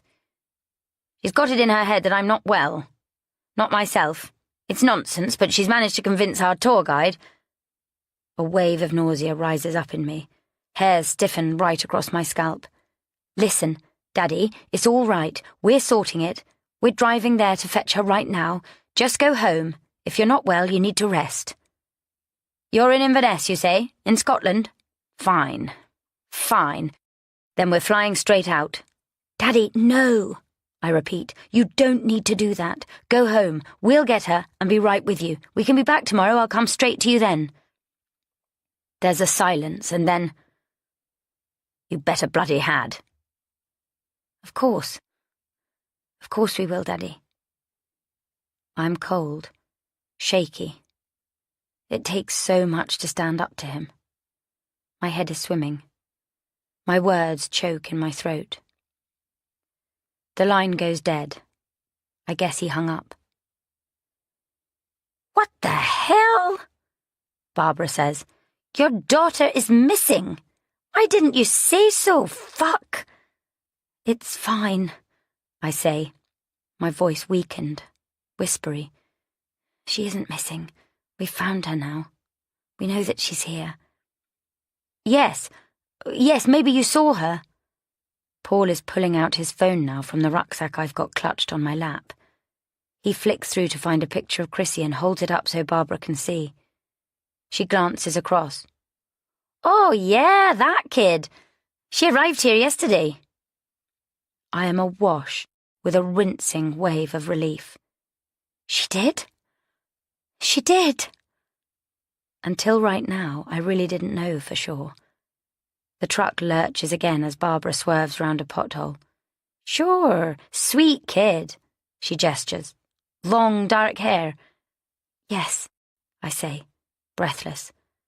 That's her. That's Chrissy. We think she came with someone called Francis, says Paul. Barbara nods. Yes, that sounds about right. I gave them both a lift. Her and the guy, plus a couple of others. Oh my God. Oh my God. I choke out my next words. And she seemed okay? She wasn't hurt or anything? What? Ahead of us, the track is growing increasingly narrow and rough, but Barbara is driving faster than ever. There are more and more potholes filled with water from the thunderstorm and rain. No. At least, I didn't see anything. But you're saying she ran away, and the guy she's with, is he meant to be her boyfriend? Jesus, you guys must have been frantic. Bet you're fuming. I shake my head. It's so impossible to explain. I just want us to get there. We've been driving for 10 minutes, 15, and every minute is too long. If we can just get to her, everything will be all right. This will go from being a nightmare to a dream, to something, to nothing. We'll take her back home and all will be well. She's a musician, a violinist. She was taking part in a big competition. Paul fumbles the words. She's been under a lot of stress, a lot of pressure. Barbara shakes her head. You don't need to tell me. I've got 3 of me own. They're a nightmare, kids. But if it was my daughter, I'd give her a bloody good hiding. When she says those words, I want to be sick. Suddenly, Barbara brings the truck to a halt. The track is so stony now that it hardly looks like a road. More like a mountain path you'd have to scramble over. Initially, I assumed that she's taken a wrong turn and ended up bringing us to a disused dead end. but I don't remember seeing any turn-offs. And anyway, now Barbara is opening her door and getting out. "You have to walk the last bit," she reminds me. I turn to her. "Won't you be coming with us?" "I mean, I don't usually, but you said you're coming straight back, right? I'll wait here. Drive you back once you've got your daughter." Paul is already climbing out of the truck, stepping down onto the muddy, rocky road. I slide along the seat and climb out myself. My sense of dread is worse than ever. The pale sun is well behind the treetops now. It's only going to sink lower. I'm still trying to calculate how long we've got. "She's going to leave these supplies here," Paul says, and I blink, trying to listen and focus on his words. "Some of the group members will collect them later. The camp is only about a 20-minute walk." I look down at my feet. I'm wearing running shoes that will quickly be soaked through. We should be wearing thick, waterproof hiking boots, Rowan walking trousers, cagoules, not jeans, and our smart city jackets. This is ridiculous. Utterly ridiculous. But Chrissy doesn't own anything like that either, and somehow she made it here. This camp, this whole environment still seems so completely not Chrissy. And yet, honestly, how much have I ever known about what goes on inside her beautiful head? The reality is, they are actually both here, Chrissy and Francis. And so I tell myself, if she made it to this place, then so will we. I nod and manage to smile politely. "Thank you again, Barbara, for all of your help." "No problem," she repeats, as she swings herself back up into the truck. Jesus, you should hurry up and get her. In this weather, I bet she's fed up and miserable. Apparently it's not so bad in summer, but even then, I wouldn't want my daughter hanging about in that place. I shut the door of the jeep, and Paul and I stand in the middle of the forest on the rutted, narrow track. The foliage around us is dim and dense, but we only need to follow the path, and we'll get there.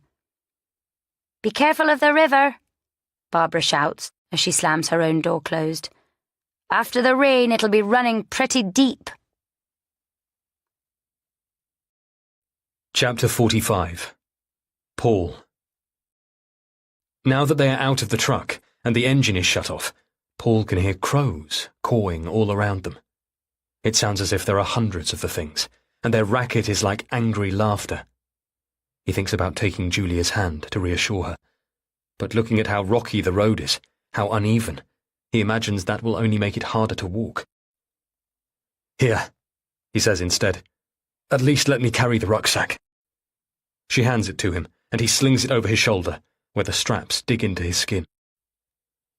"All right, then." They turn their backs on the jeep and set off along the track. There's a bend almost at once, and so they lose sight of Barbara.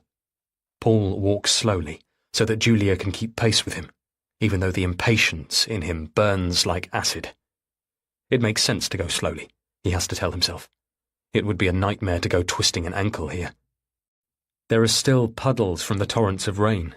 The stones and rocks are loose, and in some places the mud is like a bog, ankle deep.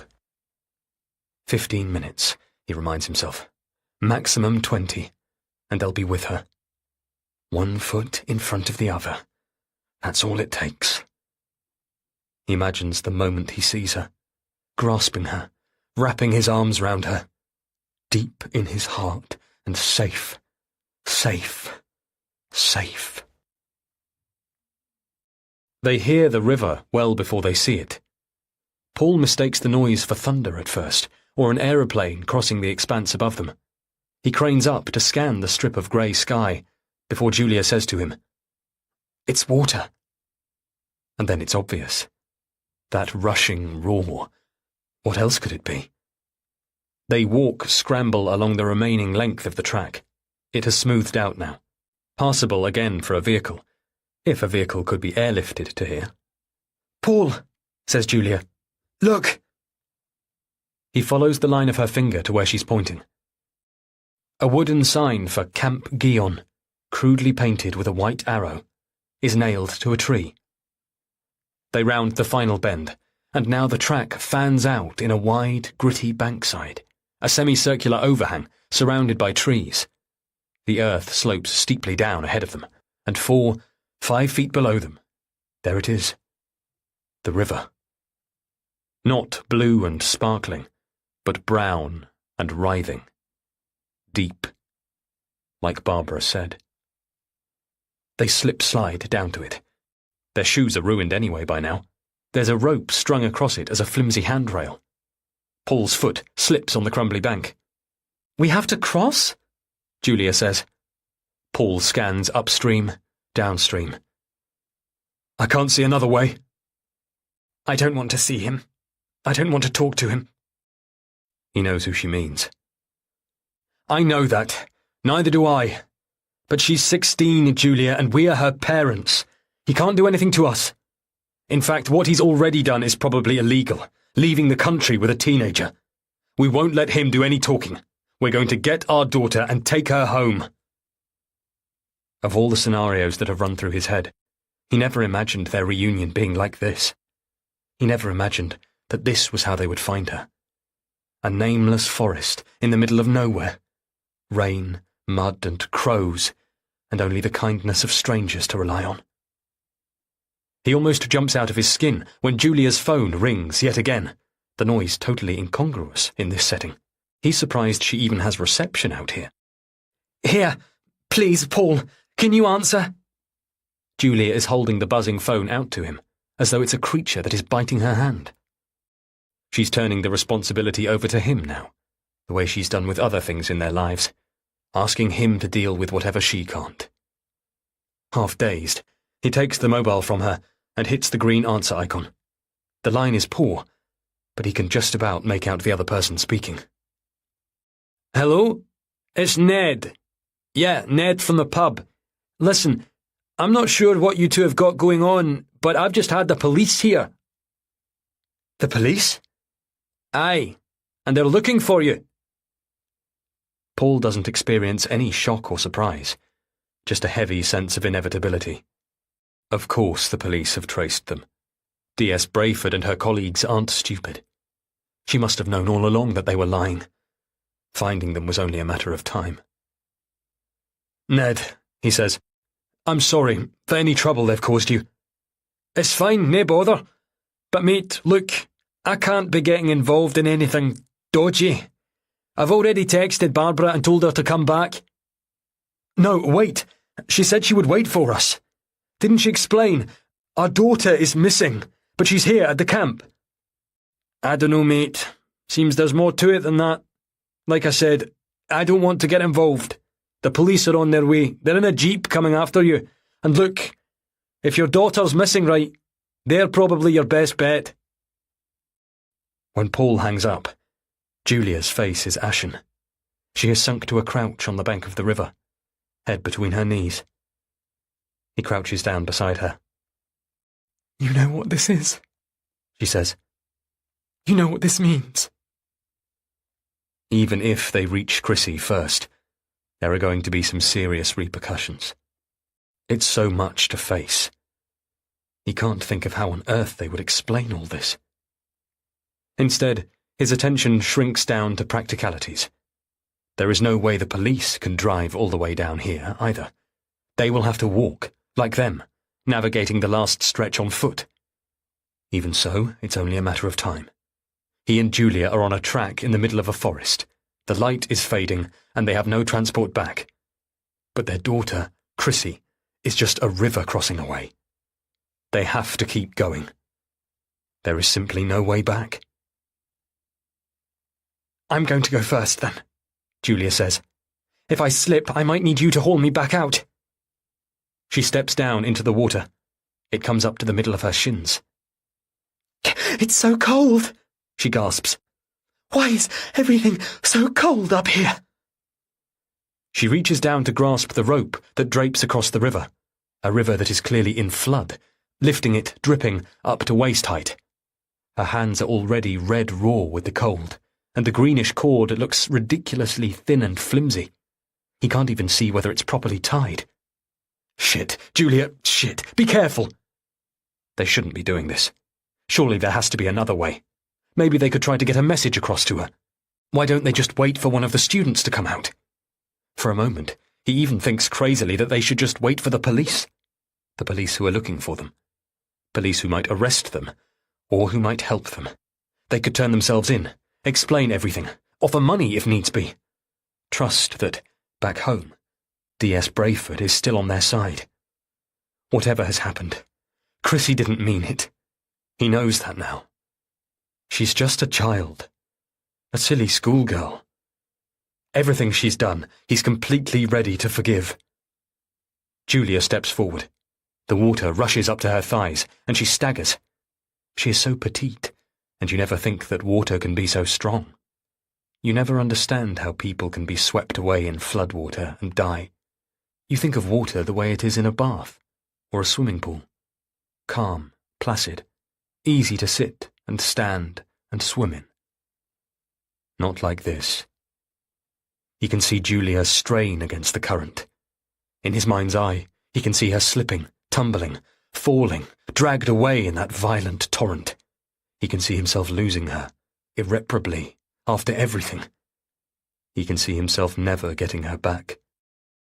She is strong, though. Stronger than he might have expected, for all her delicacy, all her refinement.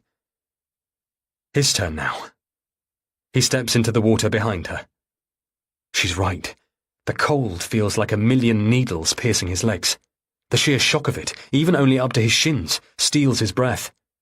He wades forwards, following Julia, the current constantly dragging at his feet, his legs.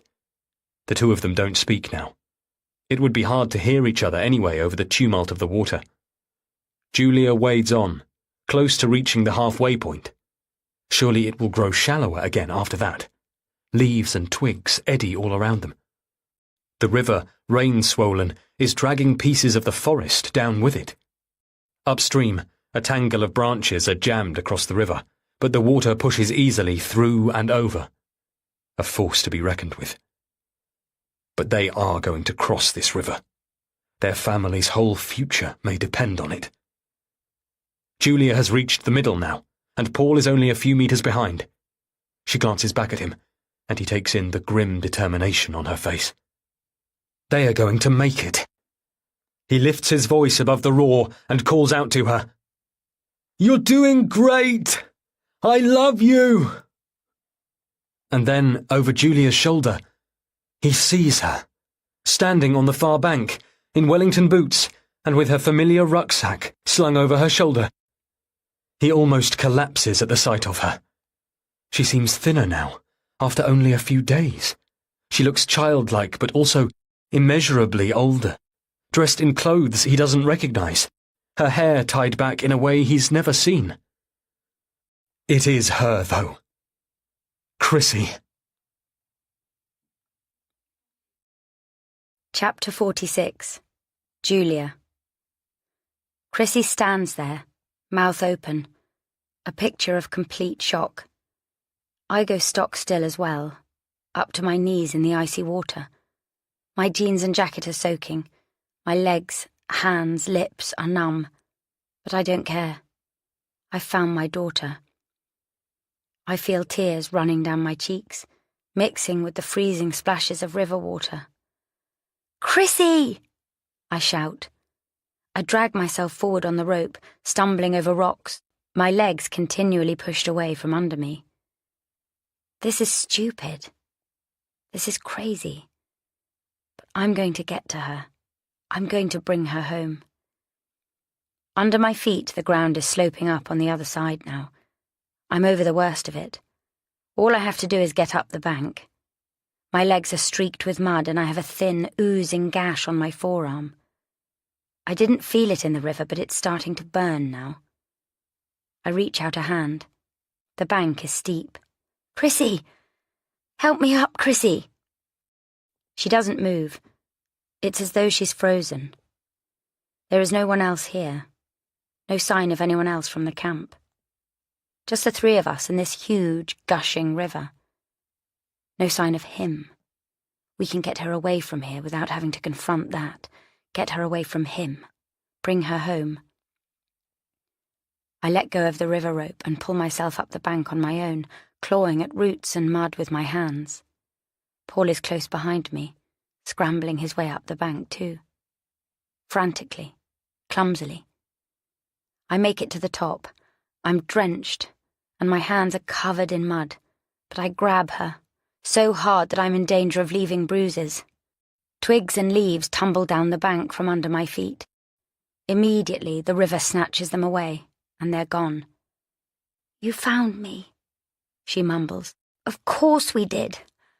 Chrissy, what the hell are you doing here?" "I didn't mean to. I honestly didn't mean it." Her face looks bloodless. What is it? Horror? Fear? "We need to leave. Right now." "Yes, okay, please. I'm coming." I'm confused. I didn't expect her to be this compliant. We haven't even set eyes on the camp. Paul steps forwards, gaining the top of the bank too. "Is he here? Did he hurt you?" She turns her gaze slowly towards him. "Is who here?" "Francis." There's noise behind us. When I turn, I see a flash of bright yellow at the end of the track. A police vest. They're here. I grab Chrissy's arms again. I want to shake her, but I'm on the back foot again, because now there's a figure coming up behind her. Brown hair. So familiar. Oh my God. Reese. Chrissy's best friend. There's a whole cluster of police on the opposite bank now. I see one of them set foot in the water. They are coming. "But Francis, Chrissy, what about Francis?" Her face drains even further of colour. "No, not really. He didn't," she half whispers. "Didn't what?"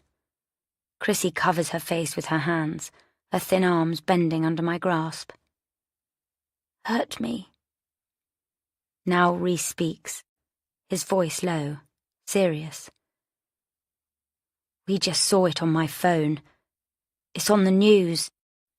Didn't you see it too?" "See what?" "Listen, Chrissy, Francis is missing." "He isn't." I try to pull her hands from her face. "What are you talking about? Where is he?" "In Oxford. Where else?" "In Oxford. He never left." Reese repeats himself. "It's on the news. His next words are lost on me. I simply can't process them. "Hey!" The police officer is shouting, waving, splashing through the river towards us. He's a tall man, huge. The water barely comes up to his knees.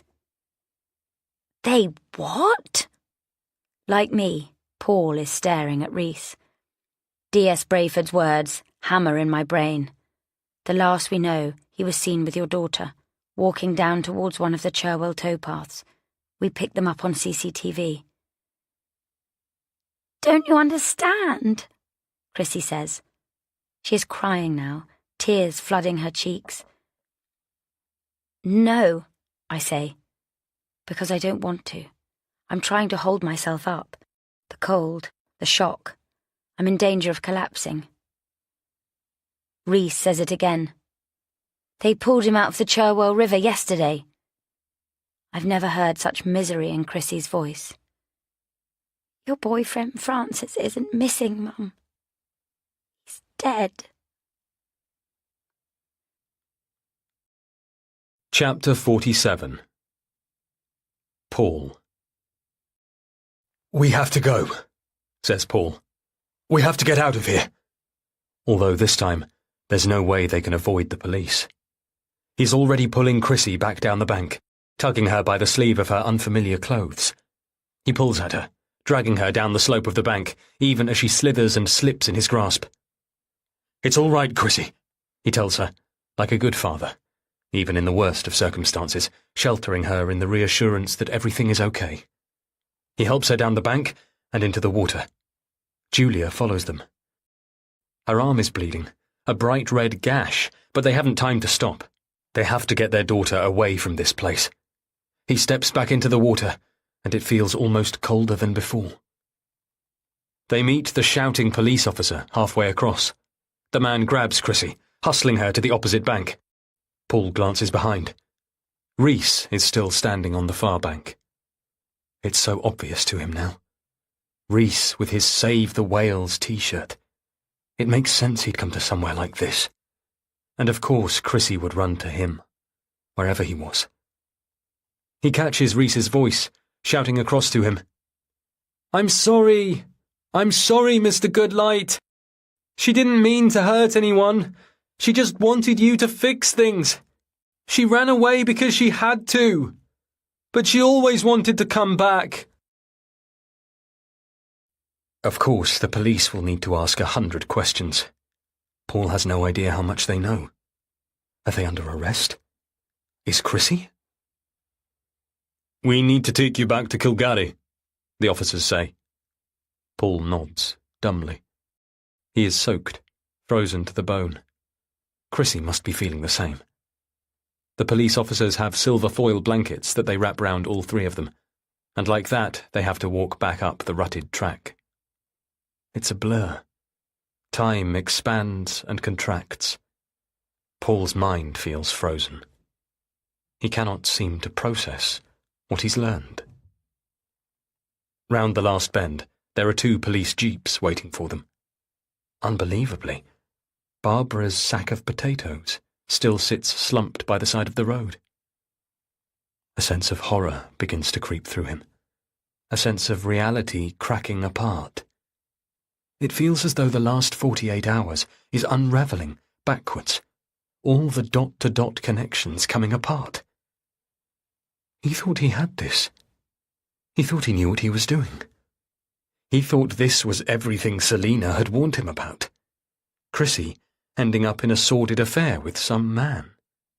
Now everything he's assumed has been flipped on its head. Paul pictures them dragging a body from a river. Francis's body. Waterlogged. Cold. He thought he was rescuing Chrissy from this monster. But that was all wrong. That was never the story. It can't have been. Because Francis is dead. An officer sits him on the tailgate of a jeep, the foil blanket still around his shoulders. In response to the initial questions he's asked, Paul tells this officer that he had no idea about Francis. Neither he nor Julia did.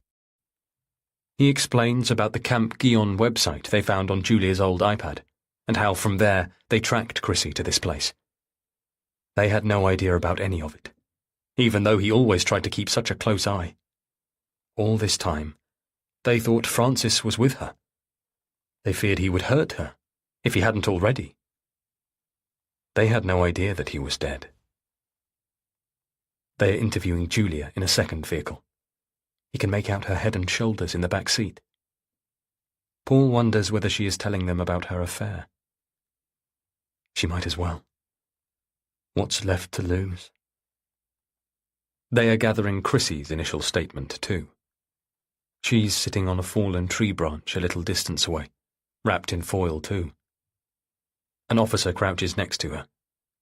He can just make out Chrissy's voice. I only pushed him a little bit, she says, just to make him go away.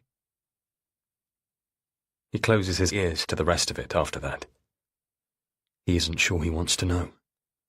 Not right now. Maybe not ever. After that, they are driven back to Kilgarry. They brought nothing with them, so Paul and Julia have no clothes to change into, and Chrissy is empty-handed as well. Someone from the village brings some spare clothes for them. Plain, worn, shabby items, and the police let the 3 of them change in the room above the pub. Chrissy's lips are blue with cold. She turns her back on him to step out of her soaked trousers, and he turns away from her to pull on the donated too-big sweater and the bobbled grey jogging bottoms. Taking in the small, shabby room, Paul thinks back to another hotel room, the one in London before Chrissy's semi-finals, when they were on the brink of brilliance, and it felt as if nothing could ever go wrong. In the new outfit, he feels like a criminal, as though he's already wearing prison clothes. What now? He manages to ask as they are ushered back downstairs. They are to be driven back to Inverness, where there is a police station and proper interviews can be conducted. Proper processes followed. Paul still can't tell whether they are under arrest. There are no handcuffs, and no one has cautioned them.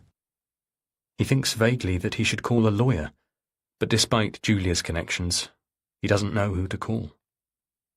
They should call the hire car company at least, he thinks, and tell them a police officer will be bringing the useless vehicle back. This way. Yet another officer directs them towards the police vehicles. Back outside the pub, it's raining again, and the wind is slicing. Julia and Chrissy are put in a police car together. Paul is ushered into a second one, alone. It's fully dark when they reach Inverness. The police station is uncannily like the one they visited in Oxford. Same colour scheme, same panelled ceilings, same stark lights. Paul feels as though they are circling back and starting all over again, except that this time they have Chrissy with them. A dozen rugged stones have been turned over, and a man isn't missing. He's dead. Paul is startled to see D.S. Brayford there, looking exactly the same as she did in Oxford. Same hair, same hands, same inscrutable expression. Even her outfit looks like the one she was wearing when he saw her last. She got up here on the first flight, she tells them, and has come to interview Chrissy. She asks for one of them to come into the interview room with Chrissy, because their daughter is a minor and as such needs an appropriate adult present. Paul hesitates. Which of them should it be? But before he can answer, Chrissy speaks up. Or both of them, she says. What about my mum and dad both? Now it's D.S. Brayford's turn to hesitate. But she seems to have read something in Chrissy's expression, and she nods. We wouldn't usually, but all right. So now all three of them are led to a room with a tape recorder. Are we appropriate? Paul finds himself thinking, as both he and Julia sit across from the detective. What kind of parents have the two of them become? D.S. Brayford switches on the tape recorder, and she has a pen and paper in front of her as well. She looks up at Chrissy, this girl she is meeting for the first time. Christine Goodlight, a missing child, a teenager, a musician, a star, his daughter, his hopes and dreams, an enigma to him, a runaway, and now, what else? D.S. Brayford clears her throat and states the date and all their names for the tape. Now then, Chrissy, let's start from the beginning, she says. To begin with, though, Chrissy doesn't say anything about Francis. Instead, Paul is bewildered to hear her talking about this. The map of clues, signs and messages that she set out for them. Each an accusation about their life, their family, their home. The prospectus, Chrissy says. That was the first thing. Someone must have found it. I left it in my room. D.S. Brayford nods. My colleagues did the initial search. They found it in your waste paper bin.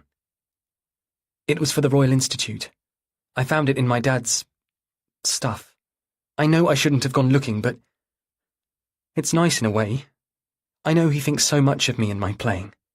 He believes in me. He really does. I understand you were taking part in a big competition. You had got through to the semi-finals. Yes. That was all my dad's idea too. Young Musician of the Year. It's intense. I have to practice all the time. Sometimes it's like there's no time to even breathe. Come the summer, though, I knew that would be done. But the Royal Institute... I mean, that's residential. You're there 24/7. Music's all there is. That does sound intense. Yes. So, you didn't want to go? There is a silence. Paul is hardly breathing. I like music. I love it sometimes, but I didn't know why he was sending me there. D.S. Brayford doesn't look up. She just makes a note. Why did you think? To help me, I suppose? But it never feels like help. What does it feel like? Like... She hesitates, shakes her head. D.S. Brayford turns a page in her notebook. So you threw the prospectus away? I left it in the bin. For him to find? Yes. Go on then. What else? There was the necklace, too. A necklace? D.S. Brayford checks her notes. I don't think I know about that. It's my grandmother's. I found it a couple of weeks ago in our hallway, so I knew she had visited. She and my father are close. You said your father and grandmother are close. In what way? In a strange way. D.S. Brayford looks up. Meaning? Meaning, my dad always listens to her. He'll speak to her about me instead of speaking to my mum. Paul feels dizzy. It's as though an accusing finger, an accusing blade, hangs above his head, and he has no way to scramble out from under it. He never knew that she understood so much. She and my dad, Chrissy continues. There's something between them. I can't explain it, but I think it all comes from her. All of what? The pressure on me. The restrictions. Why would that be? I don't know. All I know is, sometimes, I can't breathe. My dad, my grandmother, it feels like being crushed. Paul wants to kick himself, punch himself. Hasn't he always told himself this? You have to push her. She needs to be pushed, but you must never, ever push her too much. That's why you ran away? Yes, partly. All right. The detective doesn't chide her. Go on. Okay, well, I also left the glove. The glove? Whose glove? His glove. I left it on Mum's desk. Paul's dizziness intensifies. He tries to turn his head to look at Julia, but his wife won't meet his eye. She is staring straight ahead. A glove. He didn't know about this. He knew about the prospectus and the necklace Julia showed him, but his wife never said anything about this. Francis came to the house one evening, when both my parents were out. You know about that already. The video is on Mum's iPad. The images swarm through Paul's mind again. Francis grabbing and kissing Chrissy. All his supervision. What good did it do her? Yes, says D.S. Brayford. I have. I'll come back to that, but thank you for showing me. The detective hasn't flinched at the mention of Francis's name, or these details. Chrissy has already told police about the encounter, sitting in the jeep, foil blanket around her. And Julia handed the evidence over. He took his gloves off and left them on our kitchen table. This was after I learned about the affair. D.S. Brayford tilts her head. You knew about that? I saw them together. For the first time since she started speaking, Chrissy glances across at her mum, then looks away again, back at D.S. Brayford, her guide through all of this. Maybe my parents told you about me disappearing before? D.S. Brayford nods. Yes, my colleagues did. That was because I saw them. I went to speak to Mum about the prospectus I'd found.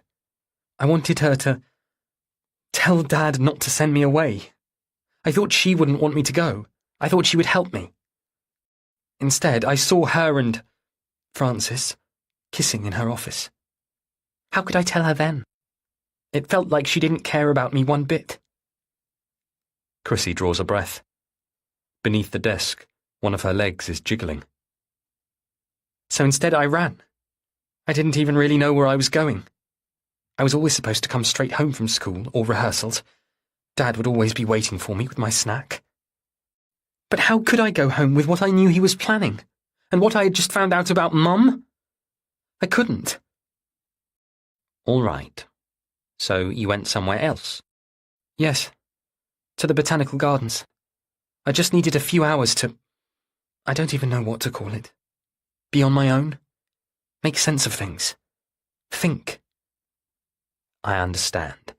You needed to process. Chrissy nods. Yes, that's it. Just for a few hours, that's all. But I was always going to come right back home. Paul wants to drop his head into his hands. He wants to cover up his face. How much of this has turned out to be his fault? His efforts to please Selina that have ultimately backfired, because he was so willing, wasn't he, to go along with everything she said? He tried to curb everything in Chrissy's life except her music, until in the end she refused to take it anymore. Because it served him well too, didn't it? To push Chrissy, to see her shine, to see her flourish. He liked being bathed in the reflected glory. He liked seeing her achieve the things he never did. It suited him to have such a tight hold on her, always thinking she wouldn't mind it, always trusting she would never rebel. You know, initially, Chrissy goes on, I thought maybe my dad already knew about my mum's affair. Afterwards, when he tried to talk to me, I realised he hadn't spotted anything.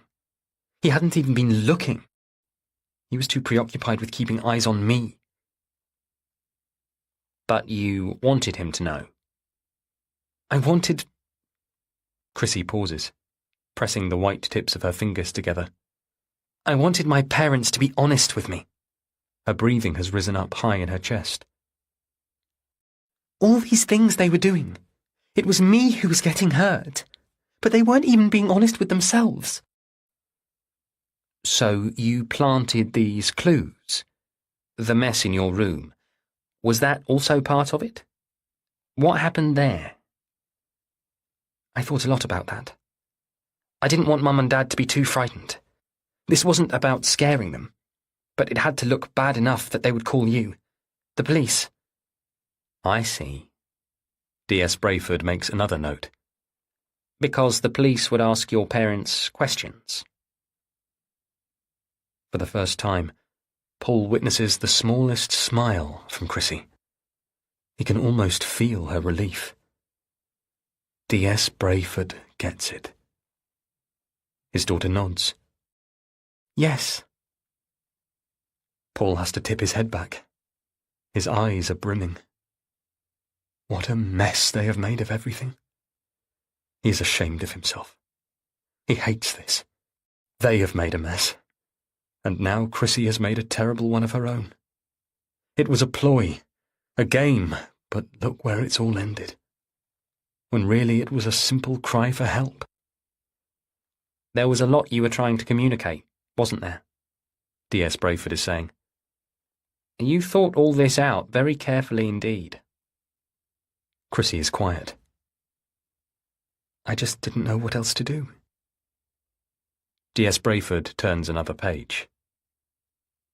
So, you made your way to Camp Guyon. Somehow she manages to pronounce it right. How did you get there? It's quite a long way. I got an overnight coach from London Victoria. Rhys met me at Inverness coach station, and then he had a friend who drove us on from there. Ah, I wondered. We never checked those bus routes. OK. All right, then. Now. D.S. Brayford hesitates.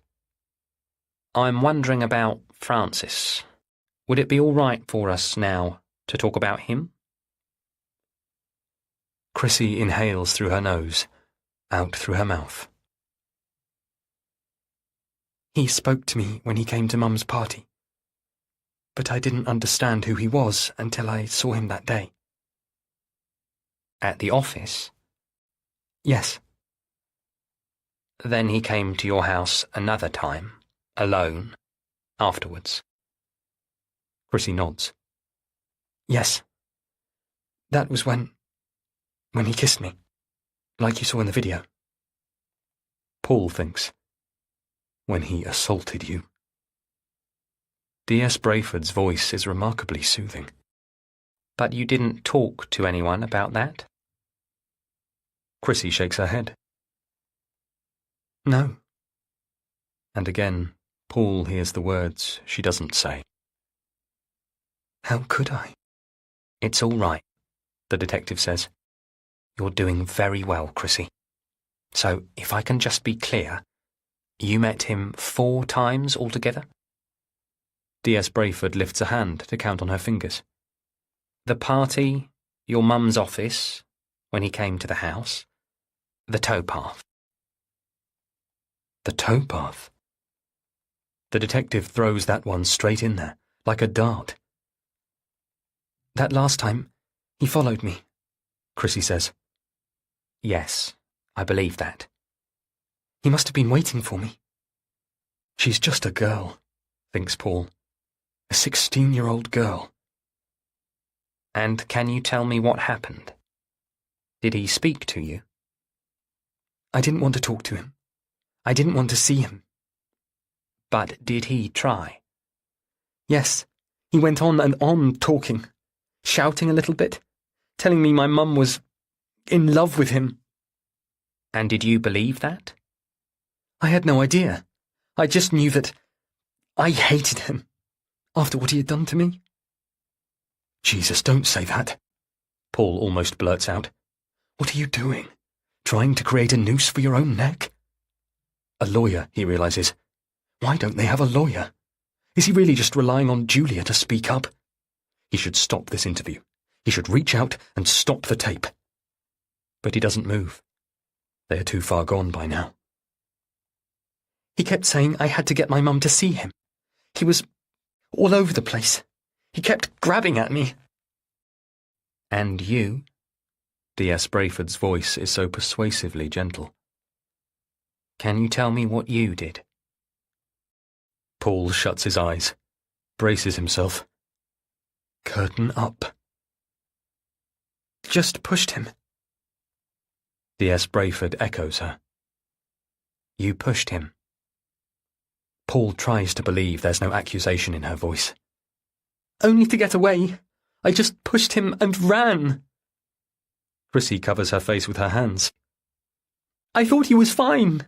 I thought I heard him still shouting. But I pushed him and he must have fallen and now he's dead. There is stark silence in the room, even while the words pound in Paul's head. Oh my God, Chrissy. That's murder, manslaughter, at best self-defense. Chrissy's voice is choked. I didn't mean to. I'm sorry. I'm sorry. No. D.S. Brayford slides a piece of paper out of her folder. We got the autopsy results this afternoon. The estimated time of death, Chrissy. It doesn't match at all with when you were with him last. She draws out a time-stamped picture from the towpath CCTV as well. There's a difference of many hours from what's written in the pathologist's report. What happened to Francis happened much later. He didn't drown either. No water in his lungs. Rather, there were extraordinary levels of drugs in his system. He had already stopped breathing when he fell into the river. Paul tries to grasp it. An overdose? D.S. Brayford nods. That's what this autopsy report points to.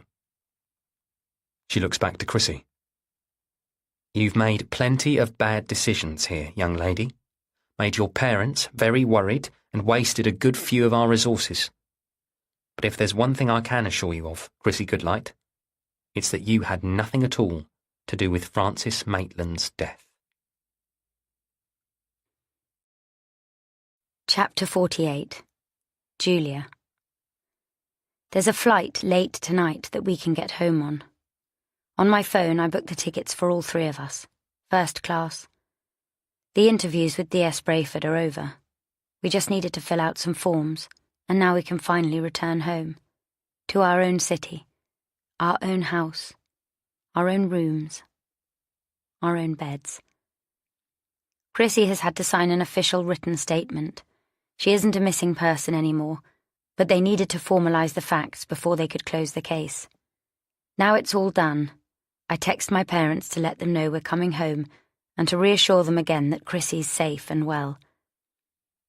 I hope you are both well too, I write. See you soon. At the Palace Hotel, we collect our belongings and settle the room bill. All the way in the taxi to Inverness Airport, Paul, Chrissy and I hardly speak. There are no detectives around now to scrutinise us, and we desperately need to have a conversation, 100 conversations, and yet it seems all words have shriveled in my mouth.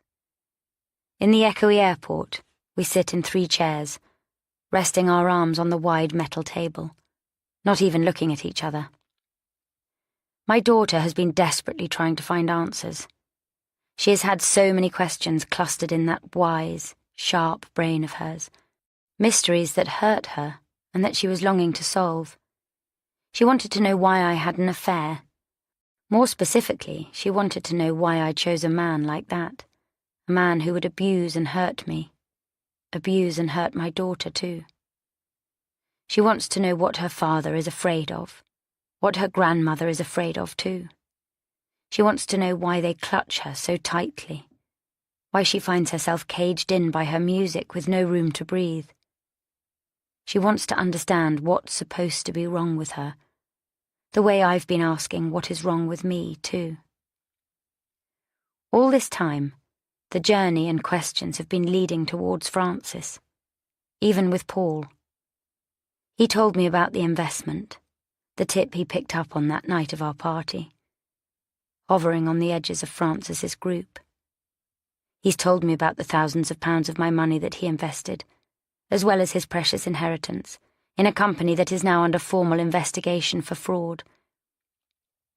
I haven't the right to do anything but absolve him, but I wonder whether he's now shared all of his secrets with me, if he realises just how many I still hold. We have found Chrissy. We have learned of Francis's death, but none of that in the end has provided any answers. The police won't help us now. We have to go forwards on our own. But to what? The question circles my brain all through the flight from Inverness to Heathrow, and it goes on circling on the long drive home. We have Chrissy with us now, and we're driving home from London, the way it should have been from the start. If I close my eyes tightly enough, I can pretend that the last 3 days have never even happened. I can pretend that we're simply driving back from Chrissy's concert, Paul and I delighted and proud because Chrissy would have triumphed, of course.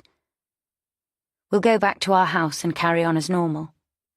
My affair will never have happened, and Paul won't have lied to me, and Chrissy will be happy and well-adjusted and free. Instead, there's the 3 of us, the black-orange streetlights, and so much between us that still needs to be addressed. I am absolutely not expecting to see them. My father never comes to this house. But when we let ourselves in through the familiar front door, clattering our way through the hallway, I discover them both standing there, under the bright spotlights in our kitchen, waiting for us. I freeze in shock, and Chrissy bumps into me from behind.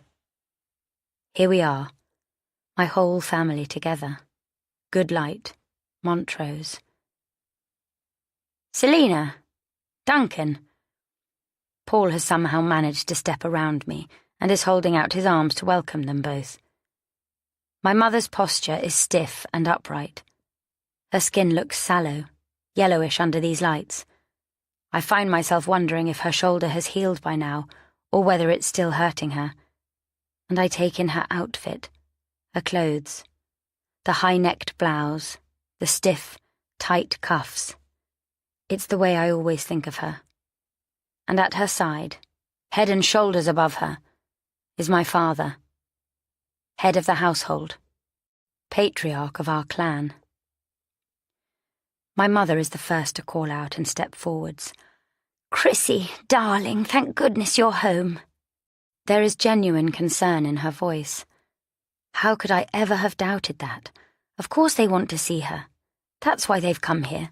They want to be completely sure she's all right. My father has the bones of the story now. He called again as we alighted at Heathrow.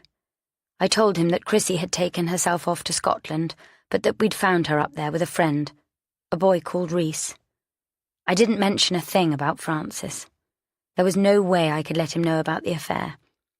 I didn't go into any of the rest of it either, none of Chrissy's clues or accusations. My father only needed to know that his granddaughter was safe. Now I try to smile, move, make my parents welcome. But my whole body seems to have gone stiff. Needles of anxiety are rushing through me, and yet my parents seem smaller than they appeared in my imagination. In the flesh, or in the wide space of our own kitchen, their figures seem to have shrunk. I just can't get over the fact that they are here, in our house. My daughter, though, drops her bag as soon as she realizes who's here. Duncan steps forwards and opens his arms. "Come here," he says to Chrissy. His voice was always so authoritative. It can make almost anyone acquiesce. Naturally, then, Chrissy goes straight to him, slipping round our big kitchen island, almost running straight into his arms. There shouldn't be any reason for me to be frightened, but somehow I'm just standing stock still in the doorway. They say that, though, don't they? About trauma. That it is so easy for the same old responses to be triggered again. Paralysis. Helplessness. The just submit and get out of here alive. He hugs her first. That's an unexpected move. "What is this, Chrissy? What did you think you were doing?" His voice is gruff. Chrissy shakes her head. "I'm so sorry, Grandpa." He pushes her backwards, holding her at arm's length. Nobody stops him. "What did you think you were doing?" he asks again. "Tea? Coffee, anyone?" Paul is asking. "Selina, do you want some water, perhaps?" My mother doesn't answer. "You've been travelling for hours," Paul chivies her. "Here, look, why don't you sit down at least?" He pulls a chair out for her, but my mother doesn't take it. She is rigid and on edge, just like me. My father is still standing there, framed by the French windows, still holding Chrissy by the arms. Suddenly, everything I told him replays through my head, and a wave of dread courses head to foot. We found her at the camp, with a friend, a boy called Rhys. In any normal family, he would give her a good talking to, firm but fair, brooking no excuse. "Upsetting your parents, causing such a fuss. It's not acceptable, you know that." Chrissy would be grounded for a week, no phone for a month, apology letters written to everyone involved. But I know in my bones that's not what's going to happen. So why am I still just standing here like this? The big French windows show the dark night around us. I imagine someone seeing this tableau from outside. I imagine myself out there, banging on the glass from the wrong side, completely unable to make myself heard. We found her there with a boy called Rhys. "Perhaps something to eat," Paul is saying to my mother. "I'm sure I can make you a sandwich at least." I want him to shut up and stop distracting her. I want him to stop talking and stop distracting me. He thinks things are fine now, he just doesn't get it. "Paul," I find myself saying, Stop fussing, you're not helping, you're only making things worse. I don't look to check my husband's reaction. I cannot take my eyes off the two of them, the bulk of my father, the slip of my daughter. My mother hasn't moved either, and I want to slap her. But then I think again of those trauma responses. I know the ways she has tried to survive. Again and again my words replay, crystallizing. We found her with a friend, a boy. Julia, what have you said? It's like watching the whole thing in slow motion. I'm telling myself again and again, like a mantra, he wouldn't do that, he won't. But I already know it's here, the reenactment. It's as if I see it happening before it even starts. I wonder if my father always knew what he was going to do before he did it. I knew. I just couldn't seem to do anything about it. Even now, to my horror, when it's happening all over again, I feel as though I'm chained to the floor. I scream at myself to move, keep moving. But already I can tell I'm going to be too late. We found her. My own smart advice rings in my ears. Don't contribute to it. You mustn't provoke him. Against the bright panes of glass, I see my father lift his arm. He's ill, irritable, impulsive. He doesn't know what he's doing. My limbs strain, like in a dream of running through treacle. At last, I push myself forwards, away from the doorframe, rounding the solid marble block of the island, bashing my hip on a bright metal stool as I pass. But it feels as if I'm floating, still in slow motion.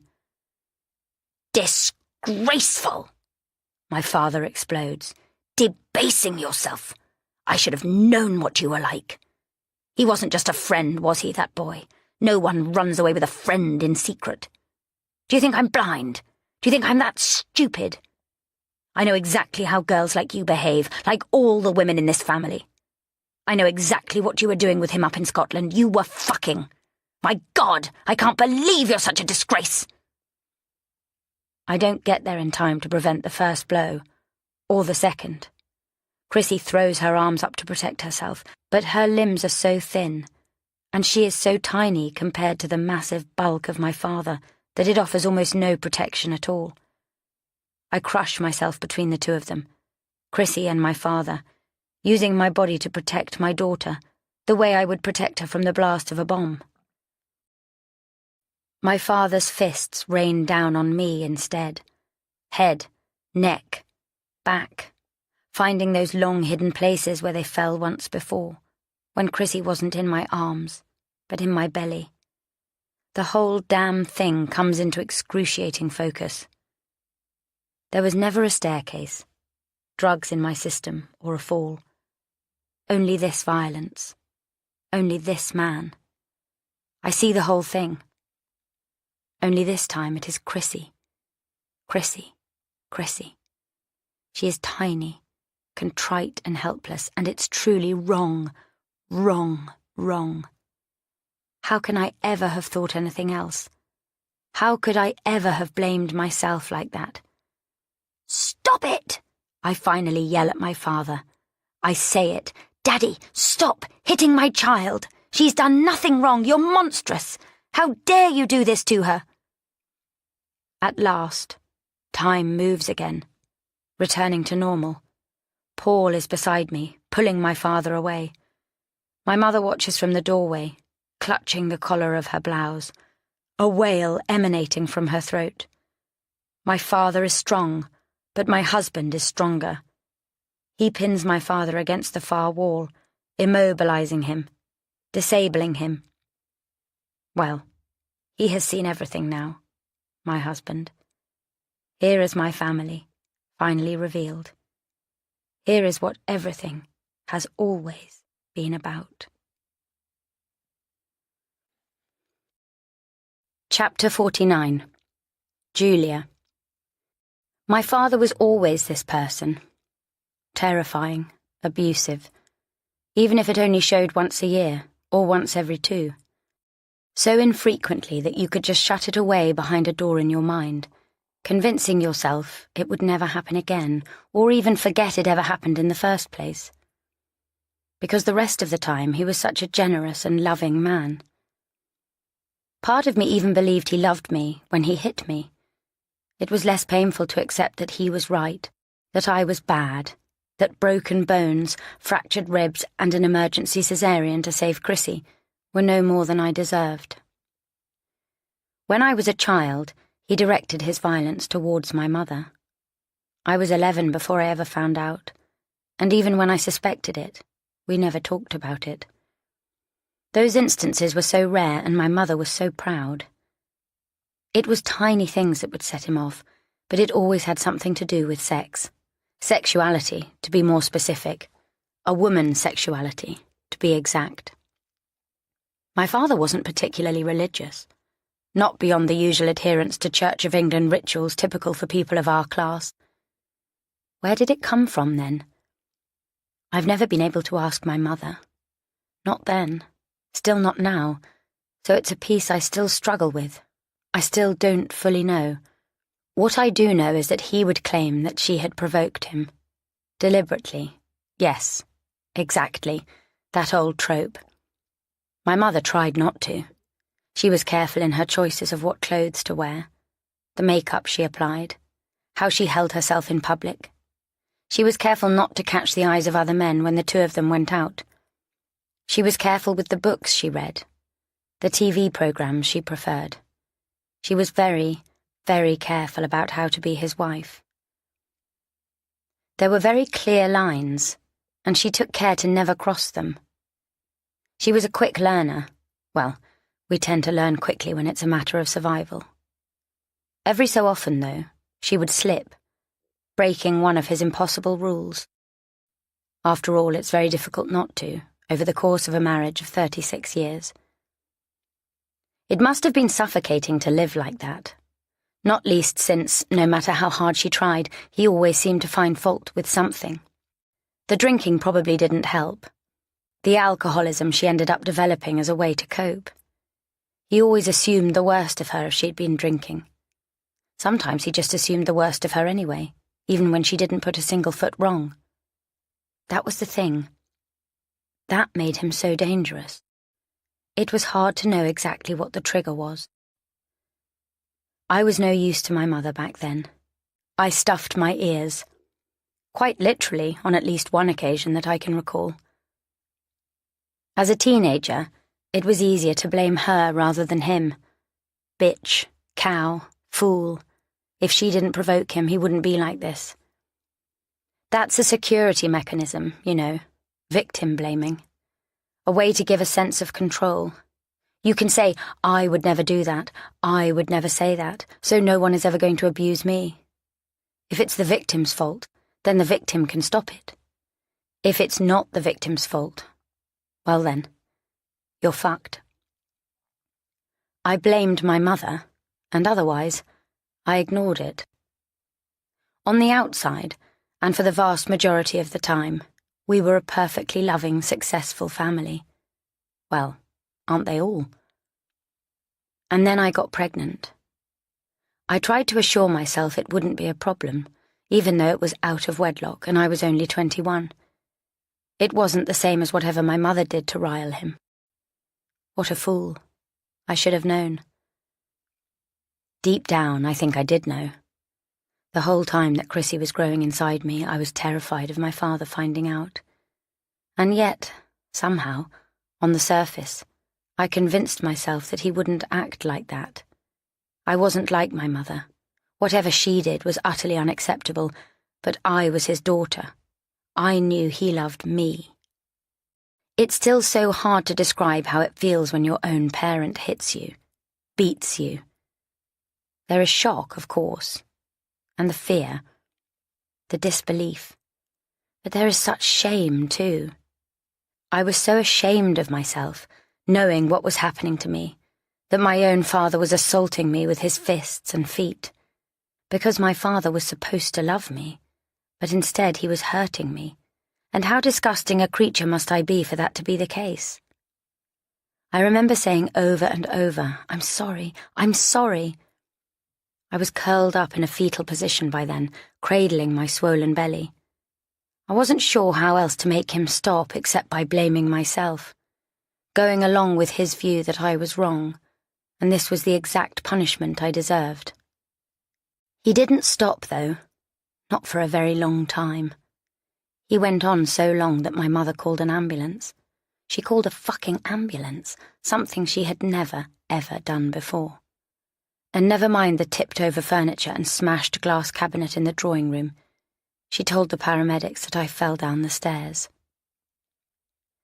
Due to the trauma of it, Chrissy was born prematurely. She was fine, thank God, but I was in tatters, physically and mentally. 2 broken ribs, a fractured elbow, extensive bruising and a weeping cesarean scar. And inside me was screaming, terrified shock. Then in the weeks afterwards, once I was discharged from hospital back to the care of my parents, I fell into a sort of numbed depression, punctuated by little else but searing fragments of what had happened, and nightmares that made me scared to fall asleep. I was in pain. I was in shame. I didn't know how to deal with what had happened, never mind dealing with the new baby I had. My crowd had all used drugs at university. The expensive, clean kind only, of course. Back then it had been all about fun, feeling good and getting higher. But when I took cocaine after my accident, it was different. Desperate. This was me trying to climb out of a pit. This was me skidding right off the rails. My honourable parents stepped in for Chrissy, and I stepped out. I lost myself. Until I found Paul. Poor Paul. He only ever knew half the story. He's only ever known half of any story to do with my family. My family never, ever talked about it. My parents, my mother especially, simply painted different stories on the top, about a fall, about my drug use. And because we never acknowledged or addressed it, the whole legacy of it landed on Chrissy. She found herself at the crux of it all. It wasn't until the day that Francis wrenched me by the hair that I slowly began to piece all of this together. That afternoon, I think I identified the first piece, at least. I realised what I'd been looking for in Francis. When I did, I felt such a fool. The answer was so obvious. And it was so obvious then, too, that I was only about to make everything much worse. I can put it more clearly into words now than when I was still entangled in it, but I grasped the basics of it that day at least. I was trying to shake off my father's devastating view of me. I was trying to prove that being sexual as a woman wasn't shameful, but good. That afternoon, Francis and I had sex in an ornate hotel bed, and, for a fleeting moment, I felt liberated, unconstricted, and free. But that moment was followed by a sense of uncertainty, a chilling, shivery sense of unease. I couldn't ignore the fact that this man was not my husband. Instead, I had chosen to have an affair, something that dragged intrinsic disgrace with it. Then came the violence. Then came the punishment, the stinging pain of his hands in my hair. Apparently, it's very hard to change our belief systems. More often than not, we just reinforce them instead. I often think back to the first time I saw Francis, walking into the opulent bar of Duchelle's. Something in me must have spotted it immediately. The sex, disgrace and violence that were already nestled there within him, all perfect reflections of my trauma, just waiting for me to clutch at them, just waiting for me to fall. All I did with Francis was unleash a gross reenactment on myself, in a way that gave me no resolution. Worse than that, I ended up hurting Chrissy, my own daughter, my actions devastating her and becoming part of why she ran. God knows how much more damage this legacy of unspoken rottenness might have done. But finally my father showed his true colours to all of us, and most of all, to Chrissy, and I did what I should have done years ago. Finally, I stood up to him, and we're all in a whole new story now. Chapter 50. Julia, 4 days after. I stand in the cool of our bright white kitchen in my bare feet, shoes kicked off, just allowing myself to feel present in the space. Sunlight bounces off the water in Jackson's steel bowl. The French windows are open. The smell of hot petrol floats in the air. On the gleaming countertop sits a letter. It's the confirmation that Chrissy is through to the finals of Young Musician of the Year. In the end, she was only missing for a few days, even if it felt like a lifetime for us. The question of whether she'll go ahead with a final performance hangs in the balance, but we all know better now than to pressure her on that.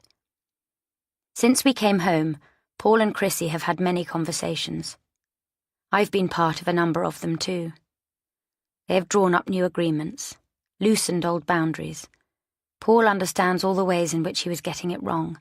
He handed himself too far over to my mother, letting the warped narratives in our family affect him too, seeping into his own precious role as a parent. Now he's discovering how to be Chrissy's father in a new way, how to trust her. Chrissy is learning to trust herself too. It's time for her to blossom properly into whatever shape she wants. A gentle breeze filters in through the open French windows, ruffling the competition letter a little, nudging it across the smooth surface. I pick it up and fold it carefully, propping it up against a little vase of daffodils where it will be safe. It feels as disorientating to be back here as it was initially to land in Scotland. Uncanny Valley. Something that looks like a known thing, but not quite. So much has changed. Last night, I only got about 4 hours of sleep. Chrissy woke me up early, appearing in the gloom at the side of our bed, the clock on my phone registering not even 5 a.m. "Are you awake, Mum?" she whispered. Beside me, Paul lay deep asleep, and there was no need to wake him. Instead, I held back the covers so that Chrissy could clamber in beside me, her body warm and soft against mine, and unbelievably familiar. I drew up my knees and put my arms round her, and the three of us slept on through the early hours like that. I stepped forwards into the frame of the French windows. It's hot and sunny outside, an early salvo of summer, an unexpected April heat. Chrissy and Paul are out in the garden. Paul is cutting the grass, and the buzz of the mower fills the air. Chrissy is half sitting, half lying on our white-painted garden bench. Paul turns at the end of a track. Now he sees me, and immediately reaches down to turn the lawnmower off. "Everything okay?" he calls to me. I think of the conversation we had 2 nights ago, when we told each other, "I love you," and the words felt true in a way they hadn't done in years. Maybe, in a way, we both used each other at the start. Paul to get a leg up in the world, and me to gain some sanity in my life. But we stayed together for years after that, didn't we? We raised Chrissy together, for better or worse. Over these last few days, we've each forgiven the other for such a multitude of sins. What is that if not love? So, I love him. I know now that is true. "Where's Jackson?" I ask. And just as I do, he comes lolloping round the corner of the house and right up to me, pushing his wet nose into my palm. His stay with the Fairshaws has done him no harm. He is as happy and content to be with us as ever. I reach down and ruffle his ears, then let him go to lope across the lawn to where Chrissy is sitting. And my mother, too. My mother's skin is quite tanned now, soaking up the sun's rays in our back garden far better than she was able to out in Kenya. She has pushed the sleeves of her blouse up, a blouse she has borrowed from me, something cool to wear in this heat. And I can see the fine wrinkles that bracelet her forearms. Small signs of age that I was never privy to before. Small signs that she is flesh and blood, after all. My mother has come to live with us for the time being. After what happened that night we returned home, she needed a place to stay. My father remains alone in the big house, my childhood home, Butte Hall, a court case pending against him after Paul took it upon himself to press charges. When, after all these years, someone finally did. It is unspoken, but I know that this means my parents have separated. My mother, in her own way, has made it clear that she will not go back. There's a tiny part of me that wonders whether she would still return to live with him if it had been someone other than Chrissy that my father attacked. After all, my mother stayed with him after every time he took his wrath out on her, his wife. She never left, even when he did what he did to me. But then, I never left him either, did I? I still visited him. I let him buy me a house. I emailed him updates on his granddaughter all the time. So how can I judge my mother differently? I have to give her credit for leaving in the end. She sits beside Chrissy now, with something quite new opened up in their dynamic. They relate in a way I would never have imagined before. I saw it in the moment when Chrissy handed my mother's stolen necklace back to her. An understanding passed between them. I wonder where both of those necklaces are now, the silver and the gold, scored with symbols of chastity. Part of me thinks they should just go in the bin. "Are you joining us, Julia?" asks my mother. She is already making room for me on the bench. Paul is emptying the grass from the mower. He's finished now and the lawn looks lovely. The four of us can sit outside in the stillness and soak up the heat. "Yes," I tell them. "Just give me a sec. I've got a hat somewhere, just let me fetch it." I retreat back inside, back into the shady coolness. I will join them in a second, a minute. For now, though, I make my way upstairs, through our master bedroom and into the bathroom attached. In the bright ensuite, I sit on the closed toilet seat, a handful of toilet tissue pressed into my mouth. The sobs that come feel like strange contractions. I'm grieving, I suppose, for all the losses that have come from this. The loss of the idealized image of my parents. The loss of any last trust in their respectable, loving marriage. The loss of the pretend perfection of my own. Everything is so much more honest now, more authentic. But it doesn't mean I'm not mourning for what I fought so hard to make true. Eventually, my sobs calm, and I feel all right again. Steadier, maybe even a little cleansed.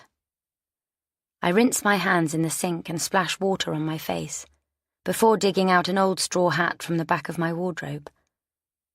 I hold it up to my mouth, my cheek. It smells of summer. Sun cream and warm straw. Strawberries in February? No more of that. Back out on the landing, I stop in the doorway of Chrissy's bedroom. We have sorted everything now, put everything back in its place, the chair, a new phone, the duvet. Her window is open to let in fresh air. Paul has fetched her violin from the studio and placed it upright in the far corner of her room. Quiet, unobtrusive. Days have passed without her even touching it. Paul has left it there, not asking for anything, simply allowing Chrissy her own space to decide. There's room for us to decide all kinds of things now. Chrissy's disappearance broke things, but those things needed smashing. Now we can put the pieces back together the right way. I head back down the stairs and back through the kitchen. At the threshold of the garden, I pause to set the broad-brimmed hat on my head, where it sits lightly, snugly. We made it through. We survived. We are healing. Shoulders back, chin up, I step outside to join my family, entering the warmth and the sun's bright embrace. That was I'll Never Tell by Philippa East, read by Emily Pennant-Ray and Karin Slaughter, produced by Bridget Lees at Chatterbox Audio, with post-production by Ed Corral and Barbara Baliani, an audiobook from HQ, an imprint of HarperCollins. Text copyright 2023. Production copyright 2023 by HarperCollins Publishers. All rights reserved. Philippa East asserts the moral right to be identified as the author of this work. Thank you for listening.